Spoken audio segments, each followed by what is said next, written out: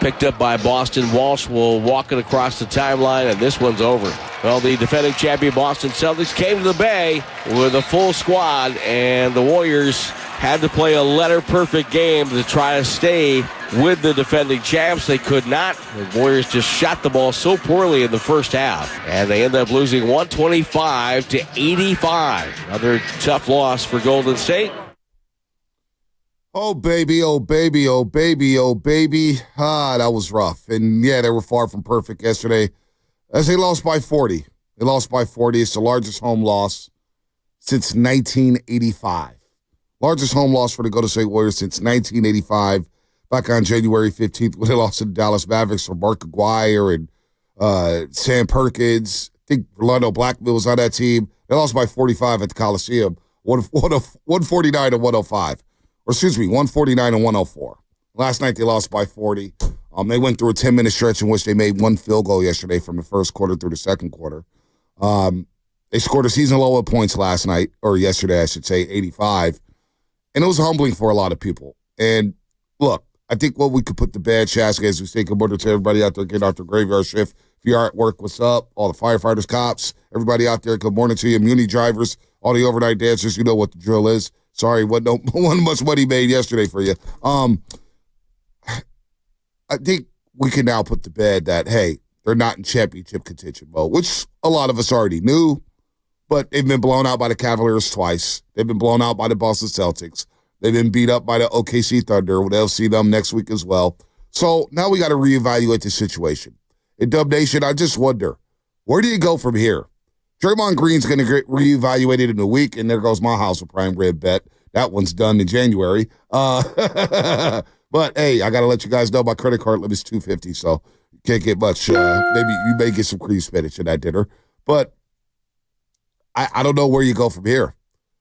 You have two decisions. You either ride it out through the summer or through the season and wait until the summer to make some moves, or you start getting busy right now on the rebuild or trying to build around Steph Curry, because stars don't grow on trees, folks. You're not just going to go wake up, hey, let's go get a superstar, and somebody's going to cater to you.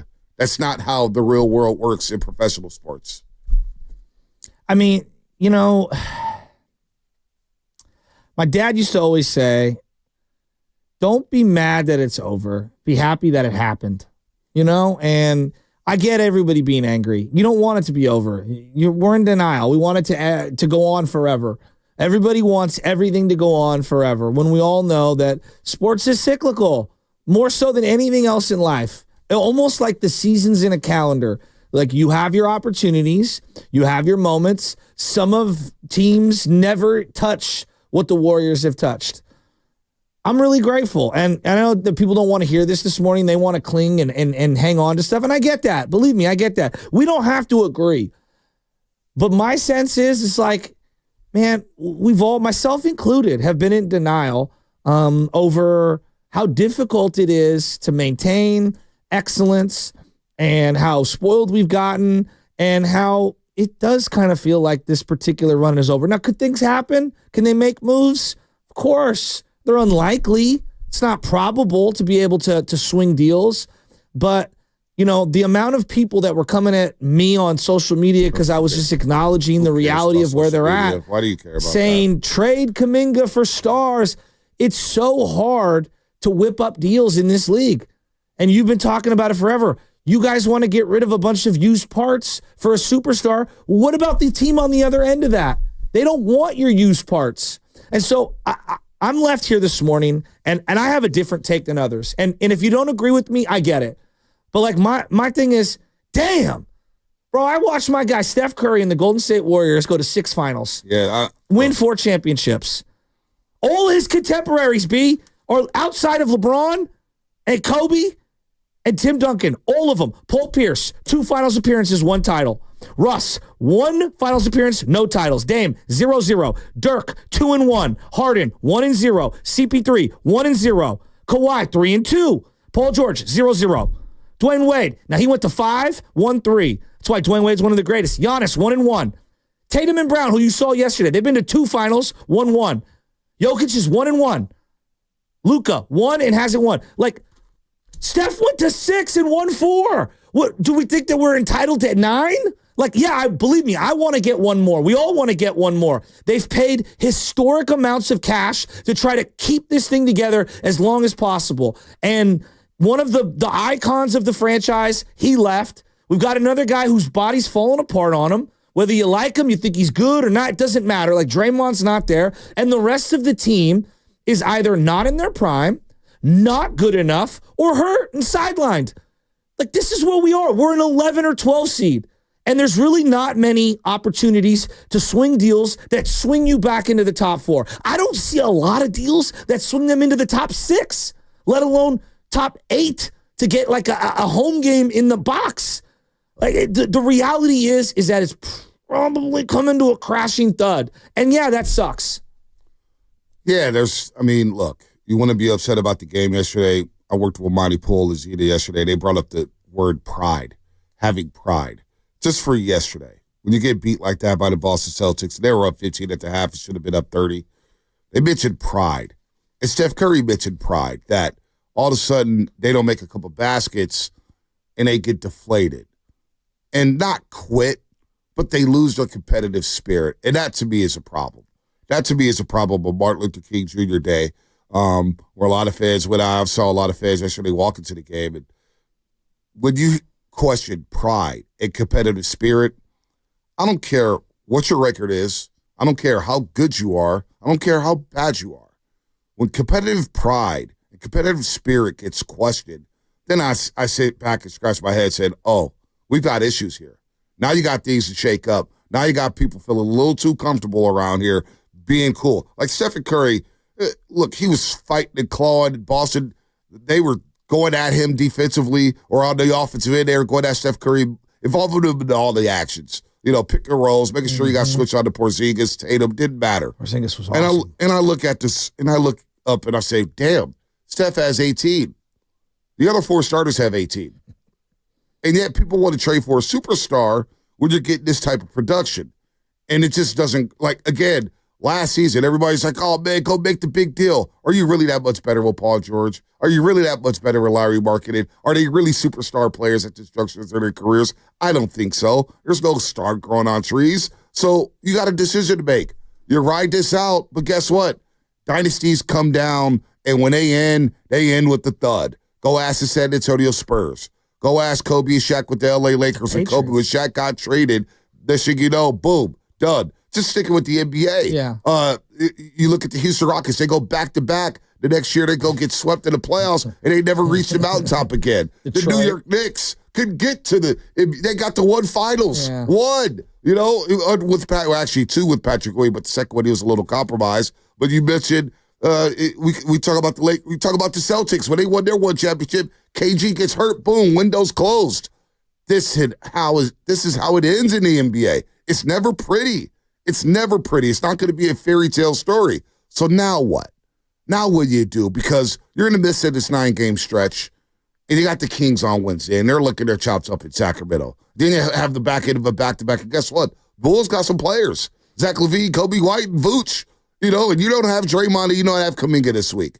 And so what do? Or did the mistakes over the past 2 years, because now I'm starting to see the blame on everything, and I'm not going to do that.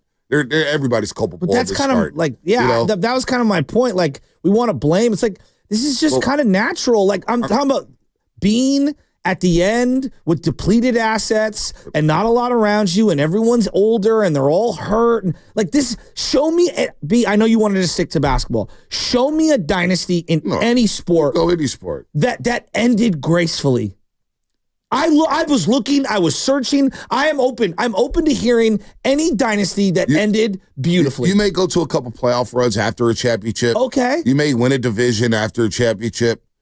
But when dynasties end, they end. Ugly. And it is hard to get back. Now, you may be able to sustain and be competitive and make some playoff runs, which I don't know if that's what people want. I don't know if people just want to be in the top 6. I don't know if people want to be in the championship conversation. But they usually don't end well. And so the reason why I say the blame game is because that's what we do in sports nowadays. For whatever reason, the social media era has become the blame game era, where we always have to find a scapegoat. We always have to find a scapegoat. Last year, it was Klay Thompson, undeniably Klay Thompson. There was no doubt about it. Klay Thompson was basically the scapegoat of last season. The year before was Jordan Poole. The season before that was Jordan Poole and the youngsters, right? So it's true. The play-in tournament year. It was Joe Lacob not trying to win at the deadline when they had Kelly Oubre Jr. So you know what? Like it's embarrassing how we do this in sports nowadays, where somebody's got to be the blame game, and this year is probably going to be a lot more Steve Kerr and Joe Lacob than others. But you know what? Players have to hold themselves responsible, and players have to hold themselves culpable. And now the Father Time, right? Father Time seems to be hitting Draymond Green right now. Left castrate, reevaluated in a week, may not be back for 2. Who knows? Could be 3. He's also dealing with the back injury.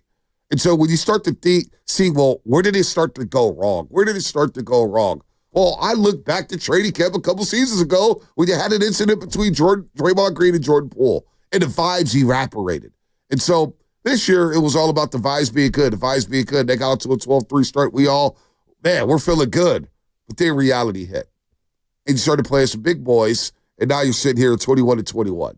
And so what do you want to do, Dub Nation? 888-957-9570, because they were completely undressed yesterday by the Boston Celtics. Well, I don't know if they're as bad as what they played yesterday, but clearly the gap between them and the legitimate contender, the defending champions, it's Grand Canyon-esque, right? I mean, I think we just need to be like aware of what we're watching, and what we're watching right now, like, is a sneaky old team with a couple of young guys sprinkled in. So, what's Wiggins in his 11th year? Yeah, well, see, that's the problem. I'm looking it up.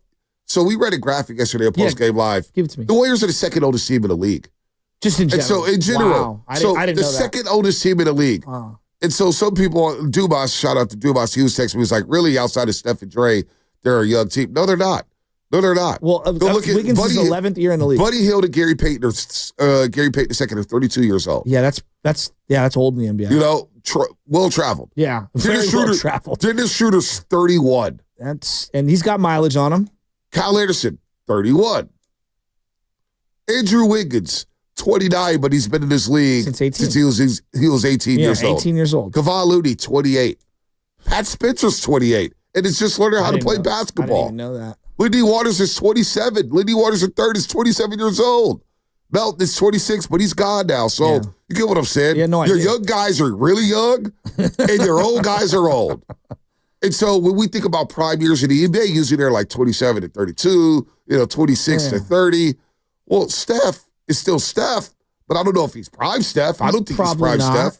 Draymond's not prime Draymond. Not even close. Buddy Hield, has he ever seen a prime? I don't know. I'm just like poor Buddy. The poor Buddy. I mean, he's not good. Poor Buddy yesterday. I lost my mind the first couple of weeks, and boy, do I feel foolish. They're not very good. I know. 6 points with Buddy yesterday. So, anyway. Porzingis blocked him and what's his face? Right, and Wiggins at the rim. They're the second oldest team in the league. Well, and they're just slow. Just like the guys that they have small, are physically non-athletic. slow. Yeah, not explosive. It's not a recipe for success in the NBA. No. So I just asked Dub Nation, I'm going to sit back today, 888-957-9570. We do have Baldy coming up. We're going to talk some football with Brian Baldinger at 7:30, as we do every single Tuesday on the Roast, courtesy of the River Islands guest line. But I do want to know from Dub Nation, what do you want to do now? Can I ask you this question? Because you're talking about blame. And I'm not here to say that Joe Lacob is the smartest guy who ever ran a team. But I'm also not here to say that he's the village idiot. And I find it kind of funny. Like, I do. I find it funny how now we're like destroying this guy, all right? People do realize, like, since, let's just say 1980, give or take. Like, if you started your career around 1980, like, it's Jordan, it's Pippen. They've got 6 titles. Kareem's got 6. He won 1, elsewhere, and then with the Lakers, he got the 5. Yeah. Rodman bounced around and got 5 titles. Yep. Magic got 5 with one team. Kobe got 5 with one team. And Duncan got 5 with one team. We're talking about a handful of guys that you're looking up with in a 40-year period, a 45-year period, okay, who have been more successful on the floor than you. While the league has made it almost impossible for you to retain multiple players that you drafted and developed. They've made it more penal and more difficult than ever to try to navigate the salary cap system. And with the draft being as difficult as it is, we understand that you're not getting seasoned players that are coming out. You're not getting 3 and 4 year starters in these drafts like you used to. You're getting projects. You're drafting at the end of the first round, the end of the second round. It's more difficult than ever. And then try making a trade in the NBA when it comes to balancing the numbers. I'm not here to make excuses. That's not what they've made bad picks. They've had bad development. They've done a difficult job managing the players that they've had. There's opportunities they had. They could have hit the eject button on certain players. I'm not here to say they've been perfect. My God, they've been to 4 finals. They won 4 finals and they've been to 6. We are looking at one of the most unprecedented runs across American sports in the last 50 years. It's NBA history. But not everyone has to be an idiot. That's I'm not even. You're addressing the online crowd. Listen, I don't. End of a run. Listen, I don't care about the online crowd. It's not just the internet. It's people that I discuss basketball with. People get frustrated. You're not going to bat 1,000. Well, fans are short for fanatic, right? That's what it is. So look, it's hard to accept it, though. I get it. To your point, no, it is what it. That's why I keep mentioning. I'm going to find out who the real ones are. We're going to find out who the real ones are with the Giants. We're going to find out who the real ones are with the Niners, and we're going to find out who the real ones are with the Warriors. That's just it is what it is. And so you talk about we should feel fortunate. Well, the Cleveland Cavaliers have one NBA championship. The New York Knicks haven't won since the 70s. The Bucks have 2 championships. They just won one with Giannis. Before that, they hadn't won since the 70s. They had Lou Alcindor and Oscar Robertson dropping triple-doubles. The Pacers have never won before.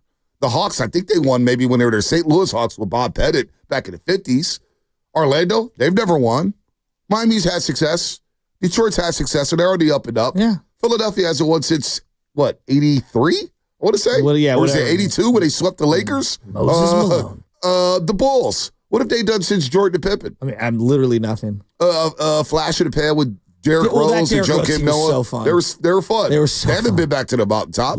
So I go down the list. The Brooklyn Nets. When they were the New Jersey Nets, they haven't won anything since they were in the ABA. The Charlotte Hornets, an afterthought. They might as well play in Saudi Arabia. Nobody cares about them. The Raptors got their 1 championship, and the Wizards haven't won since the late 70s. I can go to the West. OKC/Seattle hasn't won since the late 70s. All right? Houston hasn't won anything since Hakeem Olajuwon in the mid-90s. You get my point here, folks. We have been blessed, but I'm not here to say, hey, let's rest on our laurels. Let's be happy that they have championships. I'm not saying wave the white flag. I'm a forward thinker. How do you make this thing? How do you bring this back up? How do you become relevant again in the championship conversation or just in the playoff conversation? Do you press the reset button? Because we were having this conversation in the spring of last season, and then we had it again this summer. And we were afraid to bring it up, and I think a lot more people are bringing it up now. And I just said, boy, we're getting closer and closer to what do you do with Steph? That question and that conversation. And what does Steph want? And I know a lot of people watching that game yesterday was very deflated.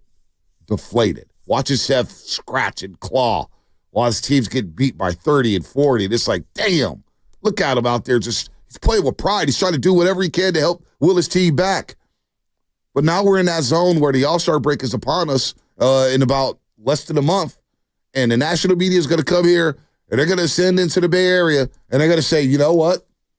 Steph, what's going on? You still want to be a Warrior for life? And that's what's hitting us in the face. So what does Steph want, and how do you fix this thing? Because I'm not here to get comfortable about the wins or whatnot. I'm very thankful for what the Warriors have done. Don't miss that break, doggy. I won't miss the break. All right, well, I'll continue this on the other side because I got some thoughts on this because I do want to know how you can fix this. How do we solve the problem with the Golden State Warriors? And the problem is they've got to get some pride players, but they don't grow on trees. What do we do? 888-957-9570 is the number. We'll do that on the other side. Brought to you by Crystal Geyser Alpine Spring Water. What makes Crystal Geyser Alpine?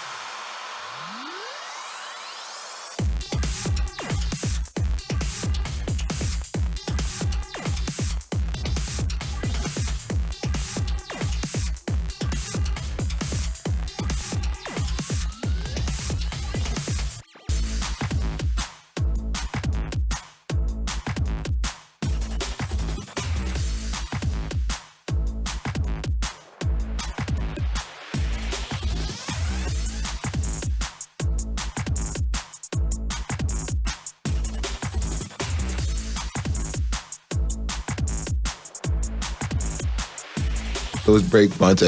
Well, I'm 0 for 1 today, buddy. 0 for 1 today, buddy. As the Warriors lose yesterday, worst home loss since 1985 to the Dallas Mavericks, and Boston goes on a 14-1 run in the first quarter. The Warriors from the, the 7:20 mark? No, 5:20 mark of the first quarter up until the 7:20 mark of the second quarter, they had made one field goal. They were at one point, they kept showing all these graphics. At one point, they were like 1 of 16 from 3. Yeah. Maybe it was during that worse. stretch. Yeah, it was during that stretch. Overall, in the first half, they went 3 of 20. bad.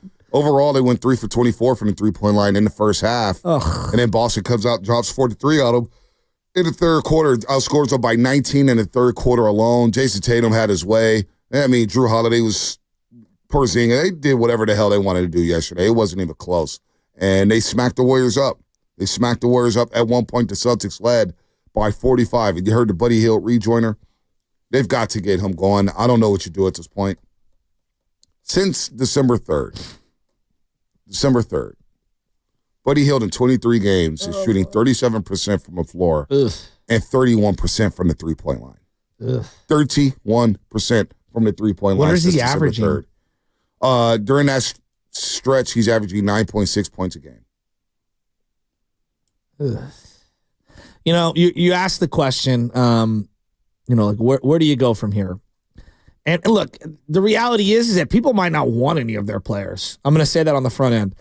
I personally believe, and we've talked about this, I think we went back a couple of weeks, like, look, am I here for the Zion trade? Sure, take a swing, whatever. Like at this point, whatever.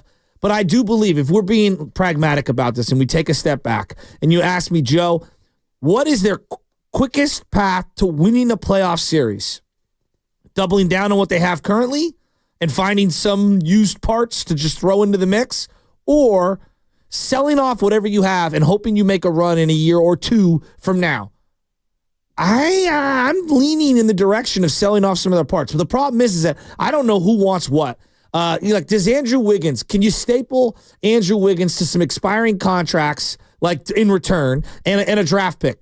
Is that plausible? I don't know. I would think that a wing player who doesn't need to have the ball in his hands that often, who can contribute on a playoff team, I would think that would bring value. Now, what does a middle first to late first round pick do for you? Not much. Yeah. Like not much. You want those lottery picks. Can you get anything for Draymond Green? Free up the number 4 spot, as in the power forward spot. I don't know. I don't know how many teams want to bring him in.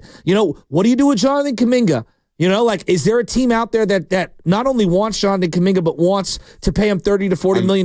I don't know about that. I'd probably keep. I'm very hesitant to trade Jonathan. Yeah, I'd probably keep him, but I also have to understand if I keep Jonathan Kuminga, I have to be ready to pay him. Yeah, right? no doubt. You got to pay somebody here. So exactly. But you look at this roster, Andrew Wiggins. I wouldn't want to trade him because I need wing defenders, but I understand what you're saying here. If you're going to replenish it, he's probably your most attractive asset here. And Andrew Wiggins has had a good year yesterday. Yesterday was a down game. 1 for 11 yesterday. He didn't have it. 4 points, 3 rebounds. He just didn't have it yesterday after 3 consecutive games in which he balled out. But the biggest signal of change, I think, to this fan base, if you say change, I want to see the Warriors change and evolve, or maybe turn the corner and turn a new leaf and start to build. The biggest change that you could possibly make, I think, in the eyes of this fan base that would signal, hey, we're moving in a different direction, would be moving off of Draymond Green. Yeah. That would be the biggest signal to changing. And I don't know if that's happening. And I don't know. I just don't know if that's happening. I don't know if that's plausible for this team. I don't know if it's feasible. I just don't know. What about Steve Kerr? Would that be if Steve at the end of the year, for whatever reason, they did a, what do they call it, mutual parting? Would that be a bigger change than Draymond Green getting traded? That would be a significant change. There's no doubt. That would be a huge change. I'd be a little worried about Steve Kerr because that San Antonio job might be open. He's got Victor Wembanyama down there with Steven Castle and Steve Kerr be here, right back in the playoffs, contending for championships in no time down in San Antonio. Look, but those to are two your different point, questions. That's two different questions. No, I was just adding on to it. I'm not. No, your I'm question saying on is, Steve Kerr going somewhere else because it's interesting you bring that up. I still think Steve Kerr in the right setting is a good coach. I don't know, and this is a different skill set. I don't know if he's the guy. In my eyes, he's a great coach. He's an all-time Warrior. I think I want something new strictly because he's been here for so long, and you might need something new to usher you into a new era. And I don't think that's any disrespect to Steve. I think it's just reading the tea leaves. The way Phil Jackson kind of jumped around a little, I would think Steve would want to bounce around. We've got to be careful, though. He's made the Bay Area his home. He loves the Bay Area. I'm not running him out of town. He's a California kid. And when we start saying things like, hey, maybe we just need to change just to see something different, well, we got to be careful because the Niners made some changes as we wanted to see something different with George Seifert. And I thought Mooch, he got a lot of heat, but you moved off of George Seifert because you lost in the divisional round of the Green Bay Packers after winning the damn Super Bowl. You know what I'm saying? And so it was like, all right, you're moving off of Seifert. You go to Mooch. That doesn't work out. Then you go to Dennis Erickson, and next thing you know, you have this tailspin for 10 years with the 49ers where they're just irrelevant. We got to be careful when we just say, hey, we want to just see something different with the coaching staff. Because I hear Niner fans do it with Shanahan. I just want to see something different now. I'm tired of this Shanahan. I'm like, whoa, wait a minute here. But just on Steve Kerr for just a second. If I do go in the direction of going young, and if I do go in the direction of playing fast and doing all those things, I mean, is that what he wants to do philosophically? Well, he wants to. He's had a tough time, connecting with the younger guys and adjusting his style of play. Now, to give him credit, he was explaining about the Draymond Green stuff. He goes, hey, when Draymond's off the floor, we actually run pick and roll twice as much as we do when he is on the floor. And he's basically telling you he would evolve if they got rid of Draymond Green. He said basically that they play a traditional brand of basketball when Draymond Green's not on the floor because Draymond Green is so unique in the sense that you're not going to get all the offense from him, which is why I'm saying triple threat. Sometimes you got to go one big lineup. You need scoring in this league. Yeah, you need stops. You need to play defense. And people try to say defense wins championships in the NBA. I think buckets get you championships in the NBA. Key buckets, crucial buckets, clutch time buckets. That's what helps you win because a great offense will always be a great defense in the NBA, no matter what. So Steve Kerr, he wants this team to play fast. What the Warriors are playing so fast? 2015, 2014, 2016, they were playing fast. Pace of play, top 5 all the time, right? And I do think he gets hit with the, hey, he can't develop youngsters. Where Jordan Poole developed. He developed well. Kevon Looney developed into a solid role player. I know it's been a little rocky with Jonathan Kuminga at times, but damn, Kuminga's getting better and better. He's developing, right? Stephen Curry developed into a superstar into Steve Kerr. Well, he was already there. He was there, but he went to another level. He became unanimous MVP. 11 years ago. Klay Thompson became one of the best two-way players in the NBA under Steve Kerr. Draymond Green got unlocked. He got inserted into the starting lineup, and boom, here we go. 4 championships later. Let's roll. Kevin Durant played his best basketball in this system. So I do believe Steve Kerr's a great coach. And look, this is where everybody's blaming Steve Kerr. They've had to go to 24 different starting lineups this year. 24. And there's a list of the top 5 teams that's had all these different lineups. It's Philadelphia. Philadelphia, what's their record? They're awful. The Memphis Grit, no, not the Memphis. It's Philadelphia, the Warriors, Utah Jazz, New Orleans, and there's another team that is like out of the playoff hunt. You see a common theme there? They're not very good. Yeah. You got to have consistency in your lineup. So that's why it's hard for me to go all in on Steve Kerr. People say, well, you can't criticize Steve Kerr. Look, you got to have talent in this league. Well, and are the Warriors a talented team right now? No. Look, like that. Mike Mulcairn's always used to say, Joe, when I had talent, I win. When I don't, we struggle. I can only do so much. And he's 100% right. But like, I do think it's fair to just ask the question, is he prepared to go through this long, rebuild? He might not want to. I'm not saying I'm running him out of town. I'm just asking the question. He may want to go somewhere else. Who the hell knows? I don't know what Steve Kerr's thinking right now. I know he wants to get in the mud and try to figure this out and think this through and get this team to be competitive. But, man, we let him go. Be careful because there could be some attractive jobs for Steve Kerr. We're going to get callers today. Sorry, 925. We'll get everybody. Chris in San Jose, Joe in San Francisco. On the other side, you guys are right up. We'll get to you. Don't forget the 95-70 Game Knockout Tournament. The second annual 95-70 Game Knockout Tournament is back. We'll start qualifying, folks, January 27th, which is a Monday. We'll qualify people for 3 weeks. So you have plenty of chances to win and get an opportunity to shoot at Chase Center, where the Golden State Warriors play, of course, basketball. January 27th, 8 a.m. hour, 12 p.m. hour, 4 p.m. hour, starting Monday, January 27th. Must be 18, must be a California resident. Chris in San Jose, Joe in San Francisco. We'll get you guys on the other side as we talk some Dubs here on The Roast. Brought to you by Fremont Bank. Here for you, here for good. Boxer and Gerson, Northern California's premier workers'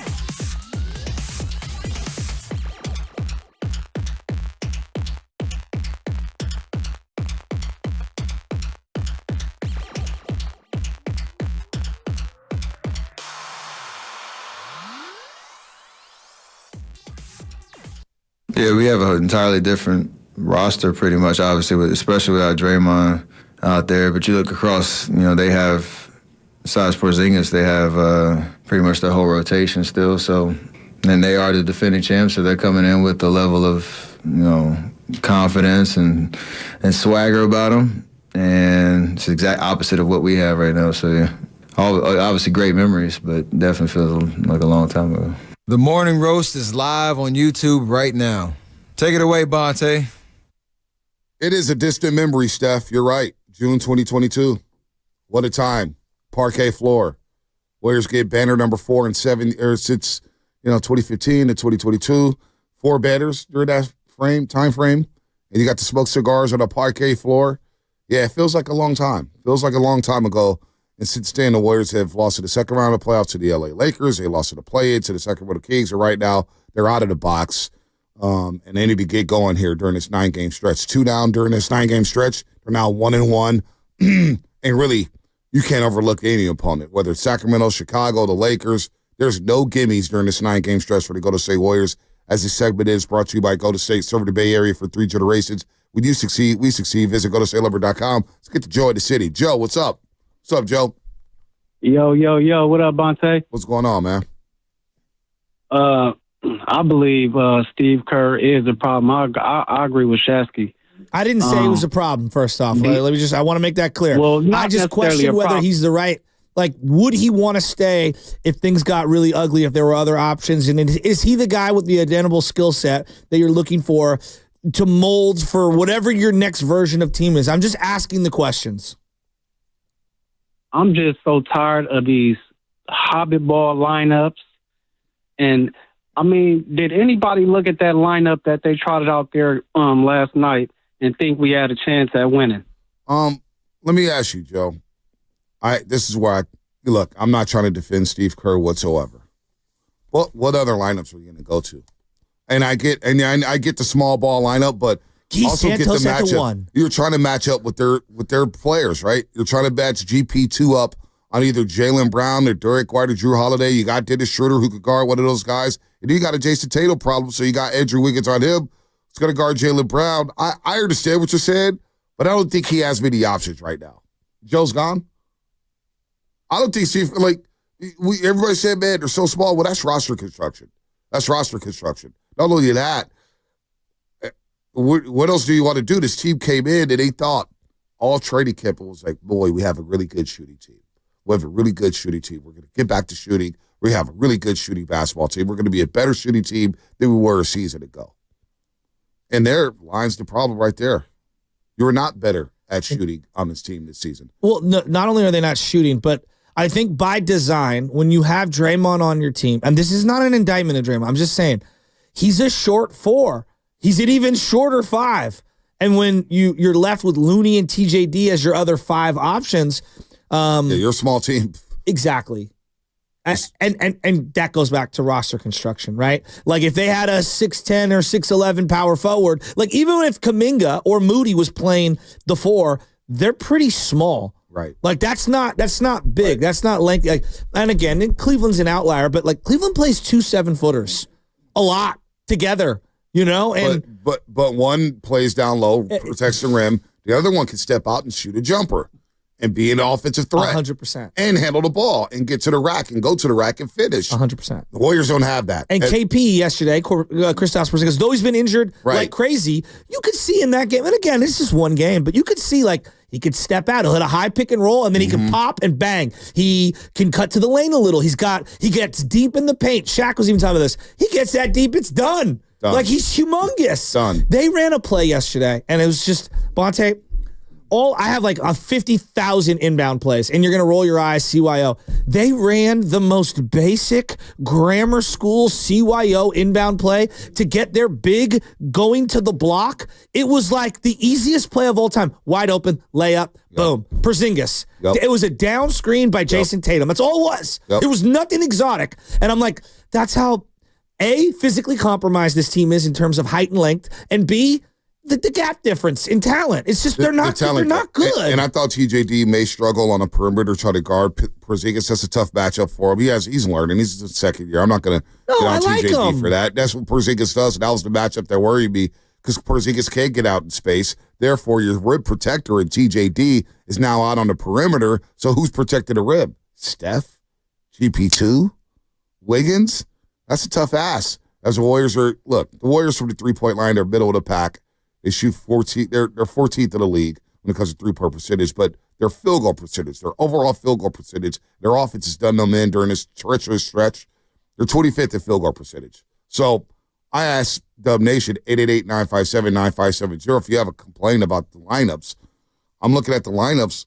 What is Steve Kerr supposed to do? You want him to go back to Buddy Hield and start him? Moses Moody played 31 minutes yesterday, 5 of 13, not bad. I like his activity level. Do you start him? Do you start Guy Santos? I mean, these are the options we're talking about here. So are we going to complain about it's the CBA, it's roster construction, it's what you could do. And I hear everything about like trading Chris Paul last year and maybe trading Clay. What realistically were you going to get for Chris Paul? A pick? A pick? So you would have got another young player? Now, the LeBron rumors were real. I told you about LeBron, it didn't get out just to get out. The LeBron rumors were real, and the Lakers said no. My guess is that Clay and Kuminga probably would have been part of that deal. Then what? Yeah. You would have had another older player, LeBron James. And LeBron James, I don't get in the plus-minus, but ask Spinoni how he's played. He's played great offensively, but the Lakers are middle of the pack too. And they're trying to make a move. So 888-957-9570. I guess my question, I just keep coming back to it, Shasky. I know you got some questions here, but what exactly do you want the Warriors to do? What direction do you want them to go in? We all want them to win. We all want championships, but right now it doesn't feel realistic. They're a 500 team. And by the way, they're a 500 team at home. Last year, they're 21-20 at home. This year, they're 11-11 at home. So you're not even winning home games. What do you do? What do you do? Do you believe, like I see the 650, he says the answers are here. It's Kerr's choices. So do you believe that Kerr's lineup combination, 650, is the reason why the Warriors are 21-21? Do you really believe that? Do you really believe that starters for the first 5 or 6 minutes of a basketball game is the reason why they're losing? Steve Kerr's lineup combinations, come on. Come on, it's a talent thing. Right now, the Warriors don't have a lot of talent on this roster in terms of the hierarchy of the NBA. That's some good players who work hard. But would lineup combinations really go that route? Well, you've talked a lot about, what bigs you play matter, the type of big that you are and who you're playing. If you have 2 bigs, can they shoot? Can one of them shoot, right? And for Porzingis is a shooter. We know that. We know, and he's a unicorn. He's physically different. I look at someone like Al Horford. Al Horford is ancient. You know why Al Horford stays on the floor? Because he's developed a knockdown corner 3. Yep. And I just a quick glance, the last 4 years, okay? The last 4 years, he has attempted 1,000 threes. Mm-hmm. He's made 400 plus. Okay, I'm going to say it again. He's attempted 1,000 threes. He's made 400. Why? Because he's going to get left open in that corner, given that offense. And he's the one guy who's I can live with an Al Horford 3. Draymond Green, who's our big in a lot of these lineups and is one of them, has attempted 440. He's attempted only a couple more than what he's made. Right. And I don't think people understand how difficult and how constipated that makes the half-court offense for the others out there. Now, this isn't only a Draymond Green issue. This is also the other bigs that play alongside. TJD's not shooting threes. Looney's not shooting threes. And we don't really want Kuminga shooting threes all the time anyway. And he became selective with his three-point shots, too. But when I look around the league, okay, we're playing an archaic way of playing because of specific personnel that's required to play alongside Steph and defensively and all that. And we're outdated, man. The league's completely evolved past us. Well, I thought the perfect point. I go back to that Lakers series in the second round. Spinoni was working with me when they lost that game 4. And Lonnie Walker the fourth, I should say, had epic fourth quarter. Epic. But you could see it in a Lakers series because everybody was like, well, Clay was awful. Well, the Lakers were smart. And the Kings were doing this as well. They were doing this as well, and then Steph hit 50. But when it came to the two big lineup, the Lakers said, okay, we know. And remember the Warriors started JaMychal Green one of the games. Remember That's that? right. Remember that? They started JaMychal Green for like totally 2 games. Forgot about that. It worked for game 2, didn't work for game 3, and that was that. But with Draymond on the floor, Anthony Davis just camped out under the rim. He camped out under the rim. And what did they do? They hard double Steph Curry. He got the ball out of his hands, and they forced Klay Thompson to put the ball on the floor and become a playmaker. And we all know, we've been watching Klay for years. He's not a playmaker. He's a one-dribble pull-up type of guy, no doubt. catch-and-shoot type of guy. Yeah. And the Lakers made him put the ball on the floor.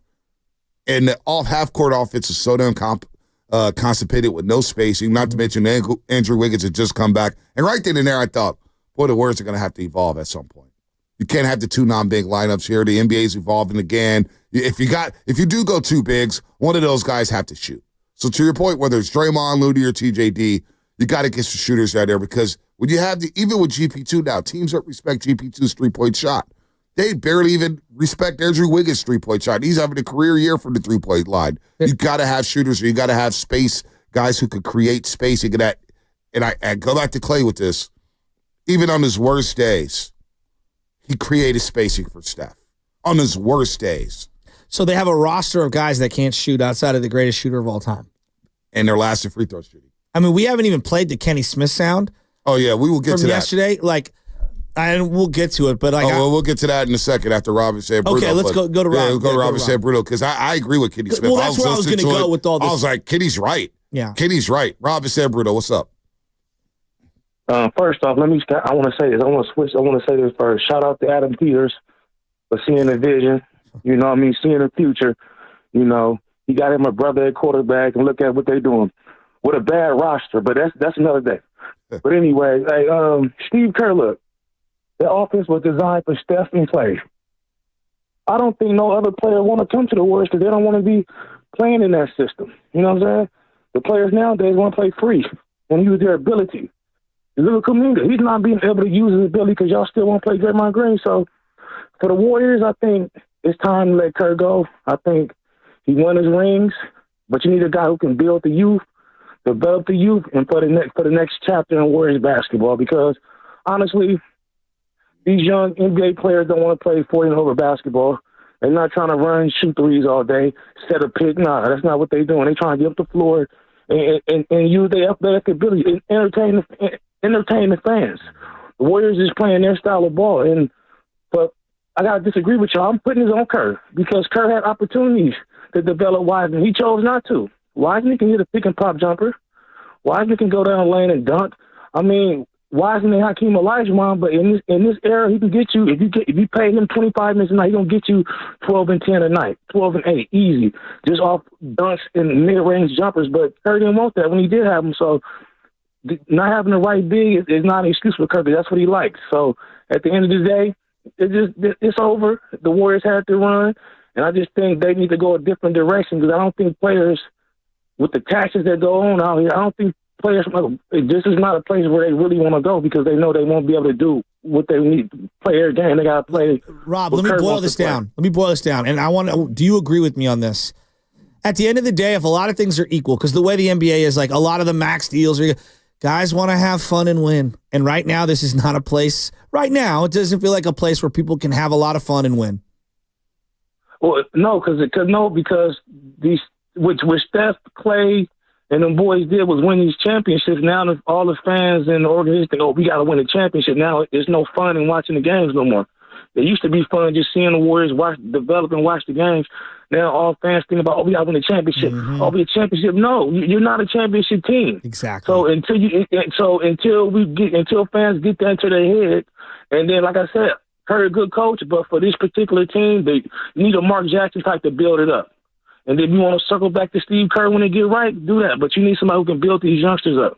Just like Mark built up Klay, built up Steph. You know what I'm saying? And it's the same thing. So I don't think Kerr that type of coach, to be honest with you. And also, here's the thing, though. The downfall is near, and it's coming hard. It is coming hard. As you're listening to 95.7 The Game, KGMZ FM, and HG1, San Francisco and Odyssey Sports Station, always live on the free Odyssey app.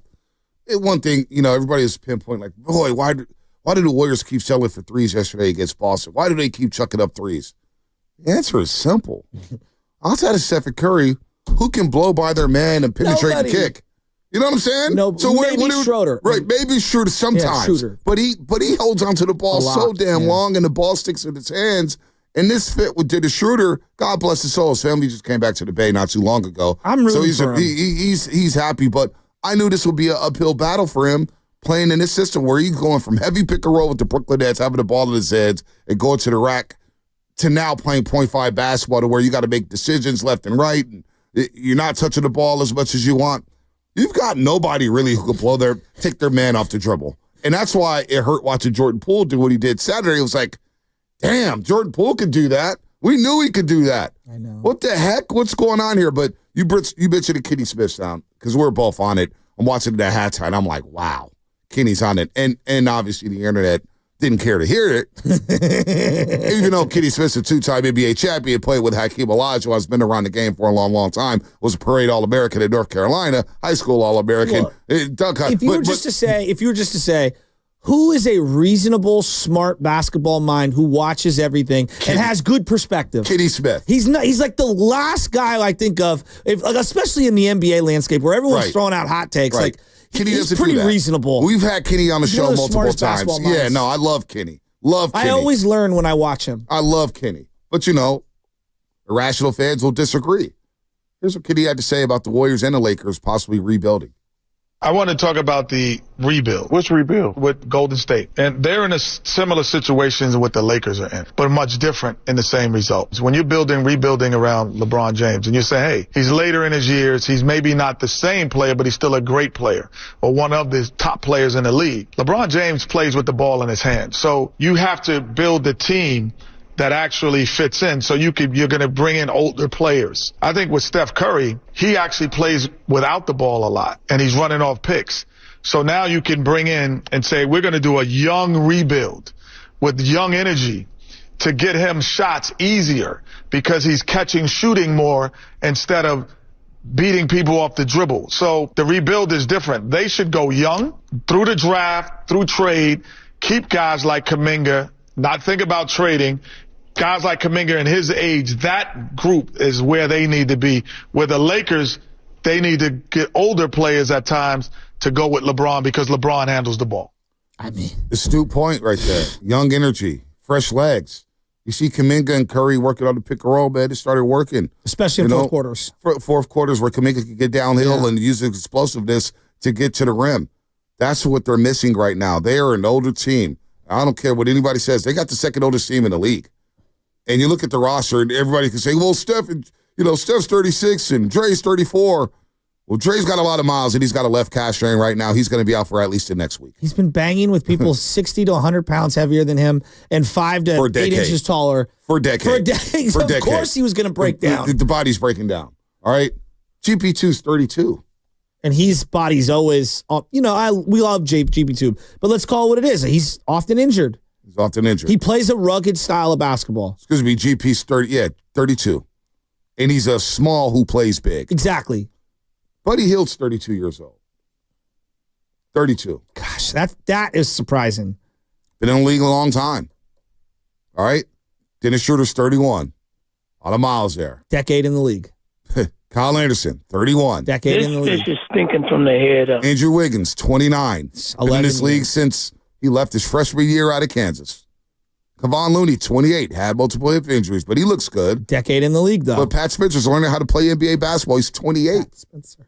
Lyndon Waters a third, 27. Quentin Post, who played yesterday, isn't he like 25? 24. He got a block, though. He did get a block. He had a career eye yesterday. I thought he looked good. Well, I mean, yeah. I was only played like 2 games prior. Right, yeah, I know. So everything's a career high. I know. I just had to get it out there. It's like us when we started. We started from 0 audience. We're the fastest growing show in America. 888-957-9570 is the number. We got Baldy coming up at 7:30 as we'll get back into the playoffs. We'll talk some national championships. And we'll play this Kenny Smith sound more today because I want to know if people agree with Kenny Smith. I already saw somebody on the 559. Kenny is wrong. He's wrong. Okay. All right. Well, why is he wrong? Call us. 888-957-9570. But, some people think it's karma. And Jordan Poole coming to town Saturday. But some of the feds who are doing all the crying and doing all the complaining and doing all the bitching and moaning, are the same fans who wanted KD out of here. He's one of the greatest players we've ever seen. And now, here it is 5 years later, and you're begging for a superstar. You're begging. You had one. No, you're begging ran him off because you're begging for malcontent. Not like Jimmy Butler. I just put a list together. I'm just use Jimmy Butler as an example. I put a list together. He didn't even make my list of quote unquote stars. Like, I guess he's going to go to the Hall of Fame, but is he a superstar? Not to me. If I said Jimmy Butler to my wife, she'd be like, "Who?" She wouldn't know who he is. She might. I don't know. She might. I'm not trying to dismiss him. He's a very good player, but like superstar. That's not a superstar. Well, what's funny is I see this text, and 559 says Kevin Durant is a superstar. Yeah, this guy 559 says the Knicks didn't go young. Well, Karl Anthony Towns is in his prime at 29 years old. Mikal Bridges is in his prime at 28 years old. Jalen Brunson is in his prime at 28 years old. OG Anunoby is 27. 27. Landry Shamet has been around the league, but he's only 27. God, I feel like they've got one player who's teams. They've got one player right now who's 30, and that's Campaign, backup point guard. Yeah. You look at Boston, with their core, Tatum and Brown, what's their ages? Like 28. 28, 27, 26, athletic primes. The Warriors don't have that right now. They don't. And you can see it on the floor, even when they play Toronto or Washington. Just look at the athletic advantages those other teams have.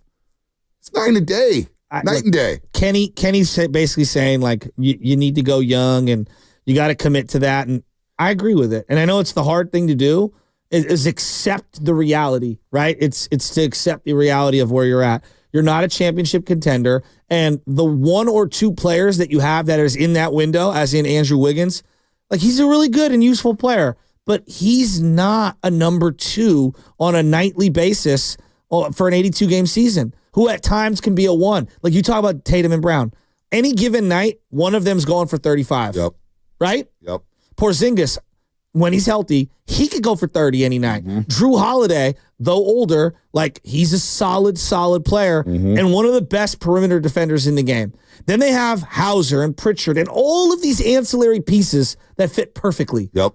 Right? They're all ready to contribute because they know exactly what their role is. You know, Pritchard knows what he is. Yep. And he's averaging over 14 off the bench. Well, he's a scrappy good player. Hell of a season. I mean, if I was Pajewski, I'd be looking at Peyton Pritchard and saying, like, that's the role I would try to embrace. There it is. 559, go get talent. We can't draft. Well, you think they're not trying to get talent? You think it's just so, hey, let me just dial up the number in New Orleans and send me Zion and Brandon Ingram. Like, and here's Pajewski. I'm telling you, Grant Liffman told me this. I don't know if it was supposed to be off the record. Maybe it was. But he said the one thing he's learned working in the Atlanta Hawks front office, Grant Liffman, formerly of the Warriors Outsiders, he goes, I cannot believe how hard it is to make a trade. Because we do the NBA 2K stuff in fantasy basketball. We're like, oh, yeah, cool. But he goes, they had a player that they were trying to get for a season and a half. They finally got him, but he was like, it is extremely difficult to try to get two sides to come together. This is Grant Liffman. So if you don't want to believe Joe Lacob saying trades are hard, Grant Liffman works in the front office of the Hawks. It's like, Bonte, I did not realize how hard it was to make trades in this league. Trades are hard. It is. It is. It is what it is. You got to have the right pieces. You got to have the right picks. You got to have the right formula. It's not that easy, folks. You could think it's easy because another team just made a trade, but they may have had better assets than you. That's a possibility. Well, someone's got to want what you have. Because that's the thing that I keep going back to. All these fans want to trade for a star, but the players on your team, you disrespect left and right, say they suck. So what do you think you're going to get for them if they suck? How many trades in all your fantasy leagues? How many trades? A couple? 2, maybe 3. In all your leagues? If that. Come on. It's hard. It's hard, man. What's coming up in the game? Brought to you by Chilton Auto Body, the one and only Brian Baldinger at 7:30. We'll flip the page, talk some football, then we'll get back into the Warriors in the 8 o'clock hour. That's all coming up on the roast. Have you been in a car accident? Chilton Auto Body is 15 convenient Bay Area.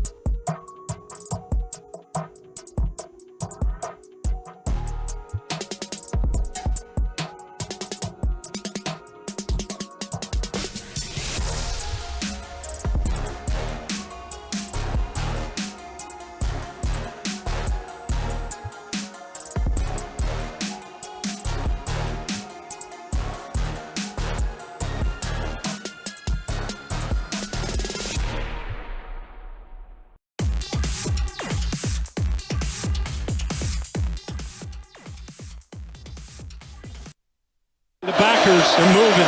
Here they come. Heavy pressure. Howard delivers downfield. And Smith, he's got it!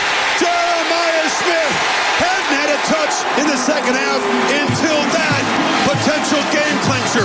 What's going on, Roasters? It's Brian Baldinger with the NFL Network, and you're listening to The Morning Roast with Bonte and Shasky on 95.7 The Game. Talk to Baldy in about 11 minutes. 11 minutes. Brian Baldinger will join the roast here on 95.7 The Game. Jeremiah Smith with the game-sealing catch right there. His only catch in the second half. You heard Chris Fowler on the call for ESPN alongside Kurt Herbstreit. I have no idea what Notre Dame was doing. They ran cover zero blitz. Shout out Steve Wilkes. Left Jeremiah Smith one-on-one, no safety help. And that is ball game. Third and long. What was it, third and 11? I can honestly say I'm sort of built for this. Steve would have ran that right before halftime with no timeouts. Hey. No time left on the clock, and the ball being at the 45-yard line. Shout out Steve Wilkes. Shout out Steve Wilkes. Still out there looking for a job. He had to take the year off, unfortunately. 510 real quick. B. Shasky, it's your boy Leroy. Last week you said the Warriors need to get someone that can come in and get buckets, but the system the Warriors run is set up for players who can come in and get Curry buckets. Those are the players the Warriors need. I still like Jakob Poeltl from Toronto. We'll get back to the Warriors, Leroy. I will expect your call in the 8 o'clock hour. But national championship thoughts. Ohio State wins. Ryan Day. Wow. What a turnaround for him after the Michigan game. We thought he was gone.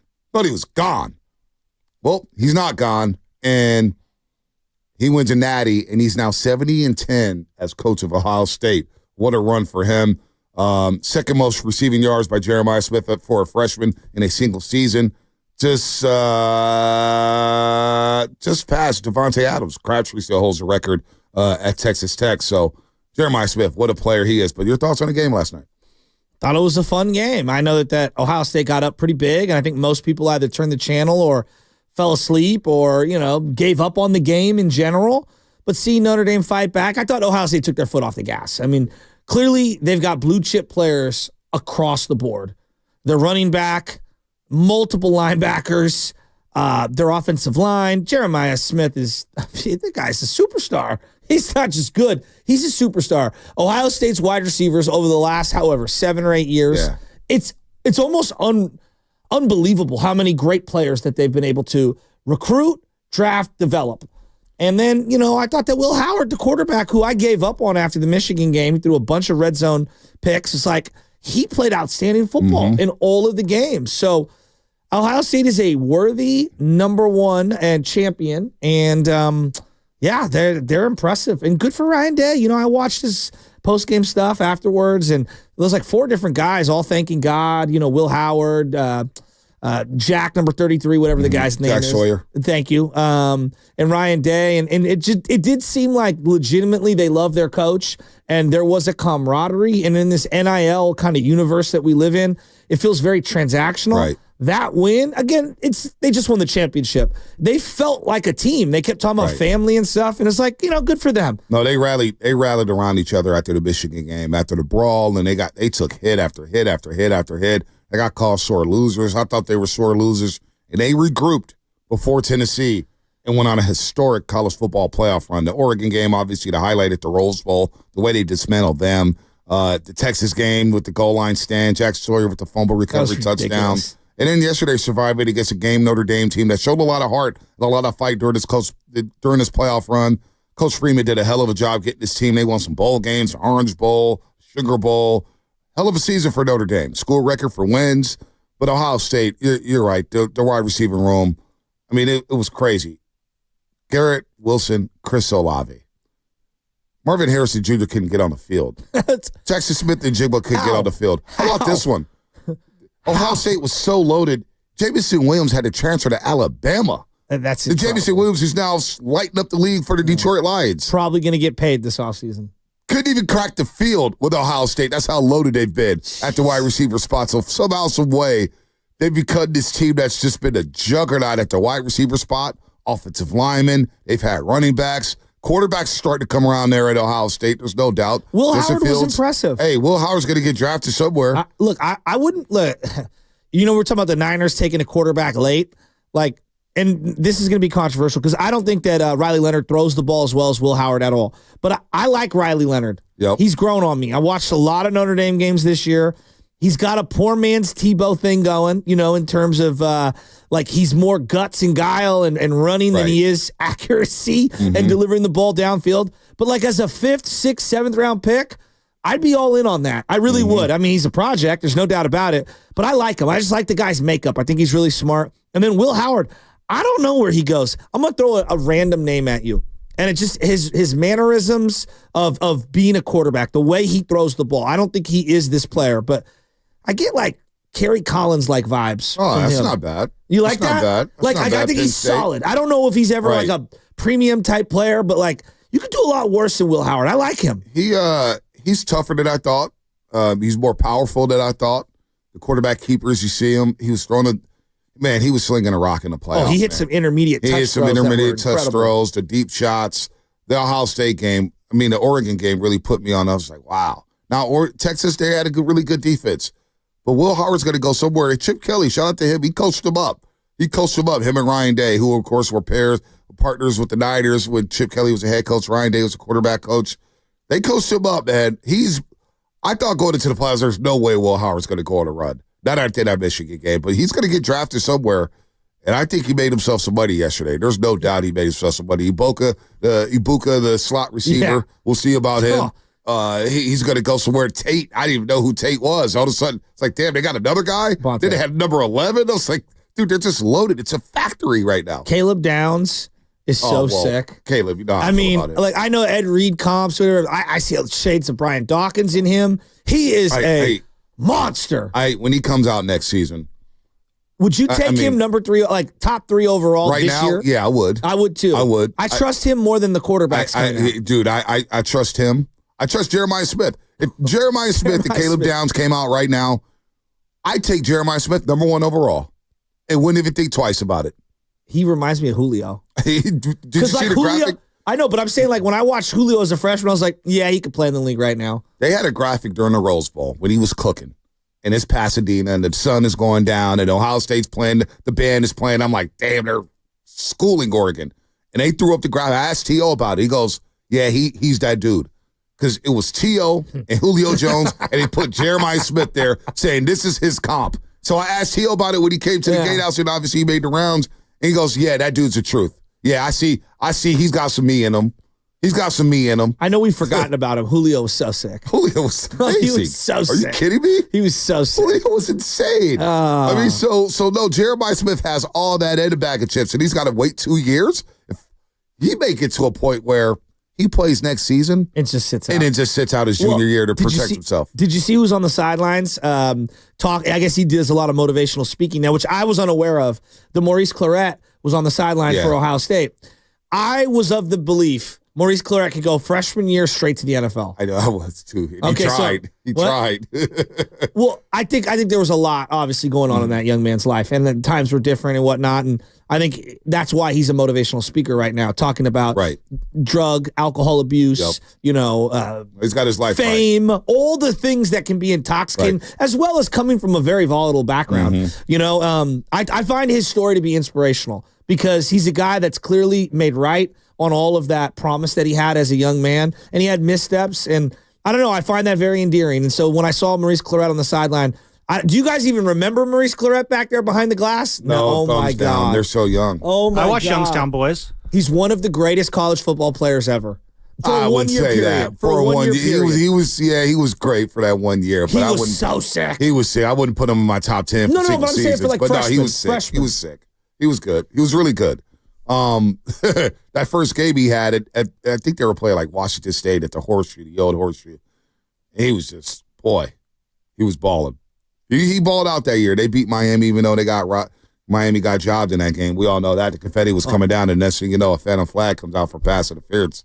And then here you go, Ohio State. Here's your national championship for the first time since 1970. But you know what? Jeremiah Smith, if he wanted to come out right now, would you take him number one? Well, what team am I? I don't care who you are. Well, I think he's worthy of a top 5 pick. Yeah, there's no doubt about it. There's not a question. But I also, right now, if I were going number one on this draft, I'm telling bro, it's Abdul Carter. You going Abdul Carter? I love Abdul Carter. I love him too. Did you see and I know we got Baldy here coming up in a minute, Max Crosby saying that he's got no guaranteed money after this year and basically saying that he's got to reevaluate some things with the Raiders. So for this offseason, he's got to reevaluate.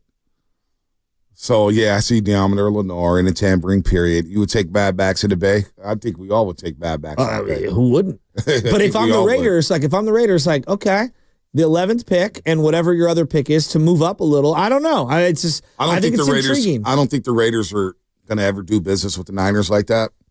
I don't.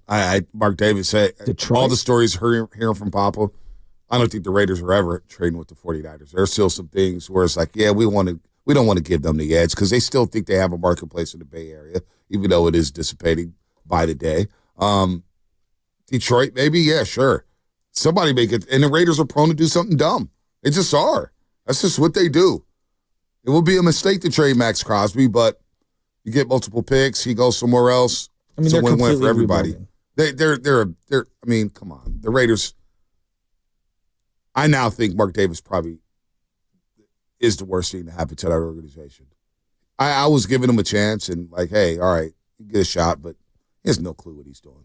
No clue. Think about this hiring process. Well, people talk about Joe Lacob like he is Mark Davis. No, which is insane. Well, a lot of these kids who are now watching Warriors basketball weren't around for the Chris Cohen days. They just weren't. They wouldn't say things like that. I don't work for Joe Lacob. People think I work for NBC and 95.7 The Game. We're partners with the Warriors, and they've been great partners to me over the course of my career. I love the Warriors. I love all these teams, but the Warriors, love the Warriors. But I know what bad ownership is. We've experienced it. I see it around the league, all these leagues. Jerry Jones. Would you rather have Jerry Jones or Joe Lacob? When I see an owner putting his money where his mouth is, paying multiple millions of dollars for the luxury tax to try to keep the winning going, how can I rip that guy? Well, how can I? He's made some bad moves. There's been some bad decisions. He's admitted. We've seen it. We see it. But I'm not here to rip. The Joe Lacob hate is just crazy to me. Well, and I know that his resume stinks. But I will say this about Mark Davis. As a non-Raider fan watching from afar, I feel like he does care. I do think he does care. And I thought that he tried and he swung big with Gruden. He gave him $100 million, right? He gave him $100 million. Who knew that the Gruden email files were coming out the way it did? Now, we could argue whether he's a good coach or not. I'm talking about, right. Gruden. Then he went after McDaniels. A lot of people were going to go after McDaniels. They ended up both being horrible decisions. Yep. I mean, but I think that he's, I don't know. Oh, what do you think about? I don't think he's great, but I also don't think he's the worst. What do you think about Ben Johnson getting his Bears job? I think Caleb's happy as hell. I want the Bears to be good because Chicago being not good in any sport kind of stinks. I mean, it's a major market, and the Bears resonate with teams. This is the biggest win in Bears in the Bears' history since 1985. I remember the feeling when we got Jim Harbaugh. I remember scouring the internet. It was us and the Dolphins, us and the Dolphins, us and the Dolphins. And it felt like we won something the day we got Jim Harbaugh. I remember the feeling when they announced that we were going to get Kyle Shanahan and how great I felt about that. If I'm a Bears fan, this is one of the biggest wins since the Super Bowl. Wow. That's how big of a day it is. Wow. This is a guy who had options I don't even know if he's going to be good. But for the first time ever, day you get a guy who's the number one offensive mind on the market and he chooses you and you already have your quarterback, I don't even know if Caleb's going to be good or not. He's got Caleb. Caleb's going to be fine. I think this is a huge day for Chicago. This is big for Caleb. I think it's big for Rome Odunze. Yeah. I think it's big for DJ Moore. I have a feeling they're probably going to move off of Keenan Allen, but that's okay. That's okay. This guy can coach offense. And if you get a tight end, Cole Kmet is not bad either. And we saw Ben Johnson use Sam Laporta in a way up in Detroit where it's like, okay, the tight end is a factor in his system. And he's going to hire a right assistant. Seems like he's going to go get Dennis Allen to be his defensive coordinator. He's going to get the interim coach from the Saints to be his special teams coordinator. So he's putting together a good staff out there in Chicago. I do like Ben Johnson to the Bears. This is a good move for Chicago. They needed an offensive-minded head coach to get their quarterback, and they can't botch this. He knows the division. They cannot botch this, and he knows the division. And like the thing that I'm going to be very interested to see, like, how does Caleb, because Caleb likes to hold the ball so much, and when I think of the Detroit offense, they have the greatest offensive line outside of Philadelphia in the league. They want to run the ball down your throat. Now, is that more Dan Campbell? Is that more Ben Johnson? I feel like Ben Johnson will do whatever he thinks he can win. Mm-hmm. If they can get the run game going and the play action stuff, I feel like Caleb's going to be successful. Yeah, Caleb should be fine. Caleb has an arm talent. He made some plays. He was just running for his damn life every single week. Don't forget, 95-70 Game Knockout Tournament is back. The second annual Knockout Tournament is back with a chance to shoot hoops on the floor at Chase Center. The throne of reigning champ, Mark Grandy.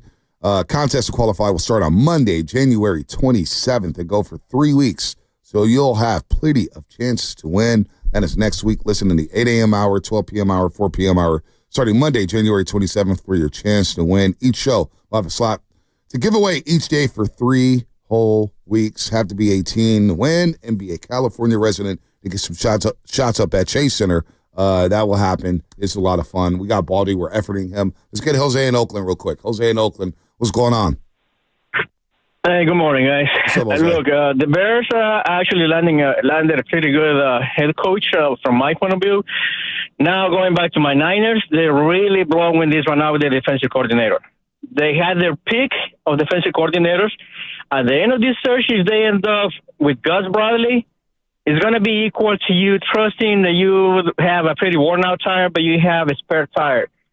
Eventually you get rid of the worn-out tire, and then you pull out the spare tire, and it's flat. Okay, that's Gus Bradley, a flat tire. If the Niners think they were stupid enough not to think that Gus Bradley had something to do with the game plan of the defense this past year, I mean, Jose, we got Baldy. We're going to go to him. Call back at like 8:30. I know where Gus Bradley came from, man. Jose and Oakland stressing about Gus Bradley. Has he even been interviewed by the Niners yet? I don't care. No, it is Shark Week, man. I mean, Jesus. I love Jose.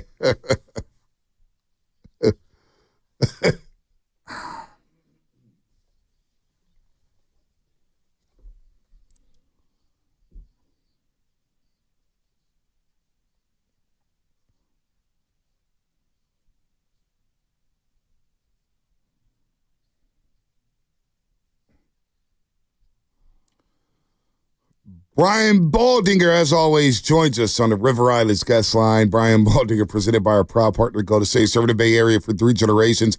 Building better starts with Go to State. When you succeed, we succeed. Visit GoToStateLumber.com. I don't know what Baldy's been doing, man, other than watching playoff football or hitting the splits. Every time I look up, he's hitting the splits somewhere, whether it's the Jason Kelsey show, the set on NFL Network, or swear to Steve Smith. The hell is going on with Baldy right now? But good morning to you, Baldy. You had the Hulu Bowl last week. You're going to be down at the Senior Bowl. Let's just start here. We'll get to the playoffs in just a second. Ben Johnson to the Bears. You like the fit with Caleb? I do. It's a little easier to be a great offensive coordinator if you've got the offensive line that Detroit Lions have. and you have the running back in Jahmyr Gibbs that he has, and you have Laporta and Amon-Ra. You have everything you need to be a great offense. Like the Bears don't have that. They don't have that type of personnel. And so how quickly can they get there?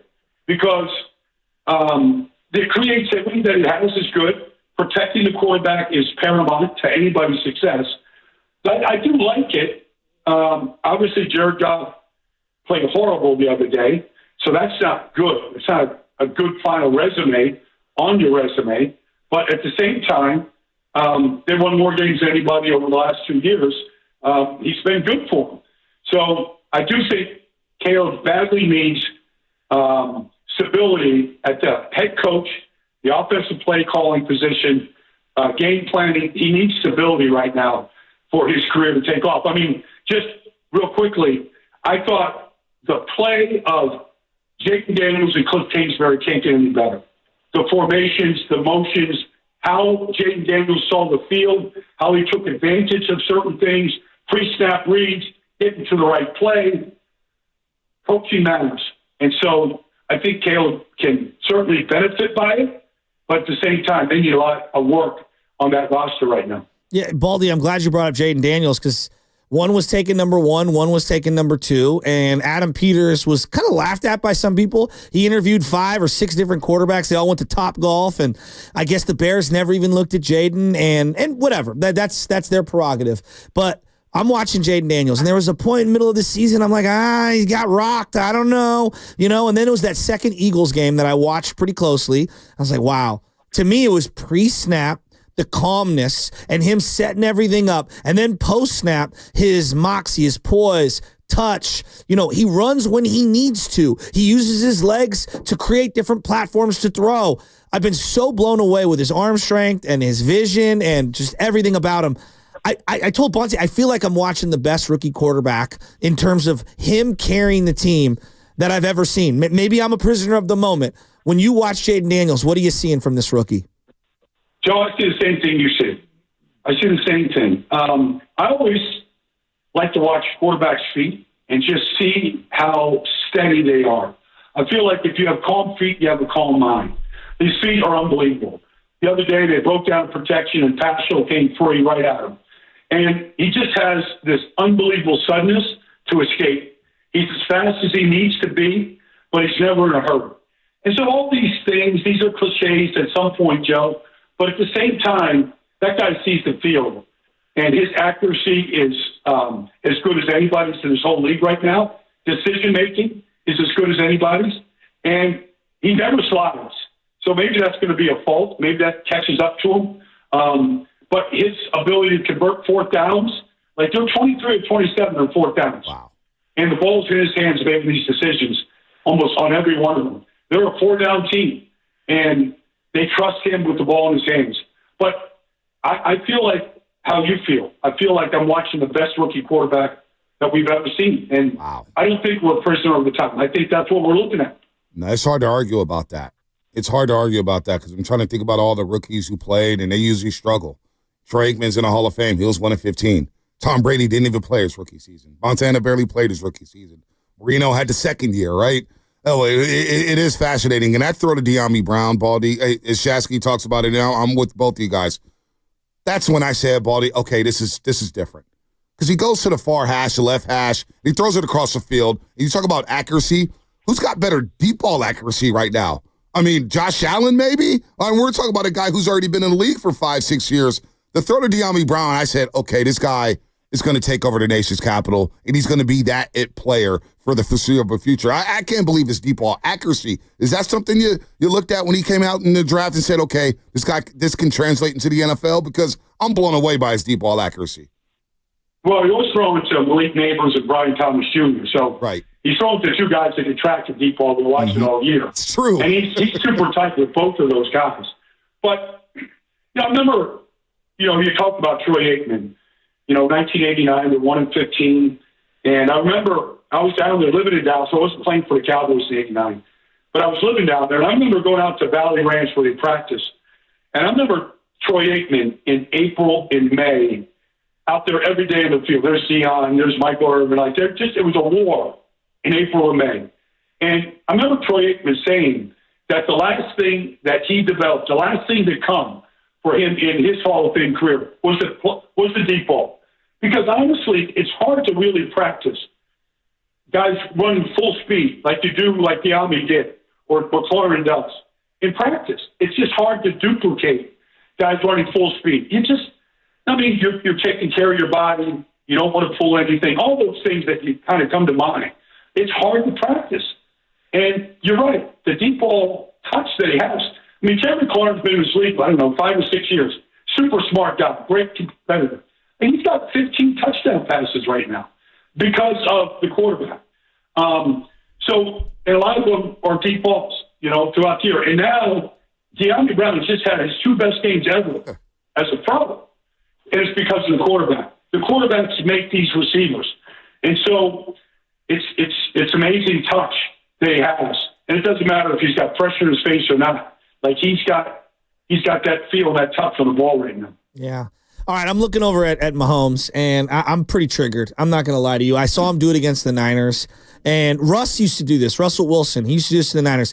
He would, go toward the sideline, and then it would make it look like he was going to go out of bounds, and then turn it upfield because everybody kind of eases up. No one wants to get tossed out of a game, and turn a 6-yard run into a 21-yard run or something like that. And to me, there's the spirit of the rule, there's the letter of the law, and I feel like we're in this big gray area. It reminds me of basketball when the guy pump fakes, guy leaves his feet, he leans in and gets the cheapy, foul. We're now too far in protecting the quarterbacks. Something's got to give. This Mahomes thing and the flopping and him faking like he's going to go down and sliding. You're watching this every week, and you're an old school football guy. What do we do here? What does the league do? How do we eradicate? This isn't fair for the defense. Joe, so in real time, the first hit to Mahomes' head that got called, I said the exact same thing. I said it in real time, and I posted it up there and put it out there they barely laid a glove on him. And then people saying, they had to hit the face mask and all this kind of stuff. We know he was fine. The second one, we saw 2 helmets collide. Mm-hmm. He wasn't touched. We saw him flop on the sideline, Joe. He knows how to draw. The rules are made to protect the quarterback, and he's taking advantage of the rule. To your point, he knows how to draw the foul.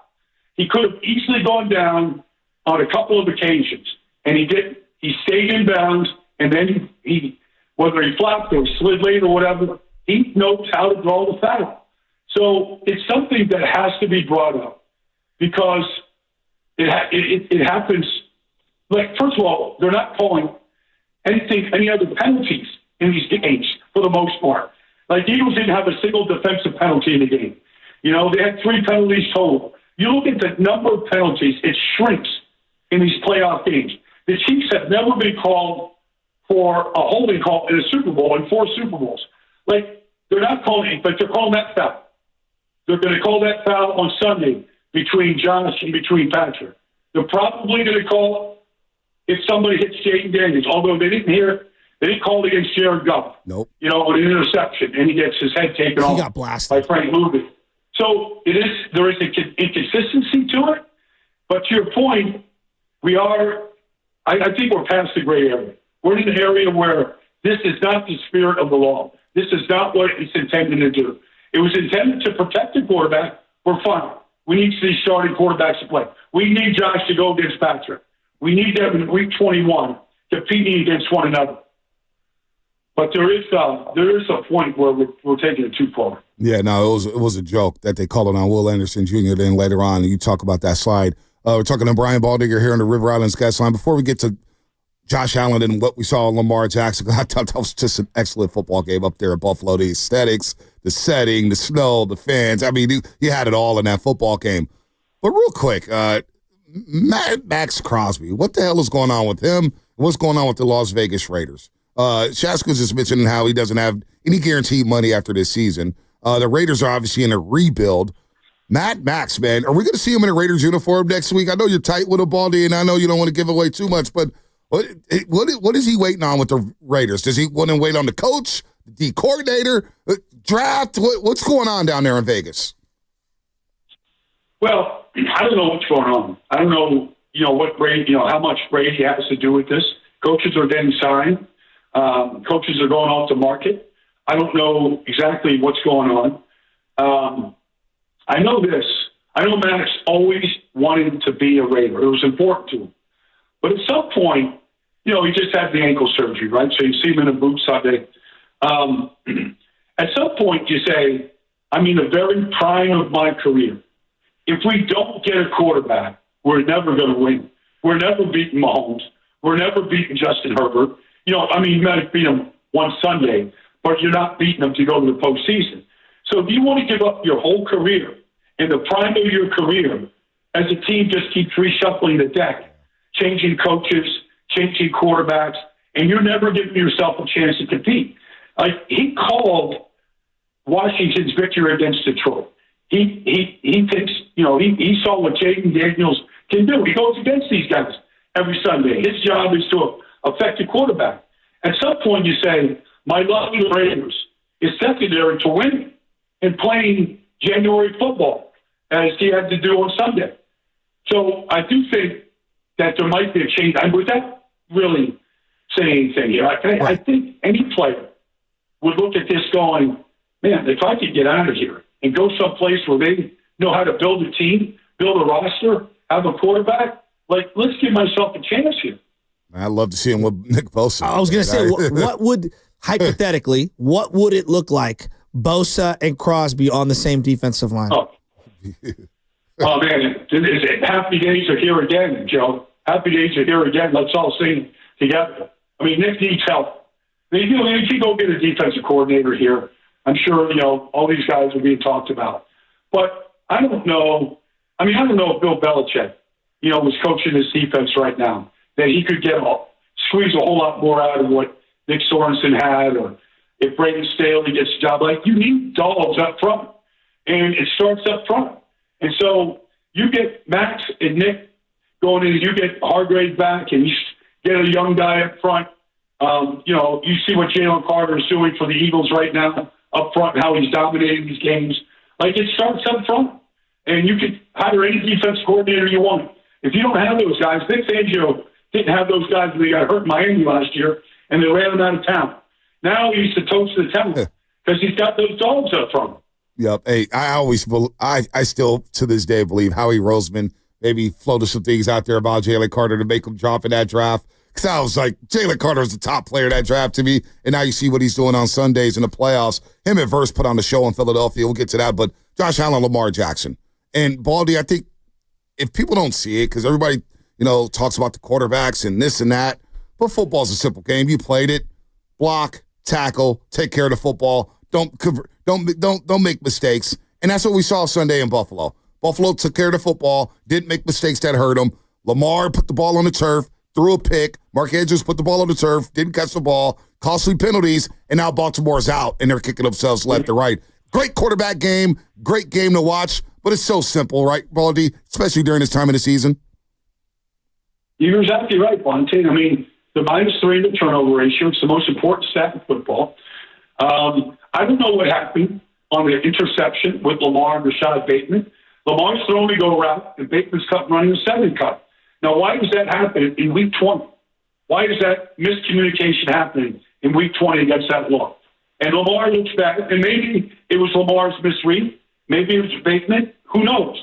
I know I saw Will Howard throw it to Jeremiah Smith last night in the biggest spot of the game. There was no miscommunication there. It can't be. And so I just see miscommunication with Jaden Daniels and his receivers. And then, Lamar made a careless play on a high snap, and he put the ball on the turf. The Lions were -5 in turnovers. Houston special teams stunk. The Rams fumbled twice. Yep. You look at the results of these games, if you can nitpick officiating or play here or Mark Andrews here, it comes down to taking care of the football and being smart. And the teams that do that advance. The Eagles didn't play a great game, but the quarterback is not turning the ball over. If you take out Week 16 where he got hurt early in the game against Washington, he's 12-0 in his last 12 starts. Wow. And he hasn't thrown an interception in one game. And so he's taking care of the football. They're a home run. They got Aaron Judge in the middle of the lineup. He's hitting bombs with Saquon. Defense is doing their job. There is a formula to winning these playoff games. And right now, the teams that have advanced in the Final Four are all following the same game plan. Yeah, I'm glad you brought up that Philly game. A couple of quick takes is like Jared Verse and Jalen Carter, two monster stars, just monster stars emerging. Obviously, Saquon was excellent. Jalen Hurts is interesting to me. I'm watching him, and he's kind of like the reverse Brock Purdy, just all year.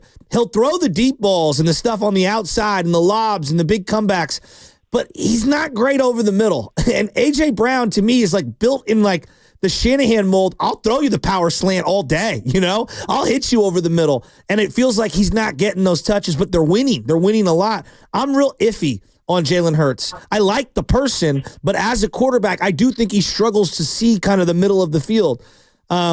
Is he their liability, Jalen Hurts, right now, or is he just a byproduct of how they want to play football? I think he's more of a byproduct of how they want to play football. They were 2-2 to start the season. He was turning it over too frequently, making those throws over the middle. You go back to Green Bay in the game in Brazil. He threw one in the end zone. His receiver slipped. It's on him. He threw one against the Tampa 2, and Xavier McKinney picked him off.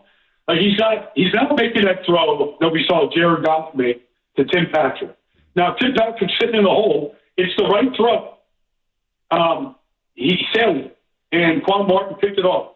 It was a game changer. He's not making that throw to Jameson Williams at the end of the first half, 19 seconds ago, and Mike Sanrisco undercuts it in an interception. Now, he's making that throw to A.J. Brown, in the snow to the pylon, and the receiver didn't come up with it. Yeah, he's making that throw to Devontae Smith over the middle. It's a perfect throw.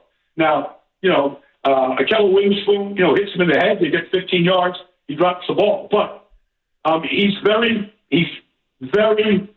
cautious about making any of those throws that can be tipped, intercepted, can be taken the other way right now. And maybe that is going to be the Achilles heel, Joe. Maybe it is. But right now, he's 12-0. Not making those throws over the last 4 months. And you said no interceptions during those last 12 starts, Baldy? One interception. One interception. Wow, that's impressive. It is. One interception. He's playing. No. It's all good. No, even one interception in 12 games, that's winning football. It's incredible.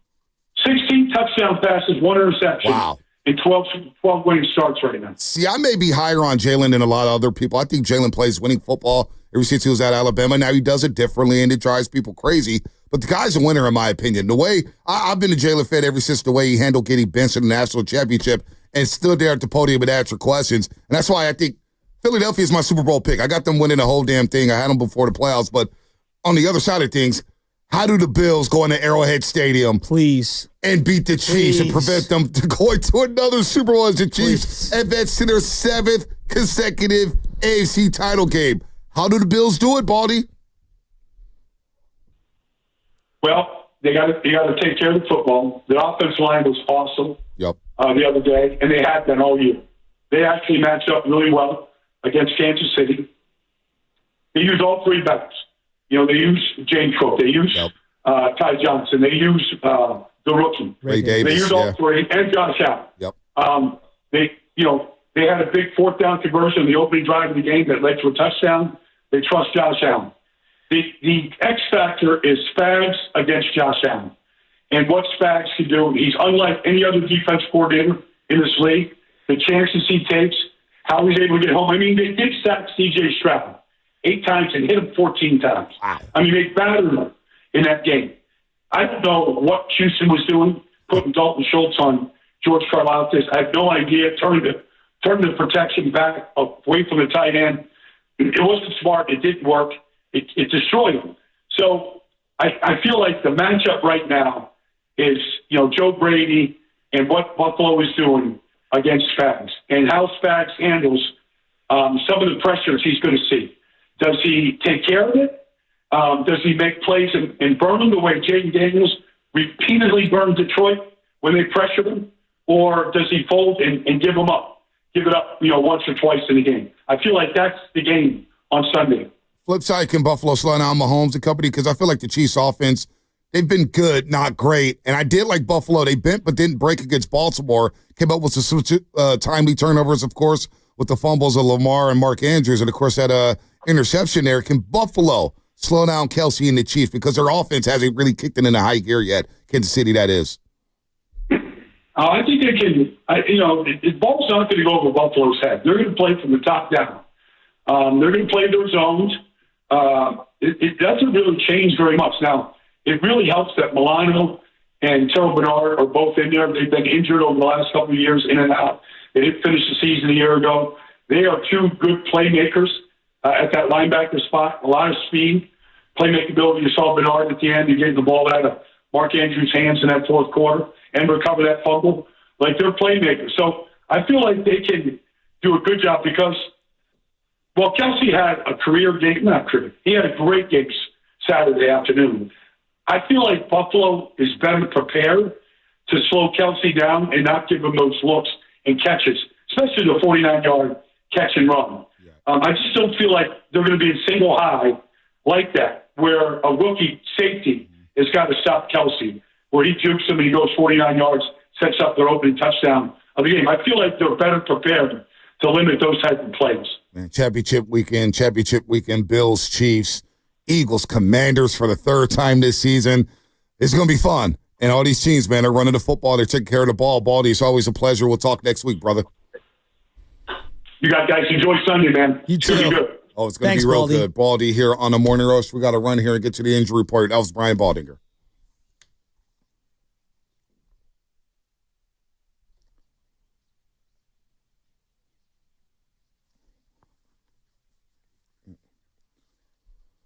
All right. We'll have more on this on the other side, but Draymond Green, will he play basketball again? He's out for at least another week as he will get reevaluated for a mild left calf strain. Not much is known about the severity of the calf strain right now, but the expectation is for a light strain to be 1 to 2 week absence. A mild calf strain, however, could take anywhere from 6 to 8 weeks to recover. We have no idea when we're going to see Draymond Green back on the floor, and we'll talk about that on the other side. 888-957-9570. What direction do you want to see the Warriors get into? Plus a recap what Baldy had to say about everything there. The injury report brought to you by Boxer & Gerson, Northern California's premier workers' compensation law firm, helping injured workers get their lives back for over 40 years. What's coming up in the game? Brought to you by Fremont Bank. Here for you, here for good. Your phone calls, line them up. 888-957-9570. Dub Nation. What direction do you want to see the Dubs go in? We'll get into that and much, much more here on The Roast. You know,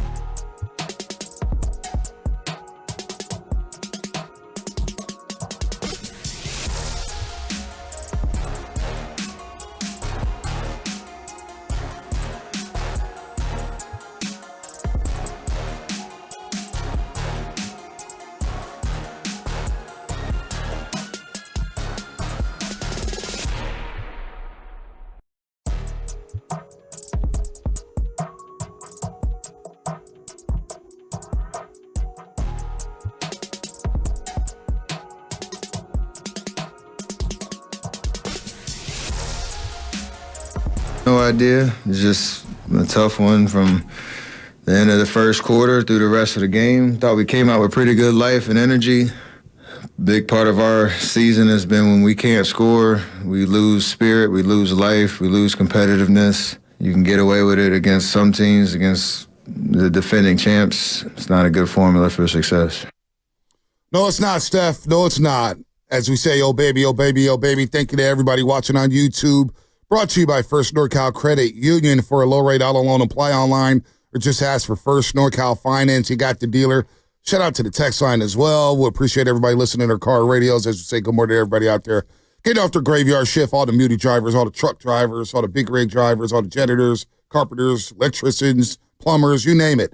Good morning to everybody out there, including the overnight dancers. Probably had a dismal day on the holiday yesterday as we honored Dr. Martin Luther King Jr., but the Warriors get rolled at home by 40. Their worst home loss since 1985 when they lost to the Mavericks, 149-104. Lost that one by 45 at the old Oakland Alameda County Coliseum before it turned into Oracle Arena. But you know what? We're going to play the Kenny Smith sound. We'll play the Charles Barkley sound because I just want to know today from Dub Nation, what lane do you want to go in? What do you do now? Because obviously, even with the injuries to Draymond Green and Jonathan Kuminga, I think we've seen enough through the first 42 games that they're not in that contender status right now. They're just not. Can they be in the top 6? Can they be in a play-in? I have no idea. Right now, they're banged up. They're beat up. 24 different lineup combinations. You name it. They're slow. They're small. They're the second oldest team in the league, which is a recipe for disaster in the NBA. What do you do now, Warrior fans? What do you do? Obviously, you're optimistic. I'm talking about like from a player perspective, right? You're optimistic heading into the season, right? Like you're always optimistic at the beginning of a year. What do you think Steph thought before this year? Did he really think that they were going to be in the championship, like, contented window? Steph was very measured this offseason, I think. Okay. I think it was very measured. I don't think he thought that they were championship contenders. He wanted to see how it played out. And he said what he said before the season. What did he say? As long as we're relevant. Let's see if we're relevant. Are they relevant? Right now, they are becoming irrelevant quicker than you know it. So 4 or 5 games ahead of what? Like, let's say they were 4 games better in the record standings. Depends how it looks, right? Depends how it looks. Form matters. And right now, the form's not good. I mean, since they started 12-3. Yeah, maybe we recalibrated, right. But don't you have to like recalibrate back? Absolutely. And right now, since that 12-3 start, what are they? They've got 18 losses. They've got 9 wins. They're 9-18. Yeah. So I'm not going to speak for Steph. I don't know what Steph thought. I'm just asking what you think he might have thought. No, I think he might have thought that, hey, let's see how this plays out. We've got a lot of unknowns right now. He's never played with Buddy. He's never played, this many minutes with Kuminga. Yeah, but he knows what a championship team looks like. He probably knew that. Yeah, they're not a championship team. Yeah. He probably knew that, but I'm not speaking for Steph though. So I don't know what he thought. I'm going to they can't be that surprised. Right now, it maybe looks worse than they thought, or maybe it feels worse than they thought, because losing is always more of a drag than you anticipate. Like it does. 40. Losing weighs on you. You lose by 40, I think you're surprised. You lose by 40 yeah, in but the no NBA Kuminga, no game. Draymond. Yesterday, no Kuminga, no Draymond. And who thought that they were on the level of the Celtics? But still, you lost by 40 at home. 40? They were down 45, Shasky. I didn't even know if they were going to score 80 points yesterday. I don't think they're a playoff team. Yeah, so I'm no not doubt. that But surprised. But by 40? I mean, by 40? The Celtics they lost. dismantled them. Dismantled them. I mean, the Celtics lost to them when they didn't have Jaylen Brown, and so this is like a marquee game for them because it's on national television. They got their full strength. Well, it's the first of 4 in a West Coast swing for them, and they want to get their season right. It was one of those games like, all right, let's handle business and put them away early. I also think it's just an indicative of how low the Dubs are right now. I don't think they're that bad, like as what the score indicates, but they're not good. And I just keep coming back to like, was I just crazy for thinking that they'd be a little bit better than what they are? But I had no grandiose opinions that they'd be some top 4 team in the West. The vibes are definitely different after the 12-3 start. I will say, man, wow, what a difference a couple months makes. What a difference a couple months make. But you have to accept where they're at. No, I've accepted it. I'm fine with it. But has everybody accepted it? No. I don't think they have. Again, as I mentioned in the first block here on the show, in the 6 o'clock hour, I'm a forward thinker. I can't look in the past. I can't look at what's been transpired with the draft picks. I understand some draft picks have killed them. Some free agent acquisitions have killed them. Some discipline has killed them. Lack of discipline, I guess you could say, has killed them. Whatever has happened, they're at this point right now, 21-21. They're a 500 team. They've been 500 at home now for a season and a half. Last year, they were 21-20 at home. This year, they're 11-11 at home. So they're not good anywhere. They're not, I guess, consistent anywhere. They're mid, as Steph Curry said a couple weeks ago. But what do you do now? February 6th is his deadline. I don't know if you're getting a star. I don't think there's a star available. We can wish upon a star all we want to, but they don't just drop on trees. They don't fall off of trees, I should say. So what lane do you want to go through now? What do you want them to do? Because I've been pretty clear that I think their quickest path to being a good team again is through the draft and developing, even though that's the one that most people aren't going to agree with. No, my thought process is I don't think there's anybody available around the margins to help this team get into the top 6. That's just my opinion.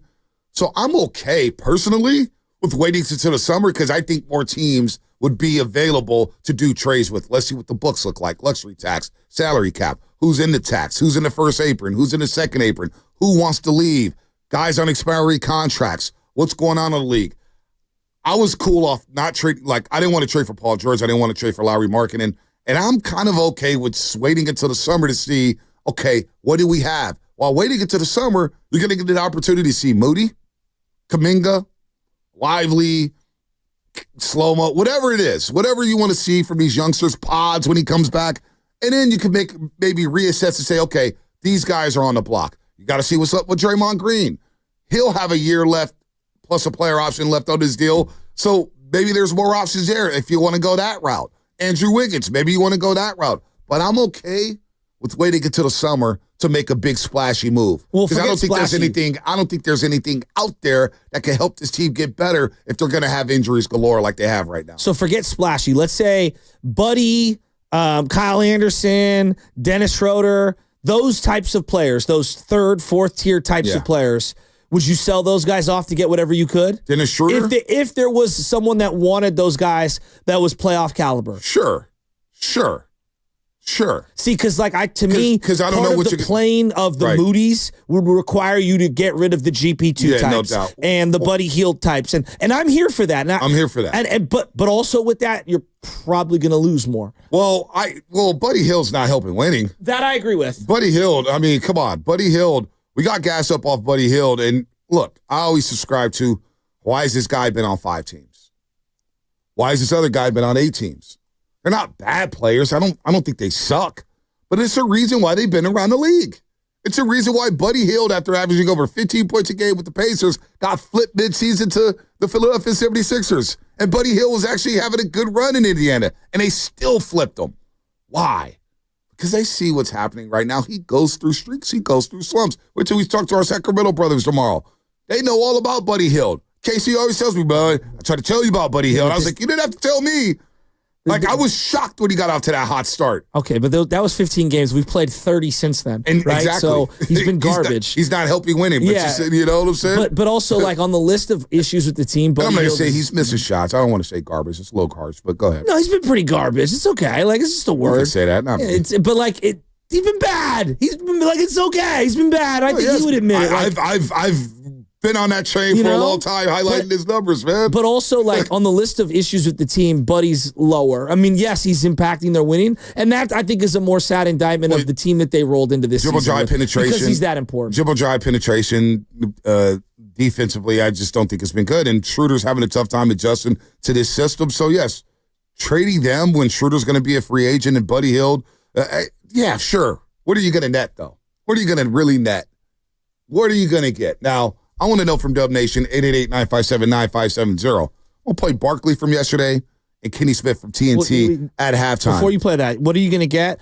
Like, at minimum, maybe a little bit of cap wiggle room and relief, because you do have to sign Jonathan Kuminga to some sort of an extension.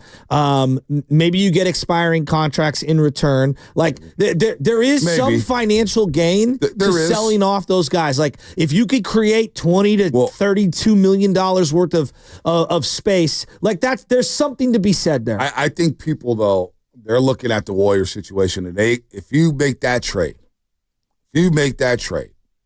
I think fans are going to expect, okay, you didn't get anything for these guys. What they're going to go crazy. Do people really think that they're going to go crazy? And Buddy and Kyle Anderson are getting you something of significance? You hear the calls that we take? Last week, you got on me for this. Who was it that called us and said, trade Draymond to OKC for Chet Holmgren? I said that OKC is the team that I'd be identifying. You didn't say that. No. I'm saying the caller called it and said, trade Draymond for Chet Holmgren and picks. And I said, are you smoking crack? So, yes. There are some people who think you could get something from Dennis Schroeder and Buddy Hield. Like, people think you could get Chet Holmgren for Draymond Green for crying out loud. That's one person, and they're delusional. You'd be surprised. There's a lot of people out there who don't always have their thinking caps on. So that's all I'm saying. I wouldn't expect anything great. Expect the bare minimum. I mean, come on. What are we doing here? What we're doing here is that people are having a hard time coming to grips with reality. It is. That's what we're doing here. Yeah. Right? I mean, I think that the coach has had a tough time coming to grips with that, which is understandable. I think he knows deep down inside. I think the star player knows deep down inside, and I think he's having a tough time because it's playing out on the grandiose stages, and he's got specific standards that he wants. But also, like, he's no fool, you know? No, he knows that, like, any of these trades for, let's say hypothetically, Jimmy Butler.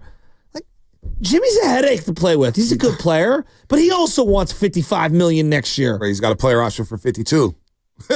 Player option for 52. So I want to know, 888-957-9570. I'll play the sound. We'll get to the calls in just a second. Do you agree with Kenny or do you agree with Barkley on the Warriors situation? Here's what Barkley had to say about the Warriors situation.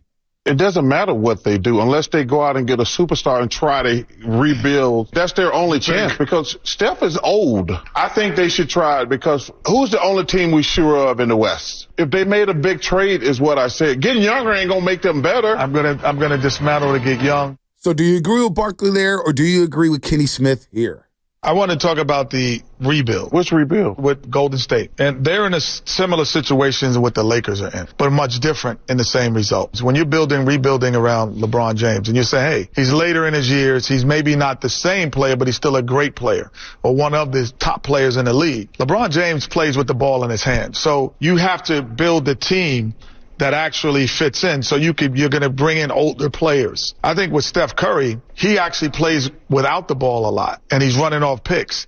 So now you can bring in and say, we're going to do a young rebuild with young energy to get him shots easier because he's shooting more instead of beating people off the dribble. So the rebuild is different. They should go young through the draft, through trade, keep guys like Kuminga, not think about trading.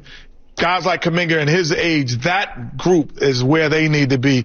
Where the Lakers, they need to get older players at times to go with LeBron because LeBron handles the ball. So if you're going to go, I agree with him.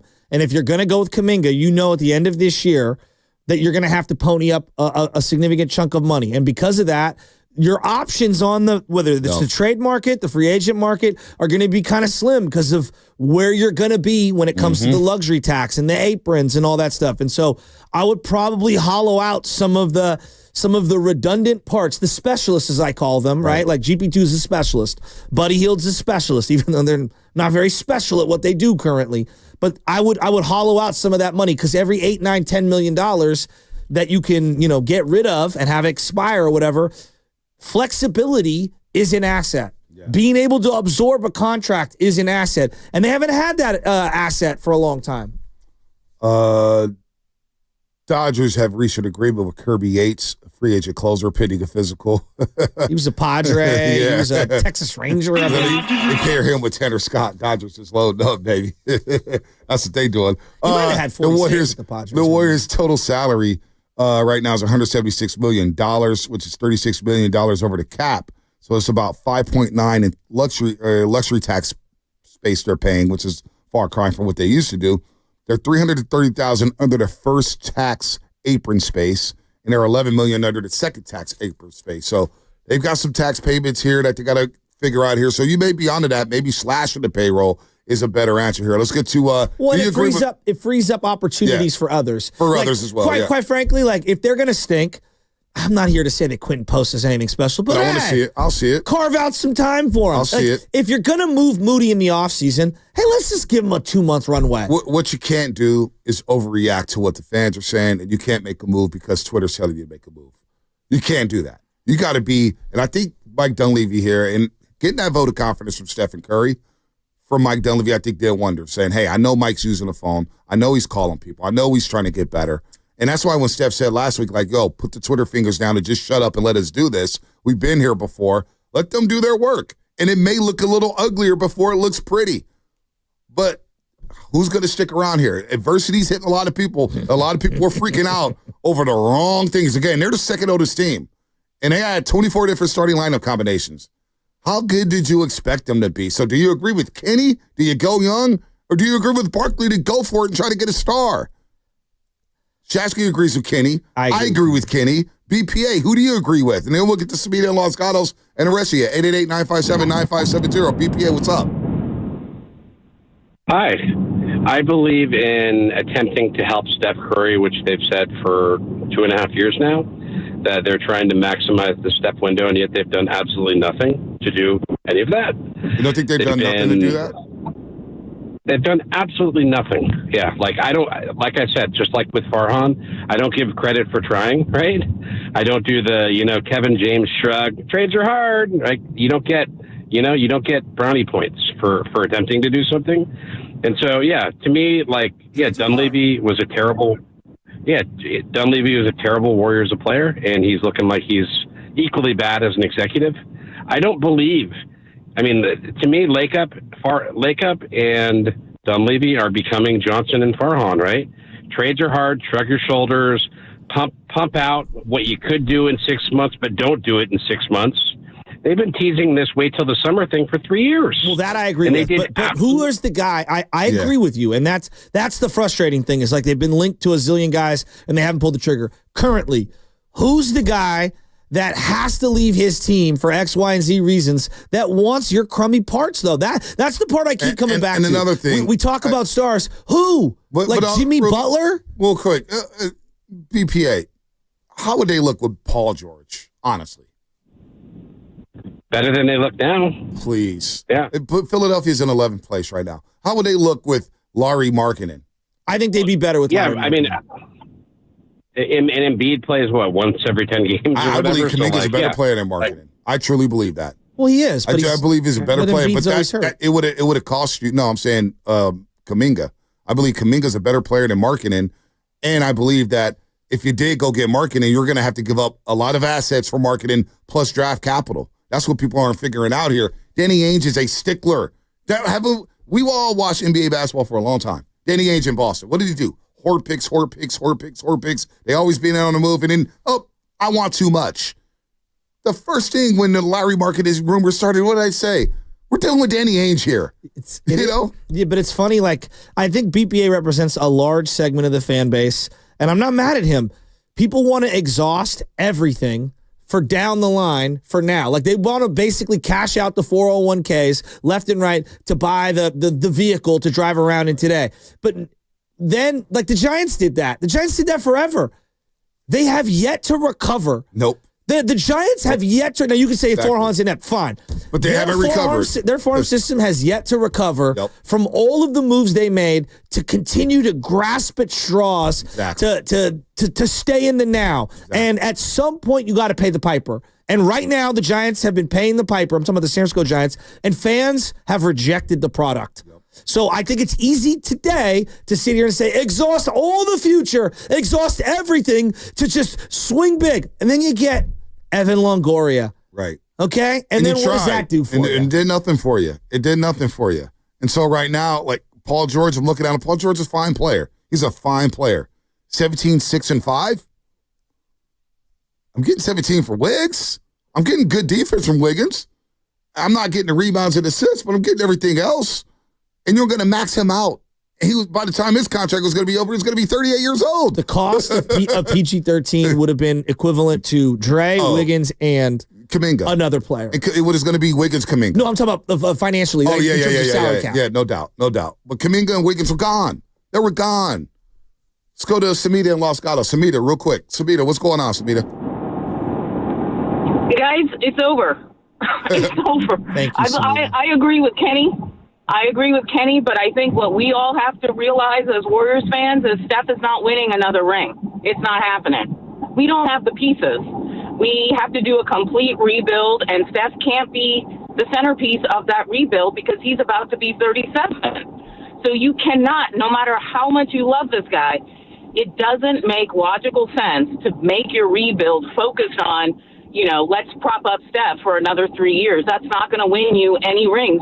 We're not making the plan. I've said this before. We're not that team.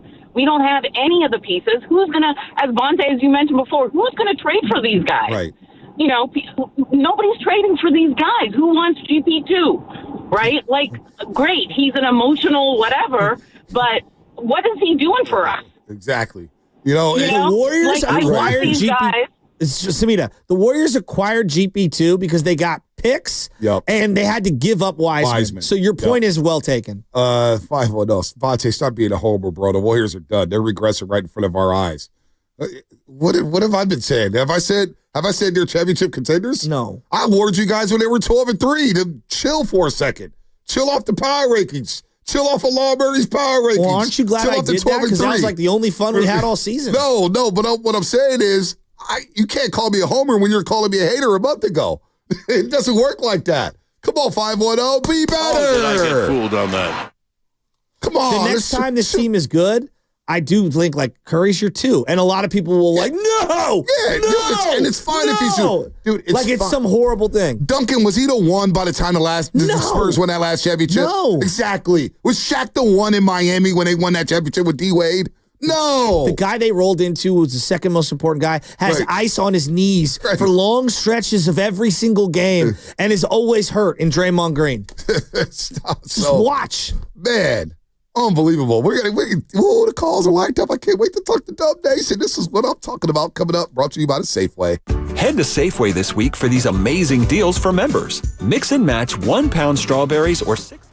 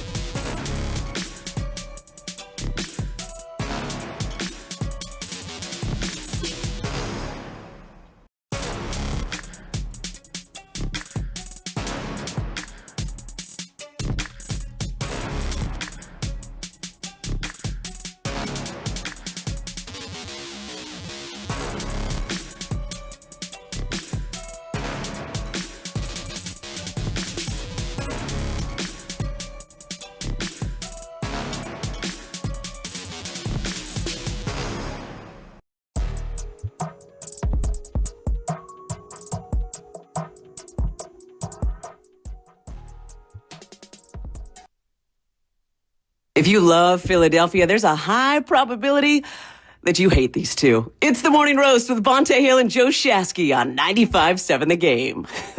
Love you guys. Most of the time. Kate.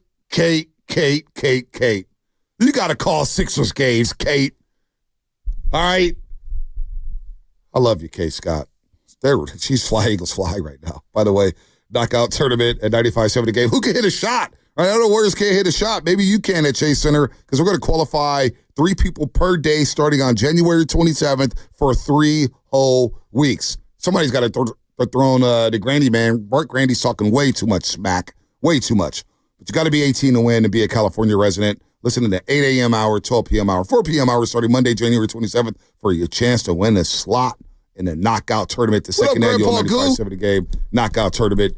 Derek the Guru Johnson, he got bounced quick. What did I say, Loveman, when I walked into Chase Center last year? Who's coming in second? What up, Grandpa Goo? And I think 15 people got eliminated right then and there when I just said, who's coming in second? I was walking with Larry Bird for a second. Yeah, you were walking in with Larry Bird. Didn't find a 4 hit. My endurance kicked in, and actually my lack of endurance kicked in.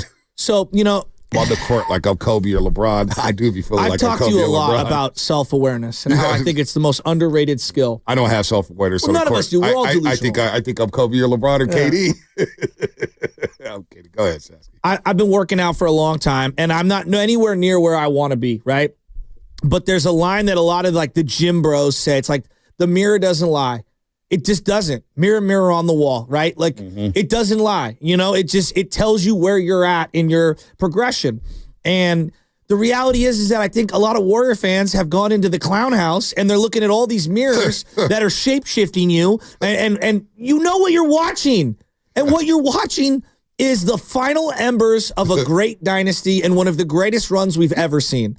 And the reality is the hardest part to come to grips with. And here's the reality. Samita said it, and I'm kind of alluding. It's over. It's okay. Well, you know what Monty Pools told me a couple years ago? Because the dynasty was over the minute they lost to the Lakers, lost their first series in the Western Conference. Maybe in retrospect. Yeah, and we were in denial because that season was a wreck.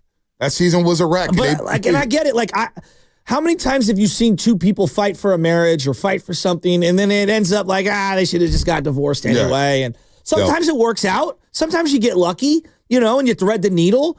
The Warriors have threaded the needle for longer than I ever thought they could, right? And I think, honest to gosh, the more and more I think about it, the best and worst thing that ever happened to this organization for the fans was landing Kevin Durant. Because it was an unrealistic expectation that you could just get a plug and play and just get me Star X, bring them on in. Without realizing what happened with the television contract, the fortunate situation to have with Steph Curry to where he had to sign a low-end extension for 4 years of $44 million because you didn't know if his ankles are going to hold up. Everything lined up perfectly to sign Kevin Durant. Can I ask you this? LeBron James is clearly a genetic freak. Yep. And he's awesome. Name a star that is available who's better than Anthony Davis right now. And I don't even know if AD's available. No, I'm saying, name me one. Because Anthony Davis would be better than any star that you could acquire who was quote-unquote available. And look where the Lakers are at. Look where the Lakers are at. Come on. But even when you got to rebuild the team. Yeah, we were having a conversation about, this past summer about LeBron James. And I said, if there's anybody on the Lakers that you trade for, it is Anthony Davis because of what you need. You need rim protection. Exact size. Rim protection size. You got to get bigger. Yeah. And you have to get more athletic, right? You have to get quicker. And that's why I hurt seeing Jordan Poole. I'm keep bringing up Jordan Poole. I was like, dude, we had that guy. First step. Nobody can stay in front of him with his first step. Nobody in the league. Now, he's got his game right. He's got his game tight. He's not slipping as much. He's got a shot. He's got his head on straight. He's back. He's back, folks. So that type of player is what you need. And we thought we were getting that with Schroeder. But Schroeder's a little older, and he plays a little different. And so when you don't have guys who have the ability to break down their man off the dribble, and you look at the OKCs, the Houstons, the Memphises, the Clippers right now with Kawhi and Harden, they're playing well. They're a little older. The Celtics, who got guys who could just blow by their mans and dribble, drive, penetrate, and kick it out to wide open shots, wide open shooters, I should say, you're going to be a lot better in today's NBA. It's a young man's game, as Steve Kerr said, and you have a lot of young players who are raw, but you got a lot of older players who are past their prime. So reality hurts. Reality hurts. Monte, so what do you do now? There's no reason to looking back. What do you do now? No, this is what you do is you accept the reality and you say to yourself, all right, if we were, like, let's play these things out. If we were to look at our roster and we'd say, who is the most desirable player on this roster, not named Stephen Curry, that can net us back something, anything? It's probably Wiggins and Kuminga. Okay. And I'm very hesitant. I do not want to trade Jonathan Kuminga. Hell, I don't even want to trade Andrew Wiggins. But Kuminga is interesting. And, yeah, I think a lot of teams would like him. But anyone on the receiving end of Kuminga, this is the part people just do not understand. He's only making like $7-8 million bucks this year. So anybody who's on the receiving end needs to know, hey, we're going to give this guy $30 to $40 million. So as many people that might like Kuminga, how many like him at $30 to $40 million or have space to sign him at $30 to $40 million? Now, granted, that money may not kick in until 2026. Sure. But you have to bake it in. You have to bake it in, no doubt about it, with the money. But he's a player that people will want. And people would – I saw Emmanuel quickly get $175 million. Right? You know what Kuminga's going to get his bread. I agree. He's going to get his money. So, to that sense, Shafsky, those are two guys you could probably trade, but I don't want to trade Kuminga. No, I really I don't. think Wiggins is under a very team-friendly deal. He is. Under contract for just a couple of more years. With the player option. So to me, like, with the player option, don't forget about that. No doubt. But like, is he netting you multiple unprotected top 3 picks? No. But that's how bad you are right now. I think you need to explore it. But then again, I don't even know that. I don't even know if the team would give up. Maybe I don't know what it is, because you may get 2 seconds, you may get 2 firsts. I have no idea what a team would give up for any one of these players. I don't know what's going on in their war room, but I think we're both on the same page as how do you reinvent yourself?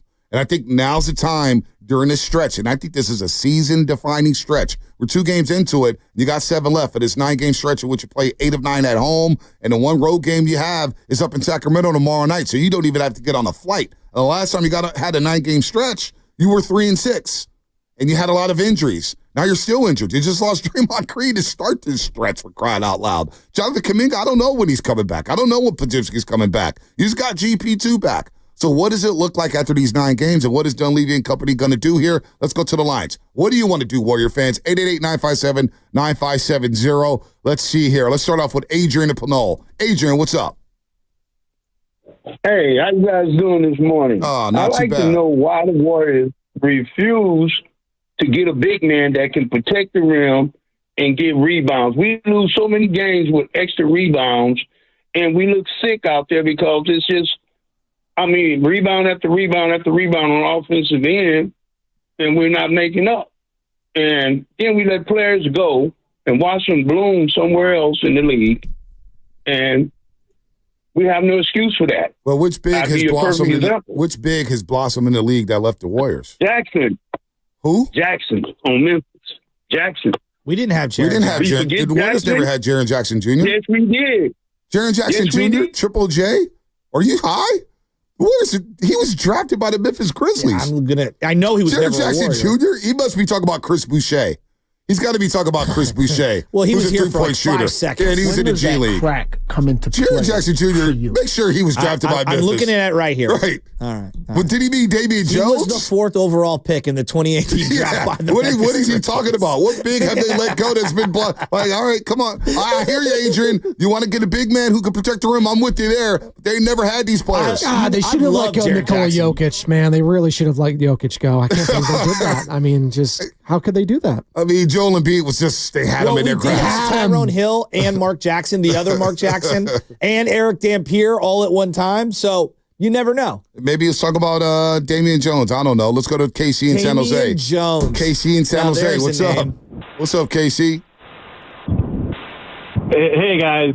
So watching this team right now, I'll compare to this. When you order Chinese food and they give you extra regular rice, and my wife puts the rice and the chicken the next day and tell the kids it's paella.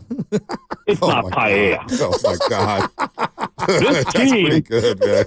I kind of like you, KC. No. KC, I kind of like your style, man. That's pretty good. I'm about to use that one. Go ahead, KC. Look, Food with Butcher next year. On your tees. Sorry. Go ahead. No, I do a stupid segment called Food with Butcher every Wednesday of Thanksgiving week every single year when Bonte takes the day off and me and Spadoni goof around. Keep going. All right, I'll call back. But guys, Shasky, I'm with you. It's over, right? Like, I went to the game, Bonte. I couldn't connect with you. Your producer put me on a back-to-back day hold call. So Wizards game, right? Yeah, you guys Wizards are talking game. about Poole. Yeah, so we're talking about Poole. I agree with you. That's exactly what we need. But you know, the sooner we start this, I mean, no, you guys have all said this over the years. Right. The sooner we start the rebuild, the better off we would be. I started watching the Warriors the year of Weber's rookie year, and after that it was downhill. Like I like changed as a human being. It took so long for us to get to the playoffs. So I get it. We're headed there. But the only positive I see is, and maybe there's hope here, I think it got to start with just trading Draymond Green. He cannot be part of this franchise. I agree. When Kerr's gone, when Dunleavy's gone, Game 7 of the LeBron block game, you look at his box score, that dude balled out. Mm-hmm. Draymond Green, love the guy. Mm-hmm. You see that box score, one of the best games I've ever seen. It doesn't get talked about because the Warriors lost. Love the guy on the court, but I'm telling you, man, he cannot be part of this franchise. That's my step one. All right. Then you start the rest. Because you guys agree, I agree with you. You can't trade these guys and get anything, man. We got to be real. We can't say they stink on one end and then let's go get trade for a star. Trades are hard. But you want to go trade for a star, but you're bashing the players in your own team, calling them soft and garbage or whatnot. Like, it doesn't work like that. Who's the mediocre big who always has a good game against the Warriors from the Pacers? Oh, Miles Turner. He's okay. Solid. Okay, no, but how many times have I have to hear about, they kept these picks. They could have had Miles Turner. Yeah, the Warriors are a Miles Turner away from being in the 6th seed. Like, what? See, this is where I'm like, what world are we living in? I don't know what world we're living in. I coach a lot of 8th graders, and I go, you're not that good. I say it to them. I go, because you know what? Next year in high school, you're going to get cut. Would you rather me be? No, I'm not joking. CYO, you're not that good. No, because they need to hear it. Kids, because they all think they're him. No, this is the problem. This is the Sounds problem. like Draymond Green to these young guys. No, time out. I want to keep it real here. You're not going to put your arm around him and say, hey, man, we're going to get better next year, but you need to do this. I don't tell the worst player on the team that. I tell the kid who thinks he's the best, it's a joke. Who's mediocre, and I'm like, look, young man, like, if you want to get better, you have to put in more time. Do you want me to lie to you? You want me to lie to you? You want me to be real? You're not that good. I go, you need to work on X, Y, and Z. And I'm telling you, they don't love hearing that because all they hear in their whole life is, you're amazing, you're awesome. No, like, be realistic with them. Life is hard. You're probably not going to date the prom queen. You're probably going to get fired. You're probably not going to get the raise. You know what? Life builds toughness, and tough people survive, not a bunch of liars. If you lie to yourself, you're going to be living in your mom's basement for the rest of your life. Is that Shasky's TED Talk? No, I appreciate. Jasky, all serious though, like it's tough to be that real, especially kids that age. And so we're joking, but no, you're right in what you're saying. Yeah, and it's the way you say it, and you put your arm around him, you get eye to eye level, and you talk like, "Hey, look, man, I love you, but like, if you act like this at the next level, you're gonna get cut. You're not that guy, pal. You're not that guy. I would hate to have you in my life when I was a kid. You're gonna just kill my confidence. I thought I had a chance at the prom queen. I don't think he's saying it like that, Bonte. The modern 8th grader is so delusional from video games and TikTok and God knows what else, Snapchat. They think they're I'm Himothy. I'm this. I'm that. They're wrong. I have a lot of nephews and nieces, man, who are kids. They're out of their minds. I understand the psyche of an 8th grader and a 7th grader. Nodding his head. He agrees with me. They're out of their minds. I understand the psyche of kids, Shasky. I've been around kids. It bothers me. I'm around kids as well. Let's go to Mark and Piedmont, man. Mark and Piedmont, what's up? What's up, Mark? Mark, what's up? Well, that call's not that good. Uncle Gene in Oakland. Uncle Gene, what's up? Morning, fellas. What's up, buddy? Hey, I'm good. I hope you guys are. Hey, listen, I'm with you guys. I'm in total rebuild mode. Let's face facts. Even if they manage to bring Kevin Durant back, of course they'd probably have to give up Kuminga and other assets, and that makes us marginally better. Maybe we go from 10th to 7th, but what's the point? You're gonna mortgage the future to move up a few places in the standing. So no, it's over. Everybody should face facts, and let's play the kids. Maybe we take Schroeder and Hield and slow-mo and package them, give them to some team or teams that just need to fine-tune around the margins to move up and have a chance. Maybe we get draft picks. Hey, if we slip down and we wind up getting a higher draft pick in the process, that's all for the better. So now, and I want to see more Gui. I want to see more of Post, and Moody maybe should have more of a chance to establish himself. Yeah, let's go youth. Keep Wiggins. Everyone else, and of course Curry. Everyone else except the youth. Fair game. Let's throw Gui Sanchez in there. Do me a favor. Michelle said yesterday, we were watching the game, and she's like, who's that guy? He reminds me of the Sideshow Bob guy from a couple years back. I go, they're completely different from different areas, but she was like, I like him. He's energetic. Let's do something, Warrior fans, before the season's over. It's Guy. It's Guy Santos, and it's Dennis Schroeder, not Schroeder. What is the... when you're doing like karate, is it called a gi? Oh, I think so. Yeah, the outfit that you wear. Yeah, I mean, it's also clarified butter is also ghee. Oh, that's what they cook with a lot of Indian cooking. They use ghee in Middle Eastern. Yeah. Clarified. It's like this hyper, like it's you sift butter, and it's like the super concentrated version of it. It's called ghee. Guy Santos, Dennis Schroeder. So when the shot goes down, he's smooth like butter. He's ghee. There you go. Let's go to. Oh, this is going to set it off. Okay. This is going to set it off. You better. Can you under-deliver? Under-promise and over-deliver here? I think this is going to set it off. All right, let's go. Michael, Walnut Creek. Michael in Walnut Creek. What's up, man? How's the creek? First-time caller, Michael. Long-time listener. You guys do a great job in the morning. I listen to you every day. Thank you. First time, long time. Yeah, and the reason why I was calling was just from listening to everybody, and everybody's frustrated. I'm frustrated. Yesterday was the first time I turned the TV off in about 20 years watching the Warriors because I just couldn't handle it. But reality has set in, and there's only one asset that we have where we will get people back. And I hate to say this, but he's done a lot for us. He's brought people in the seats. He's made Lacob rich. So I think it's time for the owner to come out and really state to the fans what direction we're going to be going. He owes it to them. But as last week, I think one of the guys were saying, Lacob needs to make a decision. Does he want to win now, or is he going to want to put people in the seats? In order to keep the franchise going, if he wants to put people in the seats, he's going to have to keep Curry. If he wants to win now, and he wants to build the team, he's going to have to trade Curry. I hate to do that, but look, all great players have moved on. Tom Brady, Joe Montana, and I think it's reached the time. We owe it to Steph to give him another ring. He needs to go to another team and get a ring there. And I think deep down, if they go to Curry and they say, look, you care about the franchise, which I know you do, we're at the point we have nobody to trade. And I keep hearing, we're going to get this guy and get that guy. Nobody wants to come to the Warriors. And I'm sure they've reached out for other players and said, hey, we'll give you this player for this player. But at the end of the day, Curry is the number one asset. And I can assure you, people have called the Warriors and said, hey, what's it going to take to get Curry over here? The last time I checked, the coach of the Cleveland Cavaliers came from where? And let me tell you, he could use a guy like Curry to beat Boston and all in Oklahoma City, because I'm sure that's what it takes. Unfortunately, you'd be surprised what kind of assets we will get back. And that female caller a few minutes ago, she said it.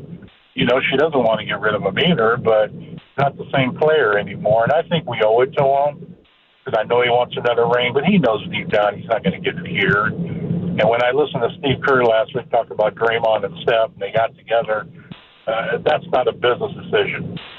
That's just more of, let's ride it out. I don't think the fans want that, meaning if they want to win now, that's not even a conversation that has merit to it. And that's just my feeling. But keep up the good work. I know it's frustrating on your part. And I love Shasky. Man, the guy is passionate, and that's what keeps listening to this radio. Thank you. Monte, you got nice shoes when you're on the NBC doing the pregame show. That's it, just nice shoes? Cool shoes, man. That's nice shoes. I don't get anything else. Got some nice leather ones, man. You do a good job, though, man, and I'm proud of you because, you really make it happen, man. So keep up the good work. You guys are great. But remember, hey, Purdy. Hey, B, it's interesting because like I've thought about this long and hard. Like it's the unthinkable. But like I'm a big believer in like I think about all the options, whether they're the most impossible ones to conceive or not. In this hypothetical, which no one wants to even allow into their brain, but in this hypothetical where you trade Curry, the problem with trading Curry to one of these quote unquote contenders is that those picks you're getting back are in the 20s. Yeah. If not into the 30s, right? And like that's not what you need. You need lottery picks, right? So it sounds like I get what people say. You get a huge haul. All right, I get. Even if I said to you, hey, you get the next. Let's just use the Boston Celtics. You get Boston's next 10 first-round picks for Steph Curry. Well, okay, like where's Boston picking in the next 10 years? Probably 24 through 30? Yeah, not going to be high picks. Right? So what does that really do for you? Not much. Like we've been stuck in that zone for the last decade, and it's hard to draft there. Kevon Looney and Jordan Poole are the two best players you picked in that era from that particular draft range. So Draymond Green was a second-round pick for crying out loud. Yeah, right. Like, you know what I'm saying? Like, and I know like TJD's a second-round pick. The Paul George thing when they traded him to the Clippers. Both those guys got hurt, right? Yep. And then they used their own picks because of how stinky they were on top of the Clipper picks, on top of trading all these other pieces and stuff. I believe they traded CP3 and Russ and, they did all this stuff. Like, you got to accumulate lots of picks. It can't just be in one of those. And you have to completely bottom out. I think if you keep Curry, you could still bottom out and get your own picks in the top 3. I think you're fine. Hypothetically. I haven't got here to trading Steph Curry. I know Steph Curry doesn't want to be traded. He wants to ride this thing out, but he also mentioned before the season, how relevant are we? How relevant are we? What if if Steph Curry comes to the podium one day and he's like, look, I love Warrior fans. You guys know I love it. I've only got a couple more years left. My kids want to see me play in the finals one more time. They're all getting a little older, and I've only got a couple. I'll always be a Warrior. I'll come back around. You guys know that. I might even finish my career here. If he did it, I wouldn't mind. I mean, that's what happens. We've seen this in this league multiple times. We're stars who get older, and they want to move around. They want another shot in the ring. They move around. They get traded. Yeah, it's happened in the league. But what's made Curry so exclusive to those other guys is that he doesn't do the scorched earth policy where let me take all the resources of the organization for the future, and then we'll do everything we can to win now. And then the minute there's no more assets and we can't win anymore, I'm out. Like, that's what's made him unique. He's Dirk. He's Kobe. Where he stayed at Duncan. He's stayed with one team. Which makes it harder. Duncan. Yeah, I haven't entertained trading Stephen Curry. I think you can go other avenues around that. Of course. But that's a conversation, because here's the thing and I love the call from Mike at Waldo Creek. That was a hell of a call for his first time. It really was. Call. Wow, that was a great call. Did you agree with him? Just pay Purdy no matter whatever he wants? Yeah, I'm with him just on $500 million? Yeah, give Purdy whatever he wants. I mean, you watched Jared Goff over the weekend? That's the cautionary tale. You watch some of these quarterbacks in these playoffs? They're not very good. I feel good with Brock Purdy. I feel even better with Brock Purdy. That's where I'm at today with the 49ers. Brock Purdy, that's my quarterback. That's my quarterback, man. $60 million. Let's do it. But think about it. Let's do it. You almost had my money. Ain't my money. Listen. Might be suggestible. And it's going to be a team-friendly deal, so everybody's going to freak out. You don't even know that. Details. Wait till the details come out. You guys are all going to be like, wow, what a deal. $72 million cap hit in 2026. We're going to bring that up. That's Jared Goff. I like Brock Purdy a lot more than I ever liked Jared Goff. Shout out Marin County. He was Goffle over the weekend. He was awesome during the regular season. That's a 5. Awesome. I mean, Lamar had turnovers, wasn't as bad as Goff. Lamar had a spectacular season and had a bad end of the year. You know? So, as I was going to say, the call Mike made about trading Stephen Curry, if you really want to do that, well, now you got to look at the ownership group and say, are you willing to lose money now? Because Steph Curry is still a draw. He's still a big-time draw. Can I ask you, are they drawing currently? Like, in terms of the way it was maybe a couple years ago to where it is now, what's the... Because you're there every night. They're selling out now, but there's fans... The energy in the building has lacked. When you have a mediocre team, the energy in the building, it's not great. And so If you don't have Curry, who's a big draw, who kids love, there's sturdy jerseys everywhere. If you don't have Curry, what happens to your ticket prices? They get slashed in half. What happens to your sellout streak? Probably ends. What happens to people watching on the regional networks? The ratings dip. Of course. What happens to national televised games on TNT, those ESPN, are few and far between. Opening night games, MLK Day, Christmas Day games? I mean, just remember what the Warriors were like before Steph became Steph. They had not played a Sunday NBC game, I felt like, when NBC had to. I don't ever remember the Warriors. They played an NBA on NBC game when they were in the playoffs against the Phoenix Suns. That was 1994.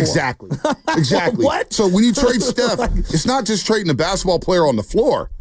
Your business may suffer. You're trading your trade relevancy Steph. away. You're trading a lot away. I mean, oh my gosh. Well, that's the unthinkable. To me, I only cross that bridge if he comes to me and says, I have to go. Right. That's it. And at that point, to me, because of the relationship and because of what he means to the organization and all that stuff, like, you do what you have to do. But that's the unthinkable. See, to me, I would just plead to him. I'd literally like, okay, Steph, look, we are just so screwed here. But like, I know these next year or two, you're gonna go out like Kobe if we don't, find a way to draft some guys. Like, it's the only thing I can think of. Like, we've got to do this the right way. You know this. This is how you came up on the come up. Like, you were drafted and developed. You have to ask yourself too, if you're Steph Curry and this organization, you keep Steph, right? You start trading off parts. Can you start to develop a great tandem? Can you become a great duo playing alongside Jonathan Kuminga? Because this is the big elephant in the room. Jonathan Kuminga. Do you believe he could be that co-star along Stephen Curry and make that leap from a prospect who has potential to be a star to becoming an actual star? Like, you have to ask yourself, where's Kuminga going to be at next season? Is he going to be able to take that leap where he's a perennial 20-point per game scorer and he's grabbing 6 or 7 rebounds and he's locking down on defense? I currently think he's the second or third best Warrior on any given night. Right. At minimum.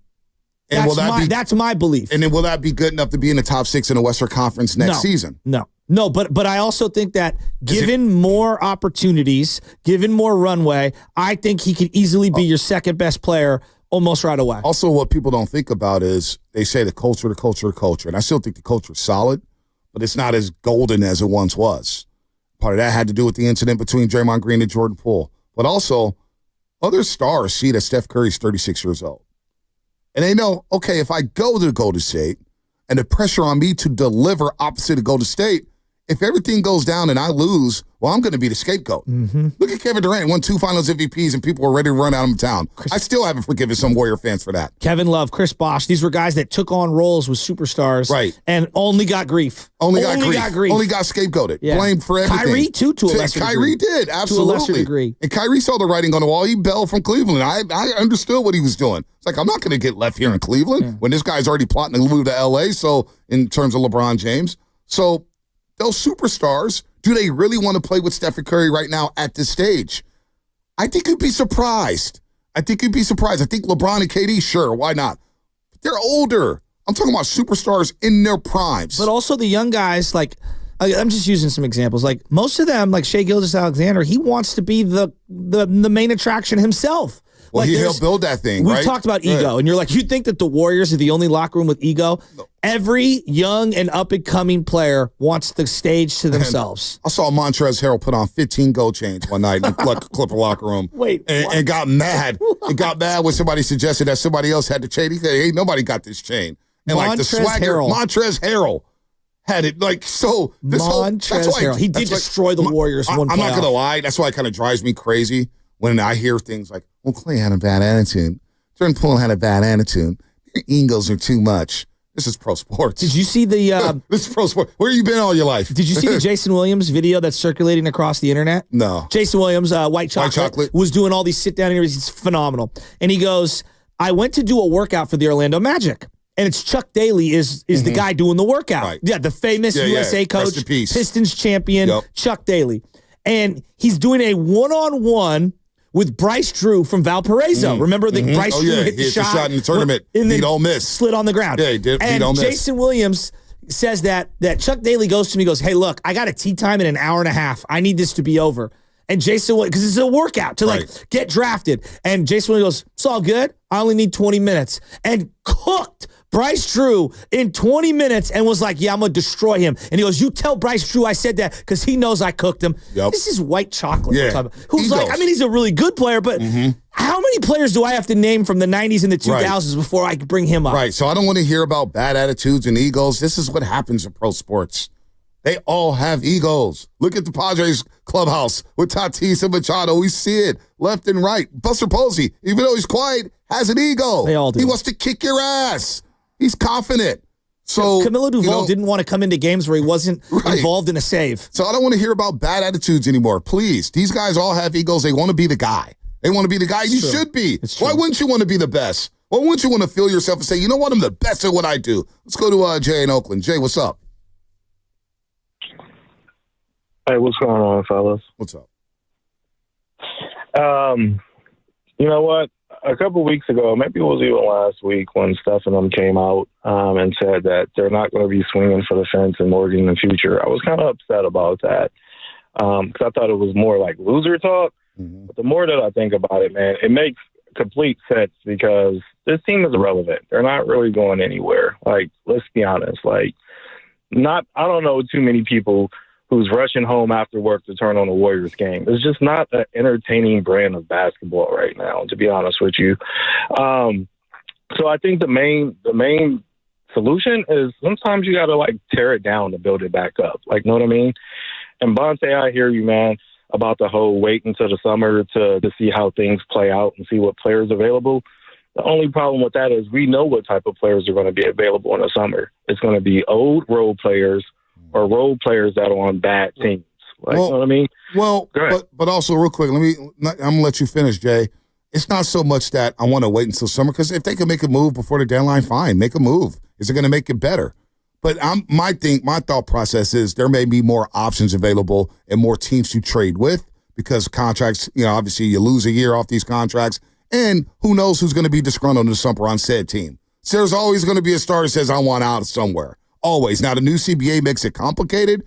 Oh, Jay in Oakland hung up. But I do think that there will be just more options on the table. If they make a trade before February 6th, fine. But I'm not going to go crazy if they don't make a trade February 6th. Let me throw this one at you. Like, this, I think this is a good medium. Like, it's not tanking and it's not trading for some old guy. What if you just swung big and you threw a couple picks at Zion Williamson? Sure. It's something different. Sure. At this point, sure. If I told you Steph and Zion for the end of this year, I don't know if Kuminga's in that deal. This is hypothetical. I think that galvanizes the fan base enough for the time being. I don't know what that does to winning. I really don't. But I do think that there's some sex appeal to that just for the average fan. They know Zion. There's a name recognition to it. I don't know if it impacts winning like we all want, but there's some intrigue there. Does that do anything for you? Well, it does. It does at this point. A few weeks ago, it didn't, because I didn't see him playing. He was out. He couldn't get in shape. But CT's been back in 4 games. He's played 28, 28, 24, 23 minutes. They've kept his minutes down. Why? I don't know. But in those minutes, first game back against Minnesota, and he's talking and jawing with Anthony Edwards.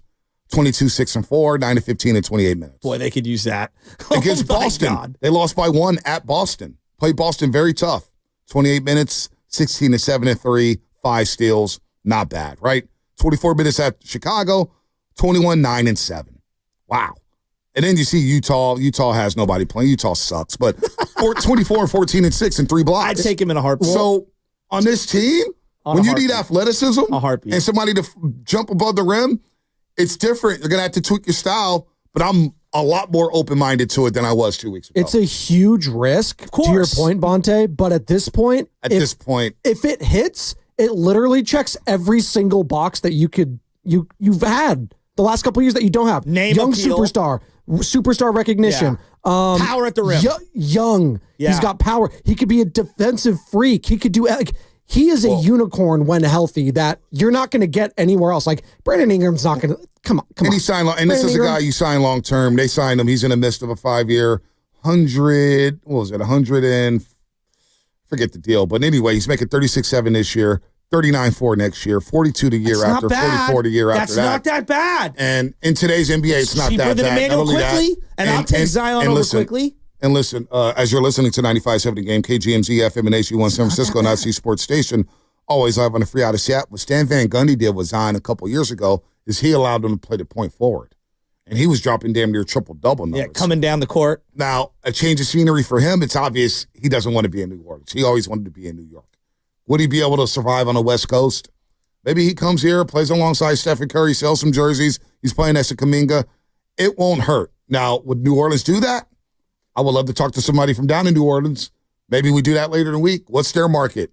What are they doing? Because right now it feels like they're going to trade Brandon Ingram first and foremost.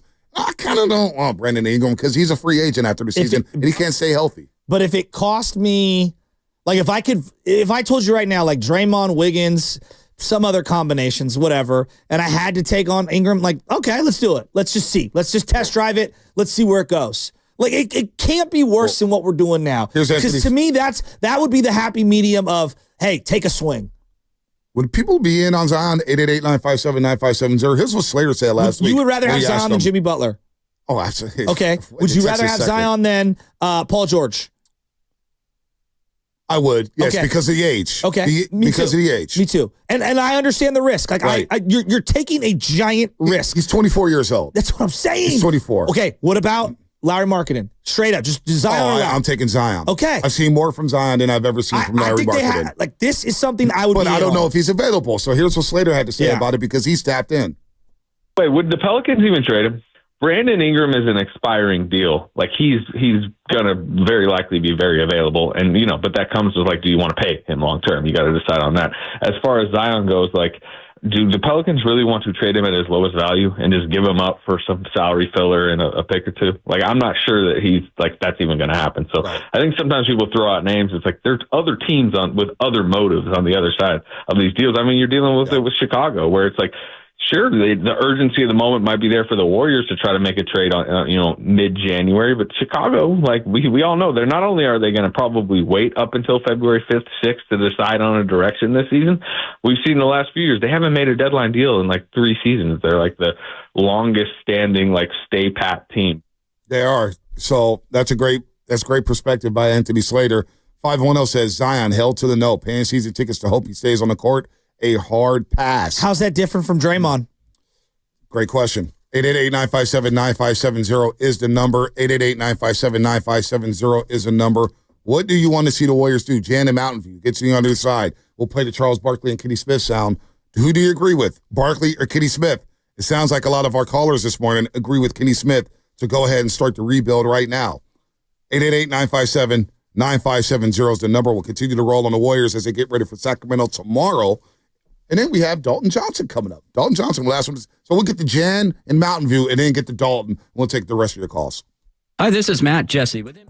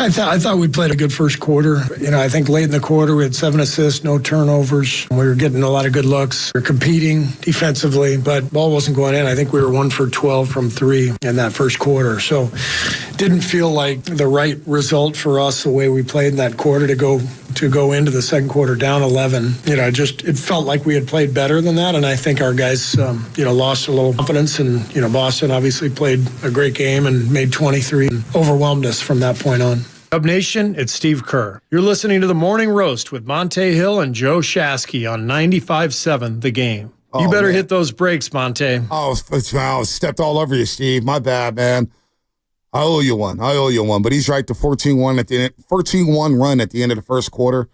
The Warriors from the 5:20 mark of the first quarter until the 7:20 mark of the second quarter had made 1 field goal. Had a couple free throws, but they made 1 field goal. They went 10 minutes in that basketball game, 10 minutes of game time with only 1 field goal. That is impressive. Jake Moody would have been impressed. He would have been. And the Warriors scored 39 in the first half, and they were blown out. 14-1 run in the first half. Boston outscores them by 19 in the third quarter, 43-24. The Warriors were 3-24 from the three-point line, so the lack of shooting, they get embarrassed at home. Again, folks, that was the largest home loss since 1985. Wow. They lost by 40 yesterday. 40 on MLK Day. And we knew Boston was going to get right because this is a West Coast trip. They've been struggling. They've been stuck in molasses, little championship hangover. They want to come out on the West Coast and make a statement. They're playing the Warriors. They're playing the Clippers and the Lakers, and I think they play the Kings to end the trip. Could be Phoenix. Could be wrong, but it's a 4-game trip for Boston. They want to get right here on the West Coast swing. So they got blown out. This is a perfect storm. And without Draymond, without Jonathan Kuminga, you don't have Podziemski to push the pace. On this team, all hands needed to be on deck. And right now, they're very shorthanded. And you see the mismatches they have. You got to go to 3-guard lineups with Schroeder, Curry, and GP2. Sometimes they go to 4-guard lineups, essentially, depending on what team they are. Exactly. Yeah, they're in a bad spot. I know we got Dalton coming up here. At some point before the show ends, I'm frustrated. It's not a guru gripe, but it's close to it. I'm just frustrated with the parking situation here in San Francisco. Not necessarily at the station. I'm talking about the city as a whole. So you let me know when I'm able Daniel Lurie. Get it off my chest. Bring it up to Daniel Lurie. Why don't you just call him? You got him on speed dial.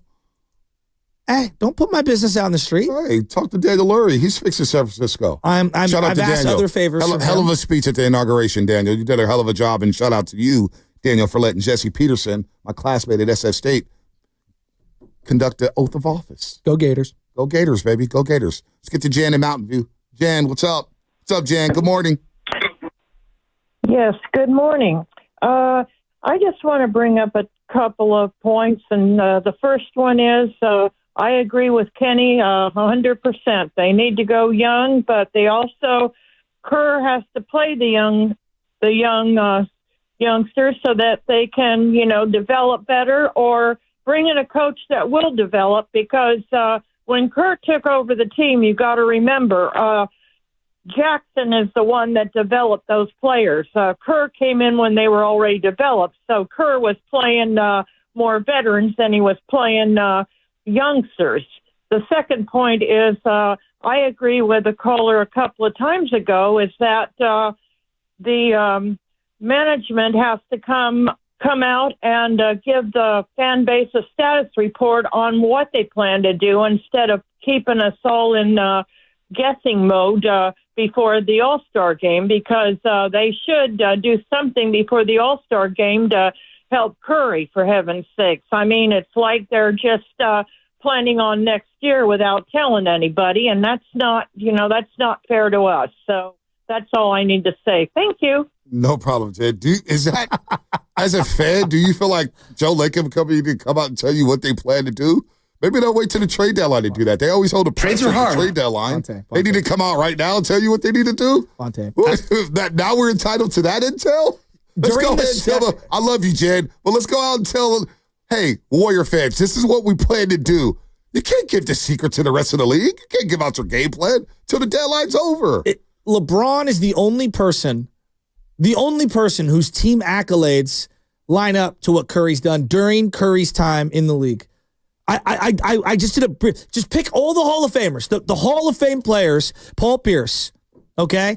Dame Lillard, Dirk, Harden, CP3, even Kawhi, PG-13, Dwayne Wade even, Giannis, Tatum and Brown, if you think they're going to the Hall of Fame, Jokic, Luka.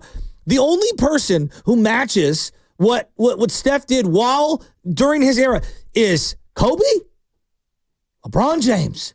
Dwayne Wade's just behind Steph Curry in terms of what his team accomplished. 6 finals appearances, 4 titles. Let's stop acting like the organization did him no favors. Did they make mistakes? Of course they did. Dirk would have died to have a couple of more finals appearances. You know, Jokic has been to the one, and he's had 3 consecutive MVPs. Giannis, in the midst of being one of the greatest overseas players of all time, won. Like Kawhi, the legendary legend killer. Like, he's been to 3 finals, and he's won 2 of them. He's had an amazing career. That doesn't mean people have to accept losing. I mean, I hear what you're saying about be happy. And I think a lot of Warrior fans just a little perspective. I think a lot of Warrior fans. I think you're focused so much on the online community when it comes to the Warriors fans online. Online's a different beast. No, I've got friends that are hitting me up, like my buddy Della. He's like, you got to trade your first for Vucevic. It's like, what does that do? No. But I think there's a lot more Warrior fans who have perspective on the situation. And, yeah, they are happy with the finals appearances. But we all get greedy. The disease of more. No doubt. Written by Pat Riley. I am too. The disease of more. I just spoke about the 13-year stretch we've had in the Bay Area with the Giants, Niners, Sharks, Warriors. Even the A's won some division titles. The Earthquakes won the MLS Cup. And we're still greedy. So nobody's going to be like, yes, we're happy about the championships or the finals. But you also look at the last 2 years, and it just hasn't been that they lost to the play-in and lost to the LA Lakers. It's everything that's transpired on and off the court. You look at Draymond Green, everything that's happened on and off the court. It's the cloud of Klay Thompson last season, which hijacked everything. I don't even blame Klay Thompson for the season, but think about the rhetoric around him. It's all that baked into it, which is why fans are getting impatient here. But I think a lot of people are grateful for the parades down Market Street, the parades out in Oakland, California, the championship banners, do you look the at ring any nights. less at Kobe? Do you look at, I'm just asking. No, I know Kobe's a great player. No, but do you look at any less at Kobe because he played his last playoff game at 33? No, I don't. I don't at all. And I don't look at the Lakers like morons during that time for, not being able to figure it out in his final waning years. I watched Shaq be compromised when he was in Cleveland and Boston by the end of his career. I don't. Let's get to Dalton Johnson, who joins us on the River Islands guest line. All guests on 95.7 The Game appear on the River Islands guest line. Is it a time for you to discover the islands, River Islands, in Lathrop? Dalton Johnson does a hell of a job in NBC Sports Bay Area as a Warriors reporter. DJ, what is happening? Good morning to you. And last night, a bit of a clunker, right? Or I should say yesterday afternoon, as the Warriors lose by 40, their worst home loss since 1985 at the hands of the Dallas Mavericks. So we've been asking everybody, what do you do now? What do you want to see them do? First and foremost, it doesn't feel like it's going to get any better because Draymond Green's going to be out at least another week. We have no idea what Kuminga's coming back. In this season-defining stretch, in my opinion, of having 8 of 9 at home, could define what Mike Dunleavy does at the deadline, Dalton. Yeah, definitely can define what Mike Dunleavy does at the deadline. And I think that, kind of asked, what do they do next? And talking about last night, I think that obviously a handful of things stood out with the product on the court. But it was just so clear, the differences between these two teams that pretty recently did meet in the NBA Finals. And I thought 5 words that Kevon Looney, who is obviously such a level-headed veteran for the Warriors, 5 words that he said really stood out to me, and it's something that I just wrote about. But he was asked about, how long ago does the 2022 championship feel like? He gave a quick laugh and said, seems like an eternity ago.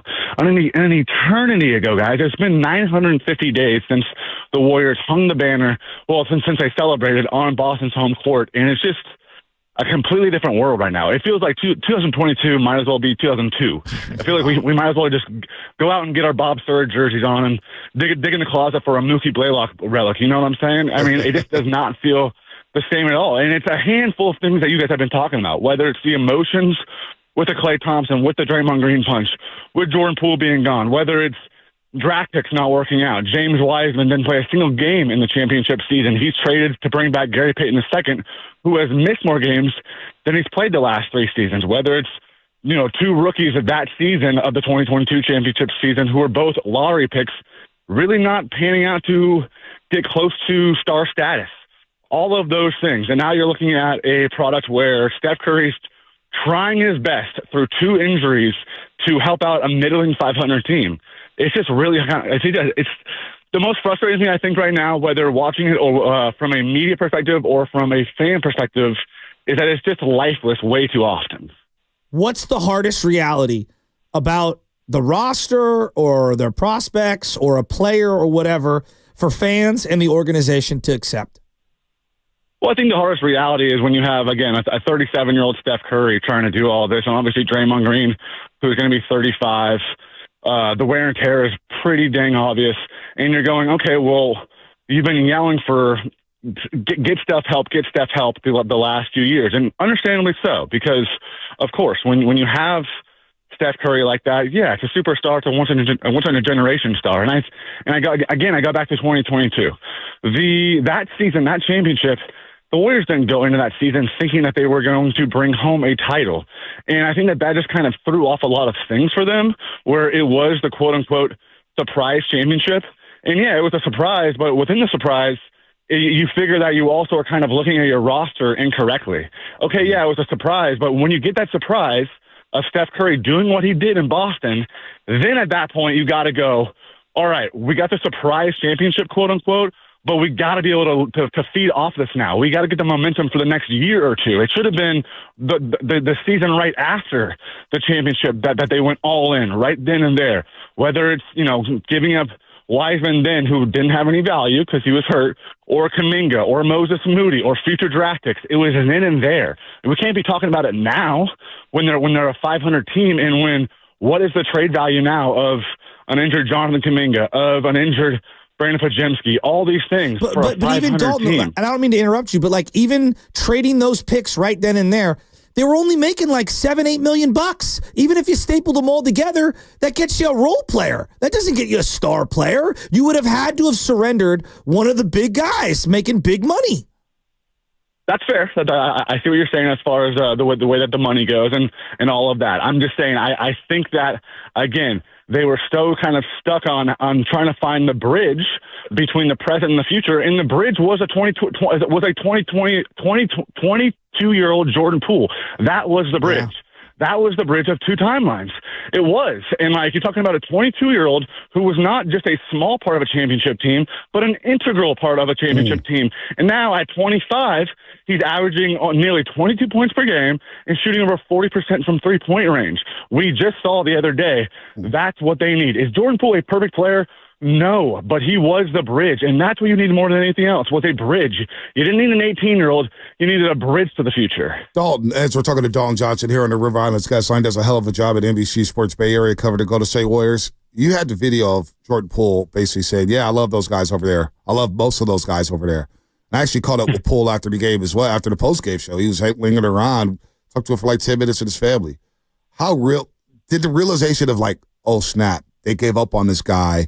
Obviously, they couldn't have him in the same locker room with Draymond Green. You have to make a decision there. But how hard did that hit you when you saw Jordan Poole say that? And then you saw Draymond Green's reply to the tweet basically saying, I am really sorry. Like, what did you make of all that? Yeah, I was in the locker room, as you said, when Jordan said that. And he keeps talking for a little bit, and then he kind of gives his Jordan Poole kind of sly smile, where it's like, oh, I know what I just said, and I know that you guys are going to run with this, and I know that you're going to feed off of it. He knew exactly what he was doing. And again, I wrote about this too, where, yeah, the Warriors won the game where they had to play Steph Curry 34 minutes to beat a 6-win Wizards team. Jordan Poole won the night. He won the night, hands down, from all the love he was receiving from the in-arena security guards, in-arena cops, old teammates, old coaches before the game. Then he goes out and does what he did on the court, 38 points, where, again, you need Steph to play 34 minutes against a 6-win Wizards team, and then after the game, he, again, has us all talking about him, about the punch. He has Draymond tweeting that. So Jordan Poole won the night. Even if the Warriors won the game, Jordan Poole won the night, and I think it was, again, a stark reality of where this team is right now. What'd you make of Draymond's reply to the tweet? I was surprised. I mean, I think it was genuine, to be honest with you. I really do think that he actually is really sorry. It doesn't mean that it's going to fix anything. Like, I'm not going to say, hey, a tweet is going to solve all the problems of the last few years and in the future. It's not. Of course, we understand that. And Jordan has every right to feel how he feels. But I do think, listening to Draymond Green the last few years, that, yes, he truly is really sorry, whatever that might mean and whatever that might look like. I think that the healing process is still going to take a long time for the two of them and for the Warriors franchise as well. So I was definitely surprised by it. I had to check, is this a fake account? What's going on here? Then I thought it was the 2 million followers account, so I kind of couldn't believe it. And I would love to know more of the process of why he did tweet it. But yeah, I do believe his words for whatever that might mean. I know. I thought it was a fake account too, because I've gotten jobbed so many times on the internet with me and B. We're doing live radio. And it's like, oh my God, this happened, and it's fake. NBA Central. It's so many times. There was one time. Oh, I don't even know the muscle one with Andre Iguodala. Oh yeah, Butt Crack Sports. I got bid. I was like, man, do you hear Desmond Bane? He said Iguodala has muscle implants. Muscle implants. He really does. I believed it because the Grizzlies hated the Warriors so much. All right. What's the hardest of all the decisions that they're going to have to come to, not just the deadline, but going into the offseason? Oh, just the hardest roster decision. Ooh, that's good, because I think that you're obviously talking about the present and the future.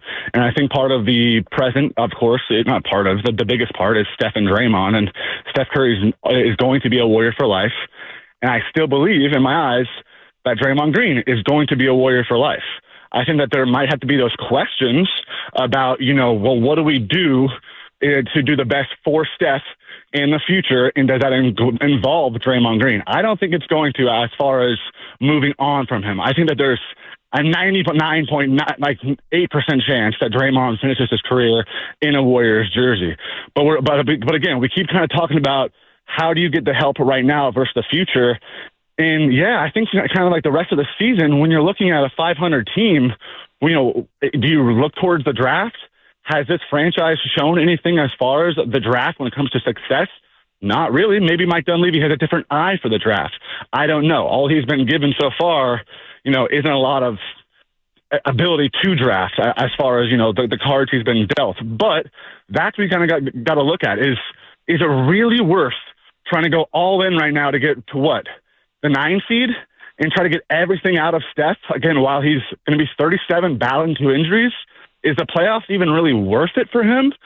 Is it? I mean, I think that's kind of the question that I hate to ask, because it kind of sounds like a loser mentality, but I think that's kind of the next few weeks they have to ask themselves that. And this homestand, as Bonte brought up, is critical to that. They need to get some kind of win streak. They do not have a 3-game win streak since November 15th. Yeah. Anytime that they take a step forward or 2 steps forward, it's 2, 3, or 4 steps backwards. And that's the biggest issue, is that there's zero consistency. Because if they could get some consistency, they could get some juice going, right. Then you go, okay, maybe even a minor move is worth it. But if not, is it really? Is the play-in really worth it? Is the first round really worth it? Yeah. I don't know, guys. You mentioned that you believe that 99% chance, pardon me, give or take, that Draymond will finish his career with the Golden State Warriors. Mm-hmm. Let me ask you, what percentage did you give Klay Thompson of coming back as a member of the Golden State Warriors before last season began? Ooh, before last season began? Wow, that's good, because, again, I would probably think the same, right? I would be close to 99. Yeah, it's a great point, but I think when it comes to Klay, too, we probably don't talk about enough that how important only a half a season was for him for 2022. Mm-hmm. If he played a full season that year, would the product have looked different in the playoffs, in the finals, all of that? So I think that was really important for him. But it's a good question, Bonte, because I never imagined that they would have been broken up. You're right. And things happen, right, in sports. I never thought Joe Montana would wear a Kansas City Chiefs uniform. Yeah. You know what I'm saying? I never thought Hakeem Olajuwon will one day be wearing the Toronto Raptors uniform. It's the reality. So these things happen in sports, and I just bring it up with Draymond because he has been hurt. But when you look at kind of where the Warriors win that championship, and they've descended since. They have. I thought they were going to go back-to-back, and then the punch, as you mentioned, happened with Jordan Poole. They win 10 road games that season. They were not clicking. Chemistry was awful. The Lakers series, the way they went out with a thud and was bad. And last season with Draymond Green, where he gets, he had to miss 17 games, whether it was injuries or suspensions. Yeah, and he basically blamed himself with the season. And we all look at it and say, wow, they won 46 games and he missed 17. They're a 50-win team if he plays in those games, I believe. Yeah, I thought they were, yeah. And so you got to make hard decisions in this profession. And if you want to win quick, and I don't even know if that's the answer, because I still think Draymond Green has winning qualities. But at some point, you're going to have to abort mission, right? At some point, and maybe it's this summer. Maybe it's this summer, Dalton. I don't know. I don't know if he could stand. If he could go 500, we've seen so many great franchises do that. Look at what the Celtics did. Of course, right? With Paul Pierce, with KG, all those guys, and that completely changed their franchise. They don't have Tatum, they don't have Brown. If they didn't make that kind of hard move, right? So yeah, you're completely correct as far as this is the reality of sports. It's the reality of business.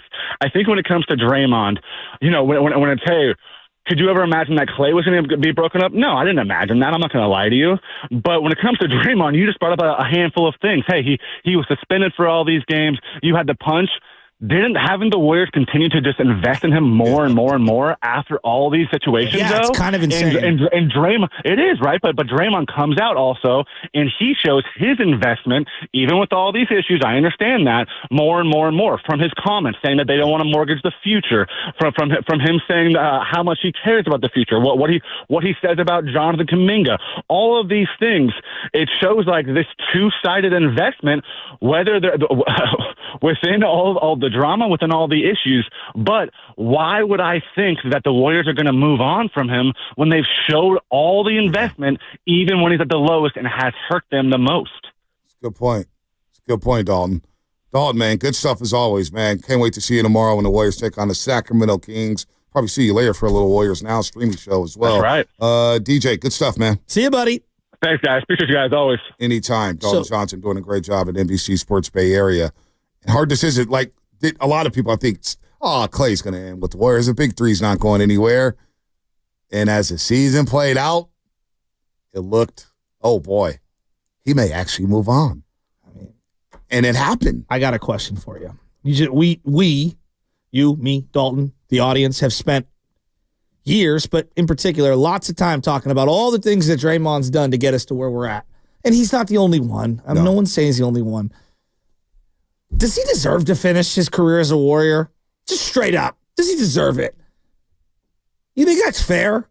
Like, I know life's not fair. Sports isn't fair. I'm not saying any of those. Like, we're acting like this guy is like a choir boy. Like, oh, he cares so much about the team. He cares so much about the future. Nah, I think he's pretty self-serving. He cares about his lot in life. And every time someone's gotten paid or is about to get paid, something happens.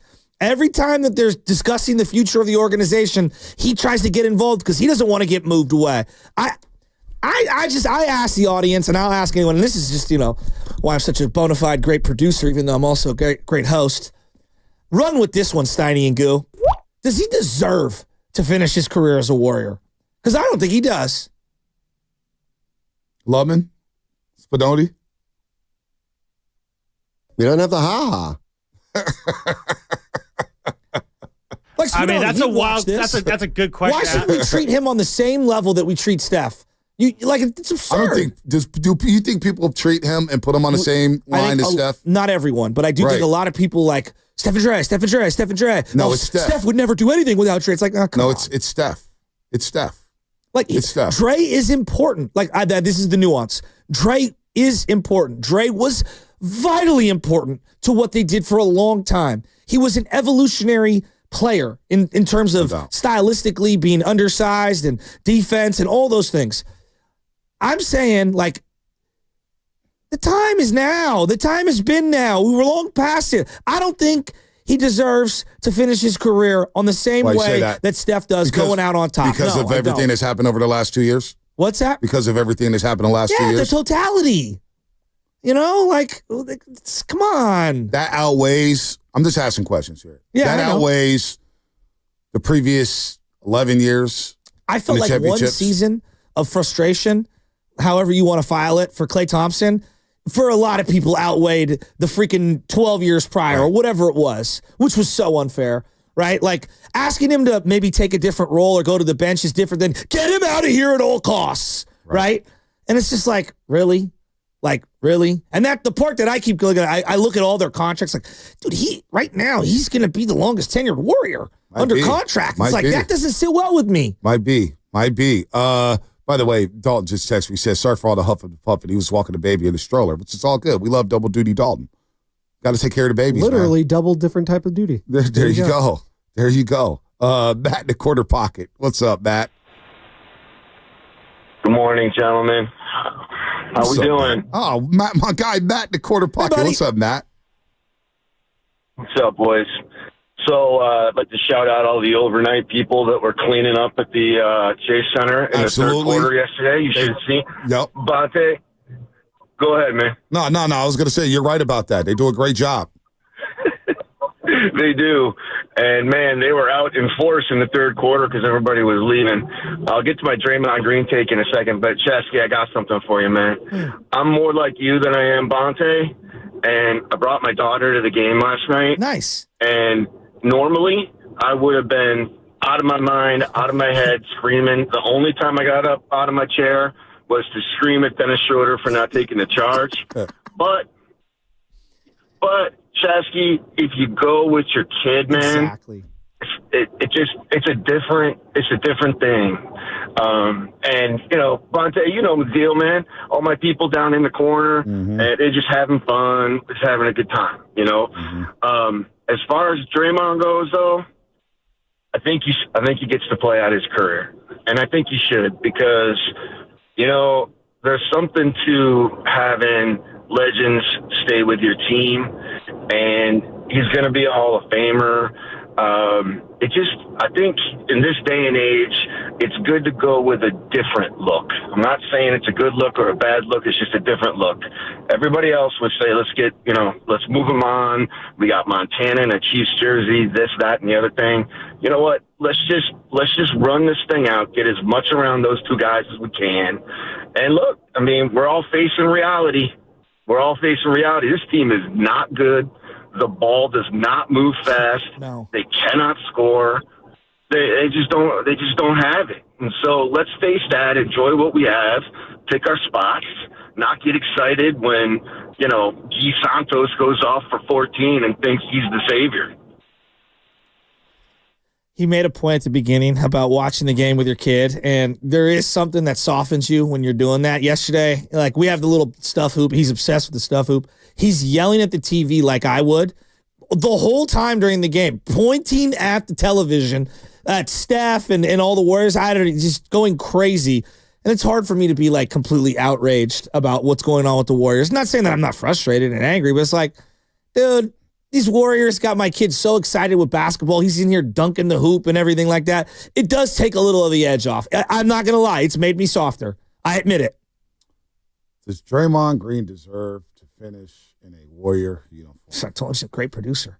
No, I guess. I mean, obviously, hypothetical, rhetorical question, did Klay Thompson deserve to finish his career with the Warriors? Thought, even though I was frustrated with him, wanting a role change is different than, like, wanting him completely gone from the team. I never saw him actively, alienate teammates and make himself unavailable because of his actions, which was a detriment to the lineups that the team was putting out there. So, like, I agree with you. I think Klay absolutely deserved to finish things out with the Warriors, but he didn't. And I think Klay was far more deserving than Draymond is. So, I mean, if Klay's not here and Draymond is, even though Draymond's less deserving, like, yeah, at this point, like, if push comes to shove, sorry, Draymond, like, I think you kind of lost that right. It sucks, but that's just the reality. Right. I mean, he signed under contract. Let's this isn't Little League where it's like, hey, does this guy deserve to play in the outfield because he was 5 minutes late to practice? You know what I mean? This is the pro sports. I just don't understand why we're married to him. No. Who's married to him? The Warriors, he's under contract. I'm not married to any player. I'm married to the Warriors. I root for the team, not the player. I've never been a player stan. I did love LeBron James and kind of follow him and root for this team, no doubt about that. But I'm a Warriors fan first and foremost, so I don't think anybody's married to anybody. If Klay could get moved off of, Draymond could get moved off of. But whether or not a player deserves, I don't know what's baked into that. Is it quality of play? Is it being a good teammate? Is it locker room stuff? Did you piss off the coach? Did you piss off this? Because these guys swear by Draymond Green. So, I I try to think back in tough times like this to where it all started from. They helped build this thing. Steph, Clay, and Dre. And Clay didn't get to finish with the Warriors. He moved on, which is better for his career, which is better for the Warriors. I think everybody agreed that it was time to move on. It is what it is. But do you deserve? I don't know. I talk to players. When I get the luxury of talking to players every single day, right, at NBC. And whether it's baseball, hockey, whatever, this question is kind of, man, that guy should never have to wear another uniform. But players are like, dude, this is pro sports. Things happen. Yeah. So does he deserve? I don't know. I don't even know how you quantify. Well, there's this level of indebtedness that you feel to certain individuals within an organization, right? And there are certain players who mean more. Like, for example, like Dwayne Wade, when the Miami Heat and Dwayne Wade couldn't come to an agreement, and he had to go to, I believe, Chicago first. Like, that was a big deal. That was a huge deal. He's the greatest player in the franchise history, even though LeBron might have been the best player that they ever brought in. Like, he was the greatest player of all time. He was gone just like that. And like Jerry Rice, Joe Montana, Ronnie Lott, go right down the list. I mean, Chris Mullin, prior to this particular generation of Will Clark. Like, you just look around at all your favorite players from all your favorite teams. Tom freaking Brady, So I just think I'm just asking the question out loud. Asking the question out loud. These guys make a lot of money. Without the players, we're not watching, right? We're not watching for ownership. We're not watching for GMs. We're watching because of the players. And, we don't just, when it comes to Draymond Green, and it's a polarizing figure here in the Bay Area. He's probably the most polarizing player we'll ever cover in the Bay Area. And that says something because Terrell Owens was once in this market, right? Draymond Green is polarizing. I'm afraid that it's going to have to be Jimmy Garoppolo. Yeah, he's a little more polarizing than Jimmy G. Very different. But you also got to realize, it's a good one, though. You also have to realize he's a statue guy. Okay. And there's a whole segment of fans who hold on to their statue guys. Now, I know Clay left, but he was a statue guy, right? A lot of people consider Draymond Green a statue guy. Whether you believe it or not, he is. And he's going to have his number retired. It's a tough question to answer. Tough question for me to answer because, does a player deserve it? Player deserves whatever they get. Do they deserve to be treated equally in terms of their retainment? Curry and Dre? No, Curry's a franchise. Okay. I don't think. Well, that's kind of where I'm going with But I don't think anybody. I don't know. I think it's foolish if anybody thinks that Draymond and Curry it's presented as a package deal. Right. I think it's how we take it, but it's not a package deal. It's Curry. It is Curry. That's fine. It's time for the It's a wrap. This sucker.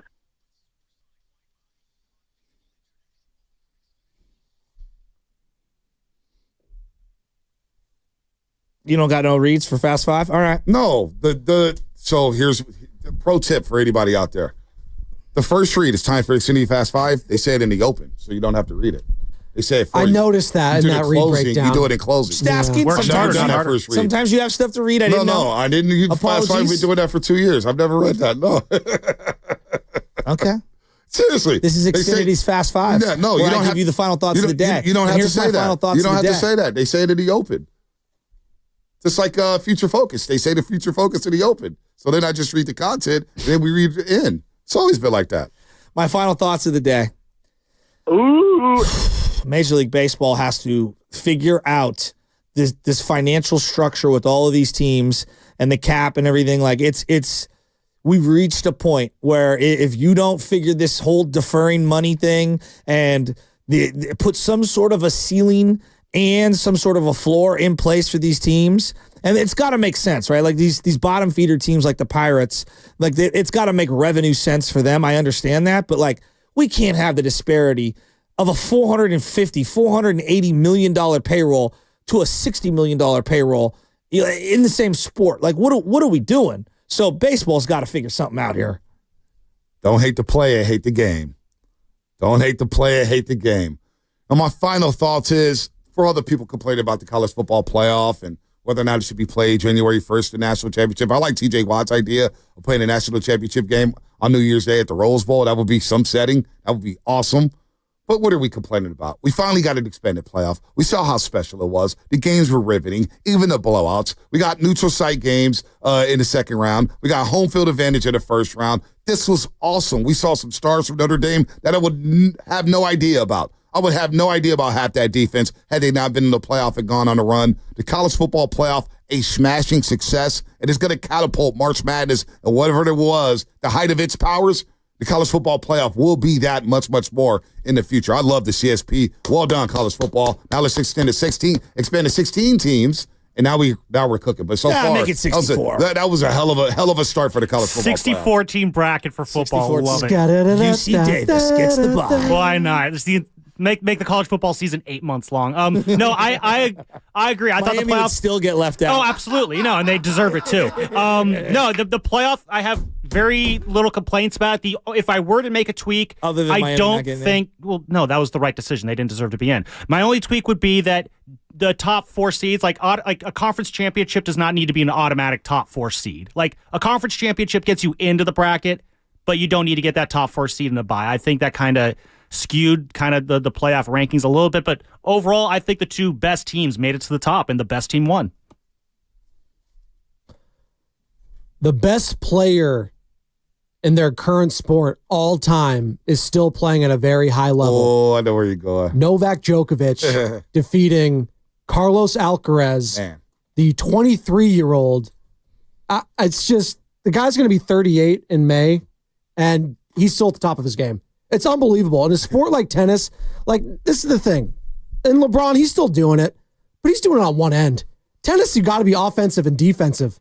It's all on you. Now, you got coaches here and there that can help you now. And Andy Murray, by the way, is Novak's coach. I don't know if you guys know this. He got reamed today by Novak. Yeah. It's he's speaking in Serbian, so I don't know if Andy understands any of it, so it's fine. But you're witnessing greatness right now. I know the guy's polarizing, all the other off-the-court stuff with him, but just witnessing greatness as we're talking about Stephen Curry and LeBron getting older.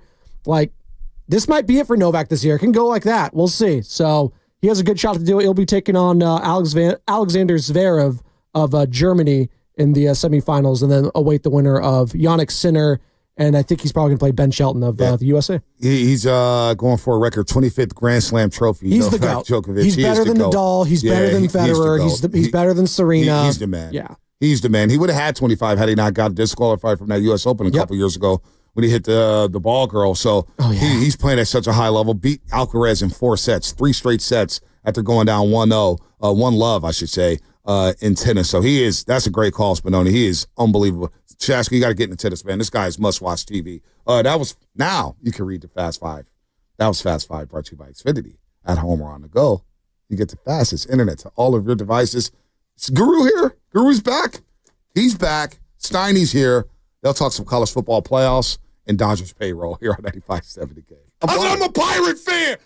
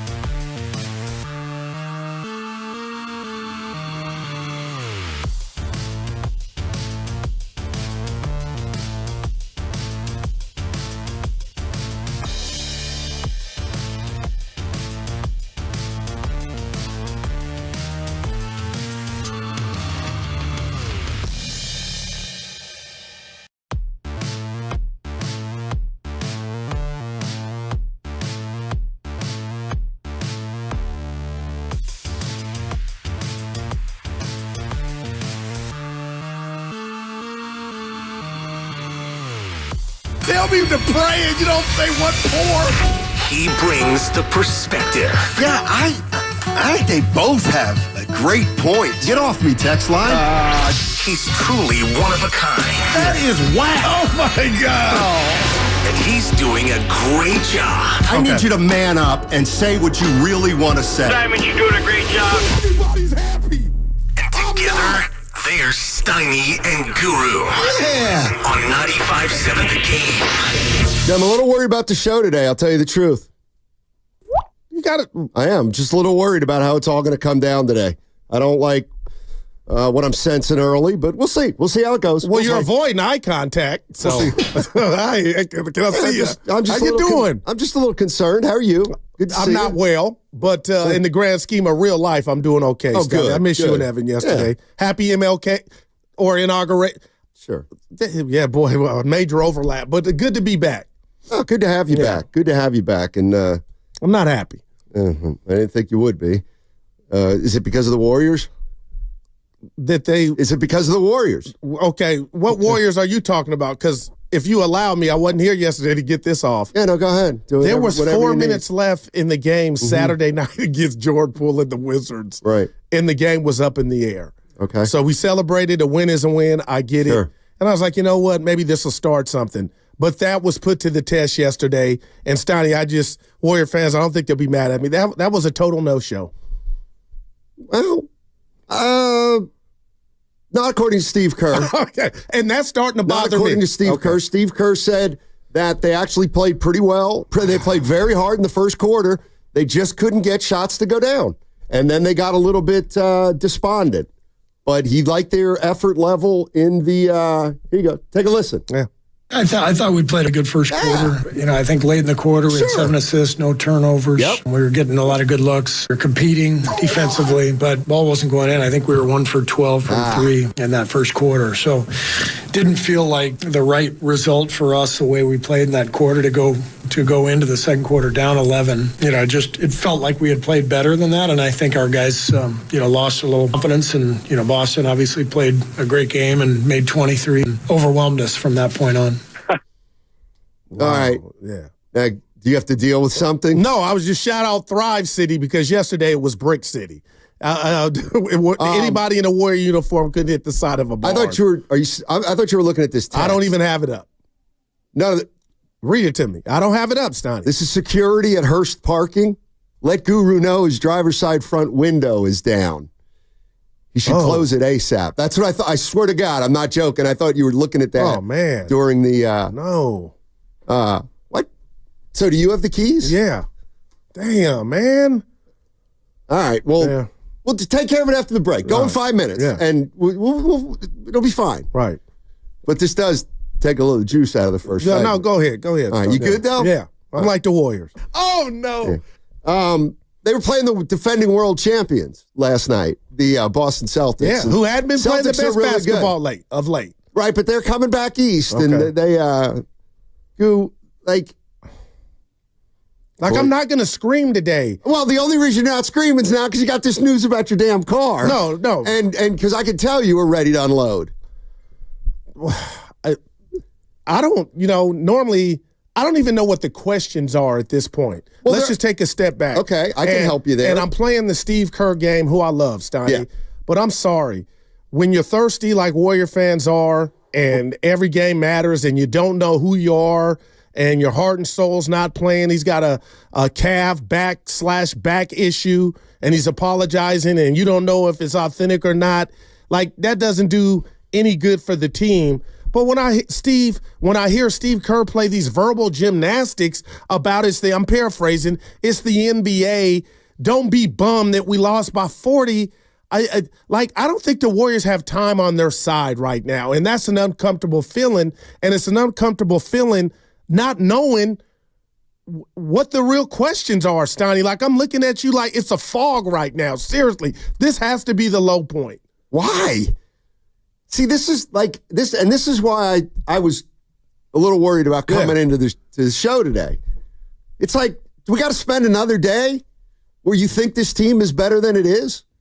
Where you think this team is going to do something that it's not? Where you think we're at a different point of a dynasty that we really are?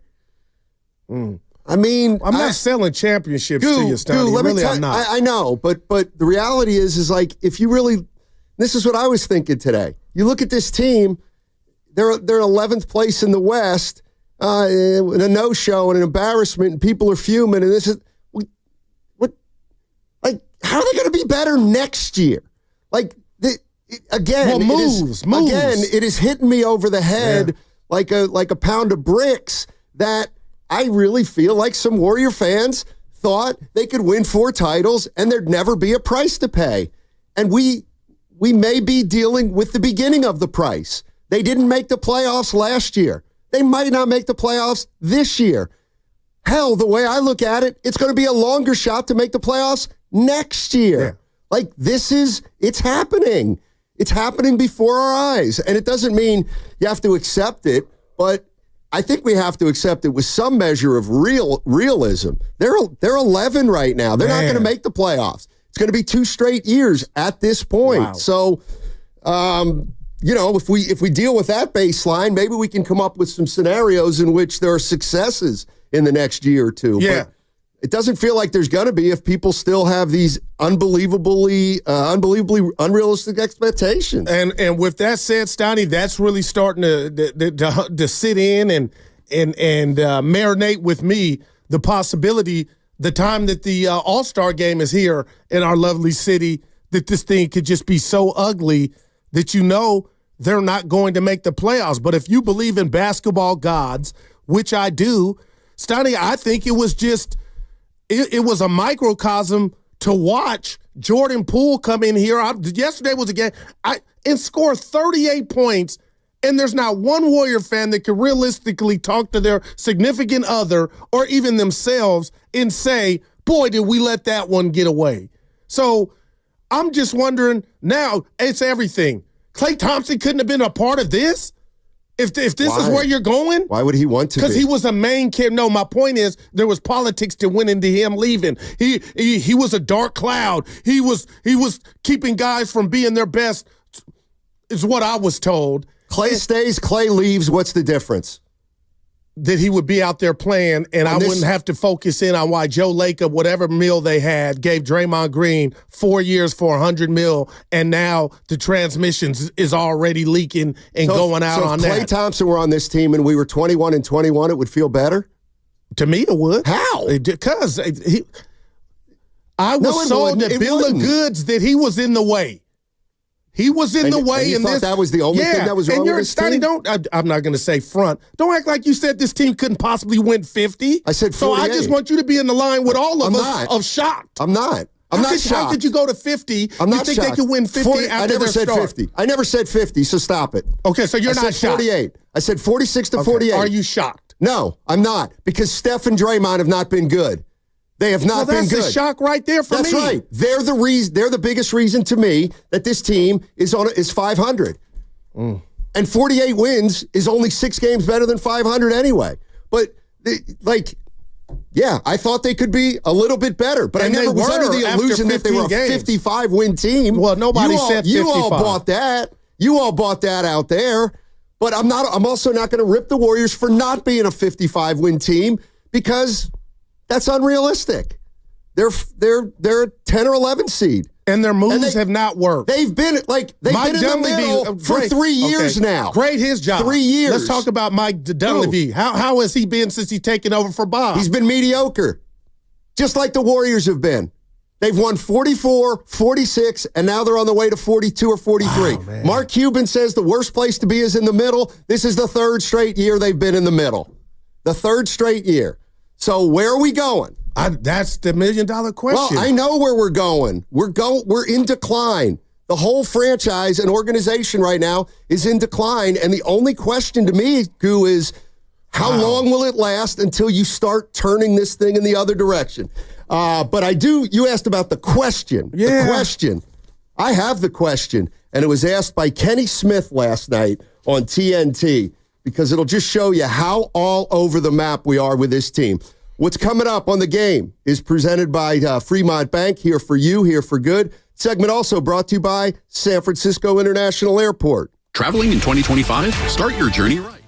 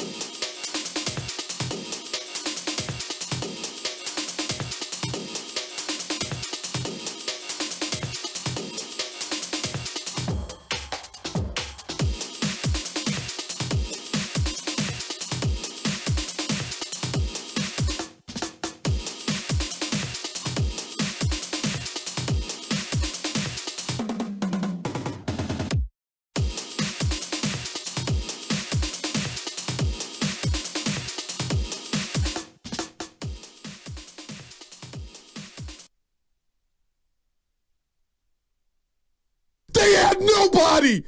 I want them to send a message. John Sally. Now, back to Steiny and Guru on 95.7 The Game. Warriors lose a heartbreaker. Worst loss of the Steve Kerr era, I got to believe, just at home. Man. I'm sure they've gotten walloped by more than that on the road. That was a TNT game, bud. Oh, well, it's a good thing it wasn't prime time. Down 56. Listen. Let's give Evan a 4. He said their yearly Boston beat down. That was pretty good. Yeah. Damn, Stein, I'm not feeling well, man.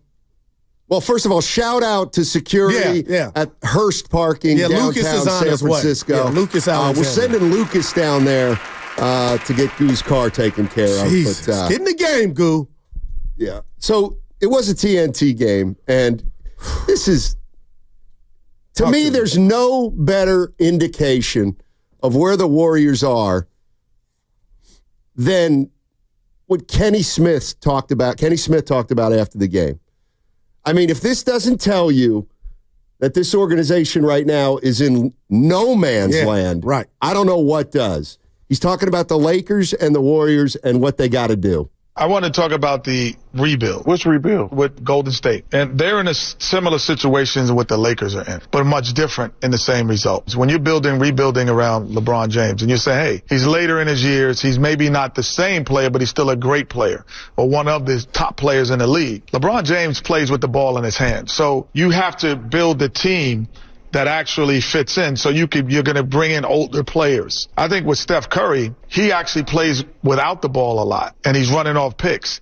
So now you can bring in and say, we're going to do a young rebuild with young energy to get him shots easier because he's shooting more instead of beating people off the dribble. So the rebuild is different. They should go young through the draft, through trade, keep guys like Kuminga, not think about trading. Guys like Kuminga and his age, that group is where they need to be. Where the Lakers, they need to get older players at times to go with LeBron because LeBron handles the ball. And there it is. Well, I've heard it all. I love Kenny. There are no guys like Kuminga. There's one Kuminga on this roster. There are no guys like Kuminga. It's not plural. It's singular. There's one guy. Yeah, so they need more. Gosh, right. He is getting paid. Kenny Smith is saying what nobody else has said. Everybody's talking about going and getting a veteran, a ready-made star, a guy to pair with Steph, and he's saying the opposite. That ain't going to work. They need to get younger. They need to find a way to move Hield and Anderson and Gary Payton II and get 24, 25-year-olds if they can. But you know how that is incredible to me. That's where we've come. But from Jimmy Butler to Kenny Smith, a respected voice, saying we need a young rebuild. We got to get off the older guys. Steph. Steiny, you know I'm bleeding right now. I get that premise, but the bottom line is I don't think you could do both with Steph. I don't want him in another jersey, but if you're going to do it, tear it all down. It's not necessarily Steph. Because who are you going to use to get those young guys? Who's attractive? Who's the Halle Berry outside of Steph and Kuminga on this team right now? Well, if you included Steph, then you could go get something of substance to come back. But I love Kenny, Steiny. It's so easy to say, but what do you have to get what Kenny's talking about? Well, it's what you don't want to hear. And the reality is, and I didn't hear him say trade Steph. I heard him say trade to get Steph younger help. Right. So clearly what he's talking about is there another team out there who's a top 8 or 10 team who looks at Andrew Wiggins and says, he'd be a nice little piece. Let's talk about that. Somebody say, there's Draymond Green. He might be the guy who could put us over. And then you trade Draymond Green, not for a 35-year-old, but a 24, 25-year-old who isn't at his prime, in his prime right now. You go young. Can you trade a third?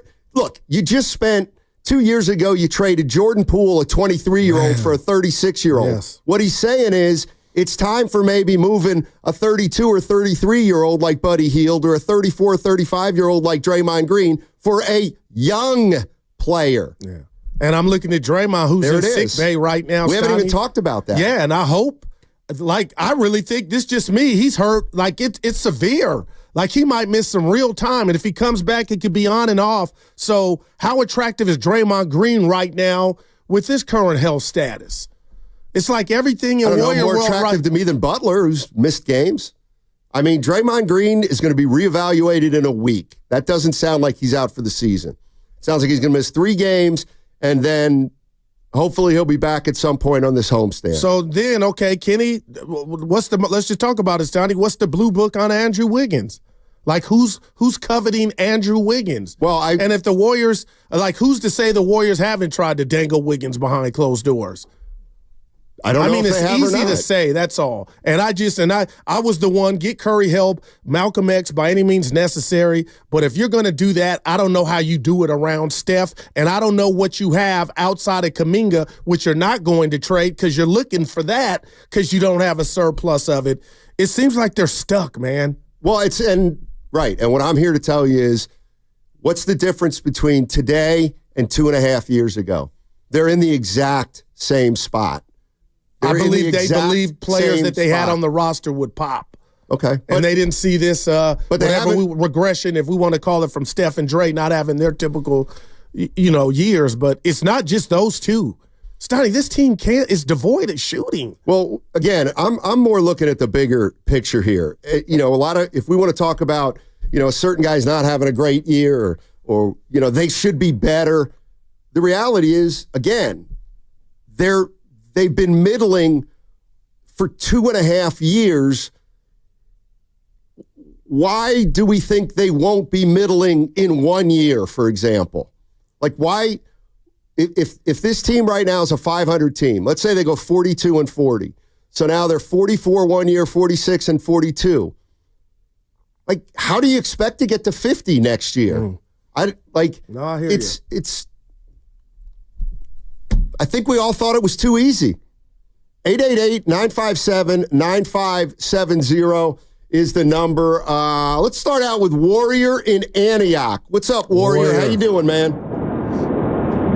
Well, I just celebrated my 61st birthday on Sunday. Happy birthday! And my wife made it past that. All right. Into Trump's inauguration. My wife is passed, and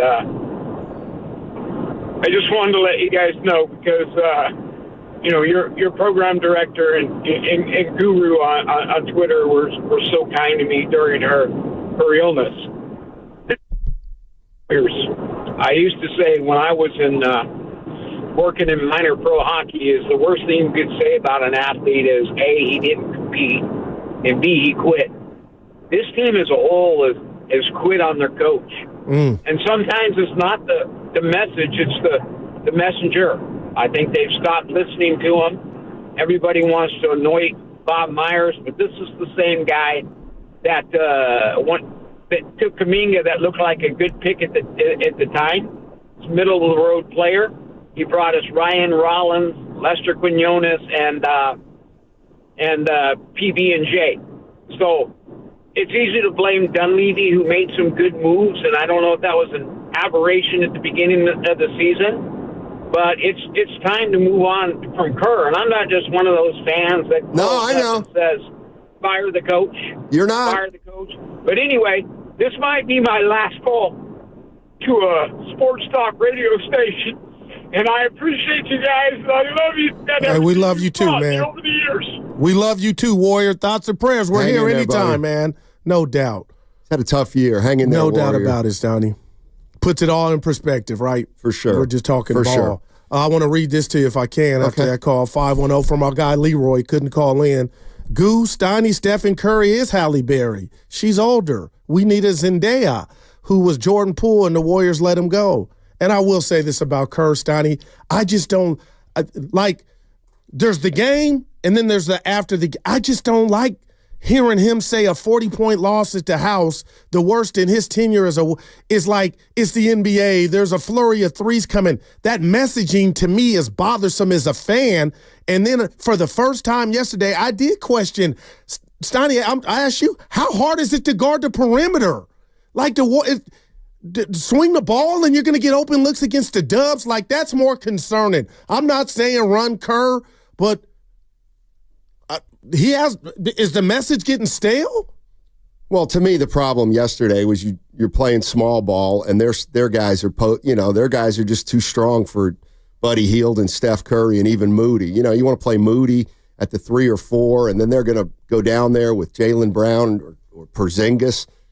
You're just operating at a disadvantage. But this is what Goo's talking about when Steve Kerr was asked about the lopsided result. I think this is the one that bothered Goo. Take a listen. I don't even think of the season in those terms. We just, we kind of take it week by week. We've got Sacramento on Wednesday. We've got to flush this one down the toilet and get ready for Sac. We've been very competitive all year, and our guys have fought. But we've had a handful of these where, we just get blown out, and these are demoralizing. So most important thing to me is for our guys to forget this one, have a day off tomorrow, and then be ready to roll in Sacramento on Wednesday. Wow. A day off. I'll go Hal McRae, Stoney. I know I'm different. I've never coached CYO level. Flip a spread. Tell us tell us that you don't even know what's going on. I think I would appreciate that more than it feels like the Warriors, from his standpoint, Stoney, they're just playing out the string. They're just playing it out. We take it week by week. No harm, no foul. And you barely beat the Wizards, and then you follow that up with a 40-point loss. And if you're saying Wiggins can get you that young, that youth, good luck with that. But let's just say outside of Wiggins, what do you really have, Stoney? You got Steph Curry. You got Draymond when he plays. Still can play in stretches. Maybe Dennis Schroeder has value to somebody at the trade deadline. Pods has been hurt, so who knows about him? But he would be one of the young players that you'd probably keep around. But I want to ask Warrior fans, I'm going to play this Kenny Smith one more time. All right. Because, it's truly remarkable that in half a season, we're actually now saying we've gone from anything and everything for Steph to get that 5th ring and get a running mate in here to what I see as, isn't this the complete opposite? I want to talk about the rebuild. Which rebuild? With Golden State. And they're in a similar situations what the Lakers are in, but much different in the same results. When you're rebuilding around LeBron James, and you say, hey, he's later in his years, he's maybe not the same player, but he's still a great player, or one of the top players in the league. LeBron James plays with the ball in his hand. So you have to build the team that actually fits in. So you're going to bring in older players. I think with Steph Curry, he actually plays without the ball a lot, and he's running off picks. So now you can bring in and say, we're going to do a young rebuild with young energy to get him shots easier because he's shooting more instead of beating people off the dribble. So the rebuild is different. They should go young through the draft, through trade, keep guys like Kuminga, not think about trading.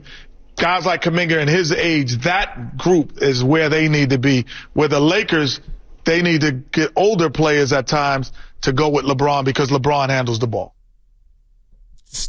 Incredible turn of events, the way I see it. Well, it doesn't mean they're doing it here. No, but the idea is that he just said something that nobody had been saying. Hey, let's get younger around Steph. That's the one thing of all the things I haven't heard. And honestly, a couple weeks ago, the one thing I remember is about a week and a half ago when Steve Kerr and Steph Curry and Draymond Green were talking about these possible moves they may make, and they said, we're not mortgaging the future. We know we're not going to do that. We're not going to do that.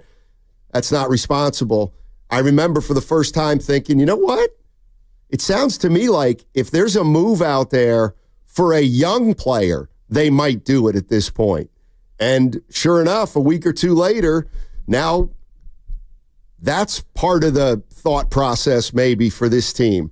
And it almost sounds to me like Kenny Smith doesn't think Jimmy Butler would help that much, although take a listen, Goo. This is what Barkley chimed in. It doesn't matter what they do unless they go out and get a superstar and try to rebuild. That's their only chance because Steph is old. I think they should try it because who's the only team we sure of in the West? If they made a big trade is what I said. Getting younger ain't going to make them better. I'm gonna dismantle to get young.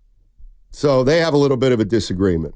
But and we can get into all that.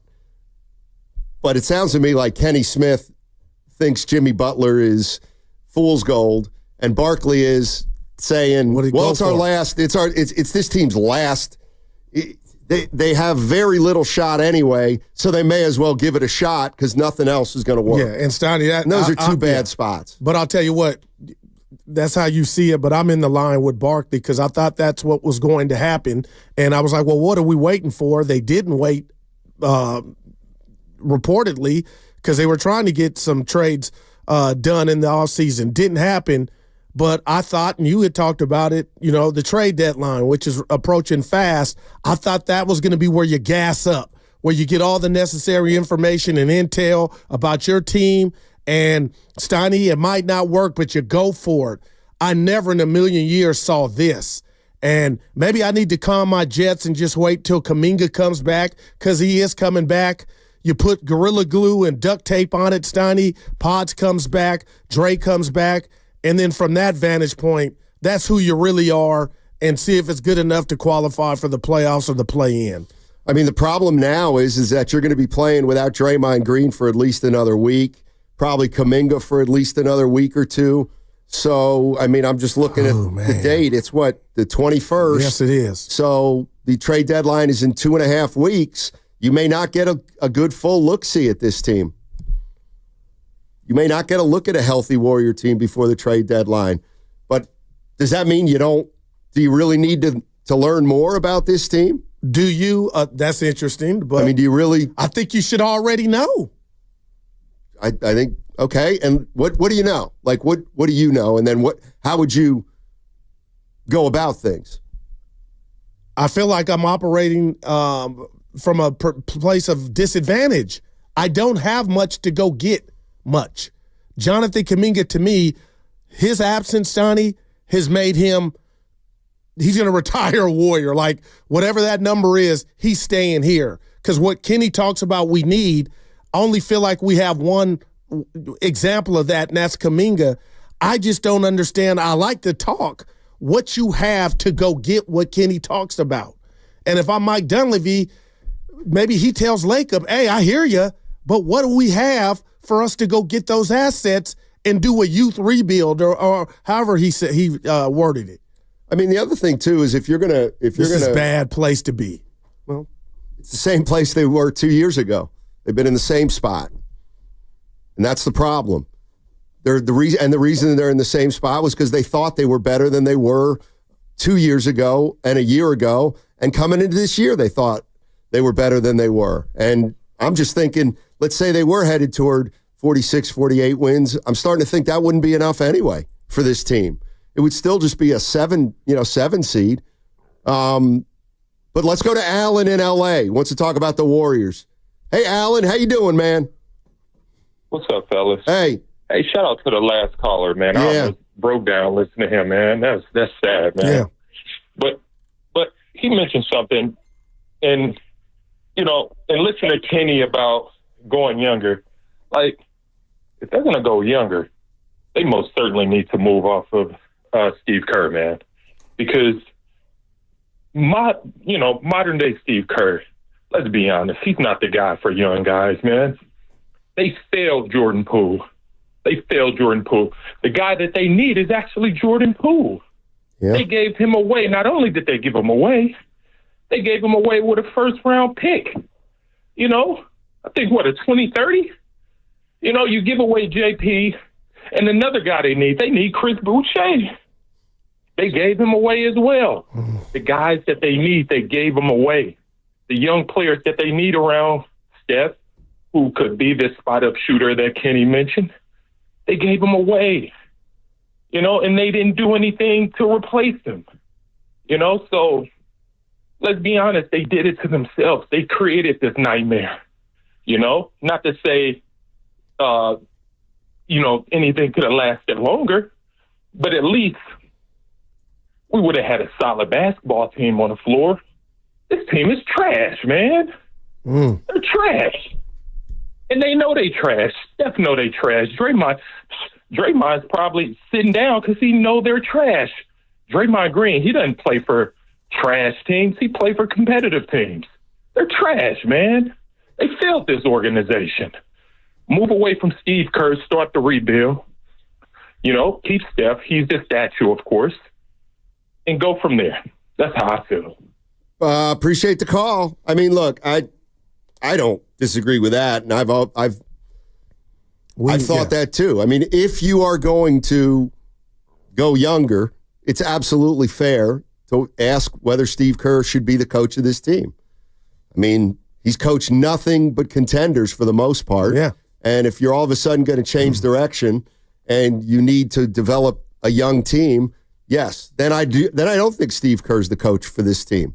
But when he re-upped, we thought they were going to be like, tap into their Laker model in regard to looking at free agency and trades, Donnie, to see, what they could get to add from proven players, and they've come up empty. They have, so far. They have. If you were a fan therapist and I was, kind of saying, hey, I don't like what the coach is saying after some blowout losses, I'm starting to think real quick, Donnie, does that even matter, what Steve Kerr says? What do you mean? Like I had an issue with how he said, it's much of nothing. I'm paraphrasing. But in the grand scheme of things, does it even matter what a coach says after a 40-point loss at home? Like, do you look at me and say, that's valid? There's some validity and you don't like what the coach is saying, but what's it really changing? I mean, me being mad or any fan being mad, like, that's weird. And the verbal, real quick before you answer, the verbal game here in Warrior World in the last 3, shout out Sheed, in the last 3 weeks has been odd, Stoney. Has been really odd, and it's led to bad basketball. I mean, the reality is that I know everybody's like, this is bad, this is bad, this is bad, and they're 9-18, but they're 21-21. And that's why I want to laugh out loud when actually people say, well, it can't get any worse. What are you kidding? Yeah. Of course it can get worse. What if they go 9-18 the next 27 games? And you games? get some bad news on Draymond. I mean, what is bad news on Draymond? Let's say he's out a month. Guru, they're 500 without Draymond. Wow. They're 500 with Draymond. Like, Draymond's not the difference to me between this being a playoff team and this not being a playoff team. But, Stoney, when you're this thin in regard to talent, he does help. And I got to read this from the text line, 650, clean your ears. Guru still using injuries as an excuse for losing, getting tiresome. I'm not using injuries for losing. Bad play is why, embarrassing bad play is why they're losing. They're too small is why they're losing. They can't shoot is why they're losing. And now I'm starting to question the effort. I'm just trying to find a positive with Kuminga coming back and Drake coming back. You still got to play games. Yeah, that's no excuse. Actually haven't had a problem with the effort. I haven't had a problem, and according to the guys on the team and Steve, they don't think it's an effort issue. Well, it's a confidence issue because that reared its head yesterday too. You know what? I hate that word in the NBA. Look, just bear with me for 1 second. Take your time. And this is where I think it's make or miss league. So look at listen to this team. Okay. Listen to this team. You're playing the Boston Celtics, and your starting 5 that you're throwing out is Steph Curry, Dennis Schroeder, Gary Payton II, Andrew Wiggins, and Trace Jackson Davis. That's not an effort issue. That's not a great team. That's not a great starting 5. It's not a team that we should expect to lose by 40, Stein. Well, I don't know. I think that team stinks. I think that starting 5 is pretty lousy. That's me. And should they have lost by 40? Probably not. But they were going to lose. Look at that team, Goo. That's not a good starting 5. But I don't know why. That's your team, though, Stein. They put it together. Right. And they're not very good. So stop thinking that it's going to turn around. Like, this may take years. And it's starting to take years. Download the free Odyssey app and check us out on YouTube and Twitch, powered by First NorCal Credit Union. I see Jam Lines will get them all in on the other side. That segment brought to you by Honda of Vallejo. You reap what you sow, brother. You know, each new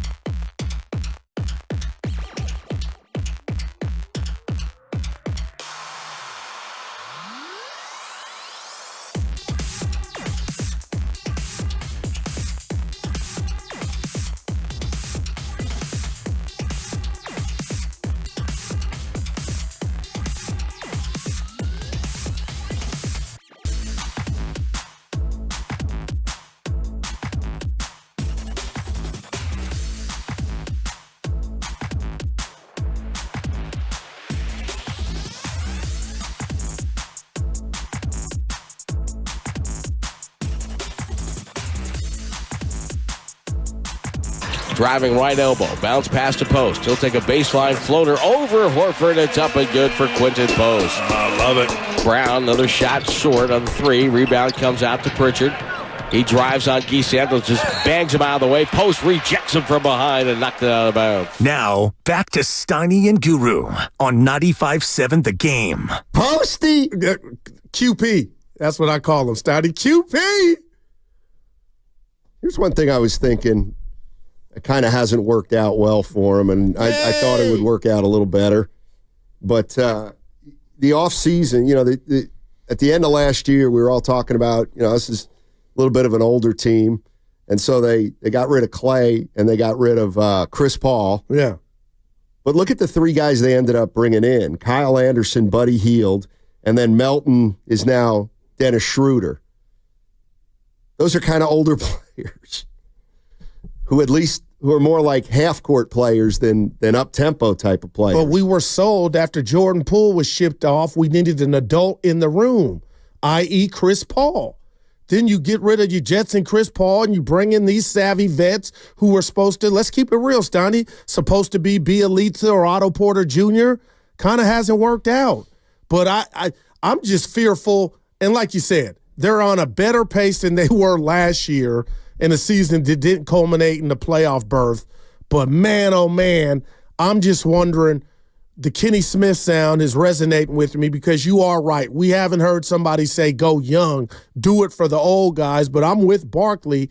But Stoney, what do you have that would fetch what you think you need? And would it work if you're giving up something like a Wiggins?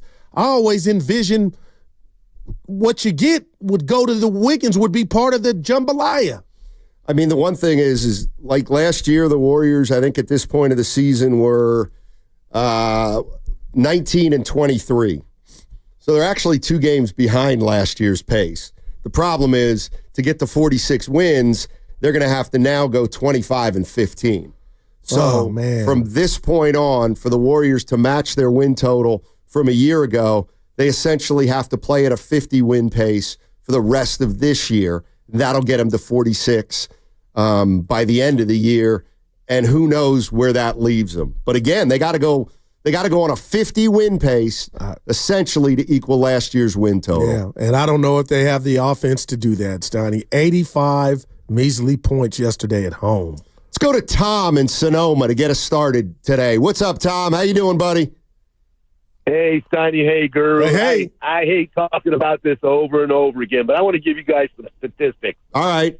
So we haven't been beaten over 40 points since 1985. Dallas Mavericks, 45 points, long time ago.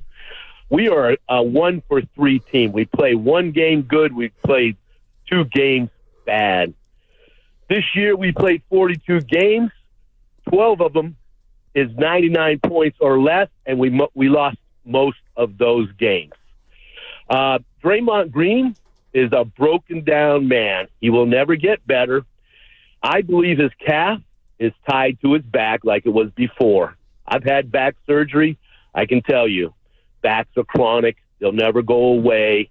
He is degrading into not even be able to talk about. If you look at his salary, is $26 million. Take all the guys that make $26, he's $26 million. He's probably the worst player in that batch. Oh. He can't score. We got to get rid of Draymond Green.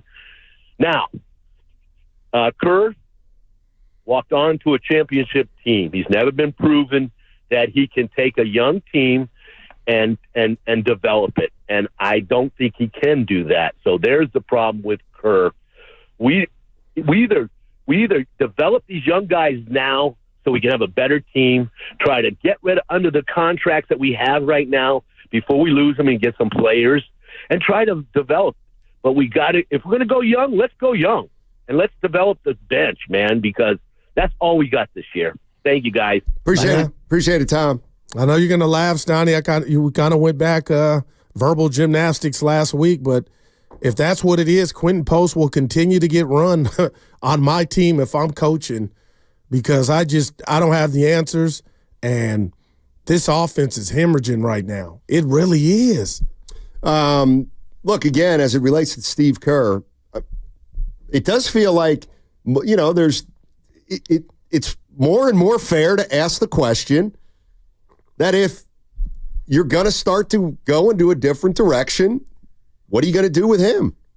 I mean, he's under contract for the next year and a half. And they made that choice, Donnie. So I thought the direction was, we're going to give you that veteran that you need to go with Steph, and we'll make a run. We might come up short, but it won't be this. Yeah, well, they can't find that veteran apparently, or that veteran doesn't exist. Or I think more realistically is the first half of the season has proven they're not a player away from competing. Well, that hurts, man. And I think that's what they've come to terms with. And that's why they know that maybe they could get Vucevic, but what it would cost them is something that they think is too great, and they are not convinced at all that Vucevic would come in here and all of a sudden this team would be able to play 25 and 15 ball for the rest of the way. I mean, well, when do you decide to hit that button of going young, Steiny? Probably after the All-Star break, and you either do something or you don't do something, I would think. No, that's it. I mean, the other thing is, if you continue to struggle, and you don't have a move at the All-Star game or at the trading deadline, and you're not going anywhere, at that point, why not start thinking about Curry next year? Yeah, I would give Curry 25 minutes or less then. Okay. I mean, are you seeing him out there like John Wayne? And I give him credit, Steiny, but the bandages coming off his hand, he just turned his ankle and he's out there giving it his all. And I know that's the price of admission, pro athlete getting millions plays, but I'm just saying, man, they want it, but I know you're going to throw something and I'm a duck. I really didn't see. They're 21-21. That's better than anything we've seen on the basketball court because it feels like they're 10 under. But I just didn't see this happening. And I'm going to say this about my favorite guy. Steiny, you talked about the Warriors are where they're at. One of the biggest reasons is the drop-off from Steph and Dre. But I'm ready to add Andrew Wiggins into that mix. 17 points, 4 rebounds a game, 2 assists. That's fine. But I feel like when you need him most, you needed him yesterday, and again, he's not Kevin Durant, but I'm just sick and tired of every time somebody trying to tell me Andrew Wiggins is having a better year, this is the best year in his Warrior career. It's not. And I think he needs to be put in there along with Draymond and Steph, Steiny, for just pedestrian type of results. See, I think the reality is Wiggins has been pretty good this year for the most part. But we're realizing that he's not a huge difference maker unless he's playing at a higher level. I do think Wiggins is playing pretty well this year. The numbers bear it out. But we're really talking about impact, and that's never really changed with Wiggins.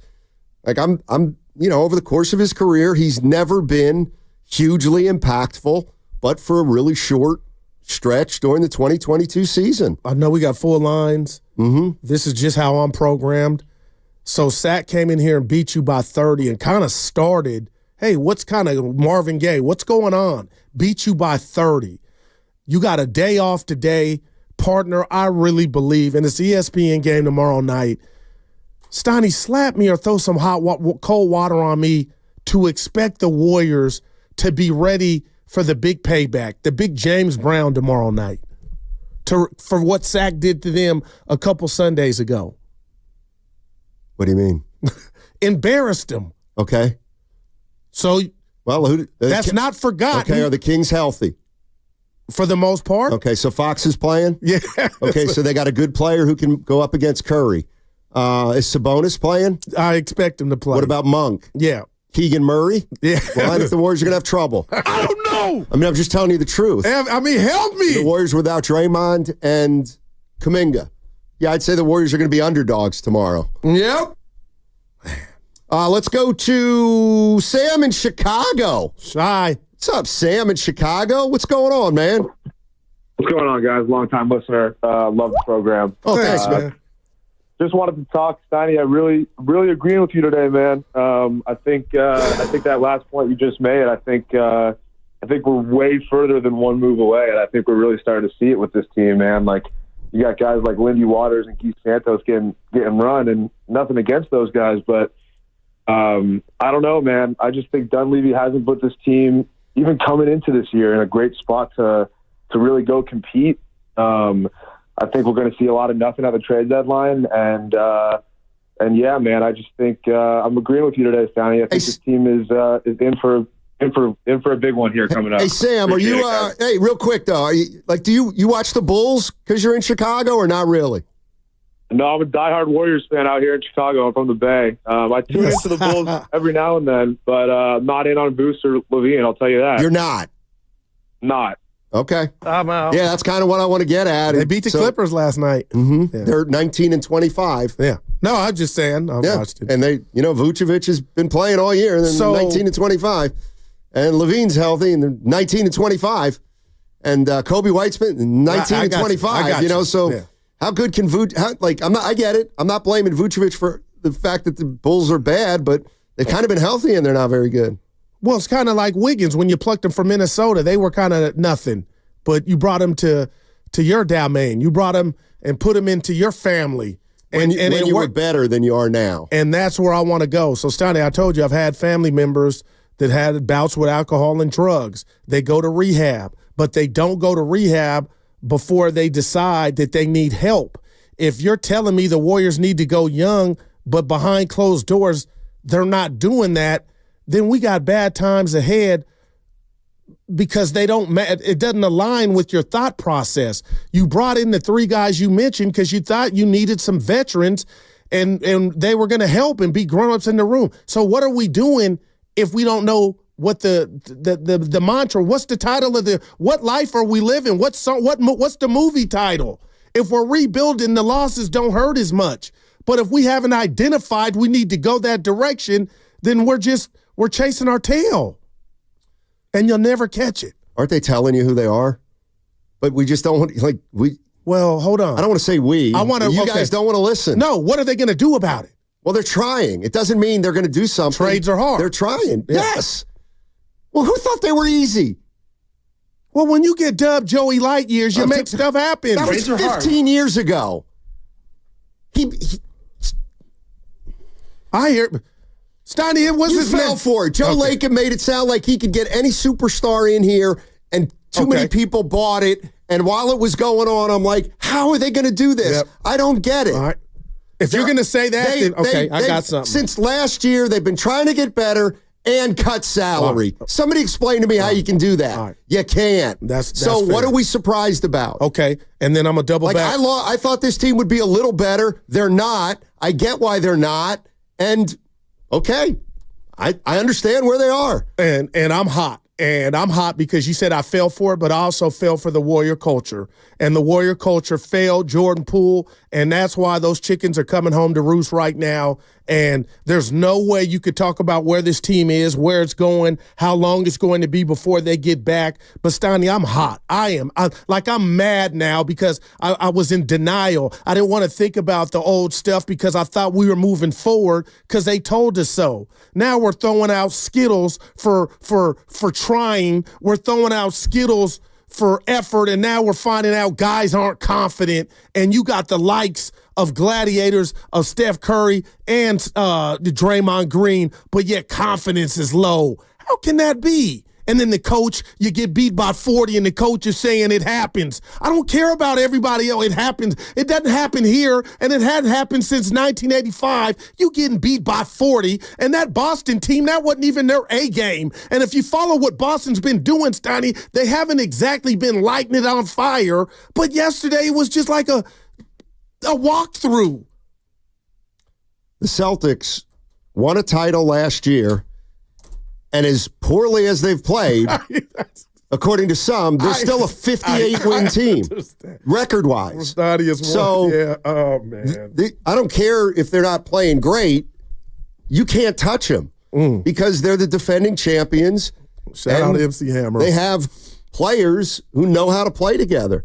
You're listening to 95.7 The Game, KGMZ FM and HD1 San Francisco. Always live on the free Odyssey app. Twitch and YouTube powered by First NorCal Credit Union. I guess I guess what I'm saying, or like what I wonder is, you know, when's it time for the yelling to end about this team? When's it time to stop getting mad when they get blown out? When's it time to stop getting mad when game after game we've been hit over the head with who they are? Game after game, essentially, and I'm gonna use it 2.5 years. Oh, yeah. We've been watching essentially the same team. Sometimes they've been better than this. Sometimes they've actually been a little worse than this, but this is essentially who they are. Well, I want the coach to get mad as I am. Like, I'm tired of what Kerr is doing after the games and the blowouts. I would and that means nothing in the win-loss column, but I wonder. And Jonathan Kuminga, I'm saying it, Stoney, has the impact of Steph Curry on this version of the Golden State Warriors. So when you say this is who they are, I do want to push back a little. It's my last punch, Stoney, a left with, well, when they get Kuminga back, they'll be better, and maybe everybody will be better, and that'll give them a greater chance to win. So you don't even believe that. You don't. To a degree, I do. Okay. So you're telling me right now when Kuminga comes back, they're not going to be better? But see, here's the thing. Do you think they're going to be better than 9-18, which they've been over the last 27? Or are they going to be better than 21-21? See, that's the other question you got to ask. Well, I need to start, we would like, right, with 9-18. Let's take care of that first. Okay. Well, good. Because he will help. Kuminga comes back, and you're back to being a 500 team, and that's who you are. But you're hoping you're not, Steiny. Well, you can hope all you want. But, and here's another thing I disagree with. This notion that, well, the West is what? Well, you didn't hear that from me. You can't touch anybody. Like, it's incredible. I mean, you really think you can beat 6 teams in a 7-game series? Well, you can't beat Sacramento. They ended your season last year. They came in there and slapped you around, and you got them tomorrow. Yeah, I mean, I think at this point, like, forget about even talking about the playoffs. You got to make the play-in at this point. Right now, the Warriors, and they're 11th. You think they have, right. But you know what? Let's look at it positively. That would give you the 11th pick in the draft. That's where they're sitting right now. But you have to hit. Yeah, you do. And they have in the past. That's how they built their first dynasty, through the draft. Don't ever forget it. And that's how long it takes to build through the draft. But there's still a lot of people clearly that aren't even thinking that way. And they shouldn't with half a season, well, almost a little. Steiner, we got a ways to go. And you told me it can get worse. Of course but it can also get better. How much better? That I don't know.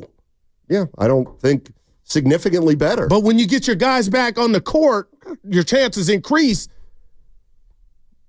Let's go to Chris in San Jose. What's up, Chris? How you doing, buddy? Hey, what's going on, gentlemen? A couple of points here before I get to the ultimate point. All this talk about Steve Kerr, while at times he does leave a lot to be desired with the young guys, you could bring the greatest coach in the history of coaches, whether it's a hockey coach, soccer, whatever it is, apply that level of knowledge, make him a basketball coach, and this team is still not anything more than a 7 seed at best. So I would agree with that, Chris. Even with the best, so even with the best coach of all time, you're in a play-in game. Second point, Draymond Green. I heard the guys this morning, Bonta and Shasky, they made a offhand comment about, Draymond is so unique and he's just, so unique in how he plays the game in comparison to other players. What's unique about him? The fact that we are the only team in the NBA who lets a guy who can't shoot, can't dribble, can't make a layup half the time when it's uncontested. And is that what's unique about him? Mm-hmm. The fact that we're letting a guy with no offensive skills run our half-court sets 80% of the time? Is that what makes him unique, guys? And thirdly, I like a little analogy here. I don't know why this popped in my head, but I kind of hearken it to like a dead tree, right? An arborist comes in your backyard. You got 5 trees. You love them, but he comes in and he says, look, these trees are dead. These trees are not going to bloom again. They're not going to come back to life. But here's what I can do for you. We can gather the seeds and the seedlings, and maybe we can replant the tree, and it can grow elsewhere, and it can be as fruitful as before and as beautiful, if not more beautiful than it was before. So I say that to say this. Goo, you say, glass half full. I love it. You say, hey, a lot of games to play. It could go negative, but you're sitting there. Well, it could also go positive. The reality of the situation is this. The chances are that we are a 1 through 6 seed are exponentially less than the chances are that we're 7 through 10, and more realistically, don't even make the playoffs. So what I say is gather the seeds from the tree, move them, and try to replant your tree. Try to trade Draymond. I don't think Draymond's going to get you a first rounder at this point in his career. Steph Curry might. If Steph never wants to leave, the ball's in his court in that regard. But my guy, Steph, you're also never going to win a championship here because, Goo, even to your point, Kuminga comes back, they get a little bit better. Guess what? It's still all running through Dre and Steph, and they are no longer good enough to get the job done. And that caller ain't tripping. He's right. $26 million and up. Go look at the players, and you tell me if you would rather have Draymond than 95% of the players getting paid above him or 95% of the players making $20 million and above, because he ain't that dude. And he has, for all the positives he's brought to this franchise and all the winning that he has been attributed to, he's lost us just as many finals games.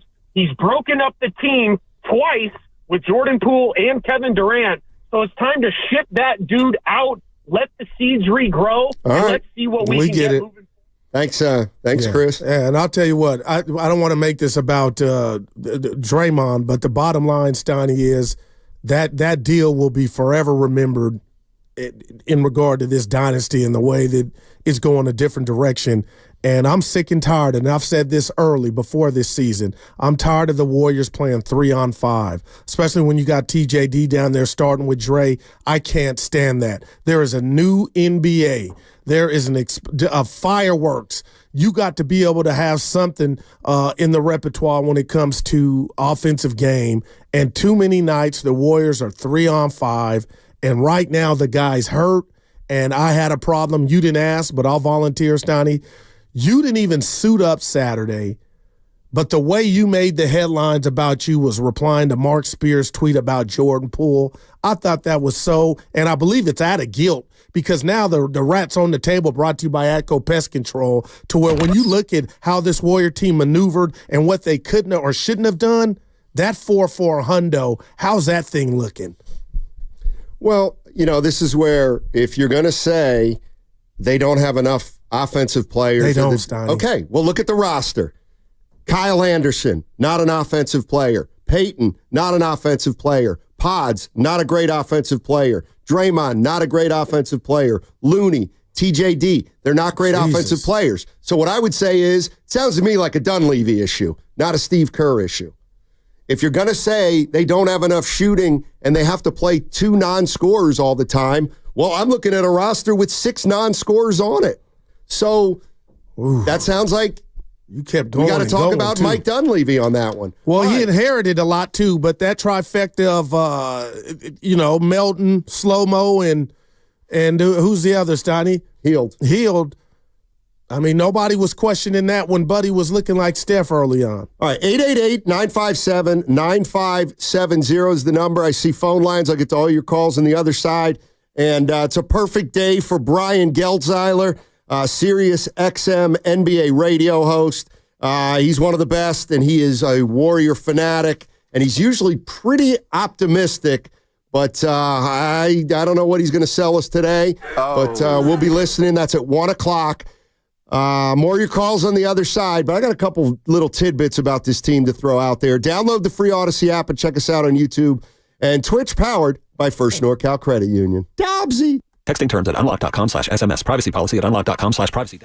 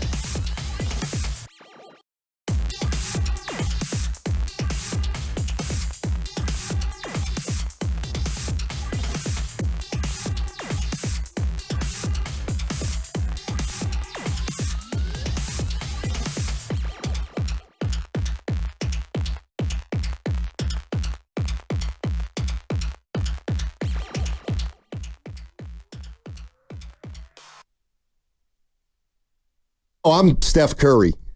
Don't interrupt me. I was drunk. Now back to Steiny and Guru.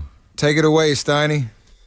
All righty, we're talking Golden State Warriors. They get beat by the Celtics yesterday on MLK Day, 125-85, biggest loss at home under Steve Kerr. And the Warriors now 21-21. They play the Kings tomorrow in Sacramento, and then they come home for like 5 or 6 in a row at home. Let me give you those games.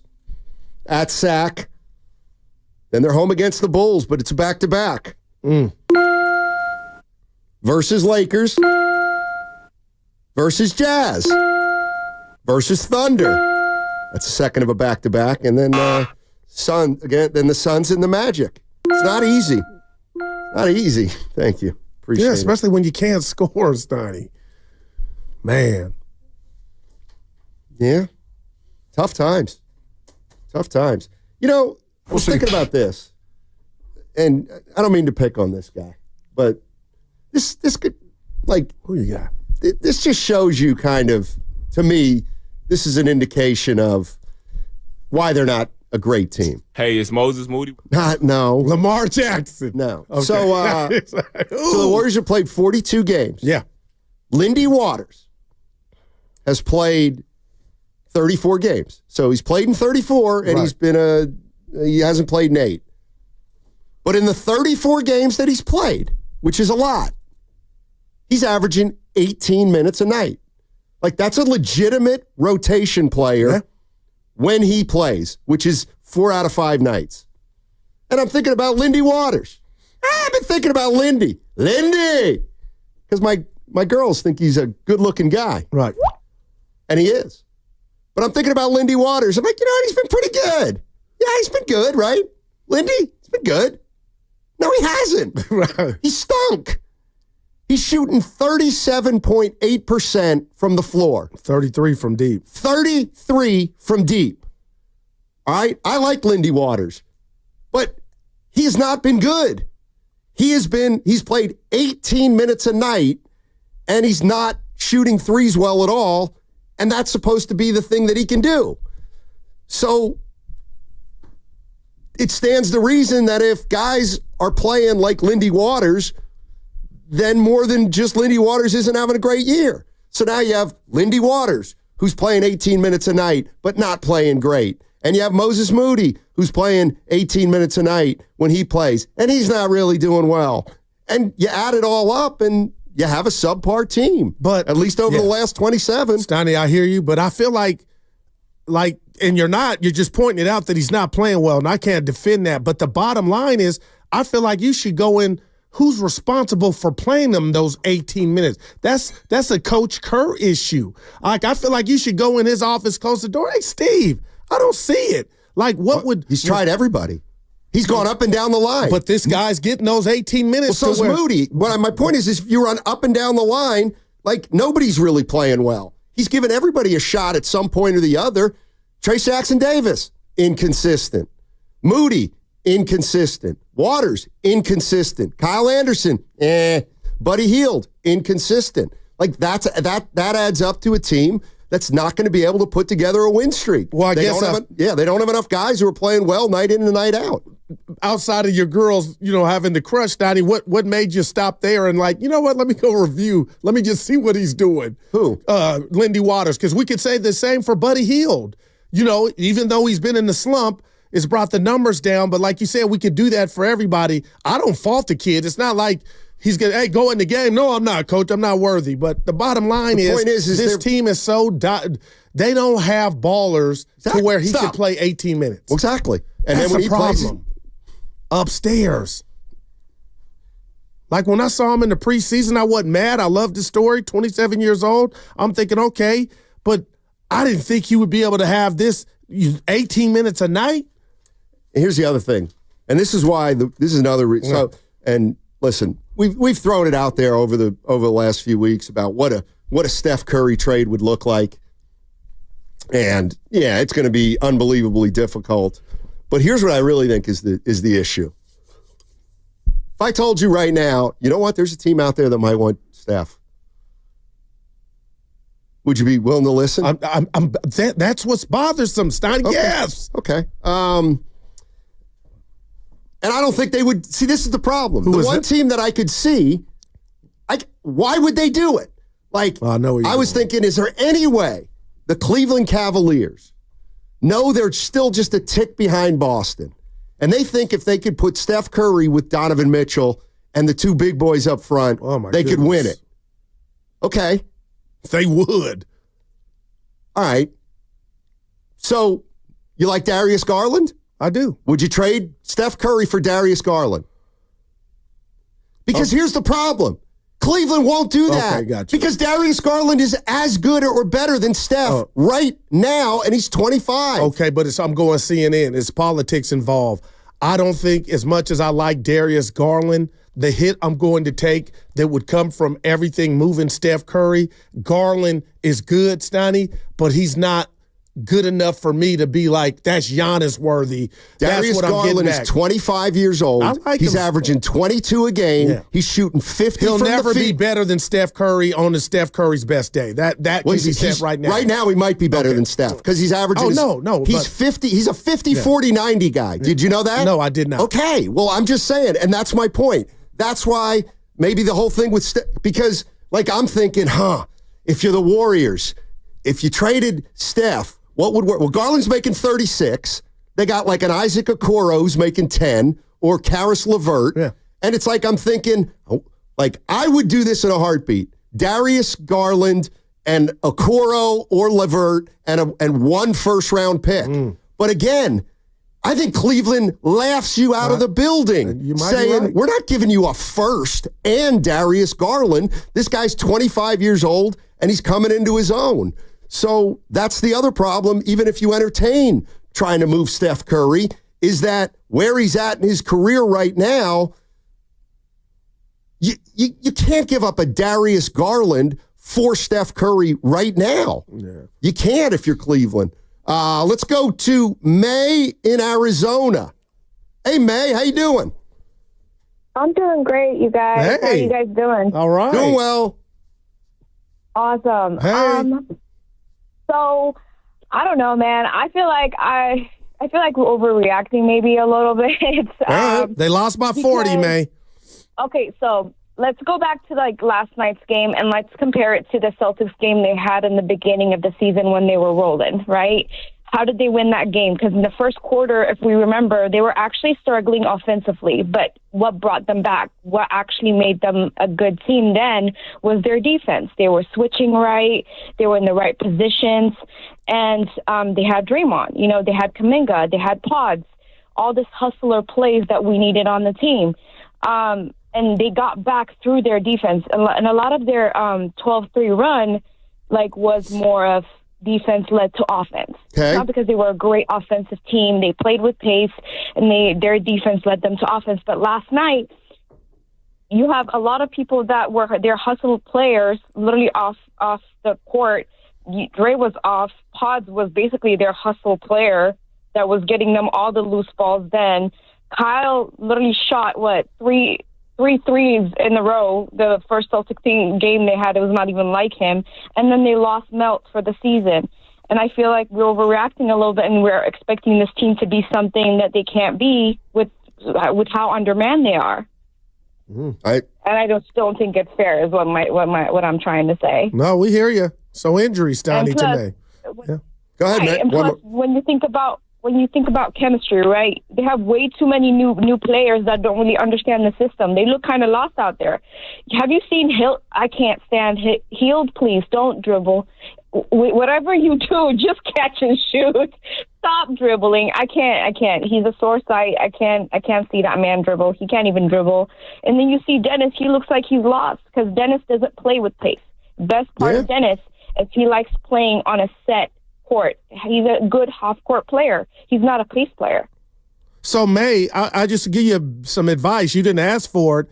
I mean, you're really hard on the new people that came in, but the Warriors knew what type of offense they ran, if it was going to be too complicated or not, and they chose these players that may not be fitting in. So that's more of an issue with the front office than the players that the Warriors chose and they're not fitting in. And I would tell Steve Kerr, dumb it down, May, so they can, if this is a real issue, they can grasp the concept of what they're supposed to be doing and not thinking, Stoney.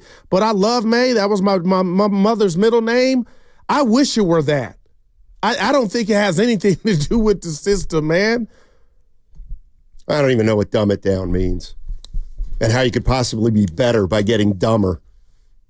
I don't understand that. I mean, play the game. Well, we talked about for years, Jonathan Kuminga couldn't pick up the offense or the defensive rotations. That's what we're talking about. Well, okay, so then give it to him and let him go one-on-one. That'll win you a title. Like, you can't play like that. You have to play the right way. You have to have the right players. I mean, you just can't give the ball to guys and say go one-on-one. And that's what I hear when I say dumb it down. It does feel like they're pretty bad at the simple things. Layups and free throws, maybe. They can't get the easiest shots to go.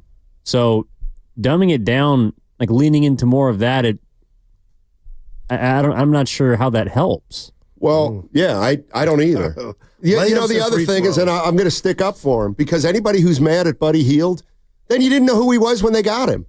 His numbers are the exact same as they've always been. He's averaging 12.5 points a game. That's exactly how many he averaged a year ago. But Stoney, his shooting is exactly this. He's the same player. But he's not the same player in Warrior fans' eyes that started the first 20 games. You can admit that. He looked like it's not his fault. Him to shoot 55% all I'm just year. saying, the numbers are going to close come the back. laptop and open your eyes and understand people are turning on him, and it's not fair because he looked like a different Buddy Hield at the beginning of the season. Wake up. Close the laptop and quit being paralyzed by the numbers. No, you're right. You are right. But don't act like there's been this there's not been this metamorphosis for 15 with his games, play. He's not going to shoot 55. Use your head. He got off to a great start. Right, Will you give me that? Right, and he's exactly where he's always been. He's exactly where he's always been. But understand, people are turning on him. We just heard May. Right, and I just said, if you're turning on Buddy Hield, you're an idiot, because this is exactly who he's been his entire career. He's shooting 38-3, 12.5 a game, low 40s too. That's what he does. Like, you don't acquire a 38% three-point shooter and then think he's going to shoot 50 all of a sudden. Like, this is who he is. He got out to a great start, man. Right, and that means he's going to regress to the mean. Yeah. And the fan base is desperate. Isaac in San Jose. What's up, Isaac? How you doing, man? Hey, good morning, good afternoon, you guys. Hey. You sound like a bunch of crying Girl Scouts. You got 4 championship rings. You got a leader who is not a leader. Mr. Steph Curry should have stepped up when he ran KD out and when Draymond ran Poole out. We all know that, but he don't have no hair on his chest. So how much of a man is Steph Curry? Boys to the right, walks on his tiptoes. I don't know how far I would have him lead me because he's falling apart. He's hitting the ground every time he runs. He's falling apart, and the team don't look good. We're reaching. Let the guy go. Let Draymond go. Let's admit our mistakes, okay? And let's dump this thing and start over from scratch. I need men, leaders, men. Guru, you got hair on your chest. Sonny, I'm assuming you got hair on your chest. Steph don't have too much hair because he done ran Draymond. Don't you hit my teammate. He's a young stud. Get your ass, get out of here. You got to have some leadership. Steph ain't giving us that. What good is a three-point shot when you damn near wear dresses every day? That'll do it. You the man. Yeah, where would this team be without the chef? What, this year? Just, yeah. 500 probably. No, stop. I know you're going to give me the record without him, but they're better without him. Like, but you don't mean that. Yes, I do mean it. That's the problem with this team, is we actually are still thinking that, like, Steph can be the best player on a 50-win team. But why would we not think that? Because he hasn't been the best player on a 50-win team for 2.5 years now. Well, I'll give you that, but he's the best player on the team. Right. And I can make a case that why they're not getting the 50, he's not the So he hasn't been the reason 2 straight years? No, he's been part of it, but he's not the biggest issue, man. That's all. Well, talking about this team right now like a 50-win team is preposterous. No, we're not. We're talking about a playing team, and they're not even qualified for that right now.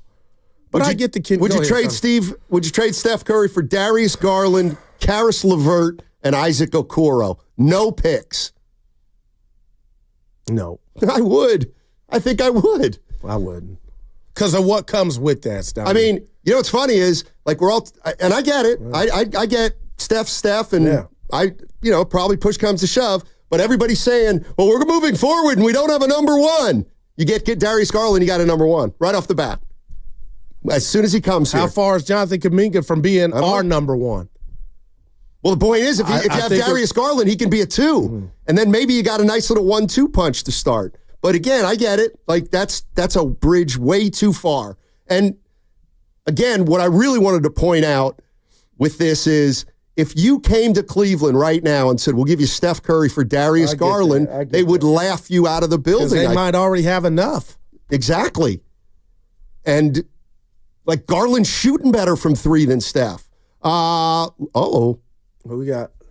The other guru in Stockton. There's another guru, another Bobka. We'll decide. Another guru. What's up, woohoo? I'm going to lay out here. I'm out. What's up, you guys baby? Determine what's going on here. What you got? Nah. I'm a big. What's up, fellas? I'm a big fan of the show. Goo, I love you, brother. I love you they back. call me a guru for a different reason, man. They call me guru for a different reason. But you got to share. Hey, stop. You got to tell us what reason if it's not X-rated. You got to share with us. No, it's not X-rated. It's not X-rated, I promise. But, man, just a couple points. But, hey, brother, so you really want to know? Okay, so basically, I ordered. So you know when the Warriors beat the Cavaliers a couple years ago with LeBron on it, I knew the next morning. I woke up hungover. By the way, I woke up hungover, and I was like, oh my goodness.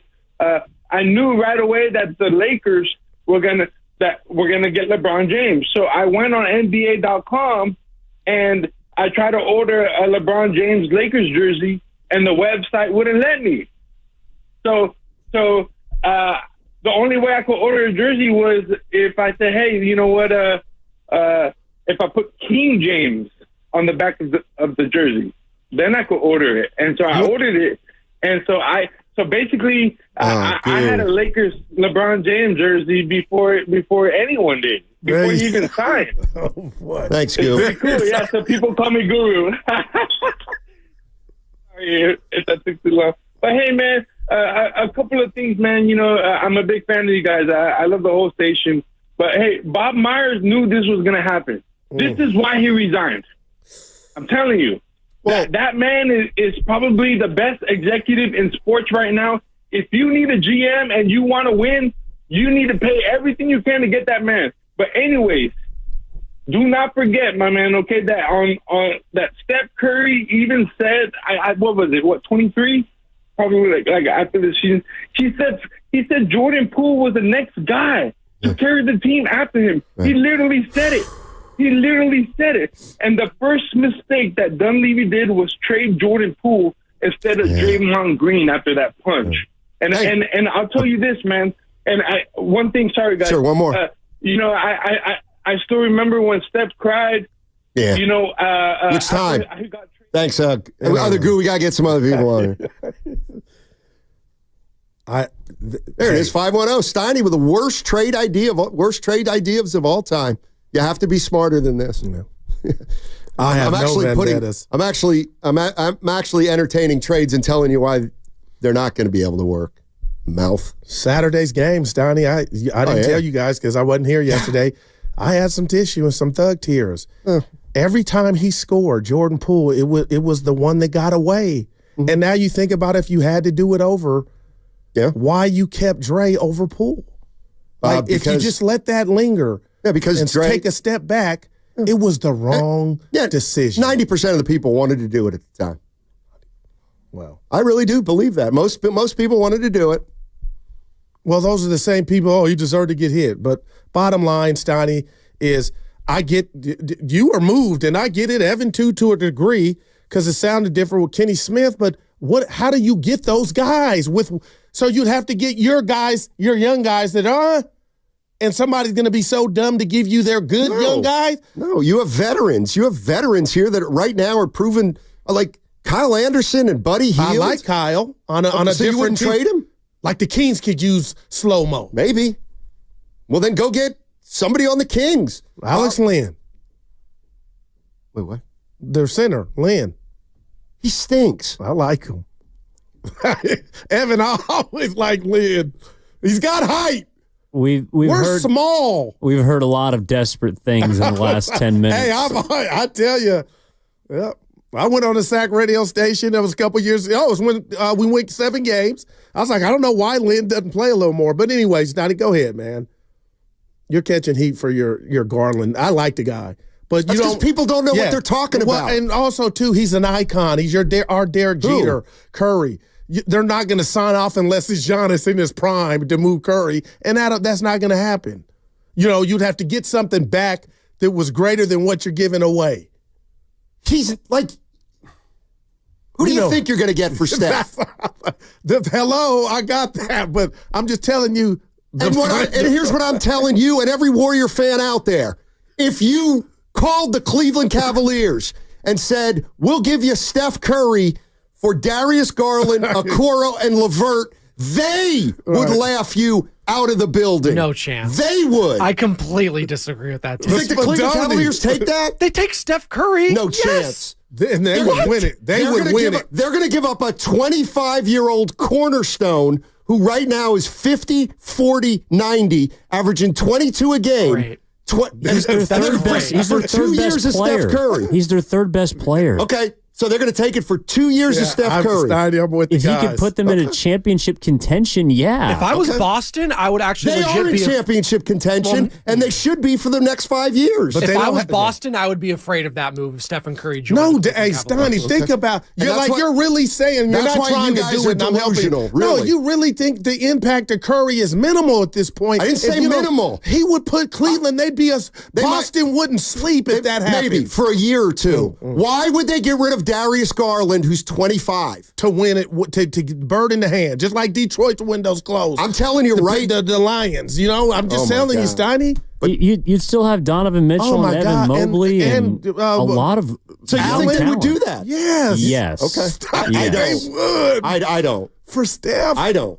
I really don't. Wow. For 2 years of Steph Curry. What if you won 2? I mean, that's the Shea Gilgeous. But what if you won? What if you went back to back? No, because there's no picks involved. Yeah. Well, exactly, because it's not as imbalanced as we think. Like, what if I said, like, you're not going to get Darius Garland and picks from them? Right. He's too good of a player.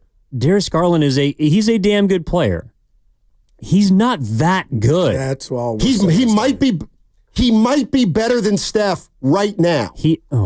Like, I'm just saying, Steiny. This is where we're Are you not crazy. seeing these videos where 3 and 4 dudes are guarding Curry?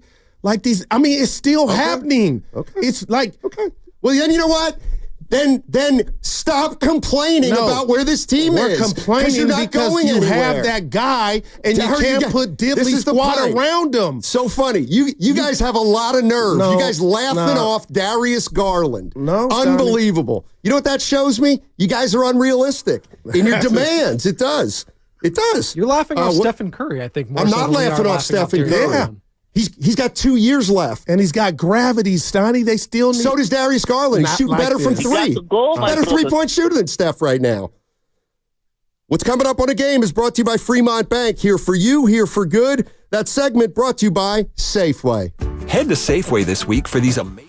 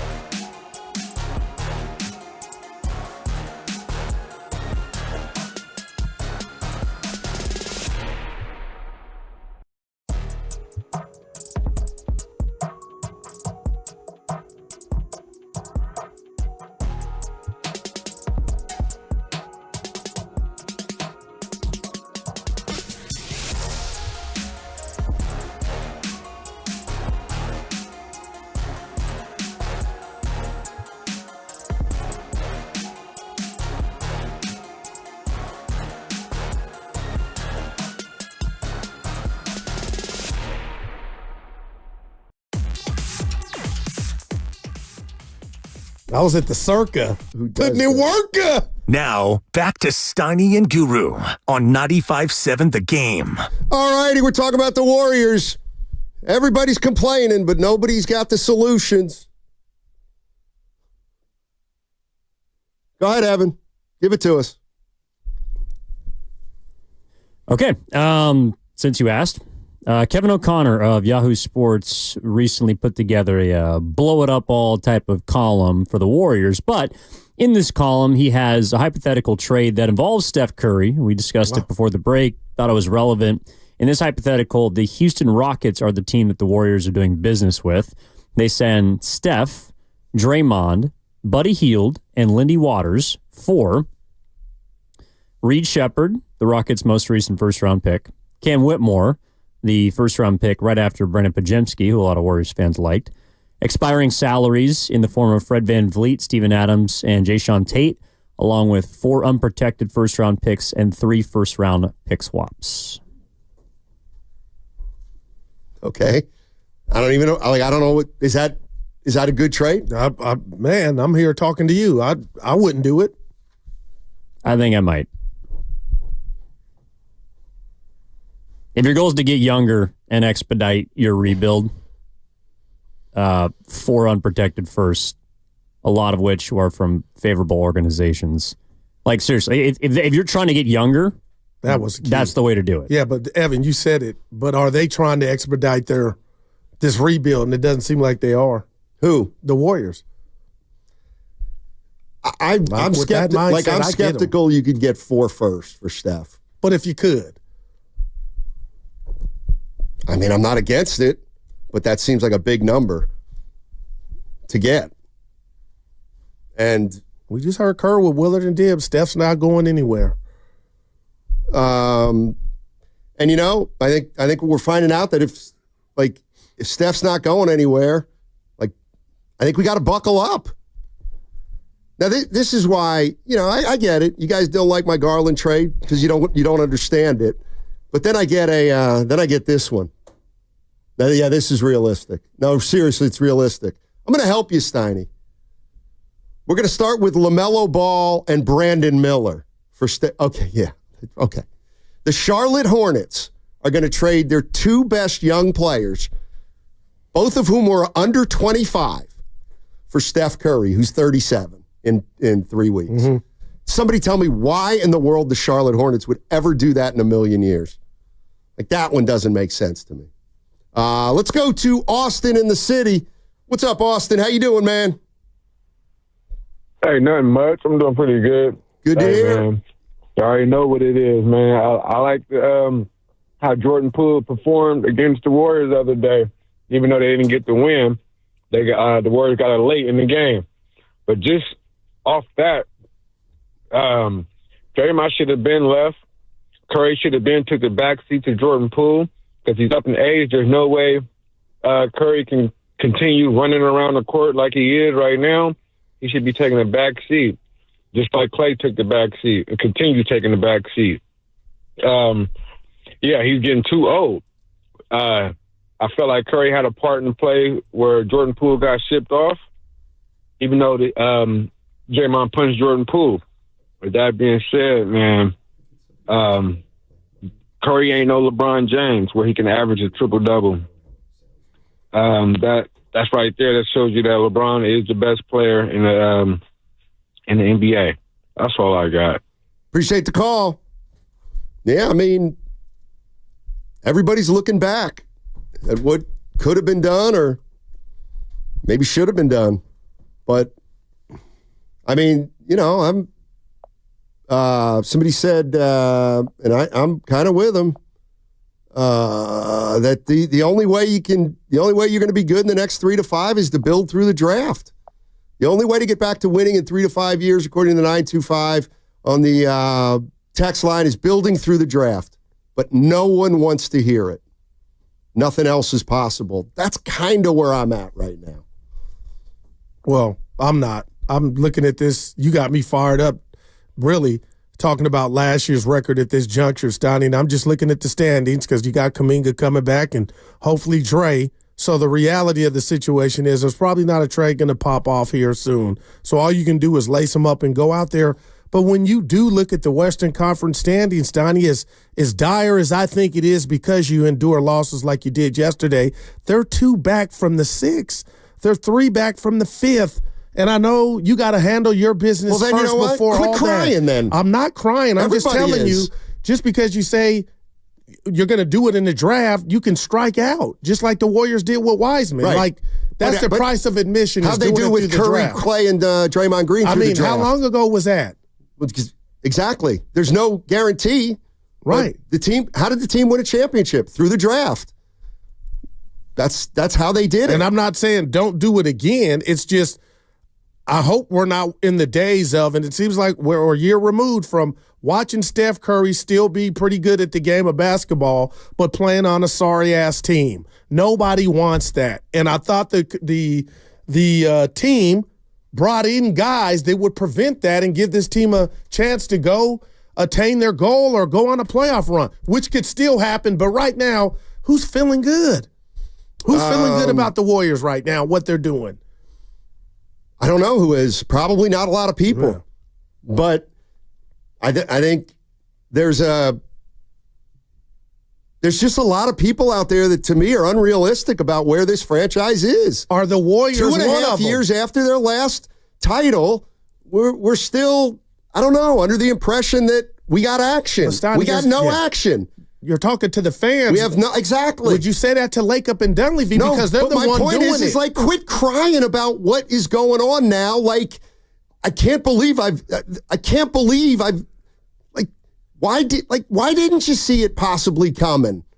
Like, well, right now they're still 500. They're 11th, but they're still 500. Which is worse than they've been the last 2 years. If you look at, who's not been in the lineups now, it's a big deal. Okay, and like, can we take the last 3 years together? Yeah, we can. And like, there was a playoff berth in there. Right. But so you make a differentiation between making the playoff. Like, I look at it as they won 44, 46, and now they're going to be at 42 or 43. Like, yes, 1 year that was good enough to make the playoffs and they won a round. But I don't think they're in any better spot now than they've been in the last 2.5 years. And they're still smack dab right in the middle. And no doubt about it. And the bottom line and what's concerning for me is I'm starting to wonder what's going on in the front office when you make multiple moves and that's still the title of the Jams. Donnie, now I know you lost Melton, but is that fair? And is it fair to say, okay, Mike D and a trade may come, something around the edges, we don't know. But is it fair to say we thought an infusion of something of good basketball was coming, and right now they're still where they were last year? Is there any okay, so I get that there's a school of thought out there that it's like Steph's still really great, and if we got him enough help, we could be this good. Is there any other feeling out there that, well, actually, what this last year or two has proven is right now, Steph's not good enough to be this player that is a number one on a team that can really do any damage? Like, I think you don't have to agree with it, but to me, it's fair to look at it from the other side, too. Yeah, it's fair to say Steph needs more help, but it's also fair to say maybe if you think that he's got to be your best player, you ain't never winning again because you can't put a team around him as, good enough now in his career to be a 4 or 5 seed. Like, that's possible. Yeah. I don't, and I'm, again, no Steph Curry underwear on me, Stoney, but I still think the dude's good enough. He's proven it. I just think he's a byproduct of what's not around him. And what's not around him, starting when a healthy Draymond Green is out there, is more of a hindrance now, man. The dude needs people that can put the ball in the bucket. Yeah. And right now, for whatever reason, he's surrounded, and I'm not saying he's perfect. I'm not saying there's been slippage or a little regression. But, Stoney, are you really asking yourself that question today, that you really feel like the ketchup bottle that is Steph Curry, there's nothing left? I'm telling you that it is now January 21st, and we continue still, even though what the organization said last week, we continue to have our first option be finding enough help for a 37-year-old 6'3" guard. It is becoming more and more obvious to me that whole idea is ludicrous. But like what I continue to find out, I just think it's ludicrous. Yeah. If you disagree, that's a point of view. But I'm just telling you, here we are, January 21st, 2025, 3 weeks from Steph's 37th birthday, and we're still talking about we need to give him more help. It's like, okay, so it's all right. We're still there. That's what I'm hearing. We're still doing it that way. And I feel like we're banging our head against the wall. Well, Stoney, I hear you, but the bottom line is, and I believe this to be the case, Joe Lacob knows Steph Curry is still his cash cow. He's a fan favorite. He's earned that, and he doesn't want to move Steph. So are you really that surprised that that's what it is? You have to I'm not saying, and we're not saying, Stoney, go get Pippen and Jordan, but something better than what you have now to make the game a tad bit easier for an older Steph Curry. That's all. Right. Man. What I'm saying is, if that's the way you view Steph Curry, that he's a cash cow, not that he's a great player, which he still may be, but then you're like, then it's like, I kind of feel like, what are we talking about? Like, why are we even having these discussions? If Steph Curry is your cash cow and he ain't going anywhere. And he's filling the building. And great, he's filling the building. For how long? Like, this is, let me ask you guys this. As long as Steph Curry's on the team, are they going to sell out? With the right moves, I believe so. What about right now? Well, I think we got the answer to that. The answer is yes, but the bottom line is this season, and I just checked myself, Stoney. I'm gonna pull my boots up. Season is not over, and Kuminga's coming back. So now I'm really, what can I do? I can fan the way I'm going to fan. I'm gonna hold on, all hope that when Kuminga gets back, Stoney, it's better than it ever been, because you know what it's like without him. And at the end of the day, that's the road they're choosing. We're riding Steph, Stoney.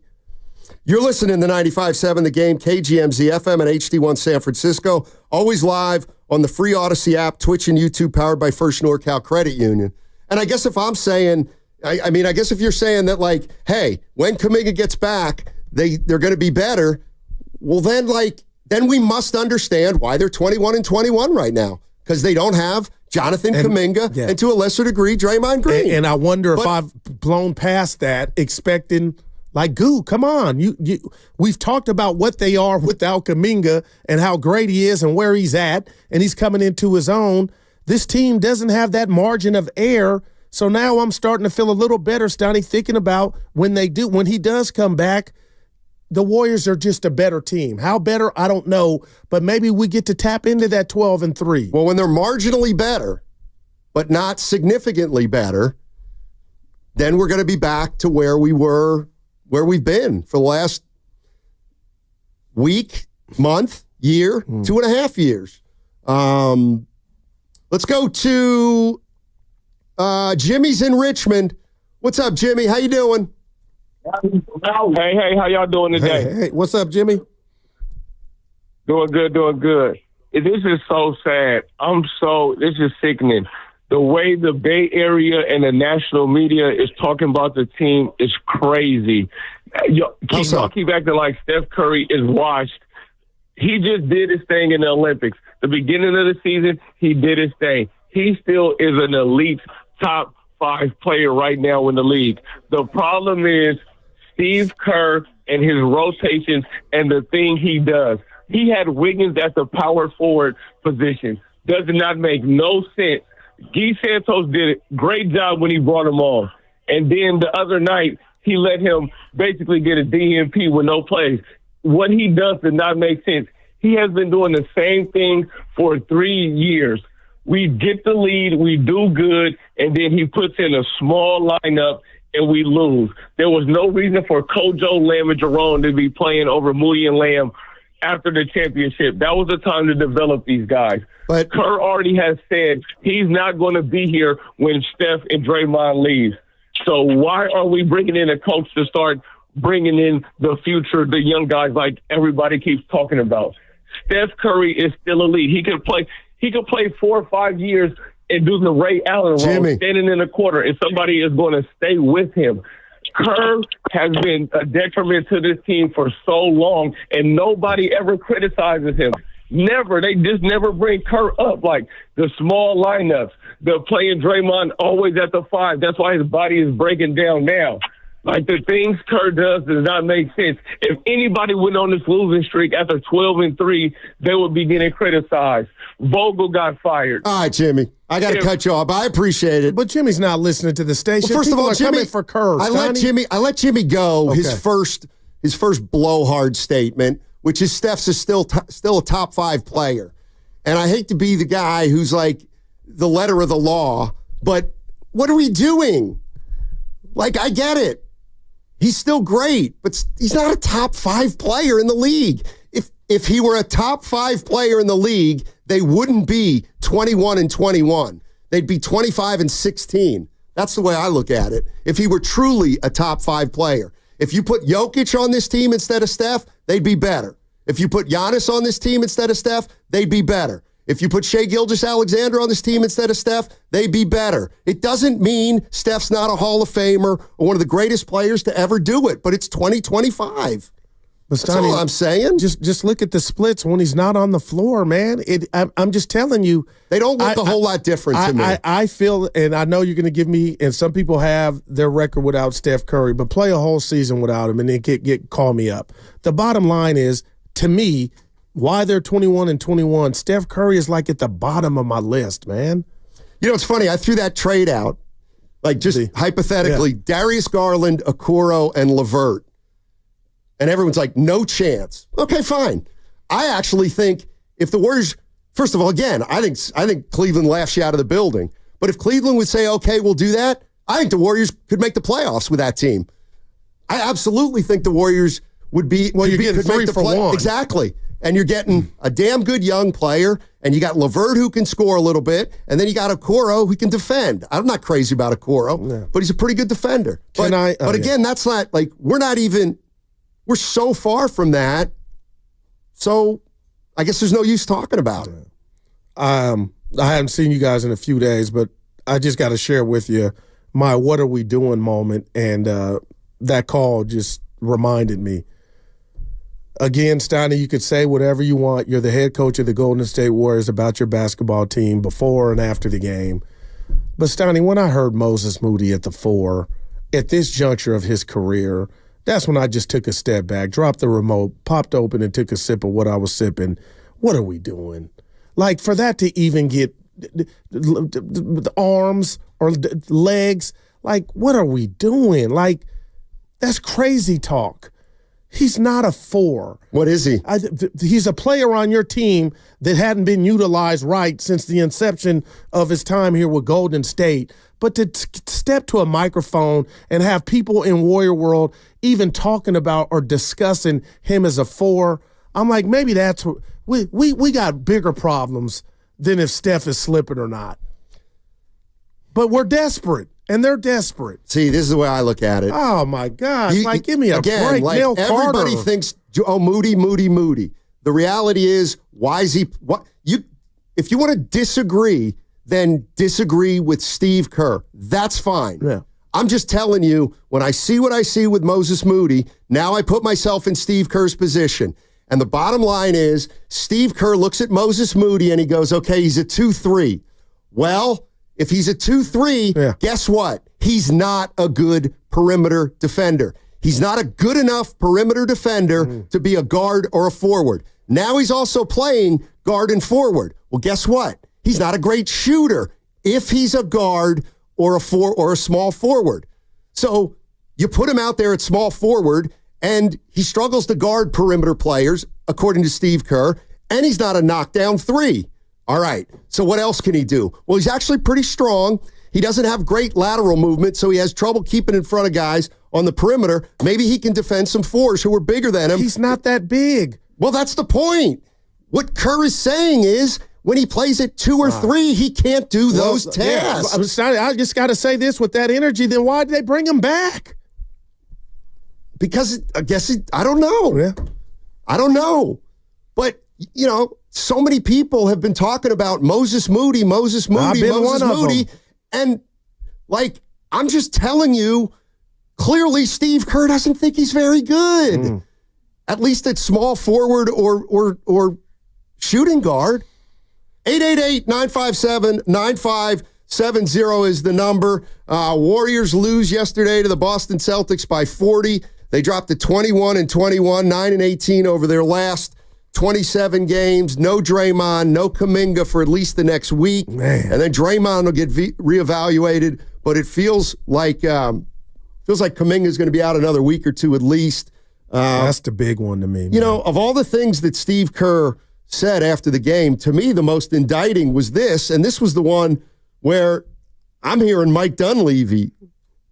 The biggest thing for me is I want good shots. I want rhythm shots. I didn't feel like the ball moved side to side very well in the second quarter and felt like we got stuck on one side of the floor. So it's never about the number of threes we take. It's more the quality of the offense. We're not a team that gets layups or free throws. It's just not in our DNA. We have to shoot a lot of threes, and we will continue to do so. Nights like tonight, we don't go. Yeah, it's a tough road. All right, now, when he says we're a team that doesn't get layups or free throws, one of two things is true. He's either telling the truth or he's not. And if he's telling you the truth, if that's what he believes, they stink in both categories. But you can't win then. Oh, well. You can't win. But you can, everything else is you're an NBA player. You shouldn't be infected. The whole team, TJD, I love him, but I'm tired of watching if it's not a dunk, him, CYO, putting the ball, dunk the basketball. Draymond coming in there doing whatever you call what he's doing. They don't finish. But you are talking like they don't get the opportunities. They're the worst free throw shooting team in the league. That falls on the coach. No, it doesn't. How's that on the coach? How's that on the coach when you acquire bad free throw shooters? Are you being serious? Dead serious. Then what's the coach's job? Not to teach free throws. Oh, man. What about layups, Steiny? They don't have good finishers. Buddy Hield's not a good finisher. Trace Jackson-Davis is not a good finisher. You summoned them to come and you drafted them to be a part of your team. I'm just saying they all have strengths and weaknesses. And, I'm not being a jerk. No, I'm not saying Is Draymond Green a good finisher? No! Okay. But he's gotten away with murder since he's been a Warrior, and now when you need him to finish, because Curry can't do it all by himself, or you don't have Clay and KD, it becomes more apparent. Buddy Hield's not a great finisher. He's just not. He's more of a shooter. So maybe he wasn't a good fit. I'm not blaming they Buddy. Need to replace all the people. Steiny, I get it. Klay Thompson wasn't a great finisher. You're talking about Moody, and they decided to bring him back. So, Steiny, I think maybe your calculator is a bit off because they feel like down there that Moody's giving them more than you're giving them credit for. I feel like but this the Moody at 4 was like, okay, I've had enough. Well, everybody wants everything under the sun tried. You want Quentin Post. I mean, what's the difference between... But he hasn't failed. He's got Moody size. hasn't failed at the 4. Oh. 888-957-9570 is the number. What's coming up on the game? Brought to you by Fremont Bank. Here for you. Here for good. Dan Dibley here with my buddy Guru, both on Abundant Life weight loss, and I'm down 25, and I know you're doing great, Goo. How's it going? I'm down 11 pounds, Dibs, and I feel light as a feather. No prepackaged.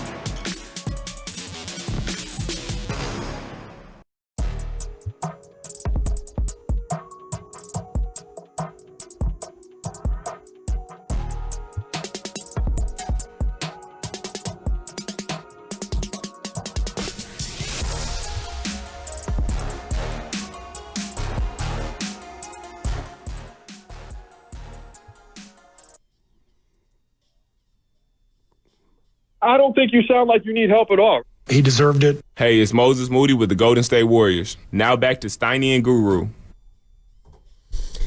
All righty. Warriors halfway through the season, essentially, 21-21 after getting beat by the Celtics yesterday at Chase Center, and tomorrow they go to Sac. And Sac's been playing a lot better since they fired Mike Brown. And the Warriors, I don't know, how would Warrior fans describe where they are right now? Is it no man's land? Is it an abyss? Is it at the corner of trouble brewing and I like that house on fire? I'm going to say at the corner of trouble brewing. And how about I double back, Stoney, and revisit this or give you my true answer after the trading deadline? Because that's when I'll know, okay, we riding. This is who we are. Let's go.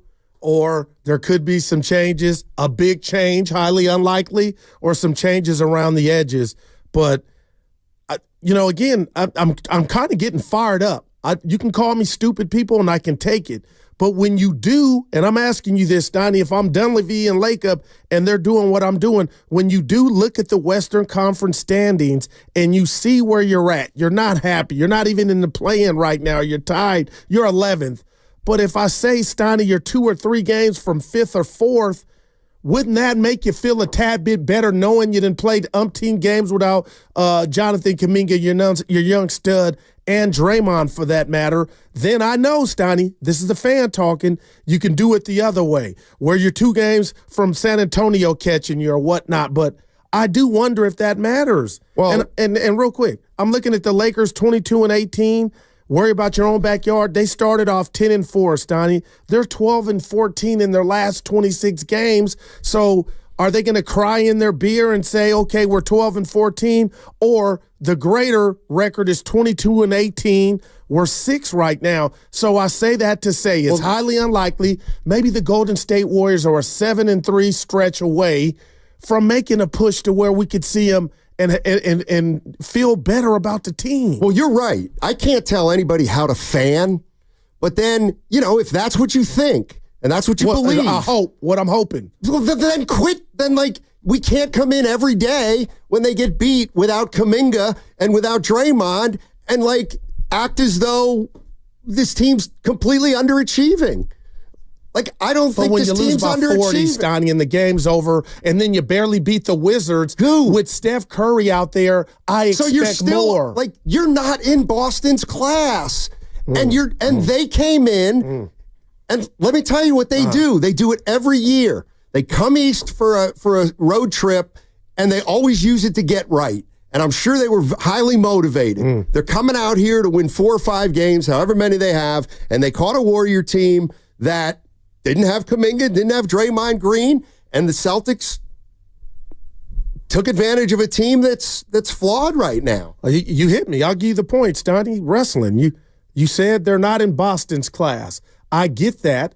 But, again, losing by 40 to whomever on a national televised game, I didn't see that coming. And when is that math going to ever work for the Warriors? Every time I think – what math? They got a axe to grind, or there's Toronto. I just took for granted, okay, we're going to get hot. We're going to go up there with, no Kuminga, and we're going to go out there and win that game. And we lost to the Raptors. When does that thought process ever work for the Warriors going forward? Or are they not good enough or talented enough for we'll see tomorrow. They play Sacramento. Who just embarrassed you. Exactly. So I don't know. I look at it this way. Why would you expect the Warriors to go up into Sac right now and win tomorrow without – this is kind of what I'm talking about. If they go up and play in Sac tomorrow and lose 117-102, what? They're going to be without – if you're saying Kuminga is big and Draymond's got it, that team, I think, is 8-2 over their last 10. So you saying my expectations are too high? If I'm sitting there telling you, what's the line going to be tomorrow? Probably 5? King, not -3.5. They were just the Warriors, the Kings. They fired their coach, but they're 2 over. I get it, but Stoney, that's not. it's not impossible for them to go beat that version of the Kings. Right, but then they got to come back, and then they're going to have to beat Chicago the next night on a back-to-back. Is Steph playing? I don't know. Exactly. Now, he might. I understand he may try. But then is he going to play the back-to-back next week when they have the Jazz and the Thunder on consecutive nights? You would think he should be able to sit out the Jazz game. But why? Yeah. Why would you think like that? Those aren't automatics anymore. And like, here's the one thing I feel like, I got to figure something out. No, I'm here with you, man. So the Golden State Warriors win a title in 2022, okay? And it's not like they were dominant, all right? They won a title in this is the thing. They won a title in 2022. It was unlike their other titles because they weren't clear and away the best team in the NBA. Would you agree with that? Right. But they got off to that crazy start. They finished as the best team in the NBA, but the reality of the situation is they won it in a year where, there were 4 or 5 other teams right there with them. They won it. Okay? Things went their way. Right. But and I'm not taking anything away from that. But my point is they win a title, and they're not leaps and bounds better than the rest of the league. They won a title, and they're at the top with about 5 or 6 teams. What did they do? They doubled down. They re-signed Wiggins. They re-signed Poole. And they said, we are trying to repeat. That's what they did. And I love it. They won 46 games. Okay? They were, to my way of thinking, they were fortunate to get a matchup with the Kings. They beat the Kings, and then the Lakers put them to bed. Yeah. Then they had an offseason. And what did they do? They doubled down again, thinking by re-signing Draymond Green, they doubled down again. And so then what do they do this year, this offseason? To my way of thinking, they doubled down for a third time with all their talk about a number 5 for Steph, a number 5 for Steph, 5 for Steph. Let's get him a 5th. So they have doubled down, to my way of thinking, ever since the 2022 championship. So it is inevitably led to right here. And in the last 2 weeks, the Warriors have seemed like they finally said, in a way, we're not going to double down anymore. That's what I'm hearing. Well, the poker game is over to me when you say it in season. You're unless you make a trade. Well, they're trying. That's the point. Trades are hard. Right. And we found that out this offseason. But what I'm saying, Stoney, is I don't want to hear poker talk after the games are over. Wait till the end of the season. You made your bed. You decided Slow-Mo and company were going to be enough. Right. You double down. But can you really double down on a non-playoff price? Can you double down, Stoney? This is where we're at. And I think they did more than double down. Okay, I that's think even worse. The Klay Thompson, whether you agree with it or not, and I get it, that's neither here nor there, Stoney. That was a hard emotional move. And they said, you know what? We're not playing into what the Giants did, the baseball Giants. Klay, you got to go. So to me, that was hard for different reasons. Now, it probably was the right thing to do on the basketball court, but I don't look at that as double down and then say a night to Chris Paul and get nothing for him. Like, those are the things like that. That's not good for anybody. Why did you bring in 3 veterans? Because you thought you had action. Right, that's doubling down. You're doubling down for you've doubled down for Steph. And what if I told you 2022? Okay. What if I told you? I get the feeling the message. That's all good. I get the feeling the message now is, you know what? We're not going to do that anymore. Like we can't double down at the trade deadline for Steph anymore. I hope that's not it. But I get you. But every double down decision up in this point has backfired. But what I'm saying is that this would be a backfire in a millisecond in regard to one half of basketball where people thought you were going to put your best foot forward. That's all you need to see. It got so ugly in Warrior Land that you're like, you know what? Hey, just pass on the trade deadline. That's what I hope, partner, is not what's happening. But I'll say this, to the 3 that they brought in, they tried the big fish, Steiny, too, and couldn't close the deal for whatever reason. What was really out there for them to get outside of a Slow-Mo, Buddy Hield? And like, I'm not hating on those guys. And Anthony Melton. What was realistic? What did Joe Lacob sell you? What did Joe Lacob sell you on? What kind of player? I can only answer for Joe myself. didn't sell me on how even though they didn't make the playoffs, how I thought a soft reboot. Well, what did Dunleavy sell you in the offseason about the strategy? I got to be careful here because I'm hurt. He told me Jordan Poole wasn't going anywhere. No. This offseason. What did I'm asking Warrior fans? What did Joe Lacob and Mike Dunleavy sell to you? They sold me this connectivity. They also sold me the idea of a big trade. They sold me the idea of a trade. Okay. Yeah. Well, we're still 2.5 weeks from the deadline. They might be able to come through. You need it more now than you ever have. Maybe. But I'm just saying. It might not work, but fire.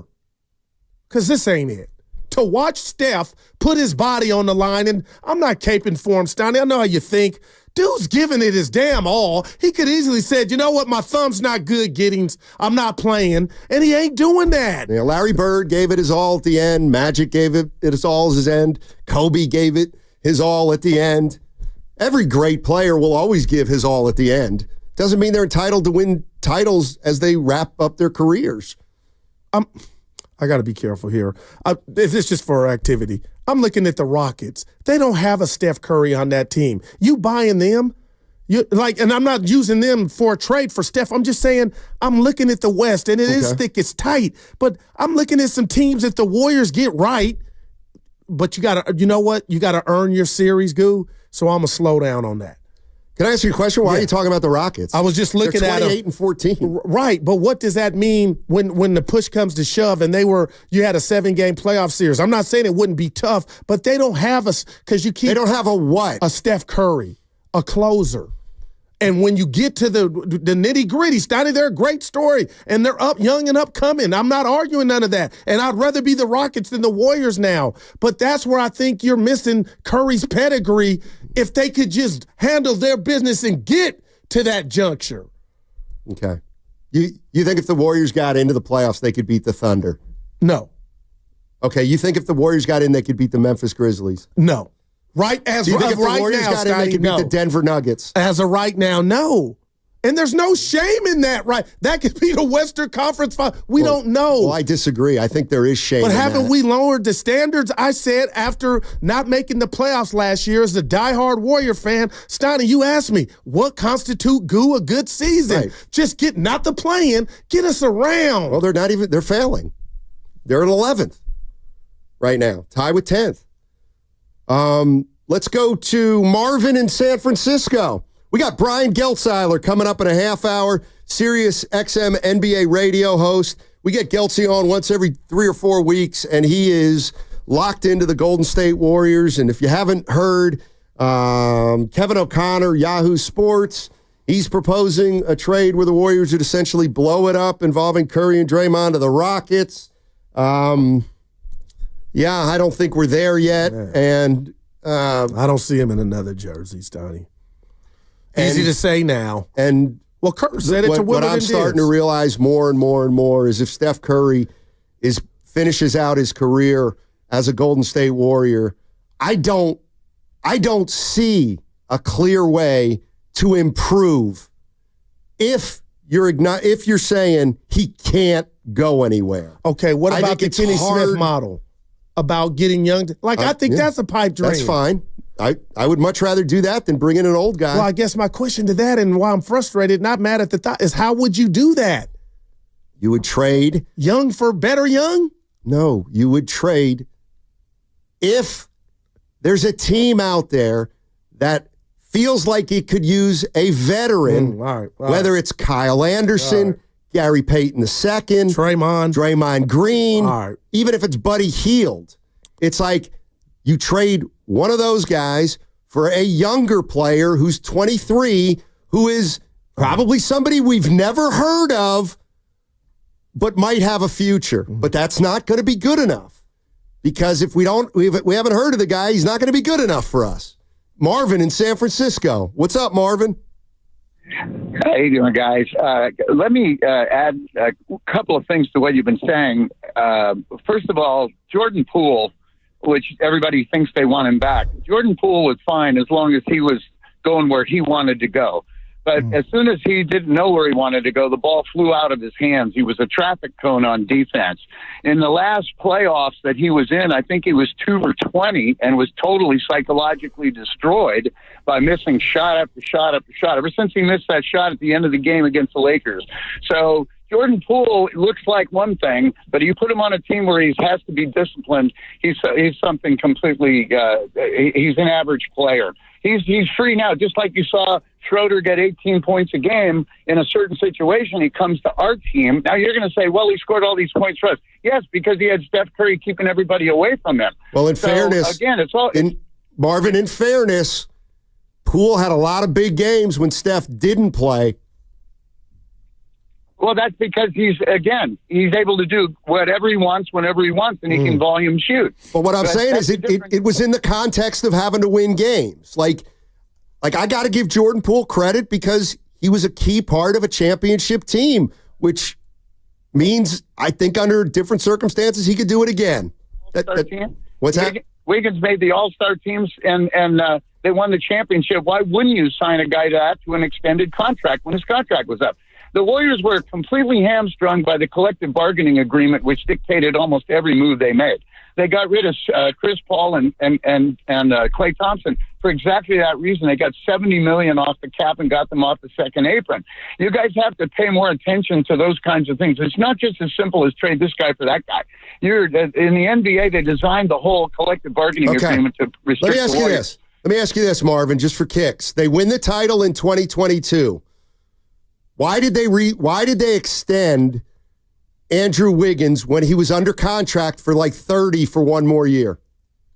Well, because they were thinking in terms of with the salary cap problem and luxury cap problem that they had. Right. They had to get him at a value price, and you do it ahead of time, and they did. They got him for $30 million when other guys were signing for a lot more than that. Right, and now he's not a $30 million player. Well, but he's in the last year almost of his contract. No. I mean, you got to go back to the championship year and see he was an elite perimeter defender, shut down Luka Doncic. I mean, he made the All-Star team. He had a great year.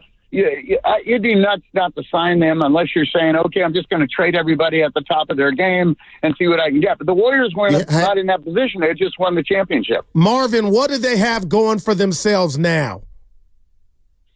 Well, I've said this twice on this program. They need to get a new coach. I mean, if you look at Sacramento, you said they're 2 over 500. They were about 7 games below 500 they were. When they got rid of the coach of the year, and they got a guy who can't coach. I will say this.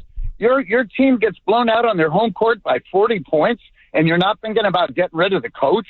He can't inspire this team. They're getting blown out in third quarters all season. That means the other team's making adjustments, and this guy doesn't see it. So I think before I traded a single player, I'm getting a new coach for these same players, and I'm going to see what that guy can do. At the end of the season, I'll make a decision whether I'm going to, trade. Got you, Marvin. Thanks for the call. Yeah, Stoney, I get what you're saying, and well, I said it too. There's no doubt about it. This impact of missing Kuminga just on the team, Steph Curry, and the whole offense is. But I get Boston's in a different class, but to lose by 40 in the fashion that they have, and we've seen this a few times. The Sacramento Kings are not the Boston Celtics, and they came in here not too long ago and beat you by 30. Like, that's not okay. So I've defended Kerr at every turn, but I am starting to wonder, Steiny, if my guys are really playing for me in an NBA game. You do not lose. Now, Boston, you hit me in the cardiac when you said they're not in their class, but Sacramento won by 30. Well, I'm just telling you, Steve Kerr said last night, we've been competitive this year. Sometimes you lose 40-point games, but we've been competitive consistently for the start of the season. Yeah. That's what Steve said, not me. And I think that's a bad soundbite. Like, even if you felt that, I don't think yesterday was the time you bring that up. That doesn't go. Just say, I don't know what the hell happened. No, Lou Piniella, just lied. But don't say you've been competitive after you just got ran off the court. And then if you take the Boston out, Sacramento's sorry ass came in here and beat you by 30. So don't tell us you're playing hard. Well, I mean, like, well, you know what I mean? That's not the time. But like, and I know this. That's why I'm frustrated. All I can tell you is what crosses my mind. And the fact that you referred to the Kings as sorry ass is like that well, to me. compared to Boston. No, compared to the Warriors. That's what I mean. I mean, we're sitting here in San Francisco with a 21-21 team. Everyone's but why would we call Sacramento sorry ass? They're better than you guys. But here's this is what I want to take you through, Goo, because this is where I vehemently disagree with the last caller, because this is where it started. You won a title in 2022. At that point, Andrew Wiggins had one more year left on his deal. Facts. For $33 million. Okay? Like, I want to go nuts. Like, don't tell me you had to extend him. You did not have to extend him. You chose to extend him, out of thinking euphoria. He had a great year, and now we can get him at 24, 26, 28, 30. I mean, he had one more year left in his deal. He'd been a Warrior for, 2 or 3 years. He did not have to be extended. I get you. You did. Jordan Poole did not have to be extended after you won the title. You could have done exactly what you've done with Kuminga with Jordan Poole. You could have let Wiggins and Poole play another year and then see where are we. They felt better about Poole, Stoney, and he earned that bread. Okay, well, if he nobody saw him get knocked upside the head. See, that's a whole, nobody wants to hear it, but that happened, and that to me ruined Jordan Poole. Okay. But you know what? But Andrew Wiggins, who would have not extended? He was an all-star. He looked like, okay. You think every team in the league would have extended Wiggins at that point? I don't want to say every team. I disagree. But a team that just won the championship and he was your second best all-around player. Congratulations. Like, I'm not throwing rocks at him for that. So he snookered you because he played 4 months of great basketball and you rewarded him 4 months. He never lived up to he made the All-Star team. So started stop in bitching now about extending Wiggins. If they had to extend Wiggins and it was a no-brainer, well, you can't come back 2 years later and say, well, that they had to. Okay, well, he's part of the reason they're in this situation. Like, and I disagree with you. Give me the Draymond one, too. They did not have to extend Wiggins after they won the title. No doubt about it, but you understand why they did and the feeling that they did, that they had when they did it. Exactly. He had checked off all, finally. For 4 months. Guru, you always talk about Purdy and track record and sample size. He got you. No, he got you. I got you. He got you. He put together 4 months of great basketball, and I mean what I'm saying. And now he got you. And also remember, you even said this morning, miss me with Wiggins is having a good year this year. Yeah, because I'm holding him to a higher standard. Well, that's one of the reasons you're not doing well right now, Wiggins. Yeah. And you can just go down the list. But I just think you would be, no, I get it. I just think you would be far-fetched, partner, to find many GMs or teams after they won a title. They kind of, I know Steph said they came out of nowhere, not putting a ring on that finger of Andrew Wiggins, even though you had that year. That sounds great. I get it. That sounds great. But I know 2 guys who were pissed that they got it. Draymond Green and Klay Thompson. Yeah. One of them didn't understand why those 2 got contract extensions. So when you say every GM would have done it, I don't know that that's true because the 2 teammates of those guys didn't think it should be done. 888-957-9570 is the number. Download the free Odyssey app and check us out on YouTube and Twitch. Powered by First NorCal Credit Union. That segment also brought to you by Chilton Auto Body. Have you been in a car accident? Chilton Auto Body is 15 convenient.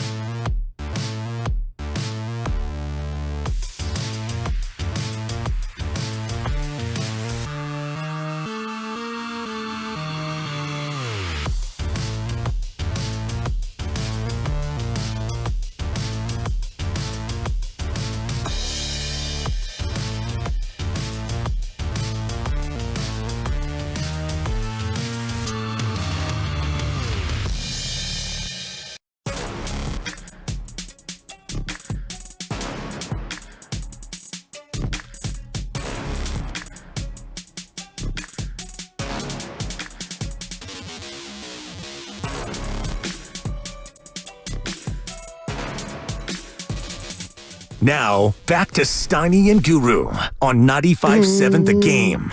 I'm really worried about you over the next 3 to 5 years. Seriously.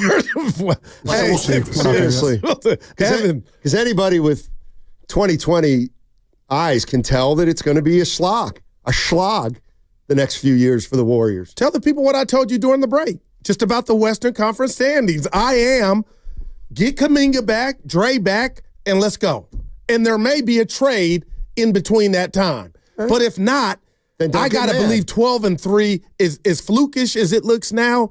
I'm looking at, man, Steiny, this is not over. I'm going to just say that. Okay. Well, people, what tree you smoking, Goose? Because that's on the But then you shouldn't have come in all mad about yesterday. Oh, I'm going to still be mad about it. You can't have it both ways. That was a no-show. You can't. And then the coach telling you, mad. hey, we play hard.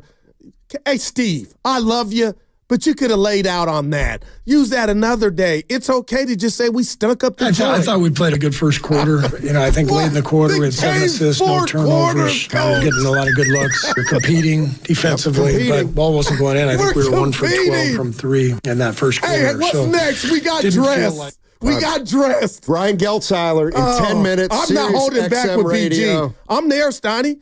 I'm not waving the white flag. You know that question you were going to ask me on the air?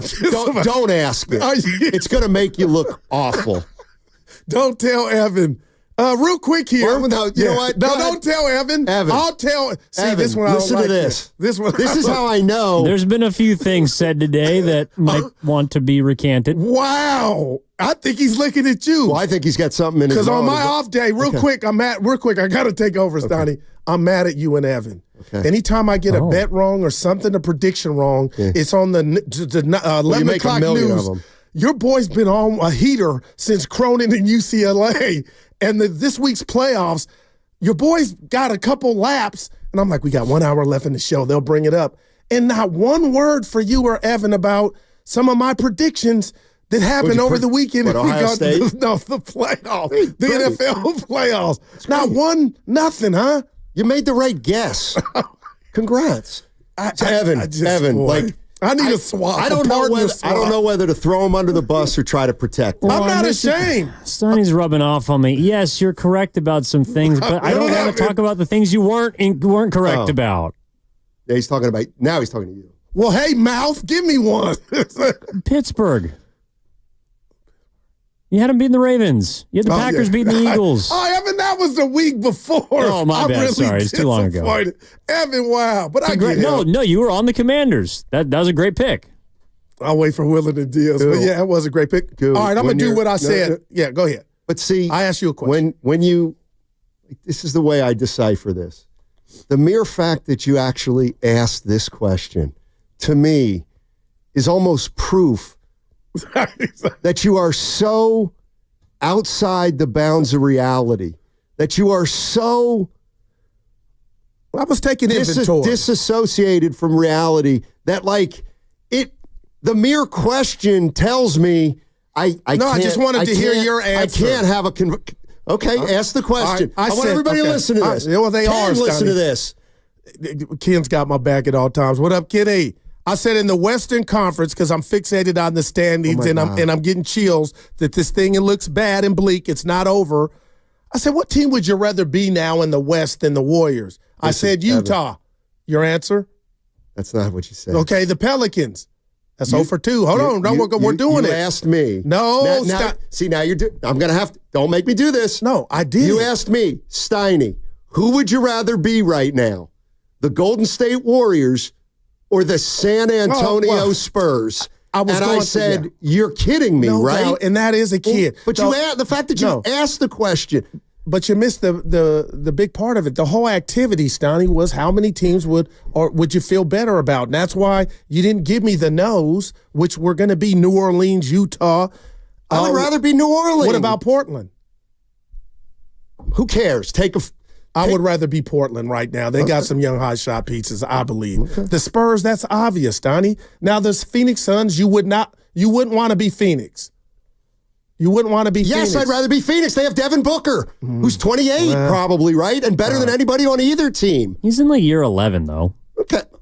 Averaging 26. I would rather be Phoenix than the Warriors right now. That's After me. Booker, I'm kind of with you. That's one team I would not want to be. I would want to be them simply because they have Booker. But they have no Bradley money. Beal, who you can't trade, and no first-round pick in the next 6 got seasons. That's what I said. That's right. Well, not the Lakers. We know that. I would rather be the Lakers. How old's Anthony Davis? Well, you're right. He's in year 13. I don't care. That's right. years I give you less. that, Steiny. He's better. I He's give you younger that. and better than anybody we have. And the Clippers are the only one that you wouldn't want to be. Because Kawhi's moving well. But, Steiny, come on. Don't say you'd rather be the Clips. Do you have a player? How old's Norman Powell? 28? I got to say about Probably. 20. Yeah. Okay, like, if you don't love Kuminga, I'd rather have. I can love see Powell. somebody saying, "Yeah, I'd rather be the Clippers." Plus, I'd have to look at the Clippers' contract situation all right. because maybe those two fossils are coming up in a year or two. But the activity wasn't even to have to go to the books. Just, yeah. And it wasn't, I love you, but it wasn't just the Spurs. That was easiest. I wanted to get some no's from you, and I did. I'm just going to let this go. Go ahead, Goo. No, well, we're done. Oh, because all. So yeah, we went through it. We went through everybody. Oklahoma, yes. Houston, yes. Memphis, yes. Denver, yes. Let's go to Dave in Fresno. Hey, Dave. What's not going over, on? Dave. Brian Geltz. Well, then stop coming into the show mad as hell. When you If lose by don't 40, think I'm going to be mad. Don't point at this. Put your finger down. What up, Dave? He deserved it. Yeah. Hey, What's up, D? hey, you know what? Hey, you know what, guys? You know what? I think the biggest problem I see with the Warriors, and this is dating back to last year, I think they've been experimenting too much with the rotation. You look at all the teams that are winning, the Oklahoma City, the Nuggets, everything is always solidified. They're not playing Moody one week, playing Kuminga another. Like with the Warriors, this is dating back to last year. Like whether you have that other superstar or not, maybe if you would have had another superstar, that would help solidify your rotation, but nobody knows their role. Everybody's scared to make a mistake to get through that, and they're trying to balance, do we want to play vets? Do we want to play the young guys? When you play the young guys, you got to take the growing pains that comes with the young guys, you know? And I think, to me, that's been their biggest problem this year, and I get guys are hurt, but this is dating back to last year, and this is why there's no identity to the team right now. And another quick little point, I think they missed their pivot point twice. When they had the second overall pick, you probably could have cashed that in for another superstar. And then when, like, what you guys kind of already spoke on, the Draymond situation, you guys keep feeding Draymond to you where he doesn't really have much to offer at this point in his career. I get he's been a big part of the franchise, but he doesn't really offer anything to a winning team. I mean, he's great when you got KD, prime Clay, and prime Steph, but when you don't have that, I mean, what can you do, you know? So, but the rotation, that's my main point. Let's not lose sight of that. They got to figure out this rotation at some point. With or without Steph, whoever's there, they got to figure that out. They got to stop playing this week by week rotation. Got you. Yeah. And Scotty, go ahead. You're the guy who says to Willard, I think you're right. Help's not in the building. Yeah, I was just. Well, then quit being upset at who the team is. We know they don't have answers in the building. That means they're an average team. That means when they're average, let's stop yelling at them. Well, they were below average last year. Lost. No, they didn't make the playoffs. But his point, average. I think of, like, seriously, they won 46 games. Okay. Which is, what if they would have gone 41-41? That's average. They were above average. What if this you ask, because my dad is Norman. If I come home and say, hey, Dad, I finished third in the class with my test score, everybody else tied for second. He would not celebrate the third without getting that nugget of, damn, everybody else tied for second. So basically you were last, son. I don't want to hear 46 when it's not enough. And last year, Stotty, it was not enough. Don't say second round of the playoffs when they get 44. You see what I'm saying? But what if I don't? But it's the just, same thing. I don't care about the number. Just get it done. And if it just happens to be one of those years to where, you know, less wins get you further, who wouldn't take it? What I want to ask you about real quick, Stoney, is about that caller talked about the the Yoko-Doko of the rotation, and I can honestly bring Moses Moody in here and say his whole career he's been dangled. Stinks. Okay, whatever. But Lindy Even Evan Waters, said it you brought it yesterday. up. Who do you think's decision is to play Waters, those 18 minutes? I like the kid. I'm just asking you, do you think it's Steve Kerr or the highway or a mandate that Lindy Waters III, somebody say, like, how does this happen? They don't have anybody else. They don't, nobody can separate themselves from anybody else. They play Lindy Waters because they have to play Lindy Waters. And they play Heald because they have to. Evan, I saw you shake your head. You said it yesterday. Uh-oh, and he's smiling. I like Lindy Waters. He's a nice too. player. I like Evan. I like him. He stinks. Oh, boy. Lindy Waters. Oh, now I'm uncomfortable. Stinks. You know what this is, boys? I'm sorry. You know what this is, boys? And I'm going to date myself a little bit, but you ever hear of Styx? The band? Styx. I want to say I have, but I'm not going to front. No, I haven't. They have a song, and that's what this is. This is the grand illusion. It's the grand illusion that we're still a factor. And it's not over. Styx. 21-21. And I'll say this to you, pal. And don't get mad at him. No, I Stop can't. getting mad. Yeah, I can. You can't I get can mad judge as you go. and hopeful. I will say this to you, partner. When this is all said and done, and it looks like we might be closer to done here in regard to this dynasty, you're not going to like this. Oh, you're going to take them at the same thing.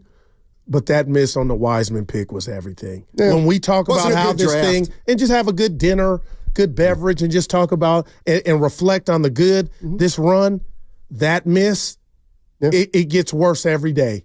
Well, and as you come closer to the end of the movie. And what I try to always remind people is they had Steph Curry, they had Klay Thompson, and they had Jordan Poole. And it was unrealistic to think they were going to draft LaMelo Ball. But what if you had LaMelo, if you drafted him and made him sit? You didn't. And they wouldn't have done that. Because they that's, you know what? Go ahead and drill them. They drafted for position. But you were on the airwaves, me, you, and Bonte. You said it. I'll never forget. I got to give you your victory lap. Thank you. Guru, if it were me, I would draft the best player. And I think I would always do that. That's a basketball truism. That's not anything that that's what people subscribe to. You're listening to 95.7 The Game, KGMZ FM and HD1 San Francisco. Always live on the free Odyssey app, Twitch and YouTube, powered by First NorCal Credit Union. We're efforting in. I can't wait, man. Where's he at on this, or is it Brian hard? Geltzeiler, Sirius XM Radio. He's great, man. Evan giving me the shaka. We got him. All right, all guests on 95.7 The Game appear on the River Islands guest line. Isn't it time for you to discover the islands, River Islands in Lathrop? He joins us every few weeks, and we love it. Brian Geltzeiler, Sirius XM NBA radio host, NBA TV contributor. Geltzy, I'm going to throw it to my partner. He's flabbergasted. He's flummoxed. All right. He doesn't know where to begin, so I'm going to lay out to start. BG, Happy New Year. I love you. I'm emotional, and we're losing ugly just like yesterday. I'm hoping for a trade, but I just told my partner, because I still believe Steph can be a one on a team that can win a round or two in the NBA playoffs. I believe that. But, you know, every loss that comes like yesterday, the wounds are opened. And I just want to throw this to you, BG. I just told Steiny this. The missing on the Wiseman pick in that draft, which could have been LaMelo Ball, which could have been Halliburton. I know fans don't want to hear this. BG, I think those chickens are coming home to roost, along with getting rid of Jordan Poole, and we know why he left. Is that fair to bring up at this juncture? Not totally. I mean, listen, the Wiseman pick didn't work out. Injuries had something to do with that. But, I mean, are we really looking at LaMelo Ball as being a panacea for anybody? I mean, he puts up numbers, but it's not exactly like he's lifted Charlotte into being a good team. Listen, it's easy to look back and say, well, we should have done this and we should have done that. And I do really feel strongly about the fact when you look at where the mistakes were made, I feel like it was a lot more recent. I felt like it was the overvaluing of the young talent this summer in trade negotiations. It was the thought that Brandon Pajemski was something maybe a little more special than what he is. And when you had other teams that wanted him and were willing to give value for him beyond what his real on-court value is, that's where the mistakes were made. I don't love the way Jonathan Kuminga's been handled, and I know Kuminga's not the easiest kid to deal with, and kind of has a selfish streak and believes he should be playing more and doing more. And when he's gotten chances, he hasn't always proved himself. Like, I do get all that, but I also feel like he hasn't necessarily been allowed to grow in a progressive kind of way. I feel like anytime something goes wrong, back to the bench. Like, there's been no thought for how's Kuminga comfortable? How can we help him mature? So I look at some of this with the Warriors less about the players that they've brought in, more about how they value them in trade conversations. And how that all plays into building something around Steph Curry, and then of course how they've developed some of these guys. I mean, guys, are we fair to say that we all thought Moses Moody at this stage was going to be a better player? Like, this is where I think the Warriors have gone off path a little bit. The player development stuff has been less than what we've been taught to expect from this organization. Brian Gelteiler joining us on 95.7 The Game. At the same time, excuse me, Brian. When they won in 2022, they kind of doubled down, and it's hard to, like, that's why I know a lot of fans are upset, but they kind of made a deal that they thought they were still in a championship window, and if they thought they were still in a championship window, they weren't going to be able to develop the young guys 2 or 3 years ago like a team that wasn't a contender. You know what I mean? I do. I listen, I think when you win a title in 22, right, the calculus changes a little bit in terms of how many more can we win in this Curry era. We have Steph Curry. His game has aged well, but he's still aging. And so what can we do to surround him? The determination was made last offseason.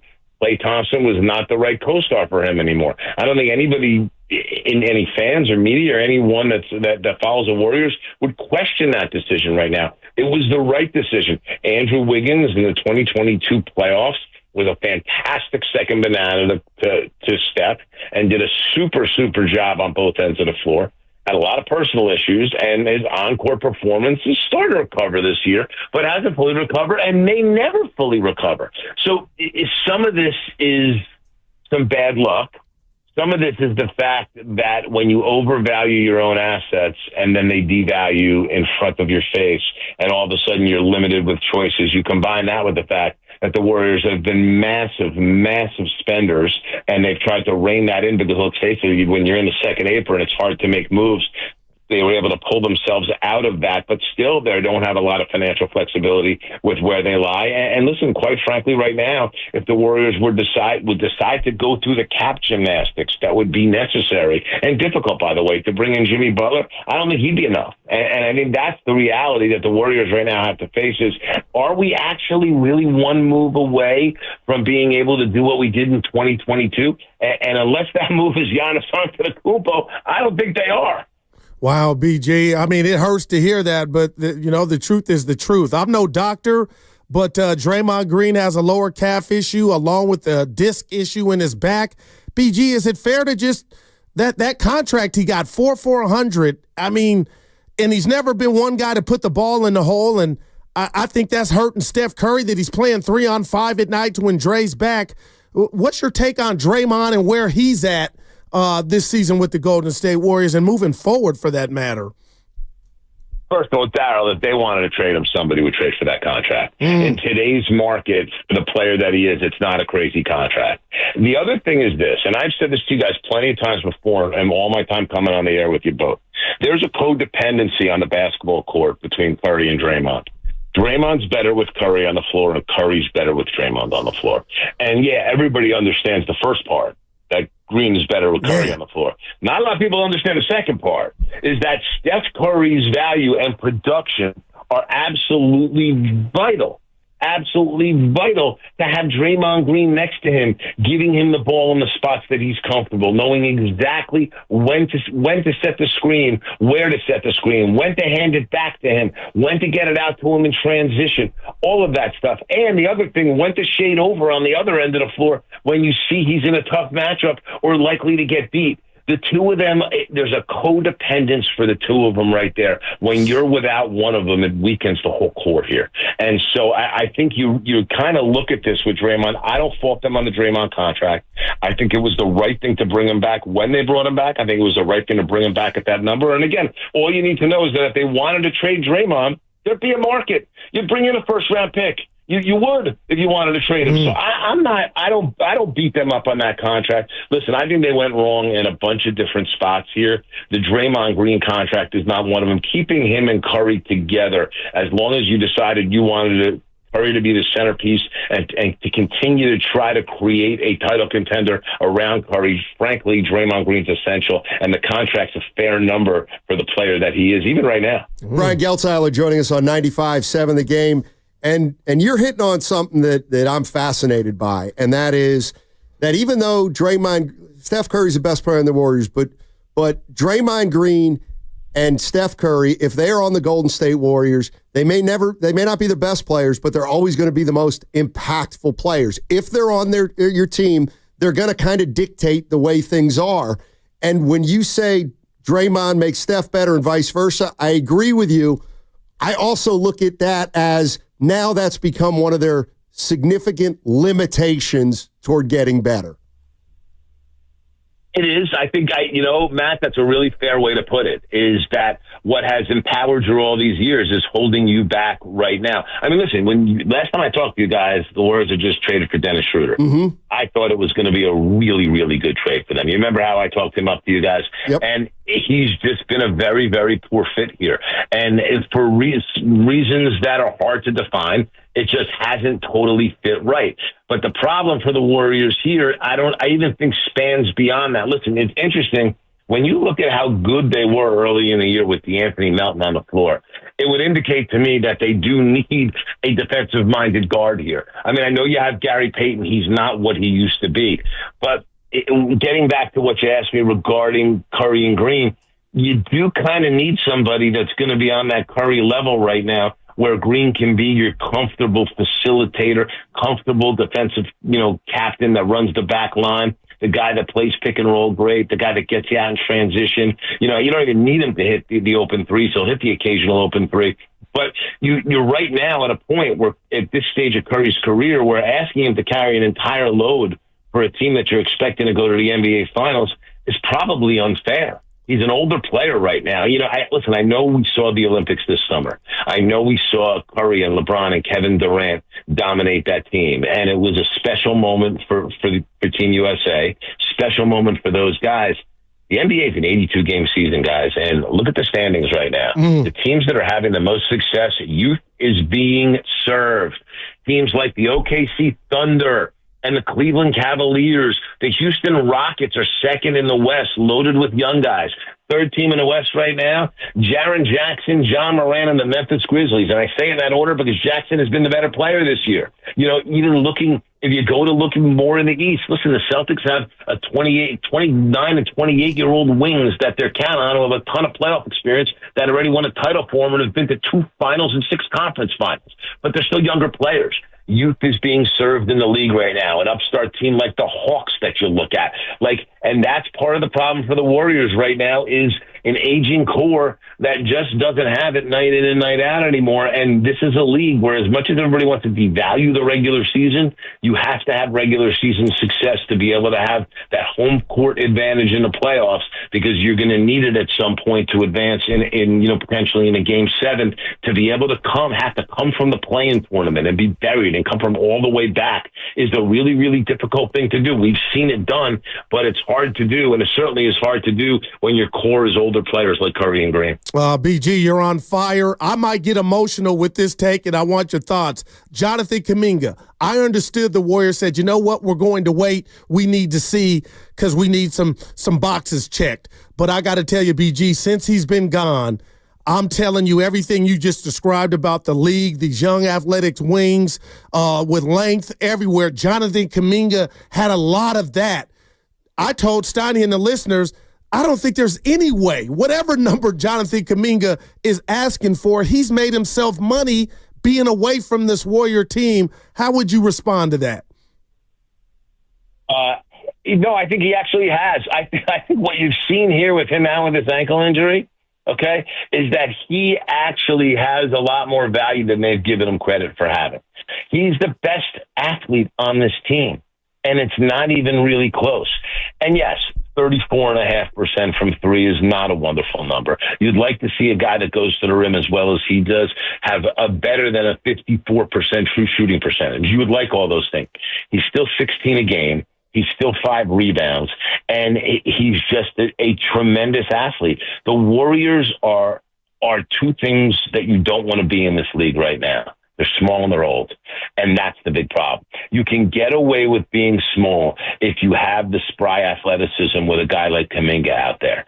The problem is you don't right now. And I agree with you, Darryl. I think you're seeing his value more than the Warriors, I think, are seeing it more than even they thought it was, because he's erratic. He's not always reliable. He's a little all over the place, but he's really talented and he's really athletic. And whatever you're going to do going forward, he's got to be a core part of it. He just has to be. And so I think they're going to have to pay him a number here in the offseason, even no matter what they decide to do, if they're a now team, if they're a future team. But I do think the writing started to be on the wall that this era is pretty much in the rearview mirror of this championship contending era for the Warriors. It looks like all of that is right out here for all of us to see. Yeah, Gelsey, let me ask you this, because Mark Cuban always said the worst, and this is the way that I look at the Warriors now. They won in 2022, and the year after they won 44. The year after that, they won 46. And this year, it looks like they're looking at 42, 44. Like, they are in the middle. So what gets them out of the middle? Collapsing, going to the bottom, keeping their own picks, acknowledging the fact that this is over, and understanding, because when you say get out of the middle, there's 2 ways to get out of the middle, Matt, right? Yep. There's the rise to the top way to get out of the middle that the Spurs are going to look to do here with Victor Wembanyama, Castle, and their group of young players. And then there's the other way that the Wizards tried to fight for many, many years and ended up just having to give in and collapse. And that's to get out of the middle by ended up being a team that's got a lot of lottery ping pong balls in that bucket. That's the other way, and start to get out there and draft good players for the future. That's the way to get out of the middle. Now, the thing for the Warriors that makes it really, really dicey is that you have the greatest shooter ever to play the game. You have a guy that, in my estimation, is one of the top 15 players in the history of the sport, if not higher. You have a true winner who everything that he does and has done in his career and will do in his post-career is going to revolve around the fact that he was one of the all-time great Golden State Warriors, probably the greatest Golden State Warrior ever to play. And you have him here. And if you decided you wanted to trade Steph Curry, would there be teams that would help you and put a package together, a sweetheart package? There are. And that's the hard part for the Warriors, because if Steph wants to close his career with the Warriors, how do you tell him no? How do you tell him, hey, we want to get the picks, we want to get what we can for you, when he's giving you everything that he's giving you? Even you look at how he's handled himself in the community, off the court, the individual that he is, looking at him as the teammate that he is, how magnanimous he was after he won a championship, and Kevin Durant wanted to come to this team, and he stepped aside and handed the reins to Kevin Durant because it was what was best for the team. Steph Curry's been a tribute to that organization, a tribute to the sport of basketball, a tribute to the entire Bay Area. Okay, and he's going to maybe, if he wants to close his career as a Warrior, he's going to have to close it in a rebuild. That's really hard. And I don't envy Mike Dunleavy, Joe Lacob, Steve Kerr, and all the tough decisions that have to be made right now regarding the direction of this basketball team, because you can't ignore what Steph Curry has meant, again, to the team, to the Bay Area, to the sport. You can't ignore it, but you also can't get too sentimental when planning your future. Wow, a lot there.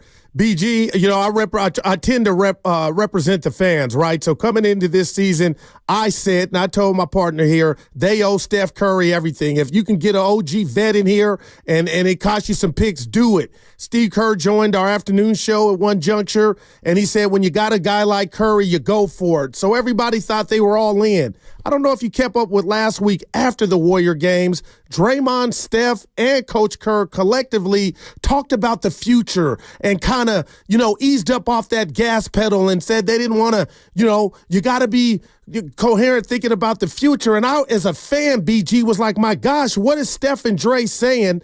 Did you get those comments? When did those comments? And what were your thoughts hearing guys like Dre and Steph and the coach basically thinking about the future that wouldn't involve them? I'm going to give it a little perspective here, Darryl, because I think it's reality. And I think what you're dealing with here is three guys who have always been realists. Frankly, sometimes Draymond's too much of a realist, but they've all been realists.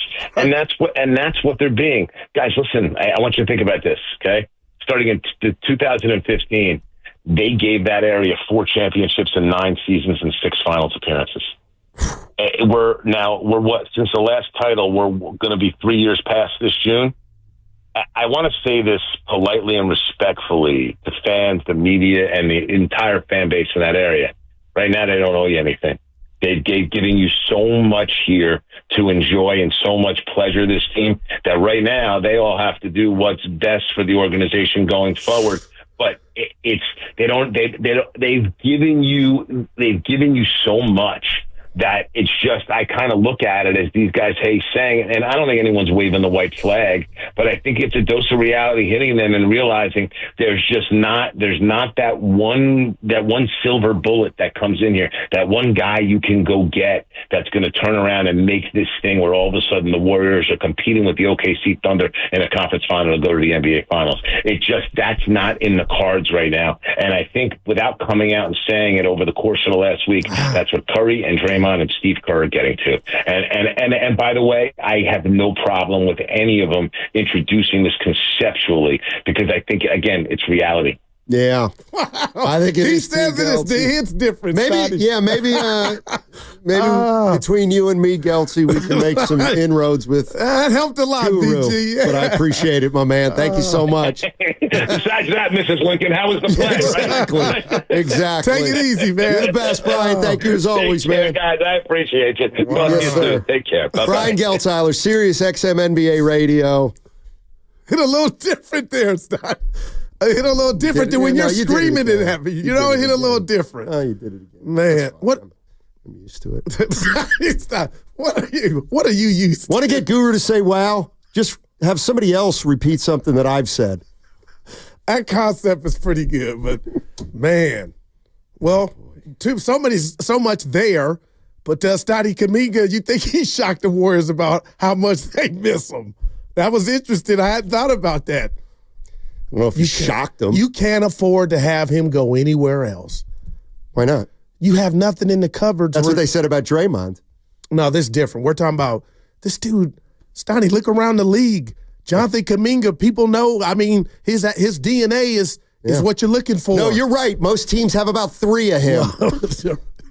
So if you only have one of them, I agree. What I mean. Don't take care of them. How many Jonathan Kumingas do the Thunder have? Right, like 8. How about 6? The Rockets? None. They're all better. Dude, you guys are hard. Evan's a little bit. Evan's coming around today. I got you. We came in to ask you a question. You didn't hear. You had your headphones on. I was trying to. What you was were the question? focused. I don't know. You were focused. No, you're in a mood. Yeah. Talking about.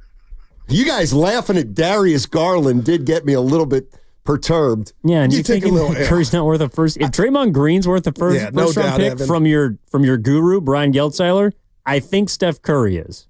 Well, I don't think Green is. Well, why didn't you say it to him when you had him on the air? He was rolling. Well, 925 hit me, and it was hard for me. What hit you? Guru, why are you constantly laughing while talking? Ain't nothing funny right now, homie. I agree. I'm done laughing. But when you want to cry, you laugh. You know what I mean? Yes. That 38 points they won the game 38 against the Wizards. They really didn't. I was down. What Jordan Poole Saturday night putting on a performance that he did. It was like that's what we had. They're 6-36. Hey, so blame it all on him, right? Sports, man. We got it. Let's go to Matt in Canada. Now that's a damn big country. I'm going to need a little bit more specificity. Where in Canada, Matt? I'm from Manitoba, like middle of the prairies. I love it. Winnipeg. Winnipeg, right around there, exactly. Wow, you know your geography, man. I wish I could say the same. Yeah, Canada's my favorite country. Ooh. You're not missing out. It's minus 40 Celsius here right now. Never mind. Never mind. What do you got, buddy? Honestly, I was looking at some records and reading some tweets and stuff. And like last year around this time, the Mavericks were just 3 games above 500, right? And everyone was like, oh, like they're not going to make a big playoff run. They're not going to do much.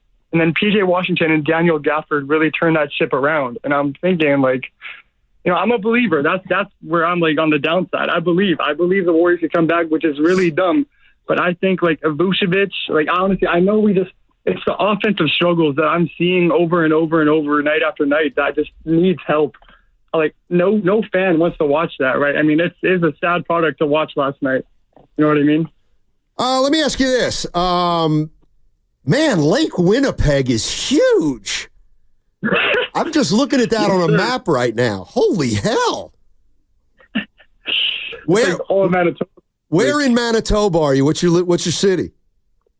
I'm in a small town of McGregor of like 1,200 people, couple thousand. McGregor. So no crime. Yeah, good for you, man. M small C, capital G? M small C, capital G. Yes, sir. Let me see where this is. Let me see. You're right on a river. You're right on a river. Oh, boy. Yeah. Oh, man, you're up there. Mm-hmm. Oh, no, actually, I got McGregor, British Columbia. That's not the same thing. You know you're doing a radio show, right? Okay. Hey, appreciate the call. I love Canada. I love you, man. Yeah. McGregor. But let's see, you're into it. Let me tell you something I saw yesterday. Yeah. Andrew Wiggins in the corner, not going to get the rock. I was, Stoney, 1 of 11 minus 29. Him and Dennis Schroeder were both minus 29. Think about that. Looks like he's about an hour outside Winnipeg. To the west of Winnipeg. Dude told me stop laughing. Nothing's really funny. But yeah, I'm watching. I felt like Wiggins was hiding from the ball yesterday. 1 of 11. Just sitting in the corner knowing nobody could get their shot. Go get it. He's never done that before. Yeah. 2022 finals. That was a shocker. 2022 finals. Or playoffs. Oh, yeah. It's 2025. Right. That's the only problem. We got, what happened? Oh, God. I'll get it on the other side. But you deserve to hear it. You need to hear it. Okay. Crossover is not the next segment, but the one after that, so don't worry about it. What's coming up on the game is brought to you by Fremont Bank. Here for you, here for good. Where can you kick off the new year with big...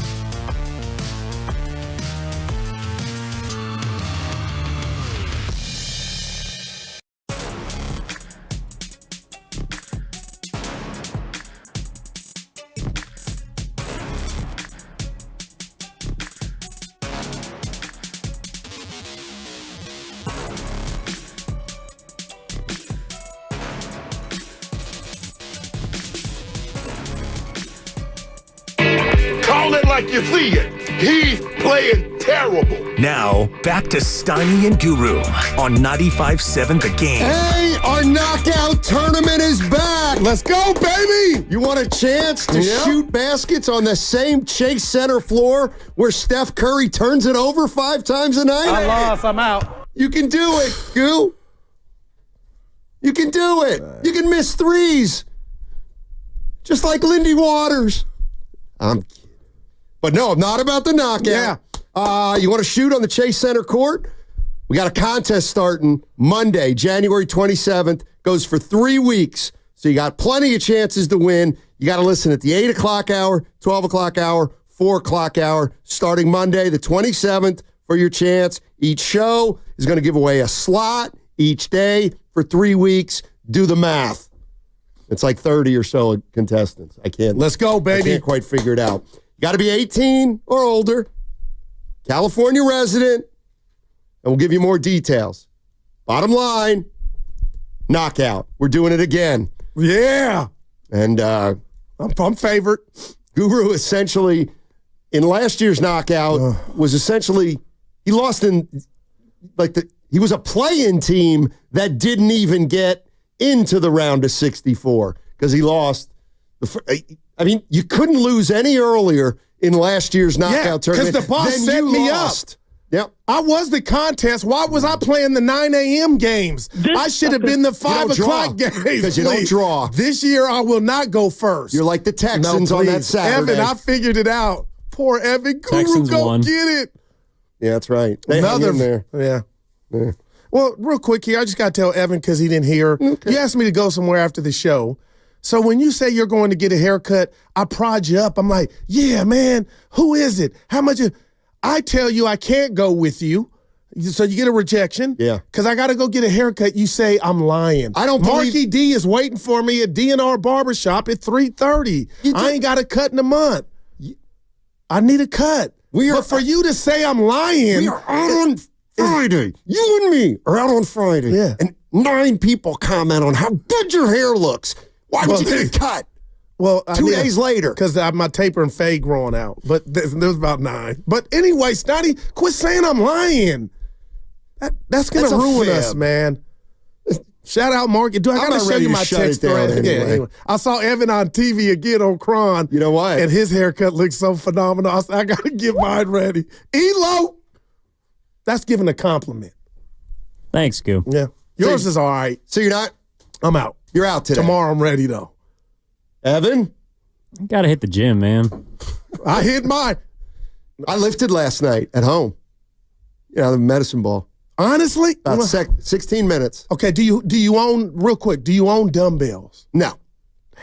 One of those 10-pound balls. No, get 'em. You go like that, like 20 times. You're like, But if you think, what if they were real weights? 10 pounds. You just do them while you're watching the game during commercials. I can do it with a ball, like just. But get the dumbbell to get the optimum results. It's like the Warriors, Goo. This is what we call progress. We need to be encouraging Steiny.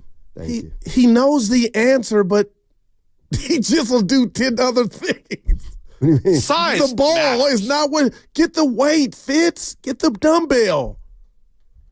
He is really making the rounds in Bay Area sports news, says the 2-8. What's he been doing behind our back? Well, he's got his. You got action behind our back? I'm broke. I need work. Joint? Well, there's something I was going to add here. Now I can't remember. I'm fired up after BG, Brian Geltzeiler, and then also the standings. Donnie, I'm leaving here positive. When's Kuminga come back and Dre? The Dre one has me scared.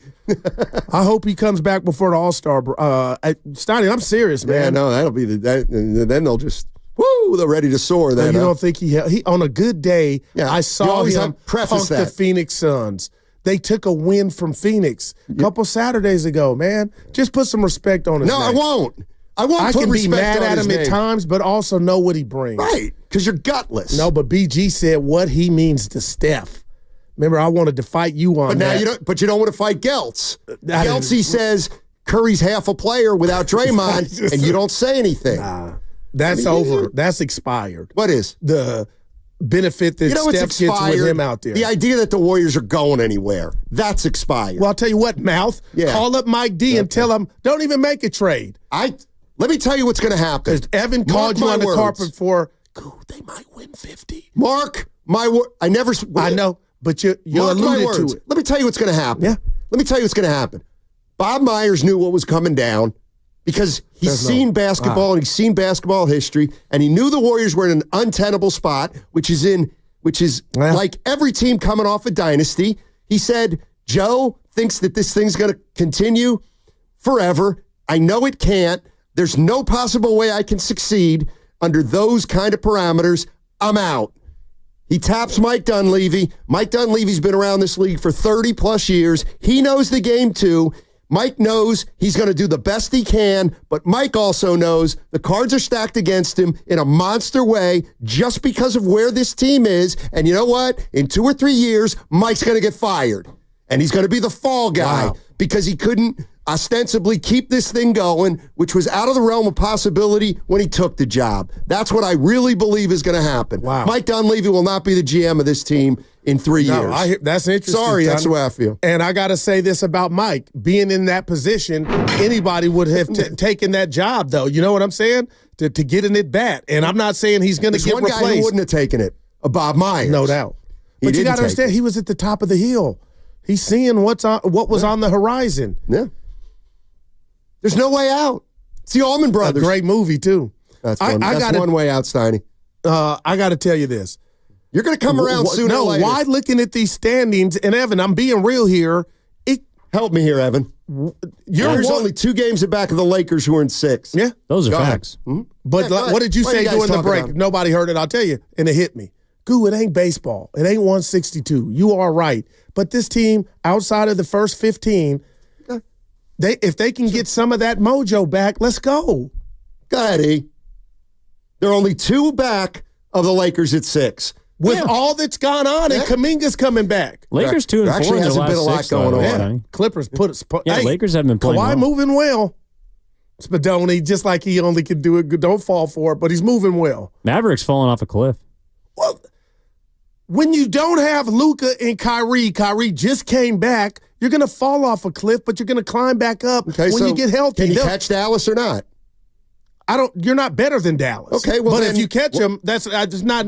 My point is to Evan, and I've been hearing, the Mavericks. When Luka gets back, they're fine, and they'll probably be in the Western Conference Finals. Yeah, same with Kuminga. I don't know about that. I don't know about that. But that's how I'm. Kuminga He made him some money being hurt. It's not how you draw it up. To you, no. BG said it. And BG, you don't matter. Mike Dunleavy matters. I think I'm the one that told you that. You don't matter. It's what they do. I know I don't. Yeah. I'm a loser. I got nothing going for me. Nothing. I'm just a dork with an opinion. See, I get that. I'm under no grand illusion. I'm under the same umbrella as you. No, you're not a dork, though. You're under the delusional umbrella. Of what, bud? You actually think this thing's still going in some capacity. No, they didn't yes, you do. Sonny, stop. You do.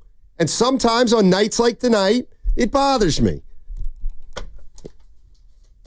You wanted to come in and rant and rave, but then say, we're still only 2 back. So I have a fun show today. Coaster. Steiny, it's a fun show for me. I get to rip the Warriors for 2 hours, and then I'll be able to say, but they're not really that bad either. So you get to have. So you've never been in a relationship. You've never been mad at your spouse. Not a healthy one. You come back, right? Come on, bud. Not a healthy I know you have. That's the fun of what we do. Yeah. Hold on. That was a short segment. Yeah. Too short. Well, here come Willard and Dibbs on the crossover. Am I legal? Courtesy of Honda of Vallejo. Hey, it's Willard and Dibbs for Safeway. Enjoy these amazing deals for men.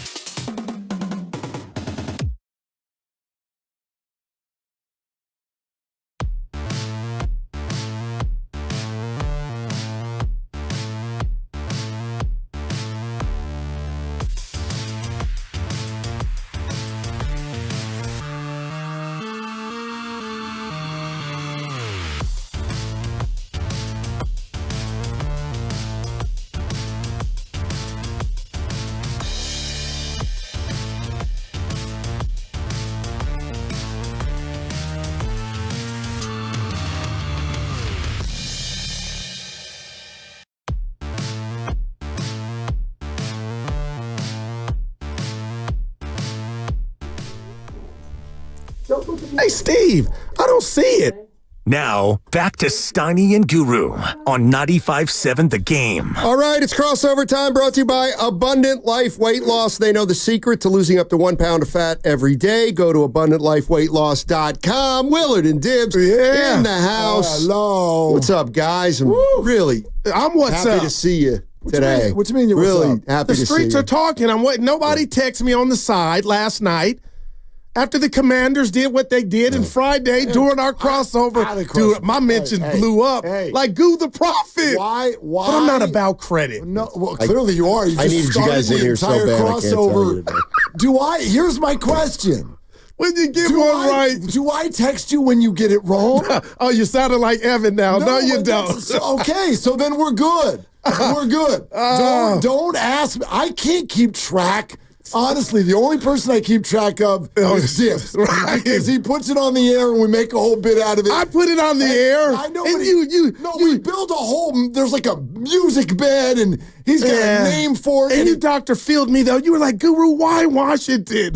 Well, I was like, whoa. Listen, I was wrong on that. I thought Detroit was going to be amazing and they were awful. And I was big wrong on that. But Dibbs went 0-4. If you want to, Fade the Dibbers is hot. I didn't know. Fade the Dibbers is what's hot, not you.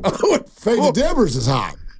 Yeah, and I'm laughing with you, not at you. You can laugh at me because the whole idea is that I make my picks and you go against me and you win. That's the bit. So you all should nailed it. You should have been bringing me flowers or donuts or something. But. And the other thing about it, Goo, and I wish we had the audio. Because my partner will not say, you nailed that. I don't have that type of partner. Did you nail it? Washington went and shocked the world. But did you say will or did you say could? I said would win the game. Might. I'm going to go to my Twitter. You guys. I just want to know what. I just want to know what He's making me mean-spirited. As soon as they come in, you get me. Evan, do we have the audio from Friday with Guru and his? Ken had the audio, and he texted me on the side. Thank you, Ken, for pointing out something I do get right. It goes a long way. Hey, do we have Bozo predicting the Rams-Jets in the Super Bowl? How come we don't have that one? Hold on. Grandy, what are you laughing at? That's who we had in the Super Bowl. I'm going to read a tweet verbatim. We don't talk about those. Don't talk about that, though. From you. I'm going to read a tweet verbatim. Oh. I haven't got glasses, so my type has been bad. Help me out, Willard. I got an extra pair. Hold on. This is on January 18th. For those of you who struggle with math, the math is there. Yeah. It's 3 days ago. Yeah. From Daryl the Guru Johnson. Oh, boy. He writes, not patting myself on the back, which you are, but I told Mark Willard, Dan Dibley, I forgot I tweeted, and Steinmetz Sports that the Commanders, wait for it, could win this game. Yeah. Not would. No. So that was a typo. Could. That C should have been W. It should have been a W. The C is all the way at the bottom, and the W is all the way at the top. Let your boy have his moment, man. I do want to say something. Good job, Goo. And I'll get nice off pick. this. I have Jaden Daniel-itis because he's a rookie doing what he's doing. He's fantastic. But I got to say something, and you guys know I'm not a homer. I thought to myself, driving in, I'll one-up Jaden Daniels' rookie season with Purdy taking the job on the fly, getting his team to the NFC Championship game against the Eagles. I just had that thought, and I say proceed with caution. It looked the same. Now, what do you mean? No, it looked the same. Jaden's an athletic freak. Okay, no doubt. Built like Snoop. Well, no, I'm down on Snoop. He's real skinny. But you know what I mean? What if Jaden wins the whole dang thing? No, he's the man. I got you. It's still going. It's not over. I would contend that maybe what Jaden's done in these 2 playoff games were more impressive than what Brock did in hers. Now, Brock beat Seattle and Dallas at home. I don't really need a history lesson right now. I said what I said because you asked the question. Dibbs, am I far off with the Brock Purdy on the – I mean – let's look where he was picked, Jaden Daniels. Some would say, well, son, he's doing what he's supposed to do. And it's still incredible. Brock came on the fly. Hey, get in there. We're like season over. And he took his team to the to the NFC Championship game. That's all I was thinking about. I just wonder about, people looking at Jaden Daniels and what he has around him. Are we not saying like, oh, boy, you've got, Brian Robinson, and you've got Terry McLaurin, and you've got Zach Ertz, and you've got all these other great pieces around you. But no, we look at Jaden Daniels and we say, Jaden's putting his team on his shoulders. Yet you look at the Niners and it's, okay, McCaffrey and Kittle, and all right, you're a product of the system. But we don't do that for Jaden Daniels. And yes, he's amazing in what he's doing, and the way he goes to the sideline and you take his pulse and his resting is at like 58. And it's like, my God, dude, you're in the middle of it's the biggest game of your life. And he's like, whatever, I'm just me and I'm just playing football. But I do think that we have different bars for different people based on who you have around you. But the Niner weaponry is superior to what he's working with and watch. I love Scary Terry, but come on. I mean, I guess, like it's a completely different system and scenario. If you want to put a label on, Brock's was more surprising because he was the last pick in the draft. Jaden Daniels, before the year even started, I had a healthy number of conversations. I thought they were a year away, but I thought they were going to be good. To me, this is what you're looking at in the preseason. Preseason results don't matter, but you can sort of see when someone has that presence. Jaden has walked onto an NFL field and he's calm. He's just calm right away, and it's not too big for him or too fast for him. Dude, he's that dude. I love it, man. He's gonna be a problem in the NFC for a really, really long time. But this stuff goes year to year, like we're talking about. CJ Stroud, he had a bad year. He got his team to the playoffs, but there was some he's on the clock. But if I listen to social media, Jaden Daniels has had the best playoffs, and apparently Brock has had the second best. He hadn't even played in them. But every weekend we watch someone have a rough quarter, and all Jared of a sudden, Goff. Yeah, now Jared Goff sucks. Yeah. It's like I would say him and Darnold had, their brands took a hit, and Goff will be back without Ben Johnson. So I'm wondering, I asked Dibs. Well, Goff is paid in full too. He's got I think 3 more years, and so shout out Eric B and Rakim. So I don't think that Jared Goff has to necessarily worry like Darnold. Yeah, you might have cost yourself some money. And, Brock Purdy didn't even make the dance, but it sounds like he's going to get what he's going to get anyway. But in terms of, stock, the Jared Goff stock is fine. They'll get a new offensive coordinator. I'm pretty confident of that. And hopefully it'll be somebody that they like and somebody who fits. And, Detroit's not going to dismantle the whole thing based on one bad game from Goff. And it's funny because earlier Mark pointed out to me about a month ago that Goff had a 5-interception game. They won. He had a 5 TD game. They lost. So we all want to focus on the quarterback. And I know Jared Goff was not great in that playoff game, but it's usually more than just that. And if you want to look at the defense that Detroit was putting out there, you gave up almost 50 to Washington at home. So yeah, Jared Goff was not great, but let's look at things fairly in totality. But we don't, because it's always the quarterback. I mean, I guess, and I was in the weeds a little bit earlier today, but y'all have a conversation about Lamar Jackson? No, because we're trying to avoid fighting. Well, but I know that many have been doing this all weekend long. Is it Lamar's fault? Is it Mark Andrews' fault? I'd answer it this way, and I don't mean my opinion. I just mean the way the world's going to watch this. It was Mark Andrews' fault the minute the game ended. And it will continue to be for maybe a few days, but with each passing day, it's going to be more Lamar's fault. And historically, it'll be Lamar's fault because that's just the way we do it. It's the quarterback. Yeah. He was a part of it, if you're Andrews, you got, my gosh. I know, but the answer, it's not a fun answer, but the first half happened, and so did the second half. And, whatever. So, Jared Goff's team gave up 45 points, and now it's his fault. Or he's bad or whatever. Yeah. They weren't clicking on all their cylinders. Let me ask you this. What's Mark Andrews' playoff record as a starting tight end? That I don't know. Because there's no such thing. There's no such thing. We know the QB record. You could look up right now, and you could tell me what Lamar Jackson's playoff record is. Well, it's 3-5 now. Exactly. You didn't even have to look it up. I do know this.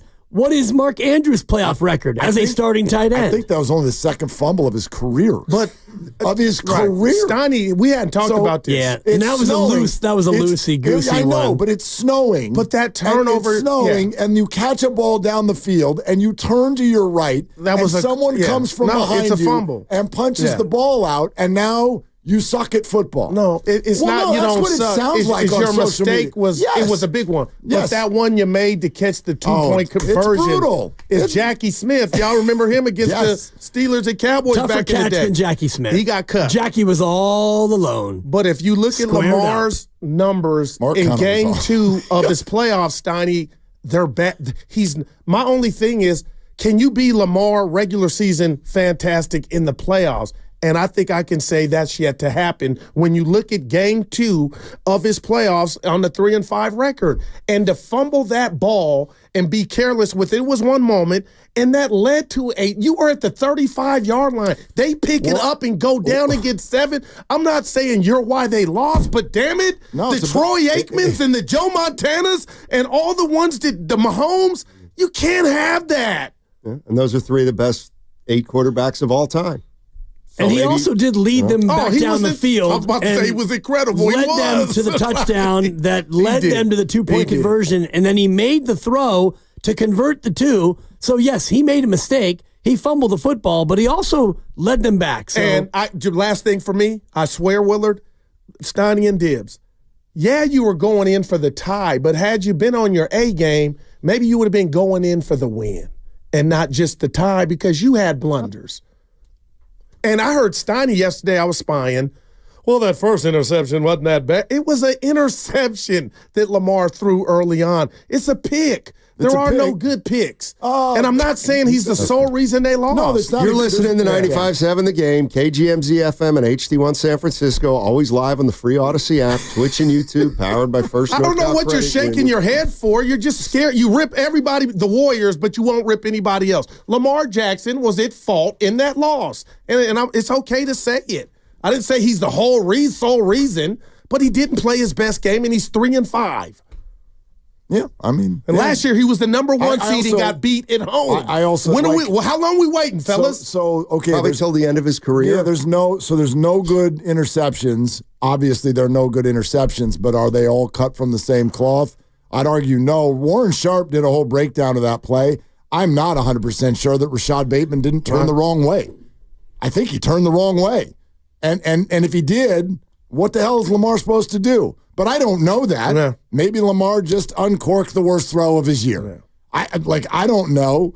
But I don't know, man. In the end, and I knew this game was going to be like this. If he gets the 2-point conversion, Mark Andrews catches it. Yep. And then they get the toss. And I know the overtime rules are different. I was just about to say. But the Ravens then go down and win that game. Now Josh Allen is he's a nincompoop.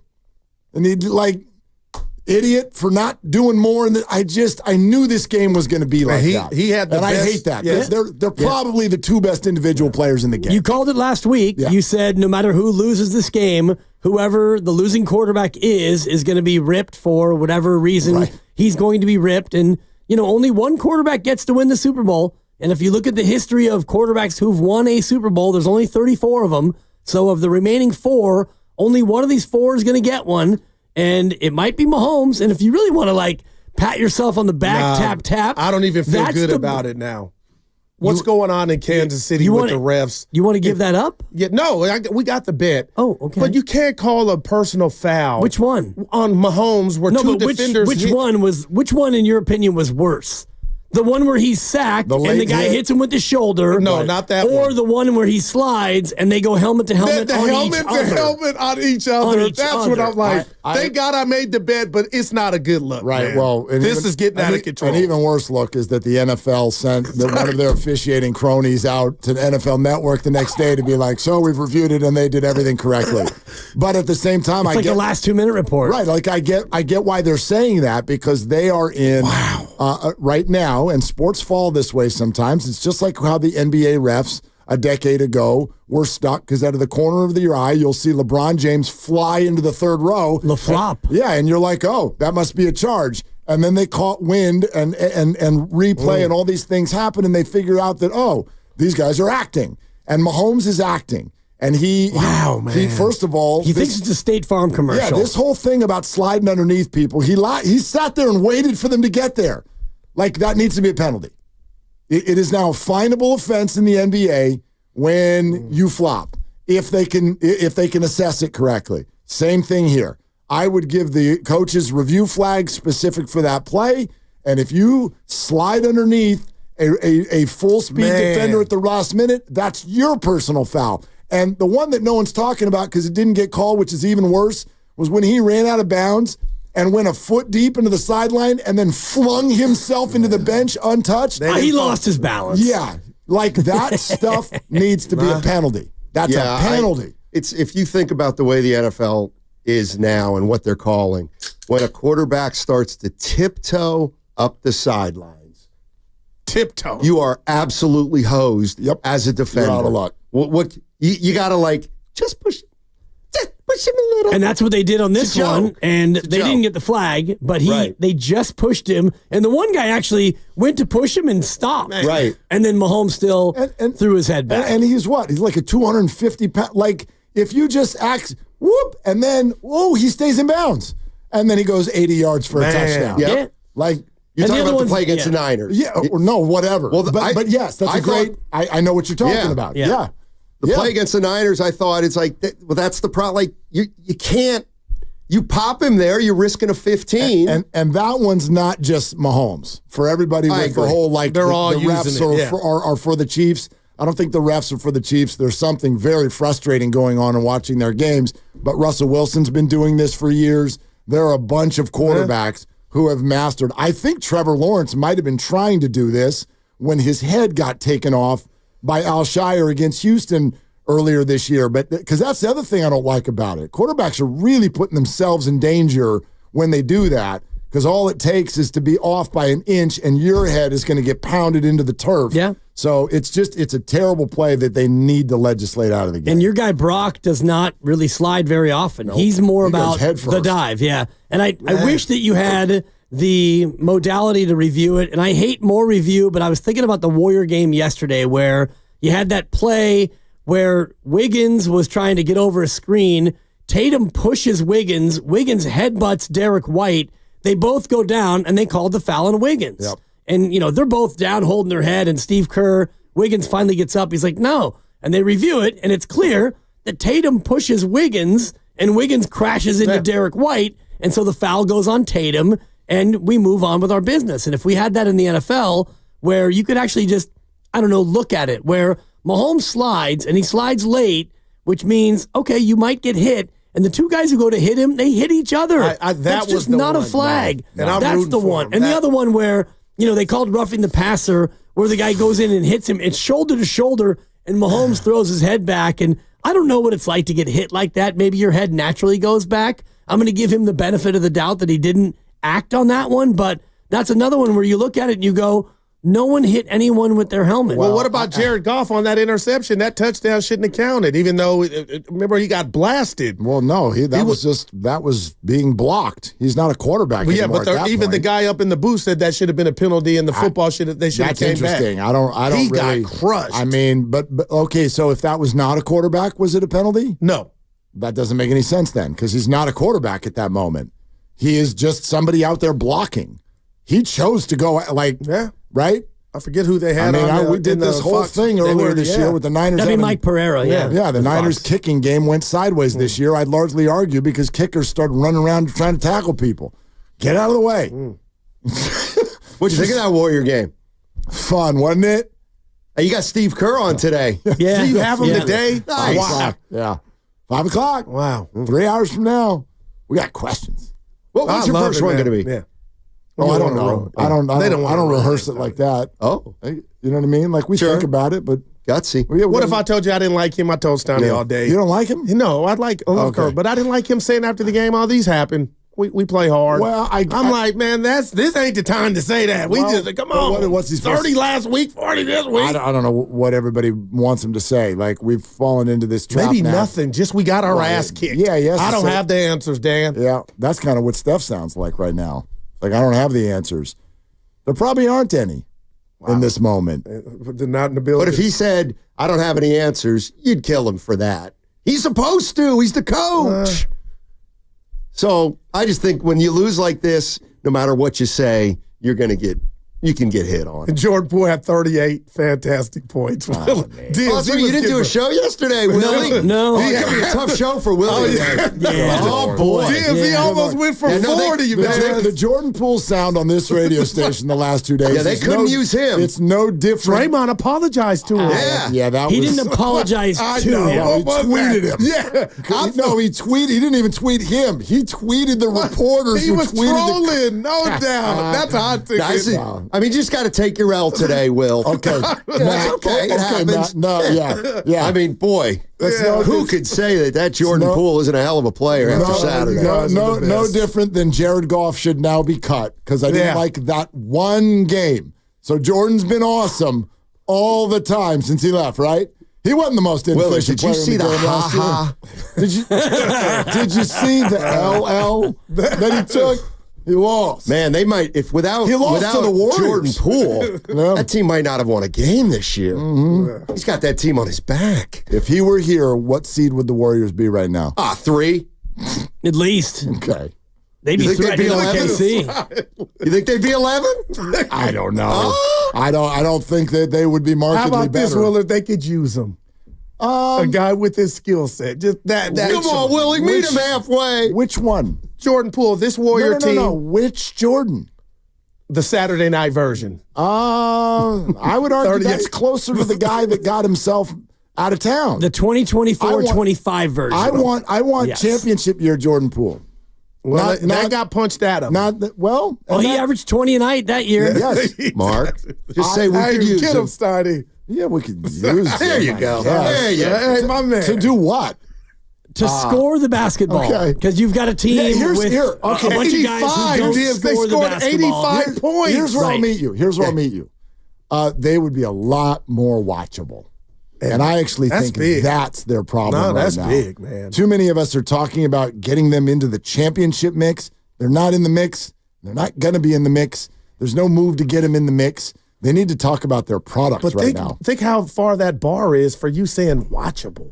Yeah. Like, whoa. That was I turned that off yesterday. I mean, the fact that a Steph Curry team can be unwatchable is something I didn't think I would see, honestly. When he's not playing 4 quarters and you get late in the third and you're down by whatever it was, 28 or 32, and you know he's coming out. So do you want to stick and stay for Pat and Guy and the fellas? And no disrespect to any of them, but when you don't have the chef, how watchable are they? Wiggins is 1 of 11. Buddy is just ice cold. in the corner. Yeah. Didn't want no part of it. No. And then I told, just real quick here, they got embarrassed by Sack. So tomorrow is payback. And he's looking at me like, you would think, Goo, but who knows? Like, I can't. They better be ready tomorrow. Mark's got it as a loss. Come on, Mark. We did the schedule game. They're going into Sacramento without Kuminga and Green, and the Kings have won 8 of 10. And they have more talent in the first place. I mean, Mark is 2 for 2. We did the schedule game. We looked at the next 10, and we played the. He has. This is a loss. I don't want to pat myself on the back because that's not hard. Like they beat the worst team in the league. They lost to the best team in the league. The bit was this team is really hard to pin down, and so I pinned him down on the next 10, and he's 2 for 2. The 2 easy ones. Yeah. He's got a loss in Sack, but then. He's got 3 straight wins after that. I got a 3-game and that would include the Lakers. Yep. Oh. And I think Utah, and then Chicago. And they lose to the Thunder down the road. So what do they finish? 5 and 5? 6 and 4. 6 and 4. Yeah. Oh. Yeah. Hey, that ain't bad. No. And you can hear all these games on 95.7. The Game.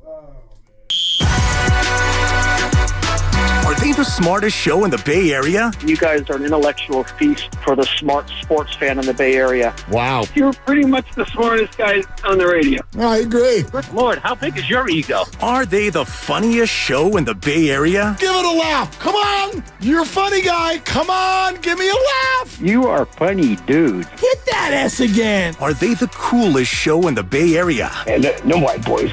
Hey, cool. That's what people are saying. You guys are phenomenal. This is one of the most perfect ways that I could end my day, getting the chance to talk to Mr. Mark and Dan, you know? We'll let you be the judge. Oh. All I know is it's a couple of Bay Area boys talking sports. I know nothing. Thanks. It's Willard and Dibs on 95.7 The Game. All right, let's get this thing going. Glad you're with us today. Yeah, man. I'm telling you, I started thinking about this, and I mean, this won't be any eyebrow raiser to you or many people. Like, why are we talking so much about championship contention? I don't even know that we should be talking about playoffs. The playoffs are still completely on the table. They're a 500 team. Where's it going to go next? Trade deadline, what, week and a half? Is that where we're at? I think it's 2 weeks and 2 days, 16 days. Is it that many still? We got 10 days in January, and then we've got 6 days in February. 10 plus 6 is 16. It's 2 weeks from Thursday. Okay, all right, there it is. 2 weeks and 2 days. Yep. So could things be different then? Sure, they could. I'm much more interested in this moment because I love sports. I don't want every single time on a Wednesday when they take the court to be using June as a backdrop for my assessment of this team. Here's my assessment of this team. Can you play 4 quarters that I'm interested in watching? You didn't yesterday. Well, they did Saturday. Saturday was fun. Ish. I mean, they're playing the worst team in the league. Yeah, but that's fine. Yeah. Who are you? I mean, you're who am I? My name's Mark. Who are you? You're a team that loses to the bad teams and sometimes beats the good teams, and then the mediocre teams like you. It is kind of a crapshoot. So right, but I want to get to a point where you are no longer turning off Warrior games. Well, I think that is, and this is not about you, but to your greater point, like that game was so turn-offable where, okay, early fourth quarter and it's 92-62. It's like, what are we doing here? Well, by the way, for those of you who are rocking underdog and prize picks, this is the one thing that you want to avoid in games. You have to assess. I don't want to, because everybody's putting all their stuff on certain players, right? What you really want to avoid is that player who's not even going to play in the fourth quarter. And there were people running around out there in the fourth quarter of that game yesterday. I hadn't even met him yet. Who? Is this a 49ers preseason game? Who are you? Who are you? Yeah. And I mean that for both teams. There's a bunch of dudes ran out, shorts don't fit right, all this. It's like, what? Please. Who are you? Don't do this. Don't do this. You're on TNT on Dr. King's holiday, and this is what we've got? That's what the Warriors need to be worried about right now. And by the way, that's why you don't trade Steph, right? Like you've talked about this year. This is a product. I'm not worried about June. I'm worried about the product right now. And it's not just wins or losses, Dibs. You can't score the basketball. Do you know how much of a yawn that is when you tune in to watch the NBA and a team goes 7 minutes without putting the ball in the bucket? Look, this whole, and we'll get to it, that Kenny Smith, Charles Barkley exchange on TNT, some of you might have heard. Kenny is right for that reason alone. And what, again, it was kind of a young versus old conversation. And the reason that Kenny is right with the young is that you need some things, Jonathan Kuminga style at least. I don't know if it's Kuminga or whatever, but you need some things that pop off the television screen. And Steph still does, not the way he used to, but he still does. But the Warriors have very, very few others that make people want to sit down, crack a drink, make some food, and watch ball. And that's a huge problem. Yeah, and the answer is none other. I don't think they have any other player that you would look at and say, wow, I can't wait to watch that player do what they do. And I'm looking at that fourth quarter lineup you talked about. You had Pat Spencer, Quentin Post, and Lindy Waters all play 12 minutes. You had Moses Moody play 8. You had Guy Santos play almost 10 minutes. And you had Buddy Hield play 6 minutes. And in those 6 minutes, Buddy Hield attempted 0 shots. So if you're Buddy and you're being asked to play at least part of a fourth quarter garbage time, and you run up and down and you don't even look to attempt a shot, you don't even think about getting yourself into some sort of a rhythm, that to me is a pretty big red flag where you played Buddy for a reason. And, you could have just played Guy and Moses. You could have played those guys the whole 12 minutes, whatever. But you put Buddy out there, and he didn't even bother to put up one shot in a game where you were down by 34 going into the quarter. That, to me, is something to keep an eye on. You know how Steiny just asked, what's the first question for Steve Kerr? It might be this. And I want to ask you, too. because I think it's relevant in that Steve Kerr 2 weeks ago said the Warriors are suffering from a crisis of confidence. Yesterday, Steph Curry said this. Yeah, we have an entirely different roster pretty much, obviously, especially without Draymond out there. But you look across, they have, besides Porzingis, they have pretty much the whole rotation still. So, and they are the defending champs, so they're coming in with a level of, confidence and swagger about them. And it's the exact opposite of what we have right now. So, yeah, obviously great memories, but definitely feels like a long time ago. Celtics have a championship swagger, the opposite of what we have right now. So a crisis of confidence, and Steph Curry saying we have completely lost our swagger. So let me ask you this. Does confidence build winning, or does winning build confidence?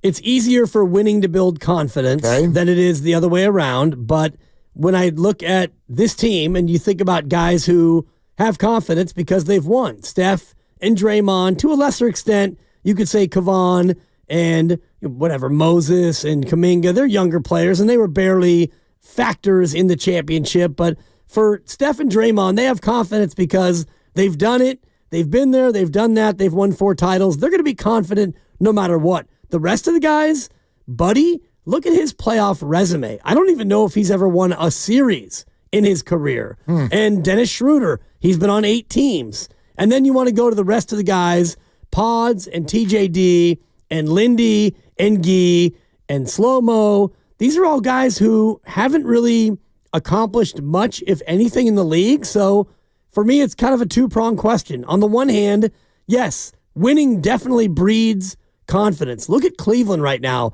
Cleveland's never won a title with this group, but they're playing with confidence because they win every single game. Same thing with OKC and Boston, a team that they've won a title. So that core of guys who won the title last year, and that's the majority of their team, they're confident because they know what it takes. They were in the finals 3 years ago. They won the title last year. And so winning breeds confidence, but when you've already won, you don't need to win to have that confidence. So I look at this Warrior team, and I look at veterans who, Steph knows that he's one of the best still to do it, and Draymond knows what it takes to win, but the rest of the team, how can they have confidence? Right, so I'm with you. You can answer the question, I think, intelligently both ways. Winning builds confidence. Confidence builds winning. Sometimes you got to fake it to make it, all of that. I wonder, though, about this specific team. In other words, are they going to need to win some games in order to build that confidence, or can the leadership brigade that's there instill the confidence so that they can start winning? Like, that might be something I'd like to ask Steve. What is needed first? What's needed first? Are you looking for a few wins in a row to build confidence, or are you looking to build confidence so that you can win a few in a row? I wonder how he'd answer that. I don't know. By the way, you brought up Buddy Hield in the playoffs. Do you know how many playoff games he's appeared in his life? I just looked. Oh, you looked. Well, because that's too bad. This is fascinating. I had looked before, and I had noted in my own brain, which is clogged with a lot of stuff these days, but I had noted that he'd never won a series before, and I wasn't sure if he'd just been in one series or if he'd been in multiple, but I do know that he's never won a series. The first time he has ever played in the playoffs was last year with the Philadelphia Sixers. Wow. When they went to the Knicks in what eventually was a 6-game series. He got in those 6 games 2 DNPs and had scored a cumulative total of 2 points until they got to what was the deciding Game 6, where the Knicks eliminated the Philadelphia 76ers. And in that game, he scored 20 points. Now, I'd have to dive into the game to see exactly the way that it all played out, but something tells me that he got that 20 points because they were getting blown off the floor and he got a lot of garbage time. Yeah. That's his playoff resume. That's it. That's it. One series. 4 games, 22 points, and 6 3-pointers in that last game. Other than that, he has not ever hit a playoff 3 in his life. Man, and so for him, I mean, confidence for me, looking at Buddy Hield, is how did I do the last time I took a shot? He seems very, fragile's probably not fair, but he seems so streaky that when things are going good, his confidence is a 13 on a scale of 1 to 10. And when the shot's not going down, the confidence goes down to a 2 on a scale of 1 to 10. Well, I mean, there's that balance that you want, right? Like, we've talked so much about Jordan Poole, and it feels to me like, and Jonathan Kuminga to a certain degree as well, there are times, at least in their career, where they've got a balance. Do I just want to do what the Warriors are asking me to do, or do I want to go out there and show out a little bit? Contractually, show the team what I can do. Young players go through this in the NBA. I think you want a little bit of both, though. You do want somebody who's going to go, I'm going to fit into this team. I'm going to be a good teammate. I'm going to fit into what the coach is telling me to do. But I also want to have that healthy ego where I feel like I can really do X, Y, Z. Buddy Hield, I loved this upon arrival, but the further we go, I start to have questions about it. Buddy is literally like, I'll just do whatever they tell me. That's it. In other words, I know nothing about playoff basketball.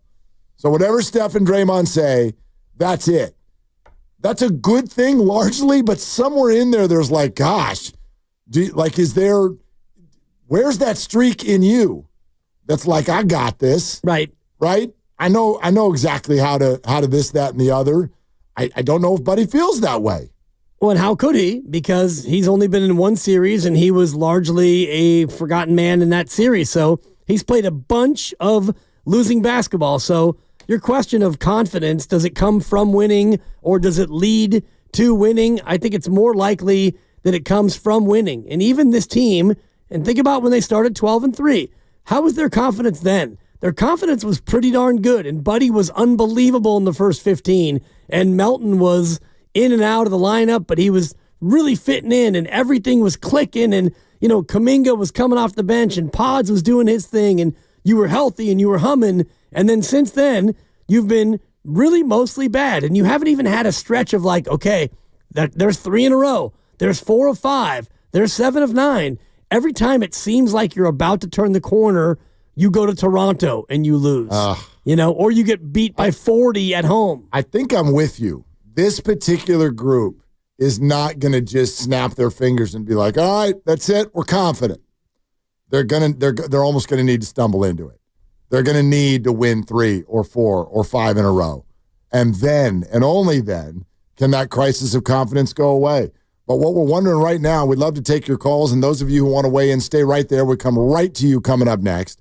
But 888-9570, 957-9570. Call right now and forget the championship. Forget the playoffs. How do you feel about the Warriors product? Just the product. In person, on TV, on the radio. How do you feel about the product? We'll take your calls. 888-957-9570. The knockout tournament is back. It is in 6 days that we are going to start giving away our spots. Next Monday for 3 weeks, every day, every show. 8 a.m. hour, noon hour, 4 p.m. hour, every day for 3 weeks. Your chance to qualify to actually play hoops on the Chase Center floor. Got to be 18, got to live in California. We'll tell you more about it coming up, and we hope to see a lot of you there. Your calls next. How do you feel right now just about the Warrior product? 888-957-9570. Steve Kerr at 5. It's Willard and Dibbs. There's one product I feel better about right now than that, and it's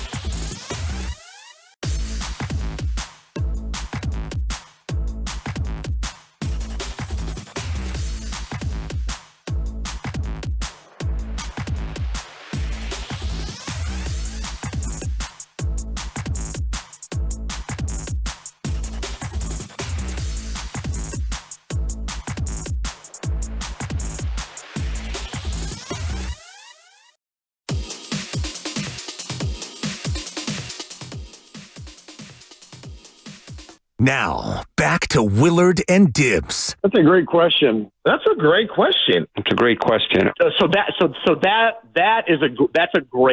great question. On 95.7 The Game. Well, we're trying. I got a question for you. Yeah? How does it feel? How does it feel to be perfect?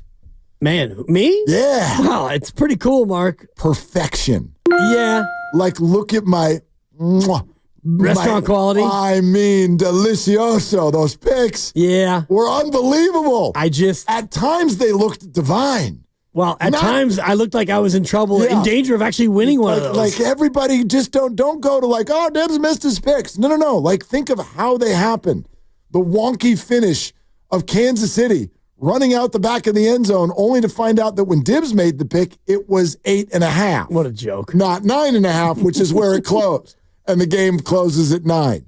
To know that the Philadelphia Eagles won by 6, and you had them minus 6.5, and they missed not one, but 2 extra points. I thought I had it at 6, and so I thought I was getting a push, and then Grandy was so quick to respond. And man, the capper Sunday night, we're all it was captivation, sensation. That's a buck. And we're watching Lamar and Josh back and forth and haymakers, and you're over here with the Ravens minus a point. Point and a half. A point and a half? Yeah. And Mark Andrews is like, hey, God. No, Dibbers. No. That was a beautiful weekend of Fade the Dibber. Of Fade the Dibber. And the Lions one was just a signature win, if I may. Yeah, thank you. I mean, for Washington to come in there and do that to Detroit, I mean, you didn't see it coming. Oh, I was big wrong. Yeah. I mean, it was the only one, remember, that we didn't. Right. We clapped on 3 of them, and then Detroit were like, yeah, that one. And, looking back as you try to reverse engineer your picks, I feel good about the other 3 picks. Like Houston, honestly, they were going up against. Could have gone either way. Well, they were going up against Mahomes and the Zebras. And I don't criticize refs much. I can't tell you how good it feels to hear you say that. Watching that was like, come on. And I didn't actually bet money on any of these games because I'm done betting on anything other than animals riding other animals. Yeah, and I'm never going to drink again. Go ahead. I'll bet on animals riding animals, which I did over the weekend. But other than that, square pool, which is not really betting. That's more like, when you go to the liquor store and you get a scratch off. Well, it's funny what you decide is betting and what's not. Honestly, to me, anytime you put money down and hope something happens to get more money, that's betting. Is like playing the lottery gambling?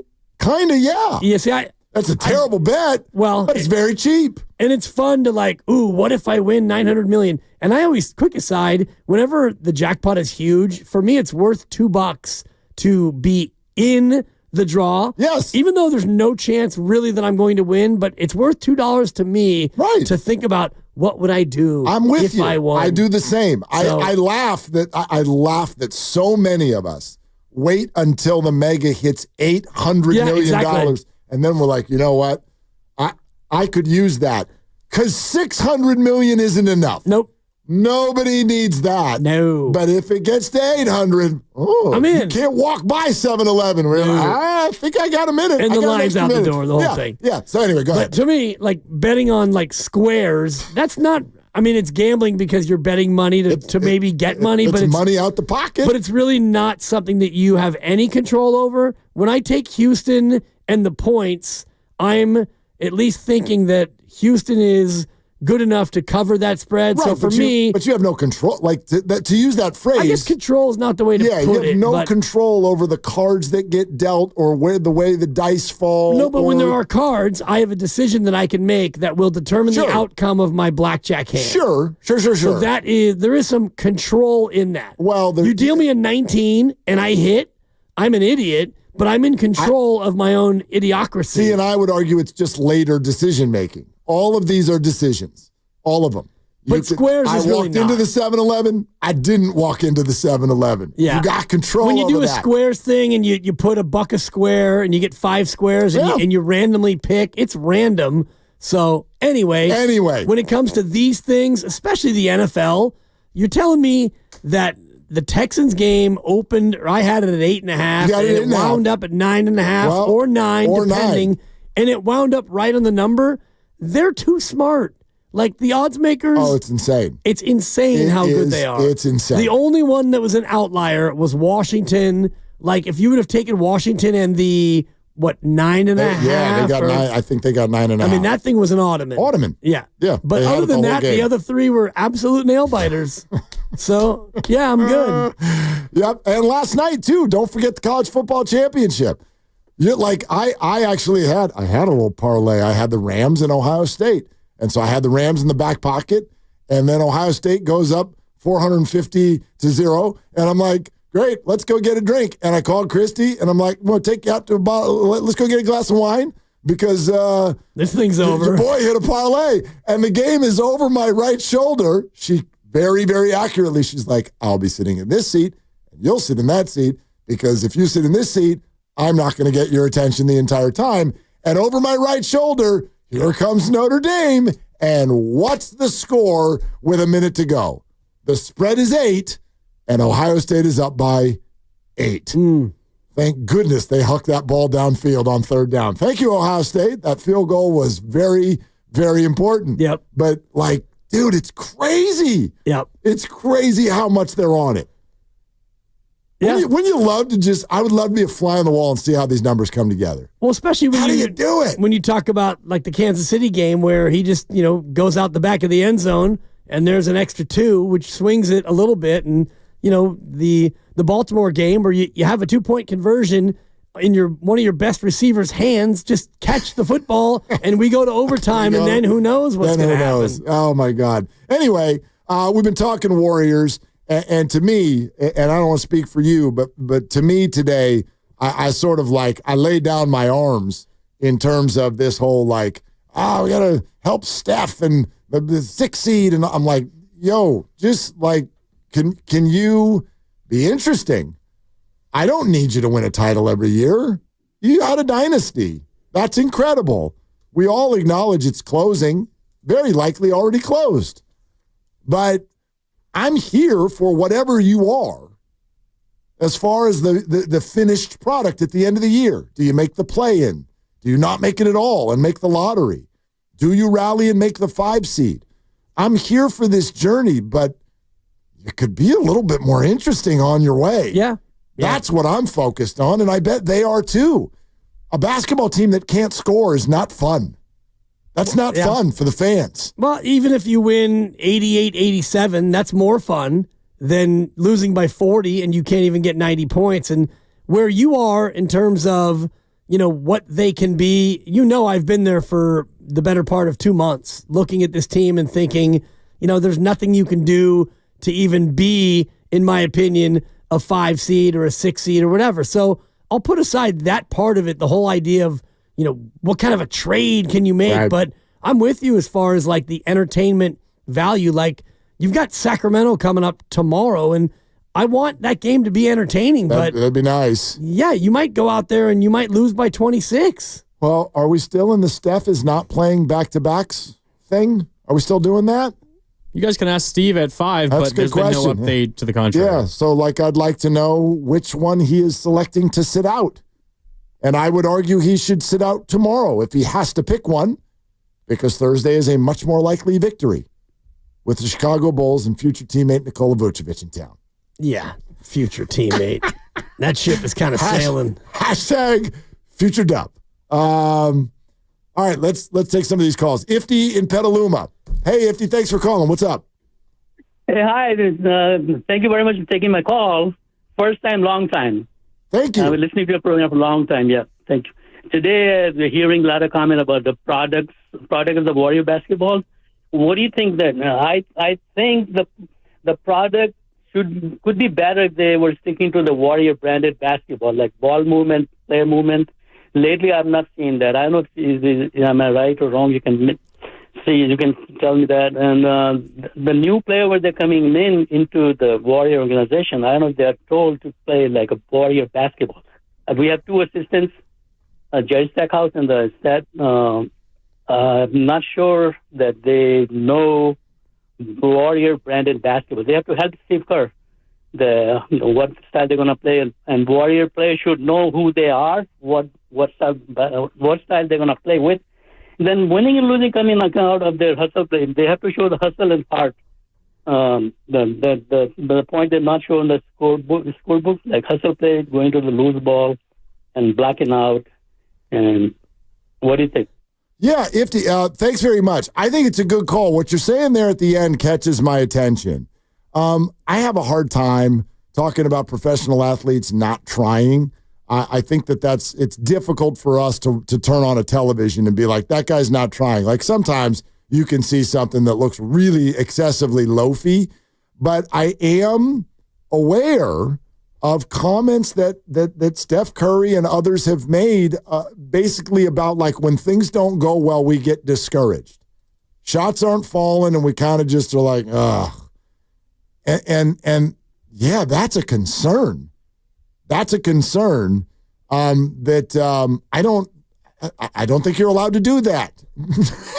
I mean, you can get discouraged. Yeah. I can't legislate your emotions, but man, if anyone in the organization feels like the Warriors have an early give up signal, my gosh, I can't think of a worse trait. Right, and I do think that Ifty's point was, I think, well made about the ball movement and the player movement, but you look at the roster and they don't really have the roster of guys who do that. You know, Draymond is great at it. He's not playing. Andrew Wiggins is more of not an isolation guy, but he'll, get you to the wing and get a three and he'll attack the basket. And Dennis Schroeder, we all know, is not one who necessarily fits with how they're playing. And then the rest of the team, I don't think, GP2, a guy who can screen and cut, and Kevon Looney, the same thing, but you don't really have a team that's made up the same way. And if you're a defense looking at this squad, you're most likely to double team Steph and harass Steph and make somebody else beat you. For sure you are. That's exactly what they're doing. And it's incredibly maddening and leading to these long periods of times where they can't score a bucket and the other team runs away. I mean, Steve Kerr said yesterday he thought they played a good first quarter.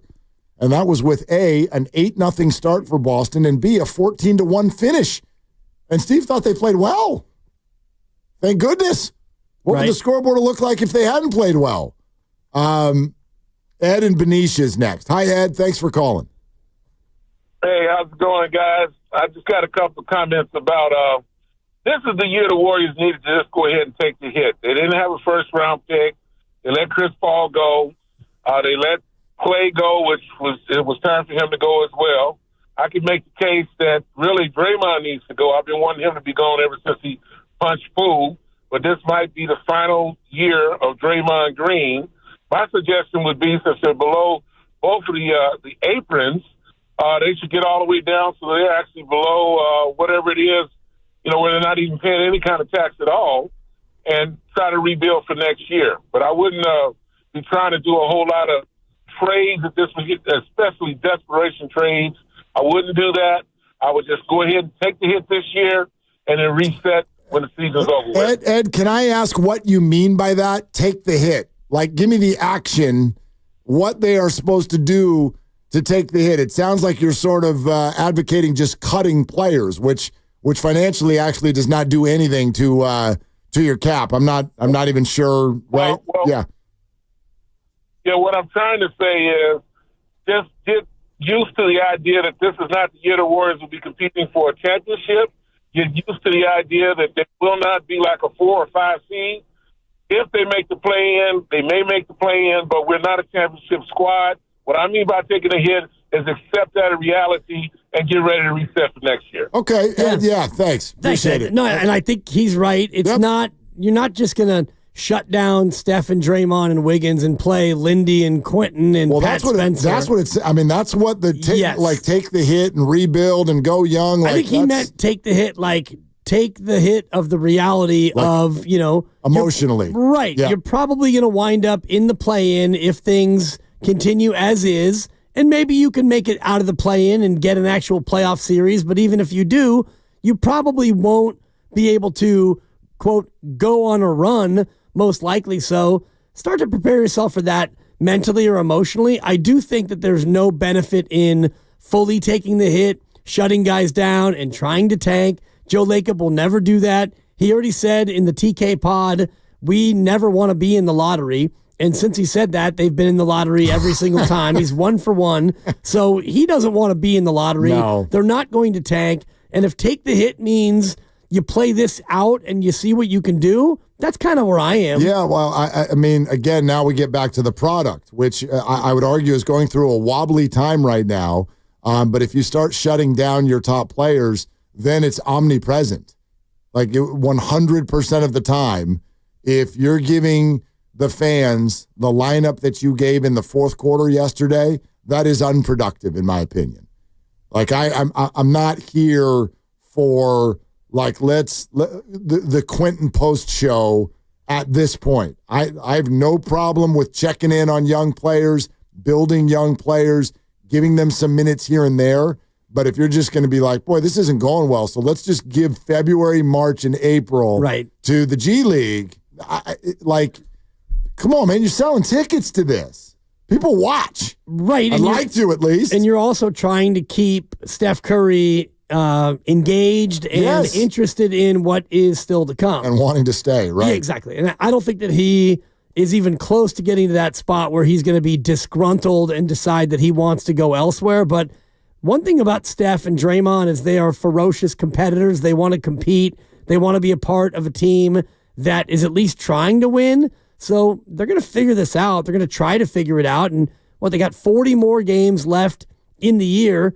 And somebody mentioned this earlier. It might have been during the crossover. But if you look at just the standings, they are 2 games out of the 6th seed. Yep. And I know that there are 4 teams between the Lakers and the Warriors. So it's not as easy as you win 2 and they lose 2 and now you're the 6th seed. No, in the NBA especially, it's really hard to climb over teams. But according to your 10-game look, and you're spot on right now. You're 2 for 2. Well, they should be able to go 5-3 over the next 8. I don't know about according to Willard. I don't know about should. Could. The Willardonomics. Yeah, but let's notice this about ourselves. It's not a problem. I'm not ripping it. I'm you. Let's notice this about ourselves. It takes 1 game for us to swing our pendulum completely in the other direction. They win a basketball game in Minnesota. They win over the worst team in the NBA and withstand Jordan Poole being him for 38. They withstand it, and you will wake up the next day going, I wonder if this is the start of like a little buzz, like a little streak. Are they going to get some? And then Boston comes in. The champs come in, squash them on the forehead. By the end of the first half, TNT is already talking about a rebuild at halftime, and it's like, okay, here comes 48 hours of we're done, stop, let's do the lottery. Now, what happens if they win in Sacramento tomorrow night? What does this sound like Thursday? Well, it sounds like we got different. We got action. Hey, Chicago's coming to town. And Utah, we win 3 in a row, and Kuminga's he'll be coming back soon. So this is one of those days. Yeah, today and tomorrow are I'm done with this team day, and then maybe they win tomorrow night. And I like the way you phrased it. It's not even about I'm done with them or they have action.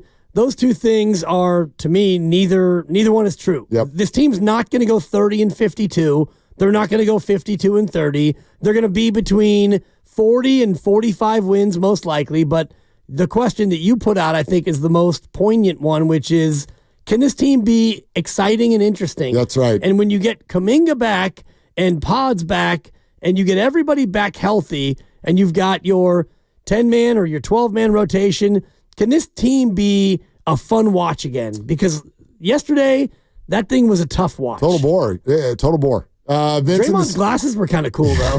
They were. I like the frames. He did look good, yeah. Hey, Vince, what's going on, man? Thanks for calling. Hey, what's up, guys? So you asked the question, what do I think of the product? And to be honest, it's pretty bad right now. Like, this isn't even... Let's forget about the Dynastic Warrior run and that product. This isn't even it's a great timeout, we believe type era product. This is bad. Like, you guys know as pros, you got to get 100 points in a game to have a shot at winning. And I feel like we have had so many games where we have not scored 100 points. let alone you go dry in the last 5 minutes of the fourth quarter in a close game. I don't understand why it's so hard for the guys to.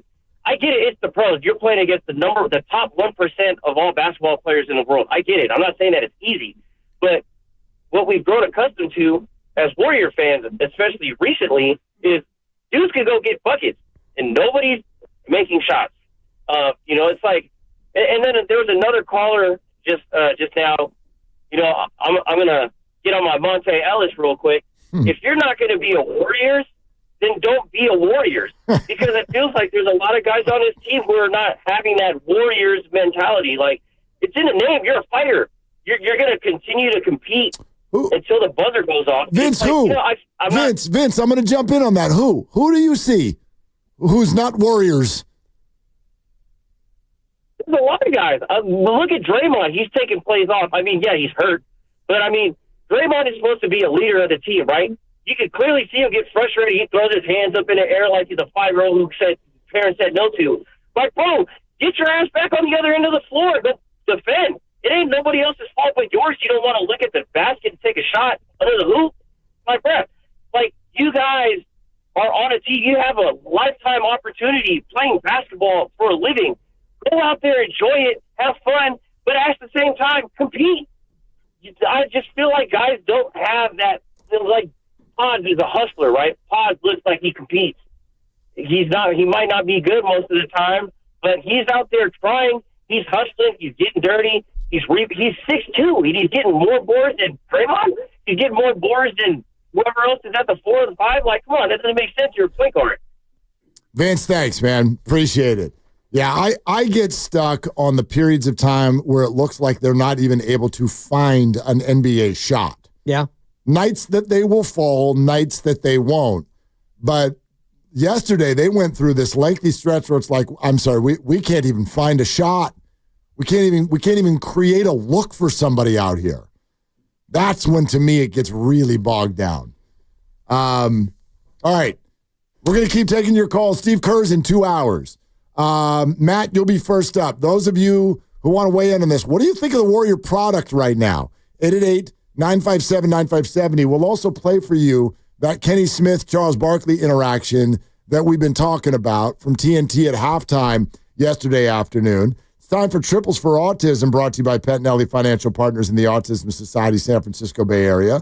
The Warriors made 14 three-pointers yesterday. They did? Anyway, it means another donation from Pettinelli to the Autism Society San Francisco, so it wasn't a total loss. Despite that loss, Steph had 4, Moody 3, Lindy Waters 2, few others sprinkled in some more, and that is the 19th donation of the year for Triples for Autism. To make a donation to autism yourself or to get involved, we'd love it if you would. Go to sfautismsociety.org. And that was Triples for Autism, brought to you by Pettinelli Financial Partners and the Autism Society San Francisco Bay Area. Pettinelli's here for you, offering financial guidance and support through life's milestones. Go to PettinelliFP.com. 888-957-9570. What do you think of the Warriors' product right now? This is Willard and Dibbs. And this is Willard for Underdog Fantasy. Had a blast.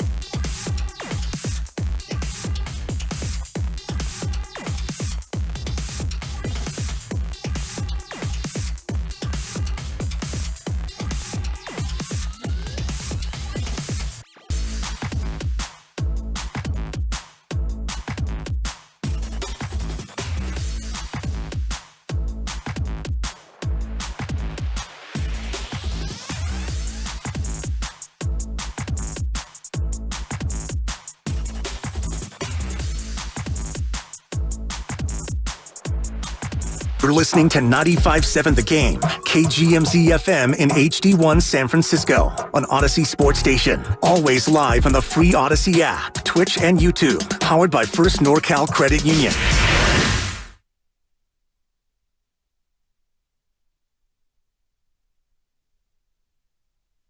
Bay Area, it's Trace Jackson Davis. Catch my head coach Steve Kerr with Willard and Dibbs each and every week right here on 95.7 The Game. And that will be in 2 hours. 5 o'clock today, Steve Kerr joins Willard and Dibbs, which is brought to you by Fremont Bank, by the way. Here for you. Here for good. Yeah, man, this is like, it's frustrating, and so maybe you look at it through a new lens. And by the way, like, this isn't some new interesting thought. I think a lot of people have been there already. But I was just looking around sports and thinking to myself, you know, there's very few fan bases in any given sport that start the year going, I think we can win the whole banana. And I don't know how many Warrior fans even thought that way coming into this year. Like, were you thinking whole banana? No. Or I was even thinking like, maybe you could, like, get into the fruit bowl, though. A bite of banana. Or maybe you could, get a couple of grapes, or you could. And it still could. You could, yeah. But right now, it feels more like you're in the vegetable drawer than you are in the fruit bowl. If we can continue the analogy of the whole banana, it feels more like you're eating broccoli right now. You're the 11 seed, and you're not that exciting. You're 21-21, and your best player he's kind of wilting a little bit like old lettuce, and not the crunchy iceberg that he used to be. And so, you'd love to be in the fruit bowl. You'd love to be in the dessert aisle, but right now, it's just you're just kind of you're not anything right now. Flash boil that broccoli and then bake it at about 400 with some olive oil and salt. Yeah. That's not a bad thing at all. I'll broil it. We do a lot of broiled veggies. Yeah, that's fine. Roasted veggies, yeah. Matt in San Jose. Hi, Matt. Thank you for calling. Willard, Dibs, how you guys doing? What's going on, brother? Warriors product, man. I mean, I was a young whippersnapper, man, sitting up in the 200s of the arena in Oakland before it was Oracle. And the product was tough to watch, but it was affordable. You could go, you know what I mean? And then We Believe comes along, and then Steph Curry comes along. You start winning championships, and then you start having to pay championship prices, and at least it matches. So you still pay it, you still go, and then you get to an era where now the championships are kind of fading. They're 3 years ago now. It's history now, and now we got this mediocre basketball for championship prices, and it's like kind of hard to justify wanting to be up in there, making all this noise and getting all hype, spending all this money to watch this product. Matt, I get it, man, and thank you very much for the call. Like the price thing is always a tough one for me because I don't know what do you do about that? I mean, you get to, like, the Super Bowl is coming in 3 weeks, right? Wait until you hear, you know what I mean? Like what it is to go to one of these. Right. It knocks 99.9% of us out of the running to be able to like buy a ticket and go to that.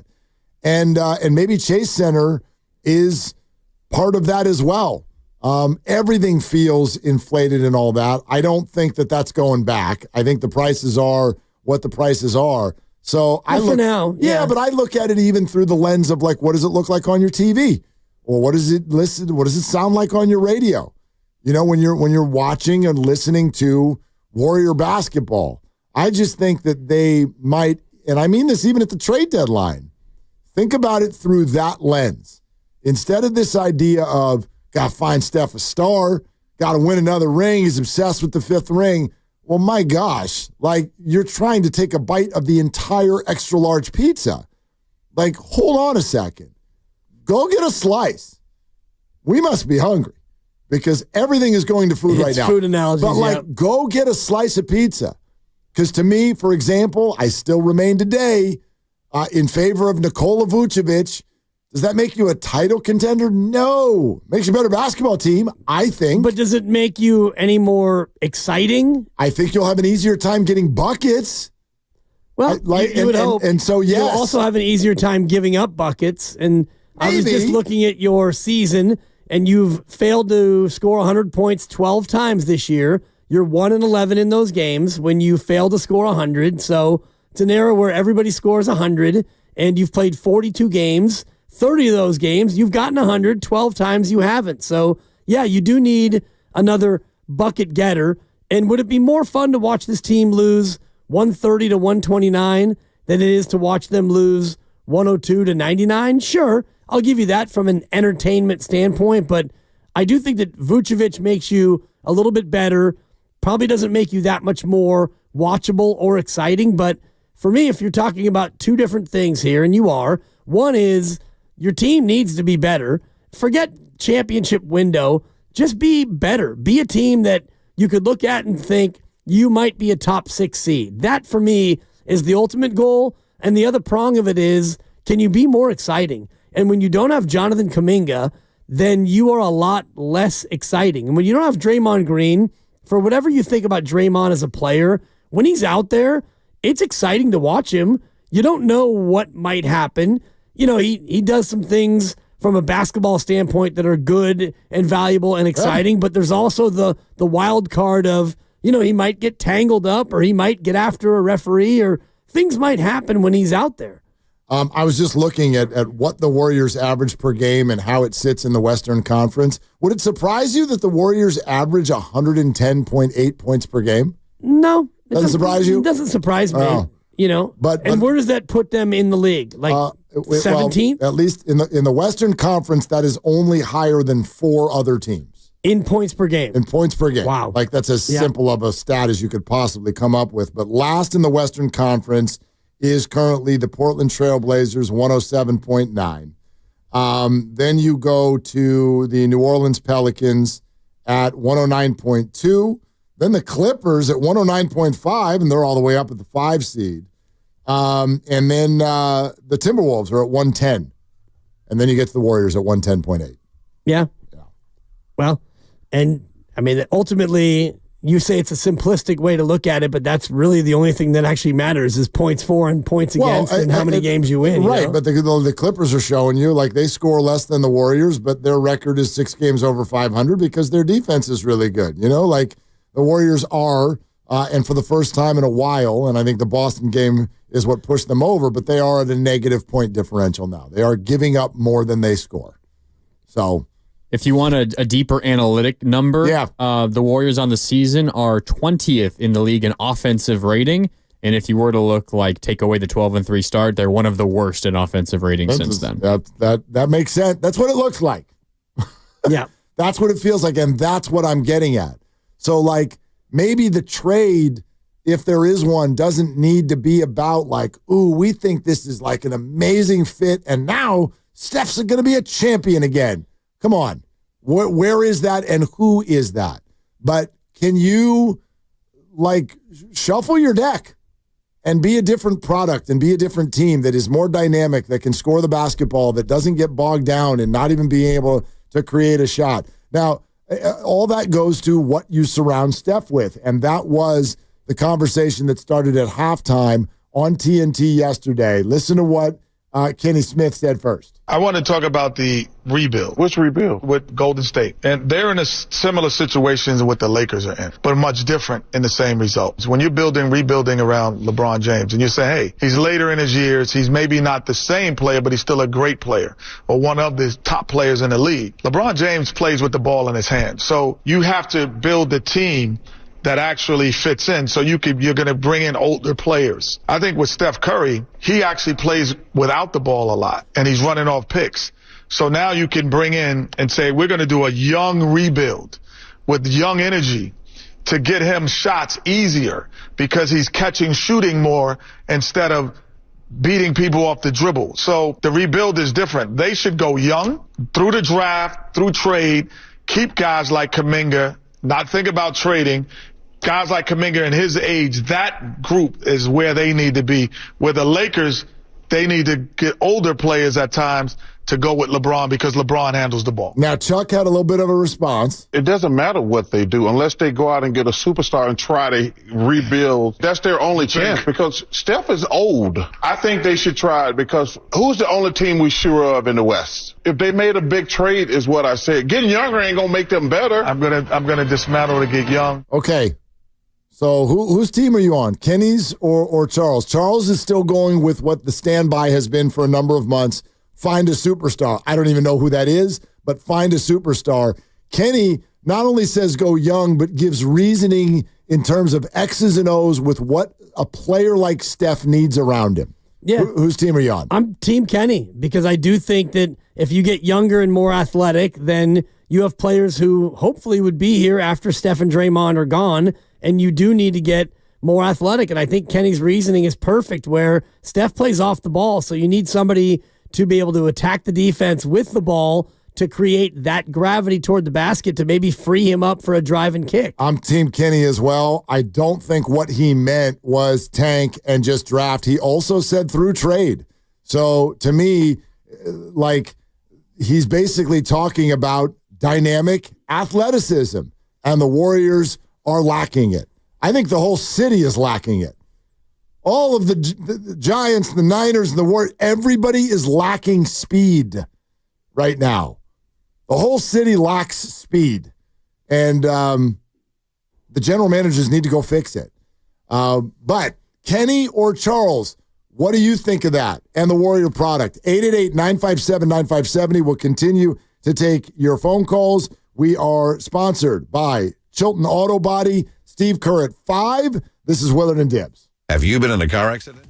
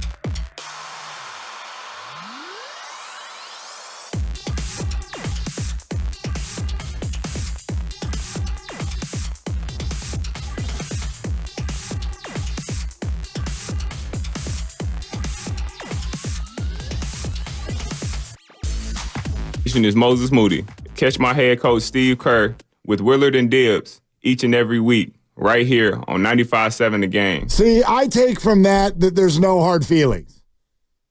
Catch my head coach. Yeah. Like if Moody felt the way fans feel, he'd have been like, catch the stupid head coach of the Warriors, Steve Kerr. Catch the guy who's holding me down.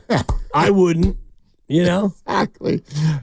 Catch Steve Kerr at 5 when Willard and Dibbs grill him on why I don't play. Yeah. Well, he does now. Hi, this is Moses Moody. I got No, you don't. No, you don't. No, what were you going to say? Nothing better than that. That was the best. But I want to know what you were going to say. Why can't I have 2 good things? Yeah, you don't get it now. Why? Because the moment is gone. I didn't do it. It's okay. We're a team here. I know we are. We work together, and what Grandy played was far better than anything I would have said. Well, we'll never know. No. We will never. I know. And I know you know. No, you don't. No, you don't. Yes, I do. Anyway. Anyhow. Yeah, Moses played in the fourth quarter. Played a lot. Yeah, it's crazy. Yeah. It's crazy. Oh, isn't he the 4 now? With Draymond out, he's going to get more minutes. And that becomes, the interesting part of it. And Steiny, I think, had a good kind of read on that where you play him at the 2 and you play him at the 3, and Steve doesn't seem to like to play him at the 2 or the 3, but now that you're desperate to have a guy play the 4, now he can play because you don't have Kuminga and you don't have anybody else who can play the 4. So is Moses Moody just ultimately your backup quarterback syndrome? Is he like Jacob Cowing, where you're a special teamer, and if we're desperate for a receiver, then you get to play? He is a little bit of a Swiss Army knife. And sometimes you do have to, hey, get in there. Right. Go do it. Swiss Army knife, but only used when you don't have your other knife and you don't have your other fork and your other spoon. I get it. It's frustrating. It's frustrating, but, the gymnastics of the roster has been a thing for a while that quite frankly, I get. I really do. And some people will think that's giving Steve Kerr a pass. But every single time someone has called this radio station and been like, you know what he should do? I'm like, that wouldn't work either. Like, the Warriors roster thing is not a Steve Kerr rotation problem. It's a talent problem. Agreed. So we can cry about the rotation all we want, but the rotation ultimately is reliant on the players in the rotation. And if you look at the players that they currently have, tell me what your 8-man rotation is that is going to suddenly make this thing better. Because you don't have Kuminga and you don't have Pods. They both would be in that 8-man rotation. You don't have Draymond. So now, who do you have? You've got a bunch of players. Lindy Waters. Right. You've got Lindy and you've got Gee. And, Gee's been a nice little breath of fresh air. He's been fun to watch and, energy and all that. But the rest of the players that you have in your rotation, none of them are world beaters, and a lot of them won't be in the rotation once you get healthy. But guess who will be in the rotation soon? Tell me. If you listen to Michael Wilbon of ESPN and PTI. We got some fresh Wilbon? We got fresh Wilbon. All right. You want to know who's coming to help save the Warriors? Here he comes. I'm afraid. To save the day. You want to hear it? I do. How bad do you want to hear it? I'm really bad, Mark. Don't make me beg for it. Please, Mark, will you play it? Here it comes. It's time to make the trade, okay? Warriors, Lakers. How many times I got to say this every day? Time for LeBron to be traded to the Warriors. I mean, let's just do this. Neither one of those teams can do anything as they are now. There you have it. And that's with the jaunty music, which tells me that that's like the last comment they do right at the end of PTI. Yeah, it feels like there's like a clown car completely driving through the room. Yeah. I'm here for it. Let's make it happen. As he opens the NBA trade machine for the first time today. Yeah, who do we got to give up to get LeBron? Well, so he's only making 48.7. All right, so Wiggins and Kuminga. All right. I mean, the Lakers are going to want. LeBron's got the red stop sign. Why? He has a no-trade clause. Oh, he'll greenlight Steph. Yeah, but it loves him. It and makes Draymond. it so you can't really use the trade machine. Why? You can't put him into it because he's got the red Well, just put the salaries up and let's pretend that LeBron would say yes. So let's just go with salaries up and let's pretend that LeBron would say yes. So let's just go with Wiggins, Schroeder, and Kuminga. Okay. That gets us within, you know who has to get thrown in. Gee! Gotta go, Gee. Ridiculous. Sorry, Gee. Yeah, that actually, try this trade. Does it work? It's a win. Wiggins, Schroeder. He's been on LA already, right? He has. Yeah. And they liked him. I played the percentages because he's been on 8 teams. That's right. Kuminga and Gee. Remember, Schroeder was on the Laker team that beat the Warriors in the playoffs 2 years ago. There you go. He was super annoying. He was super annoying. You were so mad. Oh, my God. I was so mad at him. I hated watching him. He was flying into the second row when no one touched him. All of that stuff. Oh, that's right. That play on the sideline. You hated that. Schroeder is a lightweight Chris Paul, where like all of a sudden he gets your jersey and you're like, no, I like this guy. Smart player. Well, where's that Schroeder been? I haven't seen the same level of feist. He looks confused. Yeah. Actually, and that's not the right word. Like he just, the style of play is not fitting him. Yep. Not yet. Not yet. And I don't know that it ever will. Well, Wiggins, Schroeder, Kuminga, and Gee. What's funny is the John Hollinger analysis. The Lakers get worse by 7 wins, and the Warriors get worse by 8 wins. So it's a lose-lose. How's that? It's a lose-lose. Neither team gets better. Each team gets markedly worse. Yeah. According to the John Hollinger instant analysis. Interesting. Well, then we definitely should do it. Yeah. Steph and Draymond and LeBron. Just make the Lakers worse. Yeah. And so at least you got that. Oh, breaking news. The National Baseball Hall of Fame class of 2025 is out. Yeah, I saw this. Yeah. Ichiro, Billy Wagner, and CeCe Sabathia. That's it? That's it. Carlos Beltran did not get in? Apparently not. Well, because I know you're not a geek like me, but there's a guy named Ryan Thibodeau who has the Baseball Hall of Fame tracker. Yes, I'm aware of it, actually. And I looked at the tracker earlier today, and Beltran, with 55% of the ballots counted, was above the 75% mark. Yeah. Yeah. Well, I mean, he was tracking solid. Well, overnight, the Michigan votes came in, and that was know how that can be. Man, that's tough for you overnight. Michigan will get you every time. Did Ichiro get 100%? Lucas? Grandy? He missed being unanimous by 1 vote. Okay, who is? All right. We don't yet know. No, we're going to find out. Whoever it is, do not invite him on any show. That's literally what they're going for. Don't do it. Who cares what one person's ridiculous opinion is? Honestly. That person should have their vote stripped. And you know what? That person should also be stripped. That might be too harsh. Their vote should be taken from them. Many Hall of Fame voters who are very good looking. Yeah. So, I mean, keep your clothes on. That person should no longer be allowed to vote. Yeah. If you look at Ichiro, and even if you want to combine his stats from when he played in Japan and here, he had like 75,000 hits. No. Yeah. I mean, what did he have here? He had like 3,300 hits here in 4 years. Yeah. And just what Hall of Famer. Hall of Famer. Yeah. But what do you do? I mean, this is the subjective nature that we use for this. I'm surprised you even read that, because I know how you feel about Halls of Fame. You think that they're by and large kind of stupid? Well, they're not worth everybody getting all hot and bothered about, and especially if I don't mind the opinion you just gave, where you're like, let's grab that guy's ankles and hold him upside down over the park bench because he doesn't think Ichiro's a Hall of Famer. The one that I can't stand is when a great player gets in and someone's there to scream about how they don't belong with a plaque in a hallway. Who did something to your Cheerios this morning? Yep. Eli Manning is not. But shut up. Who cares? He won 2 Super Bowls. Why would it ever bother you that somebody got in? Why? Someone's going to make a little mold of him and put it in a hallway. Right. And let people charge entry, and they're going to go look at it. Who gets hurt by that? Yeah. And people like Barry Bonds, for example, is in the Hall of Fame. A lot of his memorabilia is in the museum.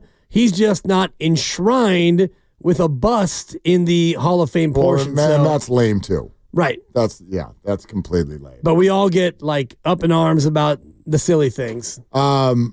All right, let's talk to Dave in San Jose because I need a minute on the Wilbon. Like, let's just get this done. Let's have the Warriors go get LeBron. Okay. It sounded to me like he was kidding. Was he totally kidding? Lucas, was he kidding? You're saying no? No, I think he fully believes it. Hang on. The music makes it seem like he's kidding. I know, but listen to the way he says it. It's time to make the trade, okay? Warriors, Lakers. How many times I got to say this every day? Time for LeBron to be traded to the Warriors. I mean, let's just do this. Neither one of those teams can do anything as they are now. Okay, so the one that gets me is, look, come on, let's just do this. Right. It's like, do you actually think that, or do you just want something weird to happen? So I don't know. I'd love to have Mike on to find out, like, what is your actual opinion? And do you think this would just be a fun sideshow, or you actually think this would be good for both of these basketball teams? It would be bad for both basketball teams, but it would be an unbelievable sideshow. And you would have Steph and Draymond and LeBron with Kuminga and TJD. There's your starting five. Would Kuminga still be on the team? Oh, no, my bad. Yeah, Kuminga's on the move. But then you come off with, I guess you got to play. Well, you play Moses Moody at the 4 because that's what we do now. And then you come off the bench with Pods and Buddy and Schroeder. No, Draymond. No, Schroeder's gone. Yeah, sorry. Draymond could be the 4. Draymond can be the 4. And TJD's the 5. LeBron can be whatever you want him to be. And you still have Kavan. 2, 3. Yep. Your second unit would be Pods and Buddy and Kavan.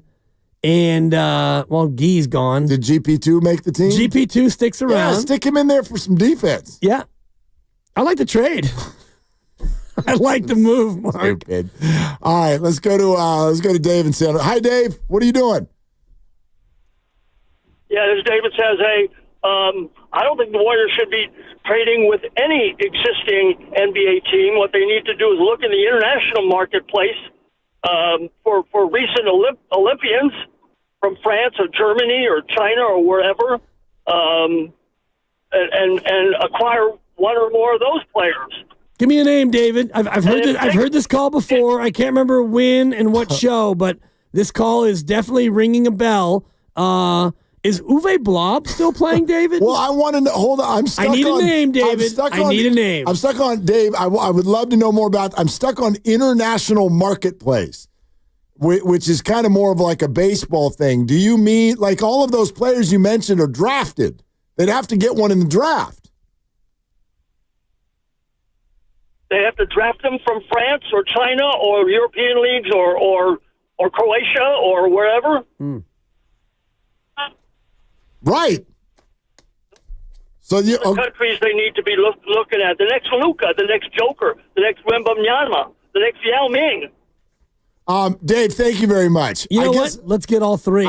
Let's get the next Luka, the next Joker, and the next Yao. I guess where I'm getting stuck, and just you tell me if thank you for calling, David, and I look forward to hearing that call on the roast in 5 weeks. No, I've heard that very call before. Really? Absolutely. Same guy, same voice. Same take? International marketplace. Well, look, he's not wrong. That Jokic guy, he big. Right. He can play some ball. That Wemby. On it. Yeah. Wemby, tall. Yeah. Luka, can shoot. Yeah. How about Zachary Richache? Don't know. It's early. Yep. Jury's still out. I guess what I keep getting stuck on is making it sound like in the NBA that's like a whole separate deal, right? You draft college players and high school players, and then over here, like later this year, we're going to have a draft where you can go grab somebody from France. The NBA is an international game. These guys are all coming through in the exact same way. And in fact, largely it's why the NBA draft, I think, sometimes struggles as a product because we don't know who these people are. We've never seen them play. A lot of the guys who get picked early. I'm not going to disrupt his point though. If the idea is that that's where the next Warrior superstar is, maybe, probably. It's not like nobody comes through college basketball anymore and gets picked in the top 5. Almost nobody. Right. They're all either one and dones. Maybe a freshman. Yeah, right, maybe Europeans, but. I'm just looking at some of these guys who are playing over in Eurobasket, and I wonder if like one of them decides to come on over, if they've never been drafted, how does that work? I think they need to be drafted. It's not like Yamamoto. You're not just like, posting fee. Warriors, just like sign me to a max deal. I think the Warriors thought they had him when they drafted Smiley a couple Smiley years ago. Smiley Geach. Kawhi Legeach. I'm also looking at the 2021. Trinity, my mic's on. What'd you call him? What'd you call him? Kawhi Legeach? Yeah, Kawhi Legeach. All right. We thought he had next. Did you have something to say? Did you have something to say, Lucas? Randy's laughing too hard. Yeah, the 2021 draft class, when the Warriors got Kuminga and Moses, I was just looking at the international prospects in that one. Franz Wagner played at Michigan. He's German, and he went 8th overall after the Warriors took Kuminga 7th. Yep. After the Moody pick, there are a couple guys, specifically Alperen Şengün for the Rockets, who's awesome. Yep. Turkish. And Usman Garuba, who the Warriors ended up having and couldn't stick with the team anyways. But really, the only one they missed in that, when they actually had a high pick, was Şengün. Yeah. Yeah, and I would not argue, like, Kuminga's not a bust. No. Kuminga's not, you know what I mean? Would you rather have Wagner? I probably. And would you rather have Şengün is the real one because, I mean, he's kind of the stretch big that you've been looking for. Moody was 14th in that draft. Şengün went 16th. Yeah, would you rather have Şengün over Moody? For sure. Yeah. For sure. Well, Moody can play the 4. I don't know if Şengün can. He's more of a 5. And that's definitely a question for Steve is, like, Moody at the 4, have you found something, or is it more out of desperation and necessity? It feels like it's more out of desperation. Well, I'll let him answer that. I mean, yeah, of course. I'm telling you what it feels like. Yeah, and, yeah, of course. You know, what he's going to say is what he's going to say. It doesn't mean it's necessarily reality. He's not going to say anything that puts Moses Moody down or could be perceived that way. And I do hope that you ask him the question about confidence and winning, the chicken or the egg question about that, because it's fascinating when you have a team that starts 12-3 and they look to have supreme confidence, and now that same group, mostly that same group, seems to have their confidence in the crapper. Yeah. Yeah. No, in the crapper. We'll ask him. We'll ask him for sure. Moses Moody was one of only 2 Warriors to score in double digits yesterday. Right. And how much of that came in the fourth quarter that was largely unwatchable by you and many others? Yeah, not a ton of it. Not a ton of it. But yeah, he had a game high 32 minutes. Yeah. In the game yesterday. The only reason why I watched that fourth quarter is because my 2-year-old demanded it. And good for her. Her mother was not home. Okay. And so we were watching hoop. She want to watch. She's like not going to be fair weather. She wanted to watch basketball. Good for her. Basketball. I said, "We watch basketball, honey." You're like, this ain't basketball, hon. I don't know what this is. She's like, watch the green team. They're playing basketball. Right. I don't know what the other team's doing. Yeah. So anyway, that's where I'm at. When you look at what you saw yesterday, I wonder if we're having a little bit of the wrong conversation, you know, and I get why. Look, Steve Kerr called it a crisis of confidence. What if I called it a crisis of Curry? You know what I mean? Like, none of us have a chance when it comes to what's going on with the Warriors. They don't, and we don't. Our opinions cannot be valid. None of this makes sense. You know what I mean? I hate saying it this way, but when you look at what the Warriors have said publicly and then privately what reporters are saying they're trying to do and what all of us are sitting here doing and watching, I think the bottom line is that we're in a crisis of Curry. He's been too good. He's been too amazing. And you're probably sitting there going, what the hell are you talking about? The bottom line is we won't let him go. We won't let go our thoughts about him. We won't let go of our opinions of him. We won't even entertain the idea of moving on from him. None of that. It's all a non-starter to us because he's been the greatest basketball player who has ever performed in the history of this city and this organization. And the answer can't be, well, Steph can just carry us to another ring. That's not the answer. But none of us are really willing to entertain any of the other stuff. So That's why I'm like, there probably isn't a good answer here. There just isn't. Well, the answer is... So, like, get some more athletic young people around, be a more interesting product, see if you can make the playoffs and put him on TV more because he's fun. Yeah. But stop this whole demanding a championship thing and screaming about general managers who made the wrong move and all of this stuff. Stop thinking that if LaMelo Ball was picked that we wouldn't be here. Yes, we would. He would have been the fifth guard on that team. So that's all. I don't know. There's no great answer here. Well, there's no, like, the real question is not, it's how do you maximize the Steph Curry window, but it's not how do you maximize the Steph Curry window and make that championship number 5. That's a good way to put it. If you want to maximize the Steph Curry window, what that really means is get a team around him that is young, exciting, and competitive. Because right now, this team is not that young. You've got a lot of veterans. They're not that exciting, unfortunately, when you don't have Jonathan Kuminga on the floor. And really, Mark, you're not that competitive. You beat Washington, worst in the league. Then you played the defending champs, and you got motorboated by 40 at home. So young, exciting, and competitive. Can you start to do that at the deadline? You can. And if it's Cam Johnson, who's young and exciting and maybe makes you a little bit more competitive, I don't know if Vucevic fits the bill of young, he's not, exciting, not really. No, but you would be more competitive. I would agree with that. They score the ball more. Yep. They'd score the ball more. And I think, to me, that's fundamentally what gets hard is when the Warriors look like they're going lengthy periods of time and they just can't put the ball in the bucket. He would completely change the spacing of the team, I think. We're brought to you by Fremont Bank, here for you, here for good. Do you want to even entertain this Wilbon idea of LeBron? I mean, just for a few minutes, could we talk it out? Just for a few minutes, because it sounds so ridiculous, but these phone calls have been made before. So let's entertain it for a few minutes. You can weigh in. How are you feeling? Not about the Warriors and their chances, just the product. 888-957-9570. We will continue to take your calls. Steve Kerr just over an hour away on Willard and Dibs.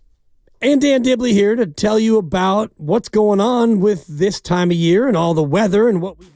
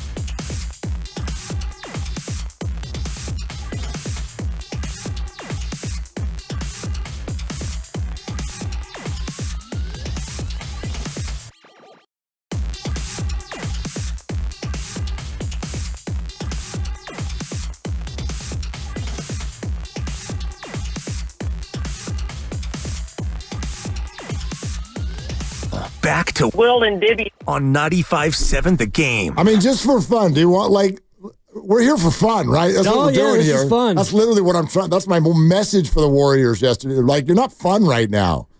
I need you to be some fun. Okay? I do not need you to win a championship. I do need you to actually have the ball go in that little orange circle sometimes. That's all. It'd be nice. Am I asking too much? Of late, yes. I am. A little bit. I mean, when Steph's not out there, you're asking a lot. And I was just... Dude. I was going through the game log of the first quarter when, Steph hits a couple of free throws. They take a 2-point lead. And here's what happened after that. Looney misses a cutting layup. Steph misses from 30. Steph goes out. You had Buddy misses a 26-foot runner, a 3-point running jumper from 26. Moses Moody turnover. Buddy misses from 26. Dennis misses from 27. Dennis misses from 11. End of the quarter, you're down by 11. All right. So Steph goes out, and I think he got a couple of free throws in there, but that's about it. Yeah, Buddy, he got fouled on the 3, and he hit one of the 3. Yeah. 1 point after Steph went out. I mean, listen, I think we've been a little bit short on positive commentary today. Okay. Well, right? The Warriors lost by 40 points. This ought to be good. Well, look at Grandy's face. I think he wants to go to the restroom right now just by me even saying that. But what if I did say this? Okay? Because, hey, lovely Christy, she's listening, and you want to know what she said? She's like, they are pretty hurt. Like, aren't 3 of the guys who usually do some of the stuff that you're asking them to do not there? Now, again, take that comment and don't stick it in your championship blender. No. Just stick it in your blender of like, could you be a better team in a couple weeks? Could you, I don't know, be in the game? Could you not get blown off the floor by Boston? If Draymond and Kuminga and Pods are playing with Steph and Looney or Steph and Schroeder or and Wiggins or whatever, like, is that even within the realm of fair? Yeah, you're better.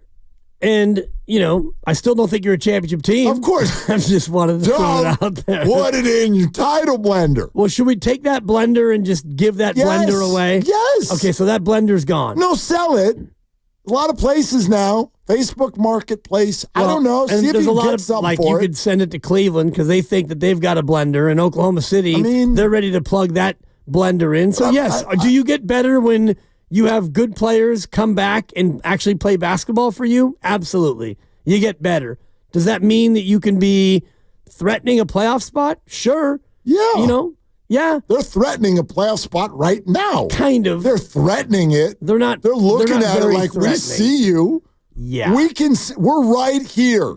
We're looking at you. Right. Yeah. It's about as threatening as a parent who, and I love your analogy when you spend $1,000 to go to Disneyland and your kids are acting the fool as you're waiting in line at the first ride and you say, if you don't knock it off, we're going home. And they look at you and they go, dude, you spent $1,000 to get us in here. You're not very threatening right now. You're not going anywhere. That's how threatening the Warriors are right now. I don't know about that. Do you feel like the Suns are threatening a playoff spot? No. The Suns are a mess. Are the Wolves? They should be, but they've underperformed. They're a half game better than the Warriors, and they've lost to the Warriors 3 times. Right, which is really, really weird. But it is. But would you look at the Wolves and be like, yeah, they're not going to figure that out? Maybe they will. That's all I'm saying. There's 4 good teams in the West, and there are 8 or 9 that are just like either underperforming or just kind of crappy. Just kind of barely above good. Yeah, I agree with you. Once you get to the 2 LA teams, you're in a big bucket. Yeah. And they're up they're floating up at the top of the bucket right now. And the Warriors are underwater. I get that. But to the point you made, I mean, yes. The Golden State Warriors are 2 games behind the Lakers, who are in the 6th seed. Yep, and Two games. They're a game and a half above being in the 12 spot. Also true. So they are also threatening the not playoffs. Right. Yes. So, I mean, if you want to talk about just them getting better when Pods and Kuminga and Draymond get healthy, that's yes, all I want you right get now. better. I just want them to be better. That's the way I've been looking at the trade deadline for a couple of weeks now. Not through this lens of we're going to get a big boy and we're going to make a run. No, can you just get better? And that's what I think the guys were talking about last week when everyone freaked out by them saying we're not going to be irresponsible. One of the oddest sports conversations that went back and forth I think I've ever heard, where a team was like, we're not going to be irresponsible. And the fan base went, what? We want irresponsibility. Well, we want action. Yes, and I think that's not bad action. No, you want action. And if it's like you trade for Jimmy Butler, that's action. Is it a reckless move? Perhaps. If you trade Kuminga and a couple of other players and a couple of picks and Butler's here for 2 months and it doesn't work out, then yeah, you'll all regret it, but at least it's action. And that's where this cockamamie LeBron James trade, Michael Wilbon with the quote earlier today, tongue firmly in cheek, but I think, well, at the same time, maybe if you want to play it out, and I've done the trade machine homework on it, you bring him in, that's at least exciting. You can't. It's time to make the trade, okay? Warriors, Lakers. How many times I got to say this every day? Time for LeBron to be traded to the Warriors. I mean, let's just do this. Neither one of those teams can do anything as they are now. Let's just do this. In other words, I'm bored. I need something that is going to excite me. Hold on, though. That's fair. We are. That was super boring yesterday. Now, it's not always boring. Yep. It wasn't boring in Minnesota last week. It wasn't boring against Washington. That was boring yesterday. And it's a problem.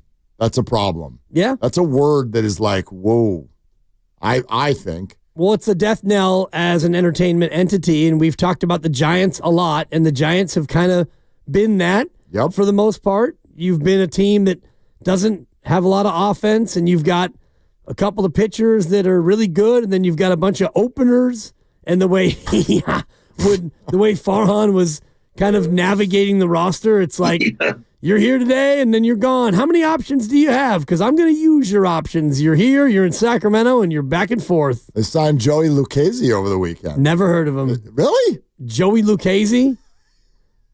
I mean, he's a left-handed pitcher. He used to play for the Padres. Who are you? It's from Newark. Yeah. There you go. Yep, my bad, ties. Joey. Apologies. Lucchesi. How are the numbers last year? I don't know what the hell he did last year. I'll say this, because this is when I was working in San Diego. He was like a prospect. He was like, they were. And you were working in San Diego in 2017? Something. Okay. Yeah, something like that. I'm just trying to get some context. He came up with the Padres in 2018, started 26 games, went 8-9 with a 4.08 ERA. That was his rookie year. Okay. Career numbers, pretty commensurate. 4.10 career ERA. But the last couple of years, he has been with the Mets, but, spotty in terms of how often he's even out there. 2 years ago, he started 9 games for the Mets and had an ERA under 3. Okay. Last year, he started 2 games. Lost them both.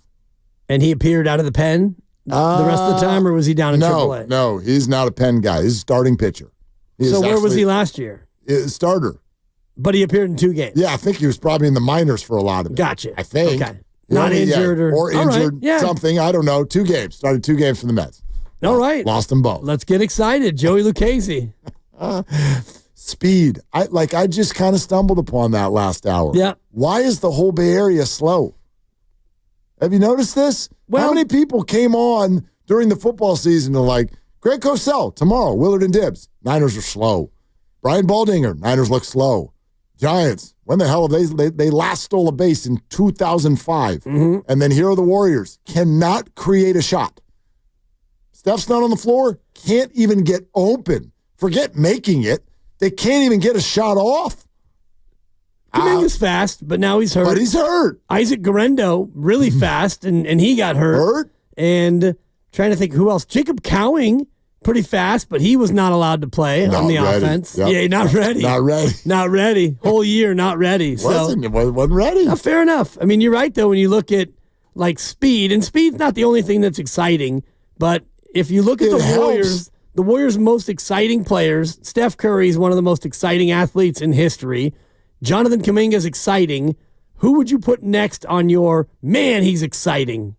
On the Warriors. On the Warriors? On the Warriors. Oh, my gosh. Their current roster? Outside of Steph and Kuminga, who's the next most exciting player on the team? That's kind of a fun question. That's kind of, hang on. I'm gonna do this to give myself a second to think about that. Yeah, buy some time. You're listening to 95.7 The Game. KGMZ FM and HD1 San Francisco, an Odyssey Sports Station, always live on the free Odyssey app, Twitch and YouTube, powered by First NorCal Credit Union for a low-rate auto loan. Apply online or just ask for First NorCal financing at the dealer. Well, it's not Kyle Anderson. Okay. It's not Draymond.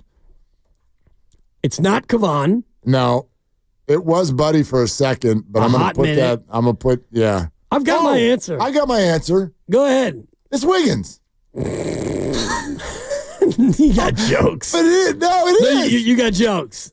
I don't got jokes. How exciting was he yesterday? That's not my point. How exciting was he with the game before that? The correct answer is Gary Payton He's II. not allowed to have a bad game? GP2 is the next most exciting guy. Wait a minute. He can have a bad game. I need to have Drew's back here for a second. He's not allowed. Now he's Drew. Yeah.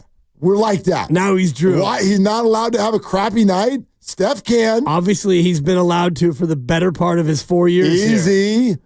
Easy. He's having a very good year. He is, but to me, he's not that exciting. Well, even when he goes for 31, it's not like there's a lot of highlight reel plays. Well, wait a minute. You asked for a good, steady guy. You asked for third on the list. You didn't ask for somebody who I'm going to put a poster above my bed if I'm 11 years old. This is, I think, the point of the question. Yeah.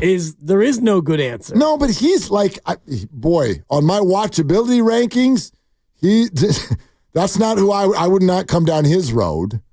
I'm not coming down his road. I'm just saying that he's not the most exciting player. You laughed at the idea of him being fun to watch. It's hilarious. Why? Because he goes from 31 Saturday to where are you? All right, yesterday. Look, let's go back to the phones, but let's throw that out to everybody. My 2-year-old actually said that to me yesterday. We're watching the game. She wouldn't let you turn it off. I bet because Wiggins was playing. She said, "Is Wiggins playing, Daddy?" I said, "I don't know, honey. Stay tuned." Where's Wiggins, Daddy? We got Wiggins bobbleheads at the house. Milo won't turn the TV off. Don't you scoff at it. The answer is Gary Payton II. Why? Because he does exciting things. He'll dive on the floor. He'll go to the rim. Unties Jordan Poole's shoes. Which was pretty awesome. I thought he was given a flagrant shoe for that. Gary is fun because he smiles, he dunks. But I mean, it's not like he can get you a bucket unless he's running from the baseline and you huck it up in the air. He'll get to the bucket. Yeah. And yesterday he had a great, Gary's going to, thought he was going to throw it down and he tried to just drop it in and he missed. If he shoots a three-pointer from anywhere in the corner, I duck. And sometimes I'm at home. Come on. I'm trying to watch basketball here. I love GP2, but I'm not going to put him ahead of Andrew Wiggins. Andrew Wiggins? Yeah, he's a pretty exciting player. I mean, we're watching basketball here, Dibs. Have you forgotten the dunk on Luka's head? You forgot. How long ago was that? 3 years. More than 1,000 days have gone by since he excited us. No. To that level, yes. To that level. I mean, what would y'all say about that? 888-957-9570. If Steph and Kuminga are clearly the two most exciting Warriors, anybody else? Does anybody else get to be even on any sort of a list there? Let's go to Mike in Hayward. Hi, Mike. Thanks for calling. I have a question for you guys. Now, I was trying to figure out the real reason why Klay Thompson left was what now? What was that all about? I know you guys know. Klay Thompson left because the money wasn't right or he wanted to leave. What was that about? You nailed it. The money wasn't right. He wanted a lot more. Yeah, he wanted a lot more money than they wanted to pay him. And I also think that he was looking for a different a different environment after the last couple of years. I don't think. Now, it depends on when you're asking, Mike. Are you asking prior to last year when they didn't come to an agreement, or are you asking at the end of the year when Clay ended up going to the Mavericks? Well, the point I'm trying to make is that they could count on him for a bucket, right? He could come up with a bucket. He could come up with a bucket. Besides Curry, Poole could come up with a bucket, right? He can't do everything. He can score, but he can't. Poole could come up with a bucket. Clay can come up with a bucket. Buddy Hield can come up with a bucket. Not as much as Clay can. And so I'm just getting the point that what they need is people that can make buckets, right? Well, so whether it's a tall man or a big man or whatever, somebody got to be able to score. And I ain't talking about Wiggins because Wiggins is doing what he's doing, but they need a bucket. They need somebody that can give them a bucket besides Williams, Kuminga, and Curry. Mike, I don't argue the Warriors need somebody who can get a bucket, but I do think that in the end, if that's the whole conversation, it's a little too simplistic for actual NBA basketball. You have to have players that are doing things within a team concept, and you have to have players, yes, who are dynamic, but are playing on both ends of the floor, not hurting you in other ways. Klay Thompson, by the way, your point, I don't think can, quote, get a bucket. Klay Thompson is classically someone, especially at this point in his career, where you cannot just give him the ball and say, go get a bucket. He's never been great at that, but especially not now. Did you know that Andrew Wiggins is averaging 3 points per game more than Klay this year? And Klay's playing on a team with better pace that goes up and down the floor and scores a lot.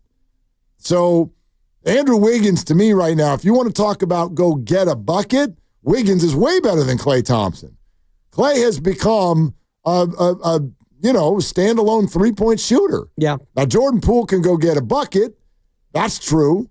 There's a lot of other stuff that happens too. He scores, but he doesn't. I don't think he's a well-rounded player. I don't think that he is producing at a level that is conducive to winning. If he's your best player and he is their best player, you're probably not going to win a lot of games. And we can go back and try to put the toothpaste back in the tube, and we can think about what if they still had Jordan Poole and what if they still had Klay Thompson. If you still had your same team that you had the championship with 3 years ago, are you any markedly better of a team right now? I don't necessarily think so. You'd probably be more exciting if you had Jordan Poole and you still had Klay and you were 21-21. I think you'd be more exciting than what you are. We're going to keep going on the phones, but there's this a bit of breaking news, and I want to know if y'all read this the same way I do. I bet you do. But what's the first thing that goes to your mind when I tell you this? The Phoenix Suns are trading their 2031, 6 years from now, 2031 unprotected first-round draft pick to the Utah Jazz in exchange for 3 first-round picks.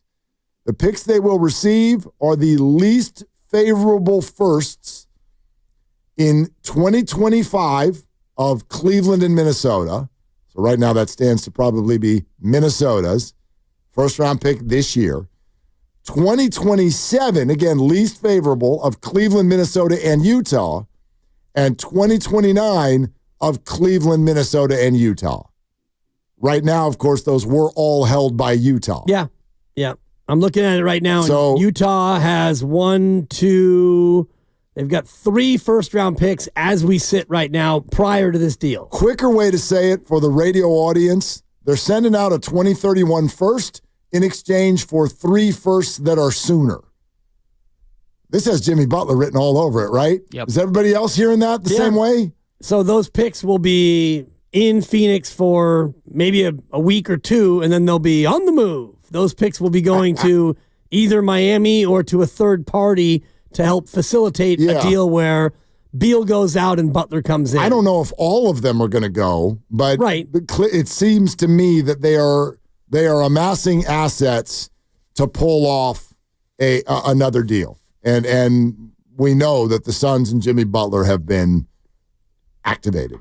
Right. And the interesting part of that for me is not Jimmy going to Phoenix. It's what can Phoenix do to make the room, because Bradley Beal is the likely one to go, but he's got a no-trade clause. No trade clause. He's got, now they're doing a great job of making him want to leave. Right. Right? They can by making him come off the bench. They can make it uncomfortable to where they're like, look, I mean, I would imagine these conversations have happened behind the scenes.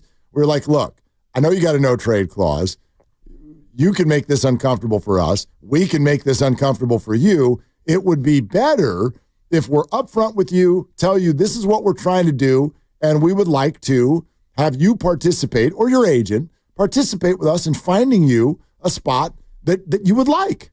That's what I would do if I were the Suns. I would think that that's what's happening behind the scenes. Right. If you want Jimmy Butler and you're already paying three guys $50 million, one of them's got to go, and that is most likely Bradley Beal. But with a no trade, you have to work with him on what destination actually works for Bradley Beal. And you think about it, and Bradley's making about 50, right? I don't have his exact number in front of me, but I get it.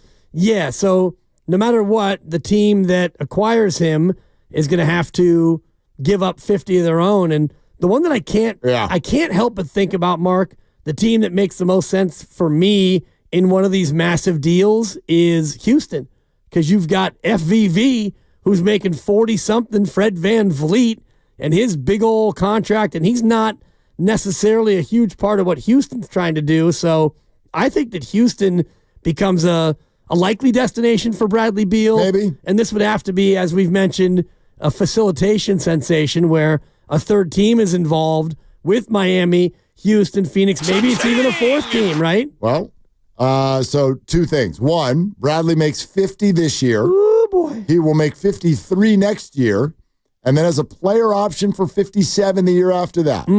Good work if you can get it. All those teams that you just threw in there, could the Warriors be one of them? Maybe, but now this is even like, I don't even see how this is feasible because of the money. But I do want to throw this out there to make a point. Everybody who called their friend or texted over the last 3 days and went, should have never let Jordan Poole see. Could we use Jordan? Hey, Steiny, could we use Jordan Poole? Would they be better with Jordan Poole? They'd be better. Say it, Mark. They'd be better with Jordan Poole. He's a bucket getter. Then why don't you want Bradley Beal? He makes too much money. The exact same player. He's too old. He's 31. Yeah. He's the youngest Warrior in the history of our lives. Beal does have a no trade clause, Yes. so he has to choose that. Also, before he came to the Suns, according to my Suns insider, it came down to two choices in cities that he wanted to play in. Suns and Warriors? It was Phoenix and Miami was the other city. Oh, so Phoenix he'd be happy Miami. to go back there, it sounds like. Oh. But do the Heat want him? Hmm? That I don't know. Probably I don't not. know. And again, I'm not suggesting Beal to the Warriors. There's literally like $50 million. You'd have to give up Wiggins, Kuminga, Pajemski, Loon. You'd have to give up the whole team. So I can run it through the machine. It's not feasible, and I understand the financial side of it, but I just wonder, if you love Poole, you love Beal, right? Aren't they kind of the same dude? Yeah, a little bit. I think Beal is a little bit of a better scorer. He can score in more ways. Okay. But I wonder. Yeah. We can keep talking about this. And again, if we take Steph and Kuminga off the board, those are the two most exciting Warriors. Who else is on your list? Who else gets that word? We'll take your calls, 888-957-9570. We're sponsored by MB Jesse Painting, and Steve Kerr joins us in 45 minutes on Willard and Dibs. Hi, this is Matt Jesse.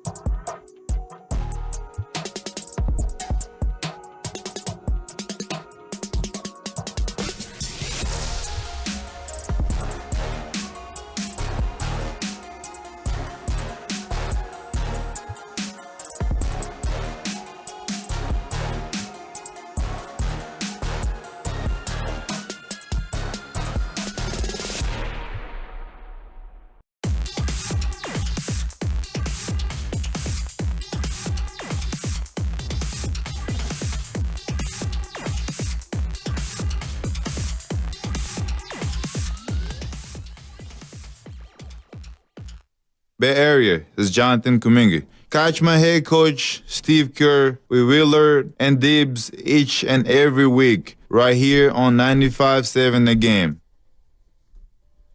Dude, that guy needs to get back on the court. You think? Looks good, though, man. He's got a good fit rotation going right now. Yeah. He does. Yeah. He does. He's outdoing Draymond in that category. Although the Draymond glasses yesterday were good. they were elite. It was a good response. I think so. But I still got Kuminga by a nose. Yeah. The last thing you want when you're a 21 or 22-year-old player is to be worrying about your fit during games. You want to be out there balling. I think there's room for both. Yeah. The entrances and the exits are a thing, whether you're playing or not. Right. That's just that's how it is. Hey, the knockout tournament is back, y'all. Okay, on Monday, starting this Monday, every day for 3 weeks on every show, you'll have a chance to qualify to be in the building with us at Chase Center, playing knockout, playing ball on the Chase Center floor, and taking down Mark Grandy, stealing the trophy from him. That is all on the table starting on Monday. Every single day for 3 weeks, 8 a.m. hour, noon hour, 4 p.m. hour, you'll have a chance to qualify. So we hope you're listening. We hope you qualify. We hope to meet you there. You got to be 18 or older. You got to live in California. Other than that, you're good to go. You do not need to be able to shoot a basketball. It would help. It helps. Yep. With the taking down Grandy part. Or Guru. I'm out. Oh, no. Yeah. But anyway, that's going to be a ton of fun. Cannot wait for that. Steve Kerr in 40 minutes. Mike in Santa Clara. Hi, Mike. Thanks for calling. Hey, good afternoon, guys. Hope you're doing well this week. Just wanted to weigh in on, I just think it's time where if they're going to make a trade, I mean, they're stuck in the 500 pack right now. I don't see the Warriors being the type of team that's going to actually try to tank. And so are they just happy staying in the middle of the pack and just having like a middle round pick? I don't like the fact that, again, NBA picks are very rare to find, like a star that's going to find in there. But I just feel like there needs to be a move made, and I just think that maybe moving Draymond along with some other assets, whether it's picks, players, or whatever, trying to find another scorer. Yeah, we got Curry, but all the attention's on Curry. Kuminga's out right now, and even when he's in, everyone's put onto Curry. So I want them to find another scorer in the pack. It doesn't need to be a blockbuster, but depending what you can get for Draymond, whatever assets, and again, who thinks that's going to even happen? Because, Steph obviously has the front office ear and everything, but something needs to happen. If not, they're just going to be stuck in this and going to be stuck with a middle round pick. Thanks, guys. Yeah, Mike, thanks for the call. I think Mike is speaking to something that there is a high appetite for right now. I hear this a lot, which is trade Draymond. And I understand it from the emotional side to it, to the availability side to it, to the fact that it just feels like Draymond was always sort of attached to the X's and O's of Warrior basketball when it was working at a high level. When it's not, Draymond looks like you're like, what are you doing here? Do you know what I mean? Because it's like his skill set is so it's so unique. So I understand the appetite for it. I do not understand or see the execution of it. I don't know if Draymond is tradable. I don't know who wants that contract. Who is looking for Draymond right now. Right. It would be a team, again, I go back to Houston as a team that would look for a little defense, a veteran, and some toughness. It would have to be a team, in my opinion, that's contending. I don't think that Draymond fits with a team that is going to be rebuilding. Draymond Green is like Steph Curry. He wants to go out there and chase a ring. He doesn't have a no-trade clause, but I don't envision the Warriors trading him to Charlotte or Brooklyn or Toronto. I can't imagine them doing Draymond like that. Yeah, I mean, a forever Warrior, if they were going to entertain this idea of trading him, I think it would have to be to a contender, and it would have to be to a team that he would fit on. And like Phoenix, for example, that wouldn't fit with him and KD reunited, and it feels so bad. Ask Steve Kerr at 5 o'clock if Draymond is tradable. Maybe. I think that's kind of a foolish notion. I mean, I don't think that he is tradable. And I wonder what Steve would say. Yeah, well, you ask him then. No, maybe I will. You won't. Not like that. I mean, like, you're not going to ask it in a way that's like pinning someone in an offensive way.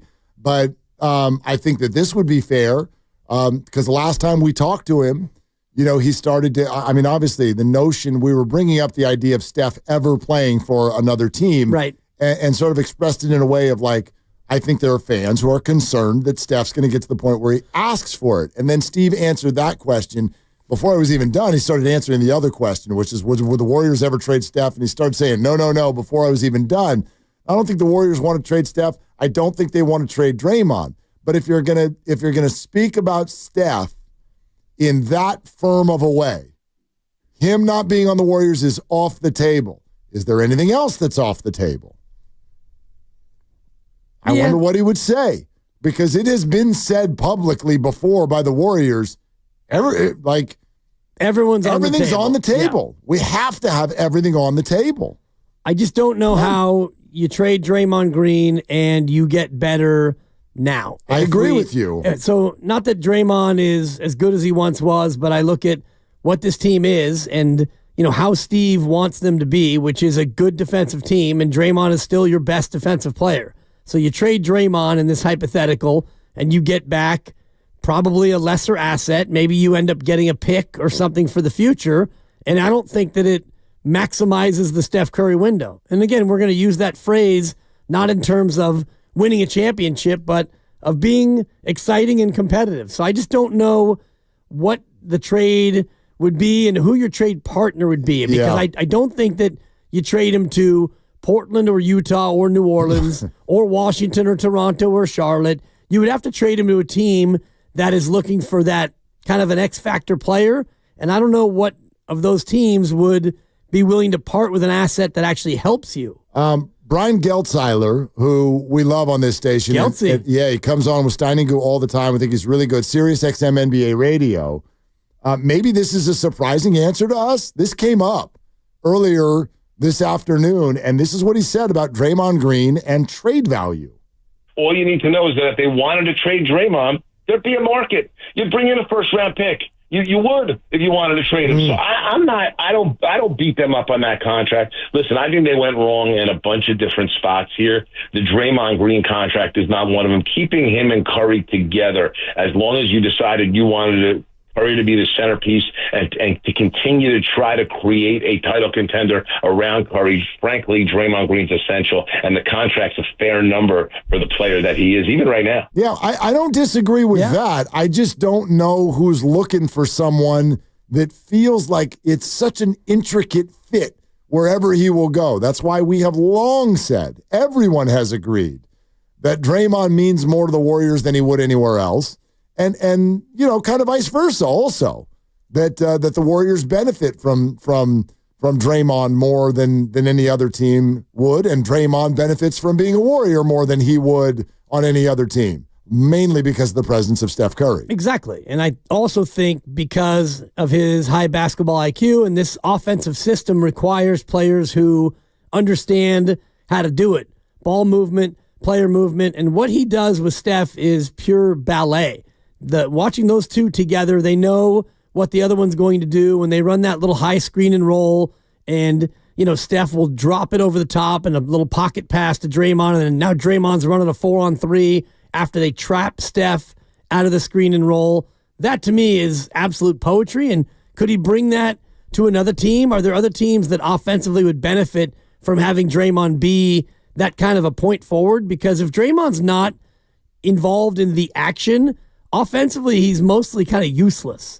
You can't spot him up in the corner. He can hit the three every now and again, and he's been better this year. He's not a floor spacer. Right. He's not a floor spacer. He's a floor general, and he's a creator with what he does offensively. So it would have to be a team that would allow him to have the ball and someone who would value him doing what he does offensively. We got some more people want to weigh in, and we'll go to this. I do want to add this to the conversation. If you're just joining us and you did not hear that the Suns are trading a 2031 unprotected first-round pick to Utah in exchange for first-round picks in 25, 27, and 29. This comes from Ira Winderman, who covers the Miami Heat and has for a very, very long time.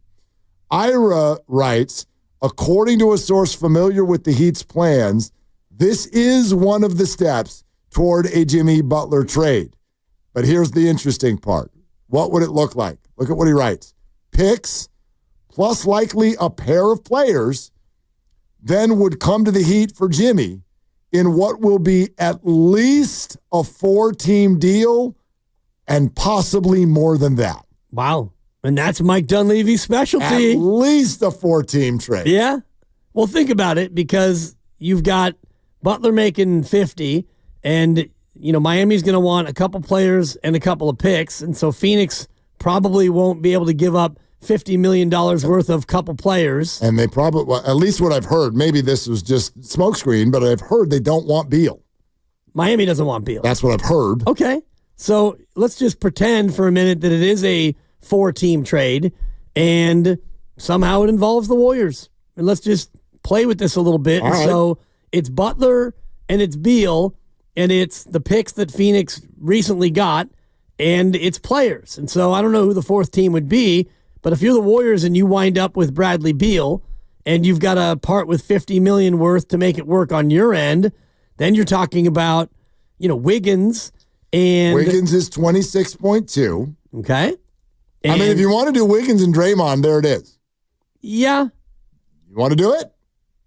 I don't want to do that. I was just thinking about it from Miami's standpoint. If Miami wants a couple players and a couple of picks, would Miami be interested in Draymond and Wiggins? Again, there's 4 teams involved here. Right. So the players going to Miami might be from God knows where. Right, team number 4. I have no idea. Like, that's what is being, I think, conducted right here, is Miami is looking for the players that they want in this. So let's just take it from the Warriors side of it. Yeah, if I'm then, I don't want people who are 34 years old. If you're the Warriors and you have to give up Draymond and Wiggins, but you wind up with Bradley Beal, does that make you better? Probably not. Yeah, that's what I was thinking the same thing. Yeah, I think defensively you take a huge hit. You get a bucket getter. But who's going to guard the wing? And all of a sudden now between Buddy and Dennis and Bradley and Steph, I mean, that could be fun offensively, but defensively it gets a little scary. So. Well, but what if more players get involved? Right. And then there are more players coming to you. It's possible, yeah. I still think that, for me, losing Draymond at this juncture is a non-starter, and I liked what Brian Geltzeiler said in that cut you played, because if you look at the Draymond Green salary, it's a very fair salary for the Warriors. He's only making 24 this year, then 26, then 27.7. What if the Warriors kept Draymond and I replaced him with Schroeder and Payton? Now I'm much more interested. Now you give up Schroeder and Payton and Wiggins, and you get Bradley Beal. I think you're better, but as you look at that team going forward, though. So that's a pricey team for next year. That's the thing. Beal's got 2 more years at north of 55. So that, for me, makes it almost certain that you're not going to be able to keep Kuminga. If Kuminga's going to make 40, and you've got Steph at 59 and Beal at 52. And Draymond at 28? Can you afford Kuminga at 40? I don't think Bradley Beal is the answer to much. I don't either. Other than bucket getter. Right. And I know that that's everybody's favorite phrase right now. Got to have a bucket getter. Well, when you come off a game where you don't get to 100. Yes. And the game before it, your former player went for 38. Got buckets. He got buckets. Yep. He got an L, but he got buckets. Grant in South City is next up on Willard and Dibs. Again, Steve Kerr in less than a half hour, 5 o'clock. Hi, Grant. What's up? Hey, guys. Listen, I got the solution here. We need to just shoot for the stars. Forget all of these, minor players back up. This is what you need to do. You need to call up the Boston Celtics. Now, hear me out. They got rid of that little guy, what's his name, to get Uncle Drew. They are deal makers. We can get Jason Tatum. He needs to be on the Warriors. I think that would just solve everything. Yes, mortgage the house, get rid of all those other people not named Curry to get Jason Tatum. He is the future. He would be there. If that didn't work out, then you need to call Philadelphia. Get Joel Embiid. I love this. He would fit in great on the Warriors. I'm with you, Grant. This is I love it. I love it. And here's the other thing. What else? If those deals don't work, then yes, trade Curry. Do you know where Curry would like to be? Where? He would like to be on the Lakers with LeBron. Yeah. And then we get the future. We get all the picks in the world, maybe a couple of minor players like Rui Hachimura thrown in, but that would secure the future. And actually, that would be kind of a fun show to see LeBron and Curry on the Lakers. I have to admit, I'd watch that. Grant, I think you nailed it, bud. I think you nailed it. Thanks, guys. All right, there goes Grant. There he goes. Yeah. He lost me at Rui. He didn't lose you till Rui? Nope, I was all in until then. Yeah, he lost me about 8 o'clock this morning. Yeah, that's a tough one. For me, anything that involves the phrase trade Steph Curry, it's just, we can go ahead and stop. Oh, because you got all the way to there? I listened to the whole call. I got lost when he thought Boston would listen to a Jason Tatum offer. Oh, right. Yeah. Well, they got rid of the little guy to get Uncle Drew. They did. Who's the little guy, by the way? Maybe Isaiah Who's the little Thomas. guy from? Talking about Marcus Smart? No, Isaiah Thomas. You're right. Isaiah Thomas, the little guy. And y'all know who Uncle Drew is. Kyrie was years ago. That is Kyrie. That's who Uncle Drew is. Sorry, I was talking to Grandy. You don't even know the movie, do you? What are you talking about? You're not that young. No, I know exactly what you're Uncle talking about. Drew was not that long ago. I know, but they traded Isaiah. Isaiah was before Kyrie. Right. Yeah. He said they traded the low guy to get Uncle Drew. I agree. We all agree That's here. Kyrie. Grandy was wrong. That's all that matters. All right. So how are we getting Tatum? I don't know. What's happening? So the defending champs are going to trade their best or second best player, depending on how you look at it, in a championship window. All right. I mean, what are we doing? Let's get back to trading for LeBron. The moral of the story Let's is get back to trading for LeBron. the Warriors have 3 plans. It's a 1, 2, 3. If 1 and 2 don't work, you go to 3. Number 1, trade for Jason Tatum. And it doesn't work, then you go to Joel Embiid. Then it's Embiid. If those two don't work, buy Steph. Right. That's it. There you go. Well, I already know they're not going to work because they're not allowed. Tatum, Embiid, and Curry on the same team? Feels like you're over the tax. Feels expensive to me. I feel like somebody would call somebody. Yeah. And be like, anyway. I'm out on Embiid. I mean, another guy. Yeah. I mean, he was healthy for about a year there, and then now he's back to he's just not healthy. Oh, you know what I want to do? Can we do a Zion check? Sure. Let's wellness check? No. Like, I want to take everybody's Zion temperature. Grandy was in on this, has been in on this for weeks. So this can go either direction. Grandy, are you still in? Absolutely. Okay. Quietly, the Pelicans have won, what, 5 in a row? 4 in a row. 4 in a row. Including 2 wins over the Jazz, which I guess they count, right? Has he played in those games? He's played in 2 of their 4 wins. Oh, okay. He's played in 2 of them. Yeah. Oh. Played really well, too. Up to the minute news break, Zion Williamson is iffy for tomorrow. Posturing for a trade. He wants out of New Orleans. He's iffy. Yeah. That's one of my favorite words. McCollum with 45 without him in a win over Utah. Gutsy little overtime win at home. He's iffy. They're playing the Bucks tomorrow. Oh, he's not playing. 2 future Warriors are going to go against one another in an old school showdown. Okay? What's your Zion temperature check? It's cold. It's even colder than it was. Colder than it was. I've been out on Zion the whole time. Well, I've been out, but I will say, like, there's a healthy curiosity. I don't even know if New Orleans is trying to trade Zion Williamson. I have no idea if that's even on their radar. Right. It's just because they're New Orleans that everyone's assuming that he's going to get or they want to deal him. But he is still very young. He is still under contract for what is quickly becoming an also-ran salary for a big name. It's a big number, but it's not a Steph number. And I don't think that it's fully guaranteed anymore. It's not fully guaranteed. Yeah. So that means if I'm New Orleans, why wouldn't I be like, I've got flexibility by keeping him? I don't know if I want to trade him at a time where right now his value is probably as low as it's been. Yeah. I would think. His last 3 games, DNP against Dallas. Yep. 24 and 14 against the Jazz. Spicy. DNP against the Jazz. Okay. And then tonight he's iffy. Not tonight. Tomorrow. Tonight he's out. Oh, because they don't play. Tomorrow he's iffy. He's iffy. Nothing like being iffy a day before you actually play. But it's better than outie. He's iffy. Yeah, there you go. Okay. All right. That's how I would describe I'm curious. I'm not in. It feels risky. I stand on what I say. I stand by what I said when Grandy last week. Stand on it. Yeah.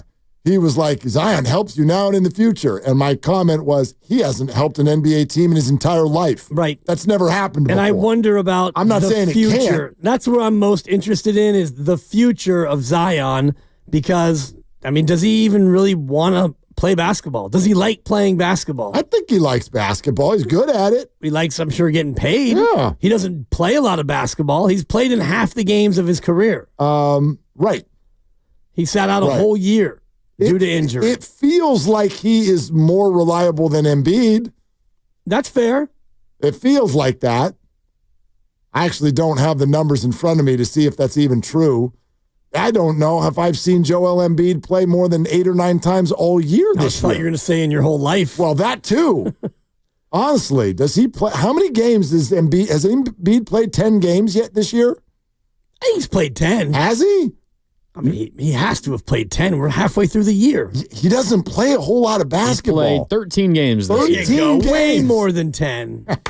Many more. And how many? Only 39 last year. And Zion's played in 16 games? Yeah. More than 13. You're right. I bet. I would bet it's not more than 20. 10 games. 10. Oh! I would have lost that bet for sure. He only played in 10? Would have been 11 if he didn't get, suspended from the team. Oh, that's right. He missed the plane. Yeah. All right. Anyway, I'm curious. Zion has my curiosity. But not enough to where you would want to go out there and bring him in. I don't know. It would be a buy low maneuver, what are you giving up? You're not giving up Kuminga. No. But you got to have to give up 30-something million worth of player. Okay. Because that's what he's making. Oh, you hate Andrew Wiggins. That gets you almost most of the way there. I hate Wiggins. I just sound like you do. He's just not that exciting. An exciting player doesn't go 1 of 11 from the floor. Sure they do. Steph Curry has had 1 for 11 nights from 3. He's had worse. Yeah, and those are exciting efforts. Well, no, but he's still an exciting player. Okay. Right? You can't have a bad night. You can have a bad night, but I just don't watch Andrew Wiggins very often and get excited by what he does. All right. He makes good plays. Again. He plays sturdy defense. The backdrop was you asked me who was the 3rd most exciting one. Right. It's not like you answered Wiggins and I laughed. It's not like I woke up and came to work and I'm like, yo, I got to take Andrew Wiggins is super duper exciting at basketball. Let's talk about it for 4 hours. That's not what happened. You said take Steph, take Kuminga. Yeah. Who's the next most interesting or exciting Warrior to watch? Wiggins. That's my answer. And I laugh. And I told you that you got it wrong. No. Did you even give your answer? Stand on what you say. What's your answer? I told you, GP2. Gary Payton II. He's feisty. He fights. He'll tie you up for a jump ball. He'll tie you up. Go to the rim with 2 hands. My fault. All right. 888. Buy you a Truly. 888. Yeah, now that's exciting. What'd you have? A Truly? 888-957-9570 is the number. And Steve Kerr is going to join us in 18 minutes. Okay? This is Willard and Dibs. And what's up?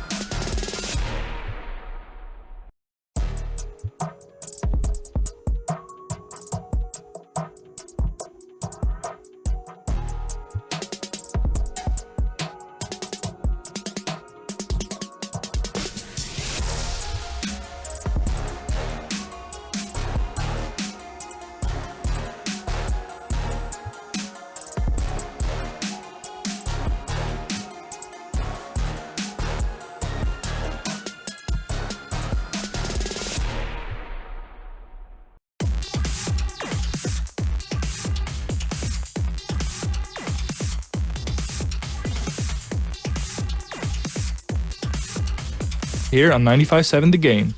My man. What? It's Quentin Post. Dude, you just ripped the wrapping off of that. You've never played that before. Never. Well, he hasn't really played a lot lately.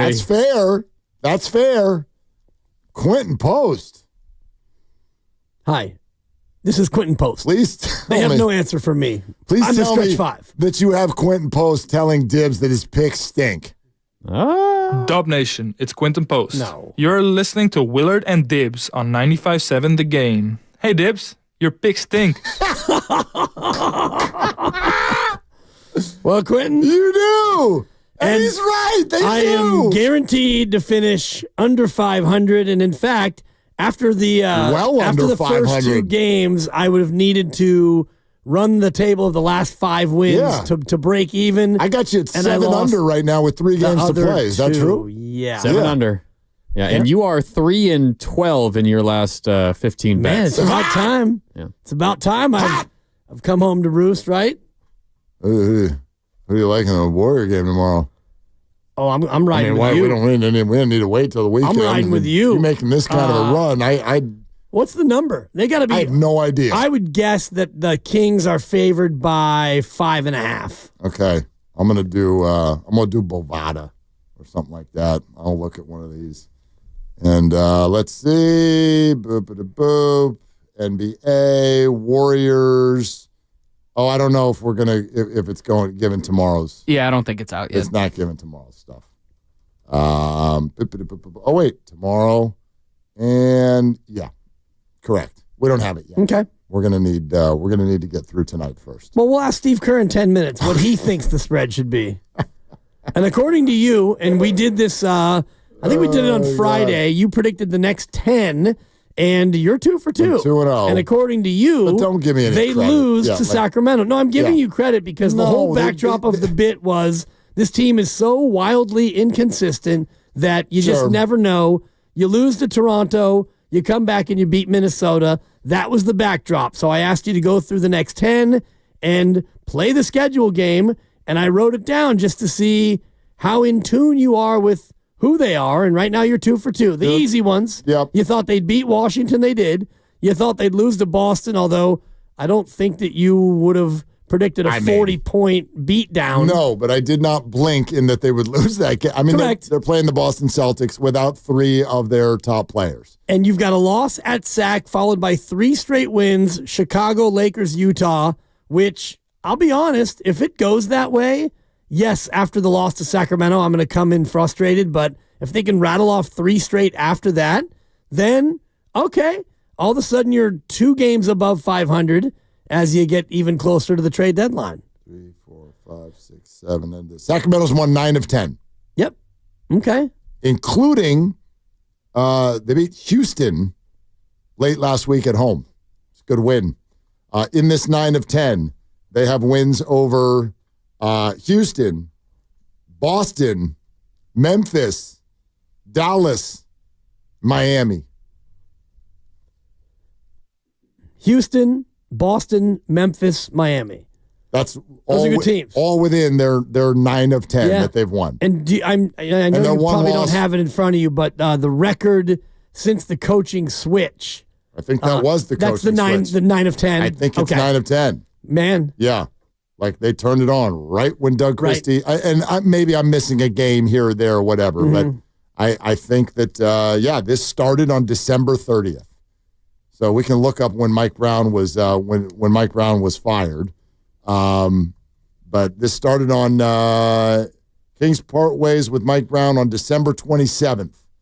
So they did play on the 28th, and they lost to the Lakers, so they're 9-2. Yep. Since Doug Christie took over. Yeah, they were 13-18 when they parted ways with Mike Brown. Yep, there you go. And so they are 9-2 since. Yeah. Boy, that's a tough swing for Mike Brown. Well, and to my point about the standings and how tough it is to make moves, I believe they were the 12 seed when that happened, and now they're only the 8 seed. So you've won 9 of 10, and you've only been able to move up to the 8 spot. 13-18. Now 22-20. So even if you take the Warriors and they go on a similar run, Let's say the next 8 they go 6-2. I'd argue that's different because the Warriors would be starting from 500. The Kings started from 13 and 18. Right, but they've only been able to gain 4 spots in the standings. Is my point. Right, but because they're only 2 games over 500. If the Warriors roll off 9 of 10, they're going to be in the 5 seed. Oh, I would argue. I would doubt that. I wouldn't. That would mean that you'd pick up 3 games on the Clippers and 2 on the Lakers and 1.5 on Dallas. You're going to have to climb over a lot of other teams. I understand that, but the Clippers are 24 and 18. The Warriors would at least be about, I think, commensurate with that, and they're sitting in the 5 seed now. It's silly conversation. It's not going to happen. It's not going to happen right now. The Warriors have got to get their people back and probably make some sort of an addition, I would argue. I mean, and that's where my head has been all day, is that we collectively are probably overthinking this. You know, when I hear people call into the station, what I hear a lot right now is this push-pull of, is it over or is it not? What if I answered that in sort of an abstract way? The direct way to answer that is, well, sure, it's over. The other way to answer it is, nothing's ever over. It's Warrior basketball. And that's where my mind is. It's simply what's going to happen next. So if you want to call the dynasty over, great, call it, it's over. One of the big 3 is already gone.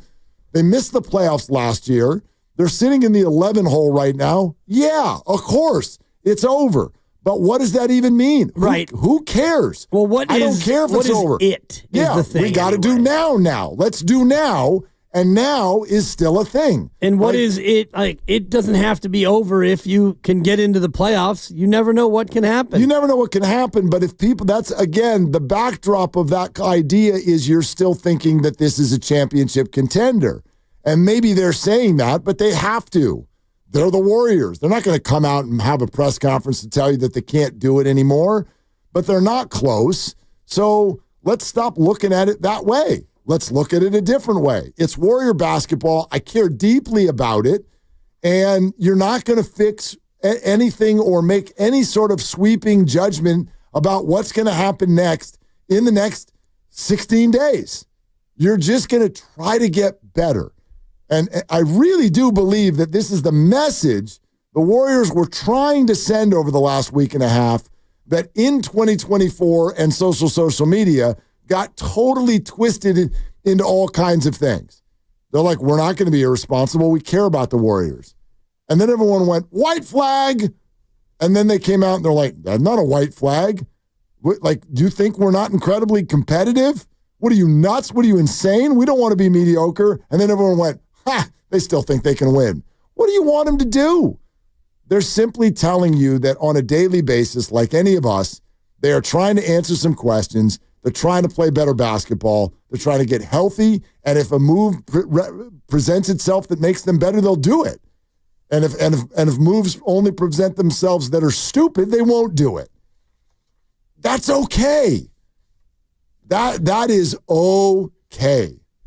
It's okay. Yeah, and I do think I just want them to be a better watch. Well, they'll be a better watch when they have Kuminga and Pods and Draymond all back and available. The assumption would be you'd be a better team and you'd be a better watch. And also you look at some of the opponents coming up in Chicago and Utah. Those are games that you have Utah twice, actually, between now and the break. And those are games you would look at and think, okay, we should be able to be competitive and be more watchable and be a team that can possibly win and be exciting again. So the whole idea of it's over, I do think you have to decide for yourself what it is. Is it over that they can't be a play-in team? That's nonsense. Is it over meaning they can't be the 1 seed in the West? Well, yeah, right. That's over. And I think you're, 12 games back of OKC? 14 back of OKC. 14, yeah. So, they're 35-7, dude. They're phenomenal. Okay, yeah. And they're probably Houston is 28-14, so you won't be the 2 seed, and you probably won't be the 3 or the 4. Everything else, I do think, is possibly still on the table. Now, how do you get there? You make a responsible trade at the deadline if you can. You get healthy players to return, and you get the players that you have to, play better and compete better. And that's one thing about last night. and I'll ask Steve when he joins us here in a couple of minutes, is the idea of the compete level. Was he disappointed at the way that the team kind of, didn't show a lot of fight in that second half? Well, I mean, they didn't even put their players on the court in the fourth quarter. Right. I mean, It was over. They got run out of the gym. He called it demoralizing. I get it. It hasn't happened a lot. I pointed that out last week that if you do think about a healthier team being a better team, and the Warriors almost lead the league in clutch games, which means you're in the game right there in the end. I know it triggers people right now when Steve's like, we're competitive. And that word is not what people want to hear. They don't want to hear that you're close. It's like everybody in the league to a degree is competitive. But if the Warriors have a few more bodies that suddenly show up, can you spin a few of those close losses into close wins?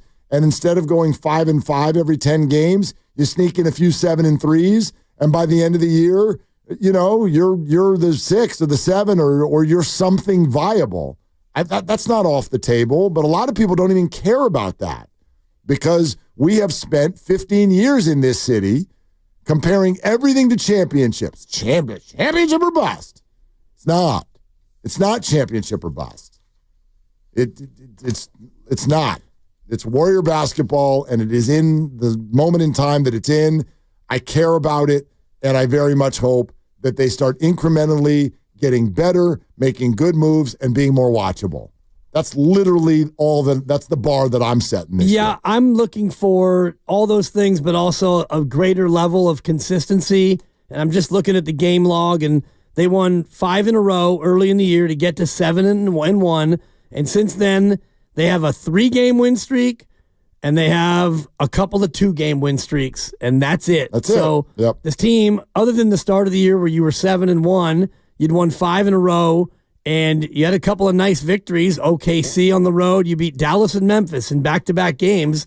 You were humming, you were confident. And since then, you haven't been able to string together good games consecutively, and the games that you have played well in, a lot of those clutch games you talk about, you've been unable to close out. You're listening to 95.7 The Game, KGMZ FM and HD1 San Francisco and Odyssey Sports Station. Always live on the free Odyssey app, Twitch, and YouTube. Powered by First NorCal Credit Union for a low-rate auto loan. Apply online or just ask for First NorCal financing at the dealer. We are connecting with Steve Kerr here momentarily, so we will have him on and talk all of this out. It's a great night to have him. I know that it doesn't seem like that because, as he called it, it's a demoralizing loss yesterday. So not the rosiest picture, but I think that it's a time where guys are starting to get real in their conversations about Warrior basketball. And so we'll have him in just a second. Real quick, let's go to John in Hayward. Hi, John. Thanks for calling.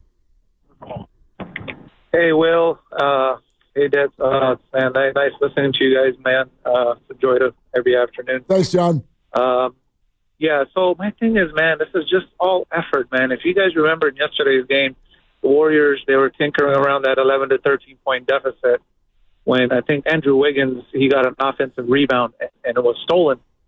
And, Al Horford just runs down to the side, of the three-point, and just buries him. That was an 18-point lead right there, or 16. John, thanks. Steve's with us and ready to go on the River Islands guest line, so we're going to hop over. I have a little bit of an issue saying that this is all effort. I mean, they're playing the defending champs yesterday. Right. And let's welcome Steve Kerr into the conversation. Presented by Great Clips, in sports, success is about team effort. Funny. And the same is true for your hair. Great Clips, it's going to be great. Coach, how are you tonight? What's going on? Good. How are you guys doing? We're doing great. I wonder if you'd like to even respond to that Warrior fan who was just calling with us and said that what's going on right now is all about effort. What do you feel about your team's effort level right now?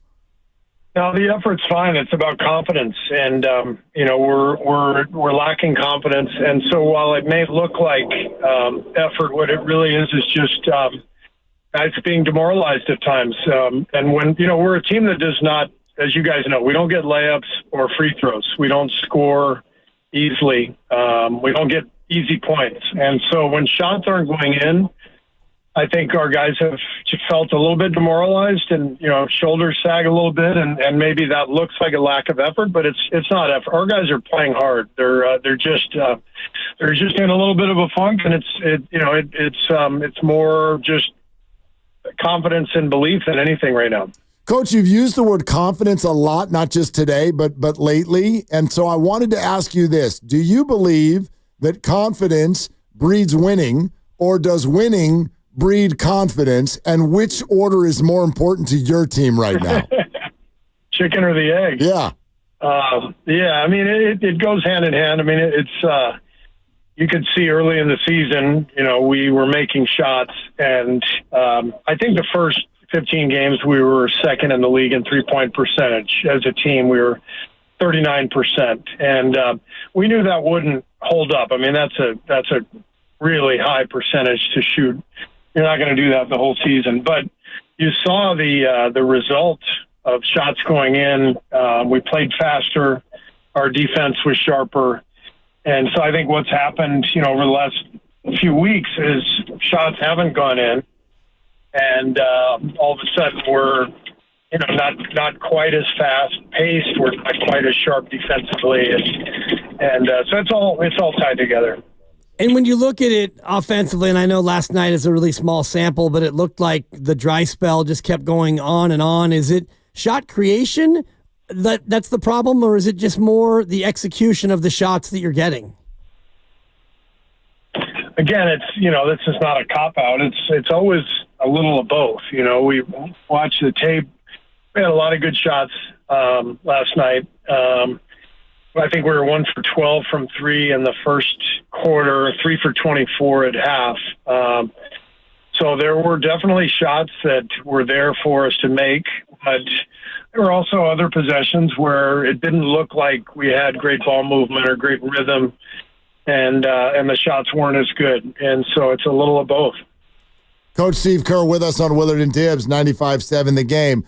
Coach, you made the comment also last night, not a lot of layups, not a lot of free throws. I think we get the roster and why that doesn't happen, but is there something you can do to change that? Because if the other team is getting easier buckets, I get it. That's going to make it hard on you guys every night.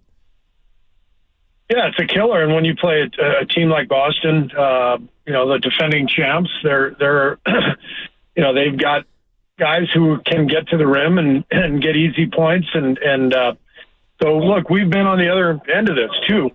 For years we got a lot of layups and we could create layups out of our offense, but we could also play out of pace. And we had, guys who could get to the rim occasionally. And so some of it is personnel, and then some of it is you have to figure out, what are some of the things we can do better as a team to generate some easier baskets? And, those are all the things we talk about every day as a staff. And you mentioned the personnel, and you've got the walking wounded over there with Kuminga, and now Draymond with the calf, and Pod's hopefully back soon. Does this make it so that your rotation becomes not so much comical, but the idea of Moses Moody playing the 4, is that something that's born just out of pure necessity, or have you found something that maybe will work long term? No, I actually like Moses at the 4. I mean, the modern NBA, most 4s are just out on the perimeter shooting threes anyway. It's not like you're dealing with, these behemoths down on the block posting you up. But you do need to have strength and the ability to guard the low block. If you get switched on to a guy like Horford or Zingis or somebody, you got to be able to battle down there. And Moses can do that. So I like him at the 4. And right now it's a necessity with Draymond out and JK out as well. So, you just, every team deals with injuries. So you roll with it and, you put your best foot forward. We saw the report from the team that Draymond is going to be out at least a week. Is there anything you can expand on in terms of how he's feeling and what the hope is at least? No, there's nothing I can add. I mean, we'll reevaluate in a week, and we'll let you know what's going on then. Yeah, and is there any update on JK? Nope. Nope. He is. I mean, he's progressing, but it was a pretty bad ankle sprain, and he hasn't been on the court yet or anything. But he's getting rehab every day, and he's doing strength stuff, and he's on the bike, so he's doing as well as possible. But he's nowhere close to being ready to play. Coach, I know how it is in pro sports. Nobody ever wants to use injuries as an excuse. But what can you say about what you're currently dealing with? Let's throw Pods into this as well. Like, what is realistic to expect of the current group of guys you have available? Well, I think it's realistic to compete, and if we can put it together, put a good night together like we did in Minnesota, then I think we can win games, and that's the bottom line. But we've got to play well right now to win. This is not a time in the season with all these guys out where we can expect to have a poor shooting night and win. It's just not the case. Ordinarily, in full strength, you'd like to say, hey, look, if we defend and we take care of the ball, we can win without shooting well. But frankly, right now, we've got to make shots. We've got to make threes to win. The game I mentioned in Minnesota, all those guys were out that night, and we went on the road and we beat a hell of a team. So I know we're capable, but there's no doubt we got to play well for us to get a win. You mentioned the confidence aspect a number of times and whether or not it comes from winning or produces winning. What about the frustration level right now? Because I see Steph after these games, and it looks like the dauber's a little bit down, and he seems pretty frustrated by what's going on. What's the overall mood in the locker room with, not only last night where you get beat by 40, but in general, the state of the team? I think the state of the team is good. We have great guys. They compete. They're together. They're connected. But losing sucks. I mean, if you're Steph Curry and you've won 4 championships and a gold medal and you're used to being on top, this really sucks. And so it's I don't think there's anything to read into when you see Steph hanging his head or guys hanging their head other than losing is no fun. And right now, after a 40-point loss, nobody's going to be in a good mood. So I don't think it will affect tomorrow. I expect our guys to come in and be ready to roll tomorrow and put forth a great effort. And like I said, if we can put together a game and get multiple guys knocking down shots, take care of the ball and defend at a high level, I have no doubt we can win. Steve Kerr is with us here, Willard and Dibbs, 95.7 The Game. Coach, last week, the conversation, because I wanted to ask you about fan concerns that Steph would get to the point that he would ask out, right? And we went through all that, and you obviously were very clear that, Steph ever being on another team is not even something that you worry about. It leads me to this. As things approach here, with the injuries you have, the deadline a couple of weeks away, is there anything else that the organization views as off the table? Well, first of all, that's a Mike Dunleavy question. Honestly, I mean, as the coach, it's not my decision to talk about trades and that sort of thing.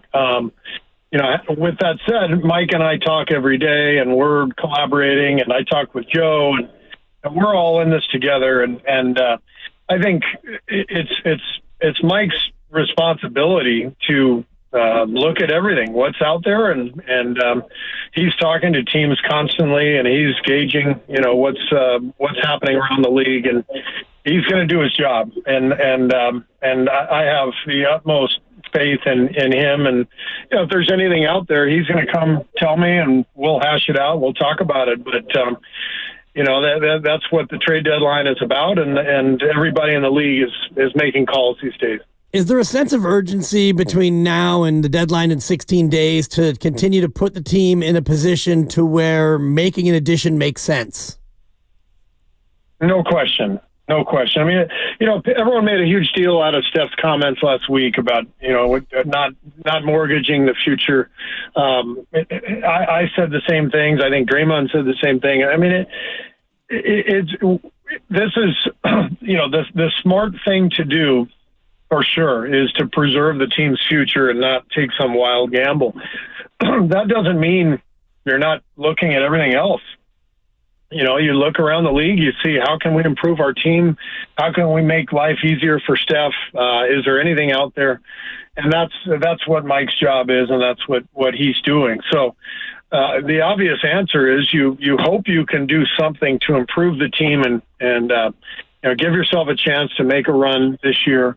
But you sure don't give away multiple picks and pick swaps and all that for some wild stab at making a run when it's it just seems so unlikely to find a player who could make that kind of a difference without giving up so much of your future. Steve Kerr with us, Willard and Dibbs. Coach, the last two games brought players back to Chase Center that you certainly have history with. So I wanted to ask you about both of them, your interactions with Jordan Poole over the weekend, and then also Jason Tatum after everything that was made of his Olympics experience. What were those both like? Oh, great. I mean, fantastic conversations and interactions with, former Warriors, USA guys, Drew Holiday, Derek White, Jaylen Brown. I coached him back in 19, in the World Cup. It's always really fun to see guys that you have a relationship with. And so I got a chance to visit with all those guys, including Jason, after the game last night. And it was great to see them. And I always am pulling for guys who I have coached. Jordan is just such a great young guy, and I'm really pulling for him. I think he's starting to put it together, and he obviously had a great night against us. But that's part of the fun, aspect of the league and, coaching internationally is you develop these relationships and you get to see a lot of guys who you coached in the past. And that's a fun part of it. Coach, it seems like there are a lot of assumptions about how Jason Tatum felt about all that. What can you tell people that maybe is not what they really think about the relationship you have with him? Oh man, we texted after the game in Boston a couple of months ago, and we talked the last night after the game. I will tell you that Jason was an absolute dream to coach. During all that stuff, that so-called controversy, you might notice there wasn't a single quote from Jason. It was everybody else talking about it. Jason's an amazing guy and incredible player, and he couldn't have handled it any better when he was there. But the reality is, it's 2024. These guys are all in the spotlight. There's so much pressure on them, and so that whole thing was overblown, but also just kind of a modern media type thing. But he handled it beautifully. We won a gold medal. Everybody's happy. I don't even think about it anymore, to be honest with you. And it's got to be difficult when you have 12 of the best players in the world and you can really only play 10 of them. So somebody's going to have to be the odd man out. And as you look ahead, Steven, you've got Sacramento coming up and a game that certainly you're hoping to get right. What do you focus on as areas that immediately need to be improved upon coming off the game against Boston? Well, I think offensive rhythm is a phrase that I use a lot, and it's a little ambiguous what it means. It's not plays.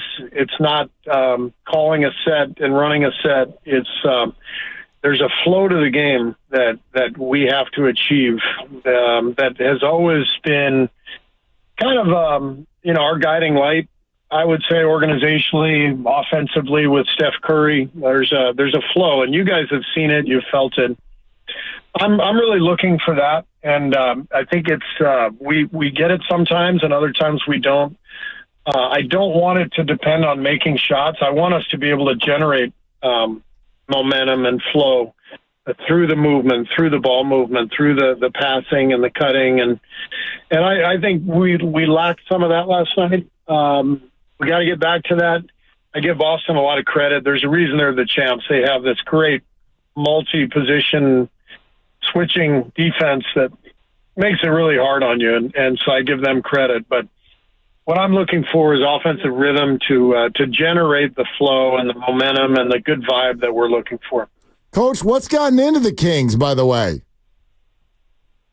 Well, they're a talented team. They've been really good, the last couple of years, and they're finally healthy, and they've got a good vibe. I think they lost a lot of really tough games early in the season. Really difficult games that, down the stretch, ball doesn't bounce their way, whatever. And that was a tough stretch for them. Obviously, it cost Mike his job, but when you look at their team now, they're in a good groove. Doug is doing a really good job with them, but they're just. I think they're playing with more confidence and they're playing well and they're on a good run. So we're gonna have to battle tomorrow to get them. And what do you do to go up against Sabonis, which normally it's kind of a Draymond thing, and we all love to watch Draymond and Damas go head to head. What's the plan to try to keep him off the glass and keep him in check? Yeah, I mean, it's Trace and Loon. Those two guys are going to have to a tag team. We found some success, I think, over the last couple of weeks of giving those guys, 4 or 5 minute stretches and then flipping them and just allowing each of them to play really hard for those 4 minute stretches. And so you'll see more of that tomorrow. And Sabonis is a handful, and we'll need both Loon and Trace to play well. Coach, I don't know if this was a statement you made, but it's certainly been reported that for now Steph was not going to play back-to-backs. Is that the case again this week? I don't know yet. I mean, I think, there was a stretch there when his knees were bothering him where it was mandated. Rick decided during that stretch, there's just no way that this would be a good idea for him to play back-to-backs. And, but I haven't talked to him this week about, the Chicago game. Steph's planning on playing tomorrow. He came out of last night's game feeling good, so he'll be out there tomorrow, and we'll reevaluate. We'll reassess after the game. But that's a conversation that Steph and Rick and I have to have, and we'll see where it goes. When you look glass half full after a 40-point blowout, is that maybe the only positive you can take out of it, the fact that a lot of your guys didn't have to play that much? Yeah, I mean, I think that is a silver lining, if there is one. Everybody should be good to go tomorrow. We're hoping to get BP and Kyle back later this week. Not tomorrow, but we're hoping for one of the games later this week, and we need those guys. They'll be helpful for sure. Coach Steve Kerr with us on Willard and Dibs. Coach, I certainly don't want to belabor an old issue, but did you see the tweet from Draymond Green seemingly directed toward Jordan Poole after the game over the weekend? I did not. I am blissfully ignorant when it comes to social media. Okay, well, let me steal that from you and let you know that I guess Jordan had a quote after the game that went something along the lines of, "I really love those guys over there," talking about your locker room, and then said, "I love most of those guys over there." and then Draymond responded to that quote by saying, "I really am sorry, man." And so I wonder if is this still something that where he's got guilt over what happened? You got to ask him. Yeah, I mean, I'm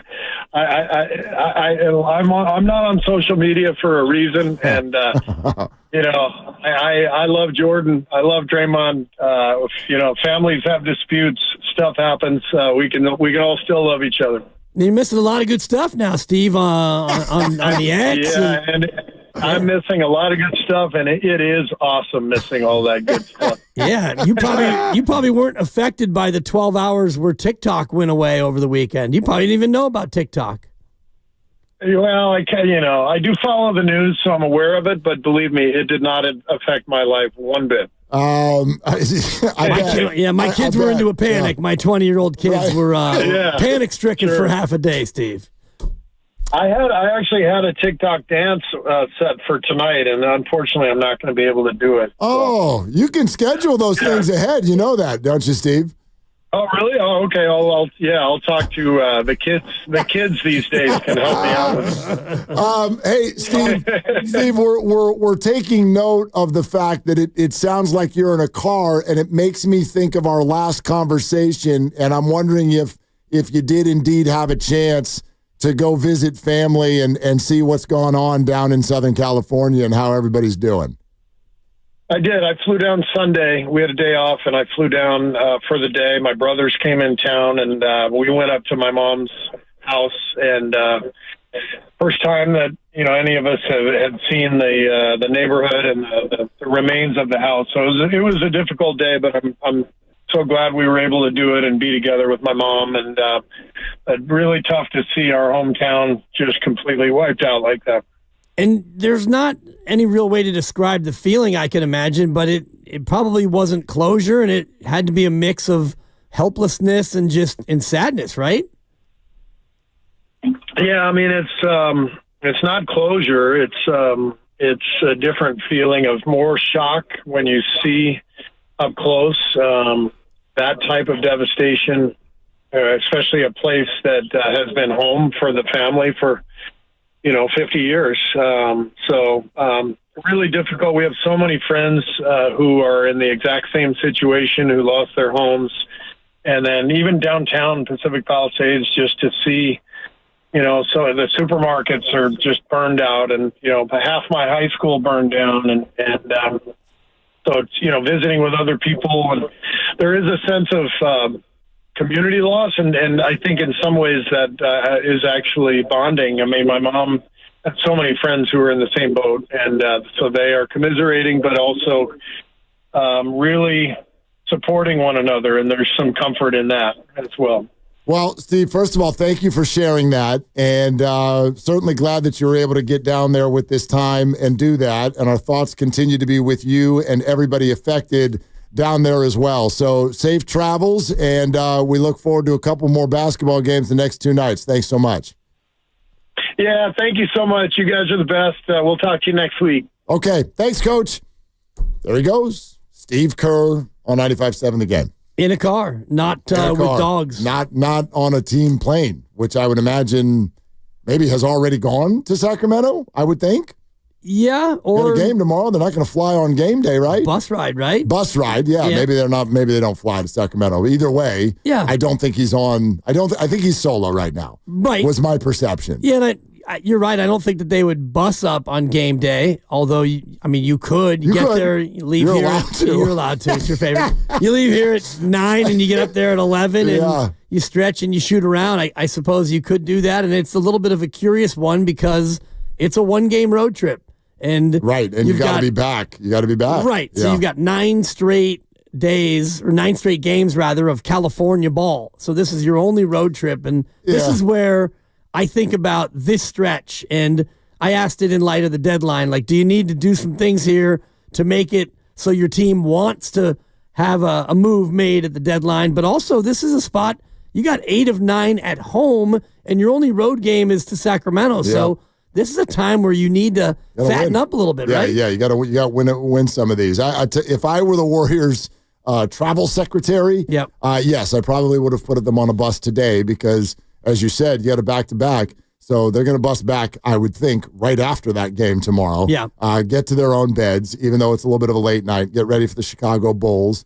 And Zach LaVine and Nikola Vucevic, who are all going to be here in town coming up within the next 24 to 48 hours. Yeah, and an interesting note about Rick Celebrini and making the call about Steph Curry because Steph only played 27 minutes against Boston. That's a good point. So, depending on how the Sacramento game goes, you could go ahead and play him again against Chicago because then you've got Saturday and then another back-to-back next week, Utah and OKC. So I know which one I would play him against there. Yeah, you play him against the Thunder. No. Certainly. Oh, yeah. No. You just lay down against the Thunder? Well, you can beat Utah without him. Maybe. This is the Warriors. Yeah, I'm looking at your list here. You've got to win over Utah. Of course I do.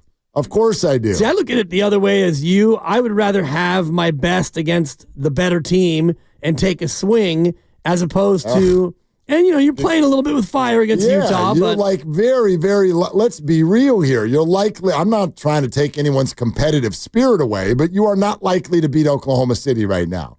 You're already going to be down Draymond and Jonathan Kuminga. Sounds like Pods will have a chance to be back. That's great. But you're already down two of your best players. And then you put Steph out there in that one, sacrifice him against Utah. Utah comes in, somebody gets hot from three, you lose that game. Well, you got Utah first. So yes, I know. You play him against Utah, and you sit him against Utah and make sure he's fresh for OKC. You're going to beat Utah even if you don't have the chef. Boy, a team with a crisis of confidence? Yeah, and a team that recently lost to Toronto. Yeah, you watched the Washington game. That thing was in doubt the whole way. It was a fun game. Yeah. Jordan Poole's a good player. It was fun except for the part of, why are you not winning by more? Because this is who they are. Thank you. So you can't assume a win over Utah just because they're Utah. Well, I'm not going to do that. You can't assume a win over anyone. The only other time you played Utah, it was one of your 6 crunch games, not a clutch game, a crunch game. It's a stat that I made up. Made it up this morning in the shower. Games decided by 25 or more points. They're not clutch games. They're crunch? They're crunch games because you got crunched. Yeah, but it's like crunch has crunch time. Crunch time feels kind of like clutch. Well, you got crunched. You ever seen a car get crunched at the dump? I have. Yeah. Yeah. That's what the Warriors got last night. They got crunched. But they beat Utah by 41 last time they played them. So you could lay down against Utah and still beat the Jazz. Right, anyway, what are we doing? If you say so. But to me, the development that came out of that conversation with regard to that is Steph's planning to play tomorrow.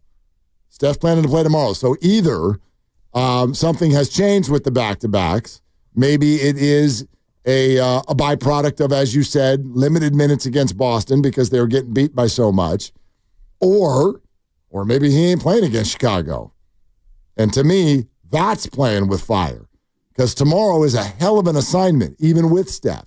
But Thursday, in theory, if you're at as full strength as you currently can be, that's a game you should win. The Warriors will be favored in that game. Right. And, ideally you have him play in both, and then you do have the Lakers on Saturday, and you bet you that he's going to play against L.A. for sure in a Saturday game. Then you've got a couple days, and you got the Utah OKC back-to-back. And the other thing that was interesting that Steve said about Steph is, I don't think that he's had the knee tendonitis of late. Now, that thing can pop up pretty quick when you get a little bit older, but if the knees are feeling okay, he might be able to play in this back-to-back against Sac in Chicago. I tell you what else stood out, and by the way, we are now open for your calls. Whatever you heard or you want to react to from Steve Kerr there, 888-957-9570. We are open for your calls the rest of the way until 6 o'clock. We hope that you'll join us. Thank you for being with us. Hope you enjoyed that conversation. I thought there was a lot to chew on there. You know what, as a fan, is incredibly uncomfortable is when he's just we don't do layups and free throws. But everybody we play does. Yeah. Well, let me tell you something. No wonder you lose most of the time. Only half the time. Well, not when you're looking at, not since 12-3, certainly not since these injuries. Now, if I'm a head coach of a basketball team, and again, we, in my opinion, do too much of this, that was a passive-aggressive statement. He's looking right at Mike, and he's telling Mike, you better go get me something. No. They're all, as he even said, they're working together on this. But if he's being honest, and I think he is, that's not something that you can battle just by trying. If the other team is parading to the free throw line, if the other team is making layups, and you're just hoping that Buddy Hield gets hot from 23 feet, you are going to lose most of the time, if not almost all of the time. That's not a recipe to play basketball. They get layups and free throws and we don't. And he said it after the game yesterday, and he said it again to us today. When I hear that, that's when I'm like, see, that tells me that personnel moves need to be made. And it's not about championships and Steph's window. It's just about your ability to function as a basketball team. If you spend, because they're 21-21, correct me if I'm wrong, we have now moved into the second half. Yep. If you spend the second half with that being reality, they get layups and free throws, we don't, you're going to the lottery. I'll tell you that right now. You're not even going to make the play-in tournament. Makes it difficult, and I'm looking at the numbers right now, and numbers are numbers unless they're your numbers, but in the association, they are 28th in free throw attempts per game, and they are 30th in free throw percentage. They're shooting 71.4 from the line, dead last. So only two teams get there more infrequently than you, and when you get there, you don't make them. And I'm just looking at the NBA stats about shots inside of 5 feet, and the Warriors are 61.9%, which is better than 8 teams. Now, I know those aren't all layups, but those are the bunnies inside of 5 feet. You don't get a lot of those attempts, and you don't score them when you get there. But even if we want to talk about moves to make, Vucevic doesn't help you get layups. He's more of an outside shooter. He helps you a little bit. Yeah, a little bit. I mean, he's a big guy, gets some putbacks and stuff like that. And I don't know what kind of free throw shooter he is. He's probably in the 70s, probably right in there. But you as a team, you've got a lot of guys who are struggling shooting free throws. You do. What's even more concerning is that they're still dead last, and it feels like they've been doing a lot better. Right. Like Kuminga is out. He was, one of the problems when it came to this particular stat, because he would go to the free throw line more than anyone, and he was having a hard time breaking 60%. Wiggins is now your number one free thrower, and he's having a great year from the free throw line. He's shooting real well from there. You're at 71.4, and you're 2 full percentage points behind 29th. So it's not even close. Yeah, Vucevic is 81% free throw shooter. Oh, there you go. This year. 77 for his career. Yeah. So real good. Real good. Yeah, Draymond's at 61% on the year, and Kuminga 64, and then you get into like TJD at 61. It's a little grim down there. Well, the big guys are the big guys. The TJDs and the Loonies of the world, that's a different lens for me. Right. Well, Kuminga is your number one free thrower, and he's at 64%. Kuminga has got like literally, I would tell Jonathan right now, if I had his ear, being at 75% probably equals $25 million for you on this next contract. Kuminga? Yes. And I don't mean for the year. I mean for the total life of the deal. Like, if you could shoot 75% from the free throw line, I'd be listening to about $35 million a year. $30 million if you keep shooting 64. Interesting that you put that number there, because do you know what he shot last year from the line? What? 75%. There you go. He shot 74.6%, and he took 4 attempts a game. This year he's at 5.3 attempts, and his percentage has gone down by 11 points. It's huge. It's huge. With the number, how many free throws does he shoot per game? 5.3. 5.3. So if we just go with 5, okay, and that means now he is usually, on most nights, he's going to hit about 3. Yep. And last year he was hitting much closer to 4. Last year he was 3 for 4. It's a full point per game. Yes, it is. Full point per game, and the more he plays, and I don't have his game log in front of me, but the more he plays, the more free throws he's going to get the way he plays. So if you can get to, if you're 5 of 7 from the line, that's 2 points a game. So to your point about $25 million more total on a contract, all these little things do start to add up. For sure they do. Like if he can be, right now he's at 17 points and 5 rebounds a night. If you can make that 20 points a game 19, and 7 20, rebounds, that's different. Different level. Totally. So totally. And the 5 rebounds is the other one where, you should be able to get 7 rebounds a game. A guy, I mean, I know the poor kid only makes $7 million a year, but I'd be building a free throw line in the kitchen. So while things are baking, you just shooting free throws. Be like, here you go, $25 million if you can make 3 out of every 4. Yeah, I mean it's huge for a guy like him, because what Jonathan really needs, like those of you who think he can be an all-star, Jonathan has the skill set to potentially become one of those NBA scorers that's kind of unstoppable. And I've had these conversations. It was Michael Thompson who first told me this. He's like, you can't stop great scorers in the NBA. You can make it hard. You can slow them down. You can foul them. But like when Giannis gets a basketball, there's not a lot you can do. When Jokic gets the ball, there's not a lot you can do.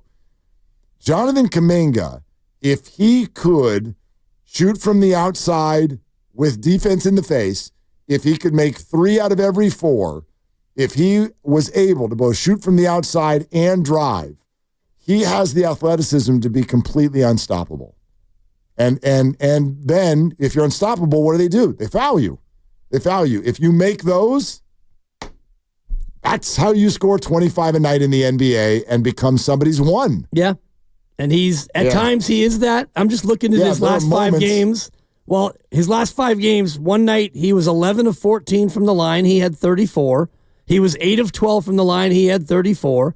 He was 10 of 14 from the line. He had 18. Those are all manageable. Even 8 of 12. I mean, you'd rather be 9 of 12. 75%. And I guess it's 67. 11 of 14, and he gets you 34 points. So those are the games. Like, can you get to the line 8 to 10 times? Yep. And that's where this team doesn't get to the line, and most of them, when they get there, they don't make it. All right. Knockout tournament is back. Your chance to play ball, shoot hoops, chase center floor. Contest starts on Monday. Goes every day for 3 weeks, 3 times a day, 8 a.m. hour, noon hour, 4 p.m. hour. So join us. It's a ton of fun. We had a blast last year. Got to be 18 or older. Got to live in California. More details on that coming up throughout the week. Steve Kerr was great. We will have some of his key comments for you coming up next. 888-957-9570 is the number, and this is Willard and Dibs. And hey, it's Willard for Underdog Fantasy. We are getting close. In fact, some of the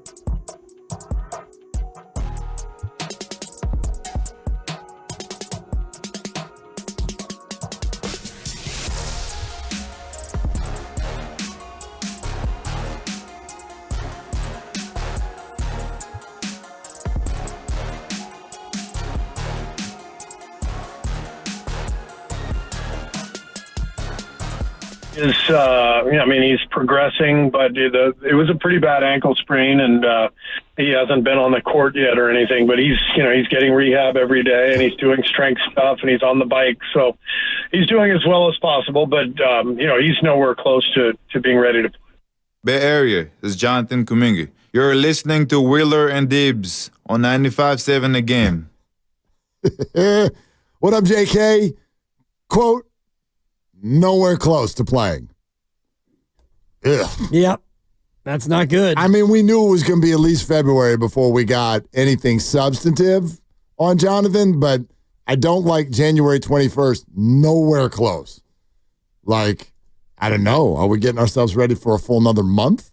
It could be. And, as we mentioned when we were doing Cleared to Play with Dr. Pandya, when they say reevaluated in 3 weeks, that tells me that it's going to be at least 3 to 6, which indicates a grade 2 ankle sprain. And when you have an ankle sprain, you know that what that is a tearing of the ligaments. And when you have a grade 2, that means the ligaments get, not completely torn, but fairly torn. Nobody wants to hear this because this is not youth soccer. Nobody wants to hear, hey, they're trying. However, their effort was put into question by some, including a caller right before Steve came on the air with us. So we threw it to him and said, what do you see with the effort?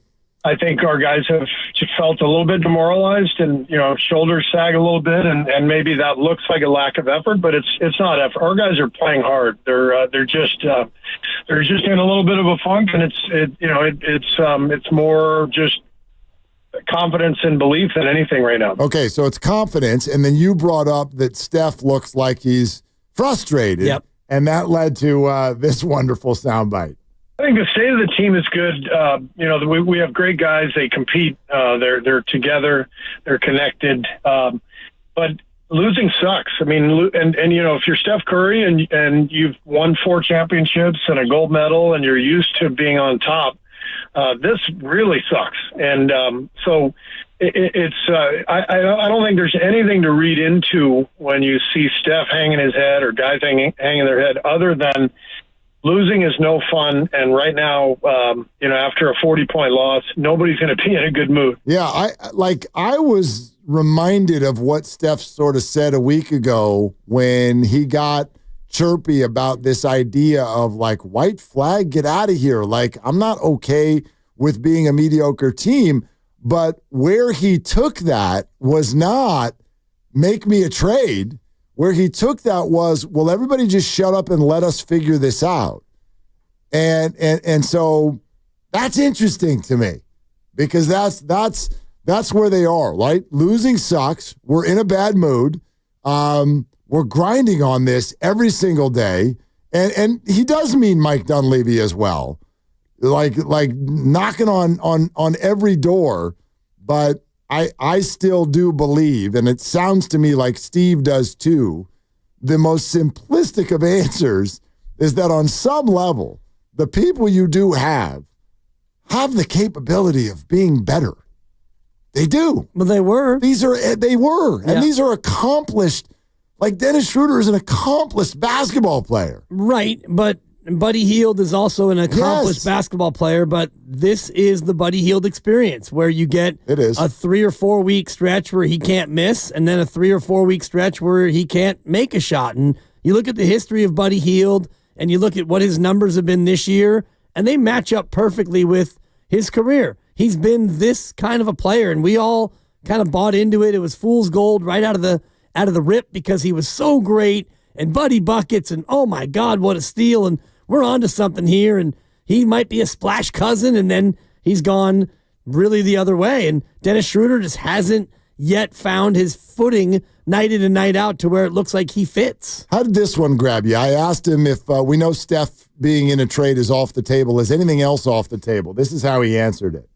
Mike and I talk every day, and we're collaborating, and I talk with Joe, and we're all in this together. And I think it's Mike's responsibility to look at everything, what's out there, and he's talking to teams constantly, and he's gauging, what's happening around the league, and he's going to do his job, and I have the utmost faith in him. And if there's anything out there, he's going to come tell me, and we'll hash it out. We'll talk about it. But that's what the trade deadline is about, and everybody in the league is making calls these days.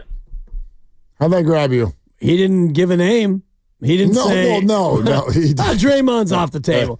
He didn't give a name. So what that told me is that, they're continuing to try to see what's out there. And I don't think that there's going to be any big move that involves any big name or big player, even including Andrew Wiggins. You mean involving the Warriors? Right. So, involving another team, because you can't bring in a big player with a big salary unless you move some of yours. Right. I was making reference to the fact that there was at least a little tremor through the NBA earlier today when the Phoenix Suns and Utah Jazz made a trade where the Suns sent an unprotected 2031 first-round pick to Utah in exchange for 3 Sooner first-rounders, 25, 27, 29, and now they have more assets to get into a conversation to acquire Jimmy Butler.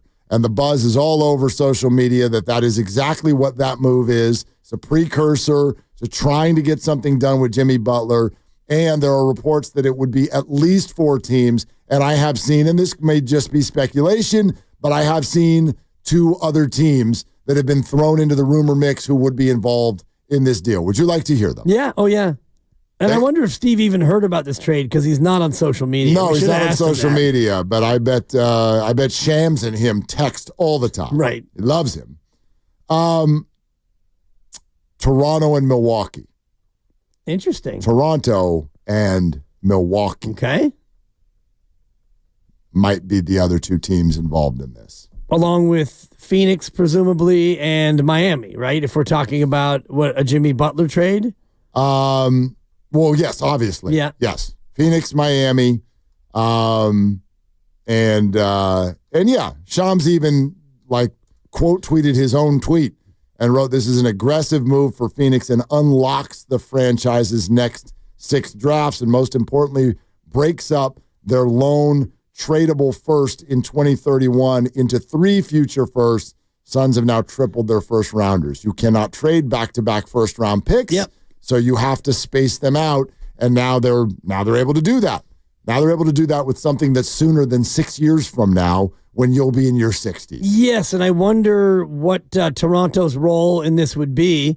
I'm just looking at the salaries. They've got Emmanuel Quickly making $32.5, so maybe they're not a team that's looking to salary match at all. They might just be a facilitator or a team that, is going to trade a player to Miami and maybe pick up a pick for their effort. They might just be a conduit in all this. Totally. There was something about Chris Middleton being one of the people that would be on the move to Miami. Again, some of this also centers around Bradley Beal being willing to waive his no-trade clause. Who do the Miami Heat want in return? Because apparently it's not Beal. And so then the salaries all have to match up and it gets super complex. But I would not expect the Warriors to be involved in this one, right? In any way, shape, or form. Not just for Jimmy Butler, but for Beal or anyone else. Middleton making 31.6, and he's got a player option for next year at 34. And remember all this, Bradley Beal has to say okay. Sure. So I don't think that he would wind up in Toronto. I don't think Phoenix would do this if Bradley wasn't going to say okay. Right. You know what I mean? I do think that makes it interesting as far as the destination and the teams that are involved. So if Middleton goes to Miami and Butler goes to Phoenix, then Beal would end up maybe going to Milwaukee. And I know the salaries don't all match, but I don't know if you're Bradley Beal and you want to be isolated in Toronto. How the hell could you go Milwaukee with Lillard and Giannis and Beal? I don't know how you fit that. Well, it's just a lot of perimeter scoring, and then you got Giannis as well. Yeah. I mean, Phoenix is doing it right now. Right. They've got 3 of those guys. And, Beal's got to go somewhere in this trade. You can't just add Butler and still have, Beal and Booker and KD. You know what happened a year ago today? No. Niners beat the Packers 24-21. Man, that was just a year ago? It felt like 7 years ago. Brock Purdy. That's right. I mean, we're out here looking for coordinators and thinking about Brock Purdy in a contract extension. Brock Purdy. Possibly. Everybody thinks he's now the sixth best quarterback in the NFL because of everything that has happened over the last 2 weekends. Because we're all down on Lamar and Jared now. Jared Goff sucks. Sam Darnold sucks. Matthew Stafford, super disappointing. Who was the other one? CJ Stroud. You're out. You're off the island. And who else was really disappointing?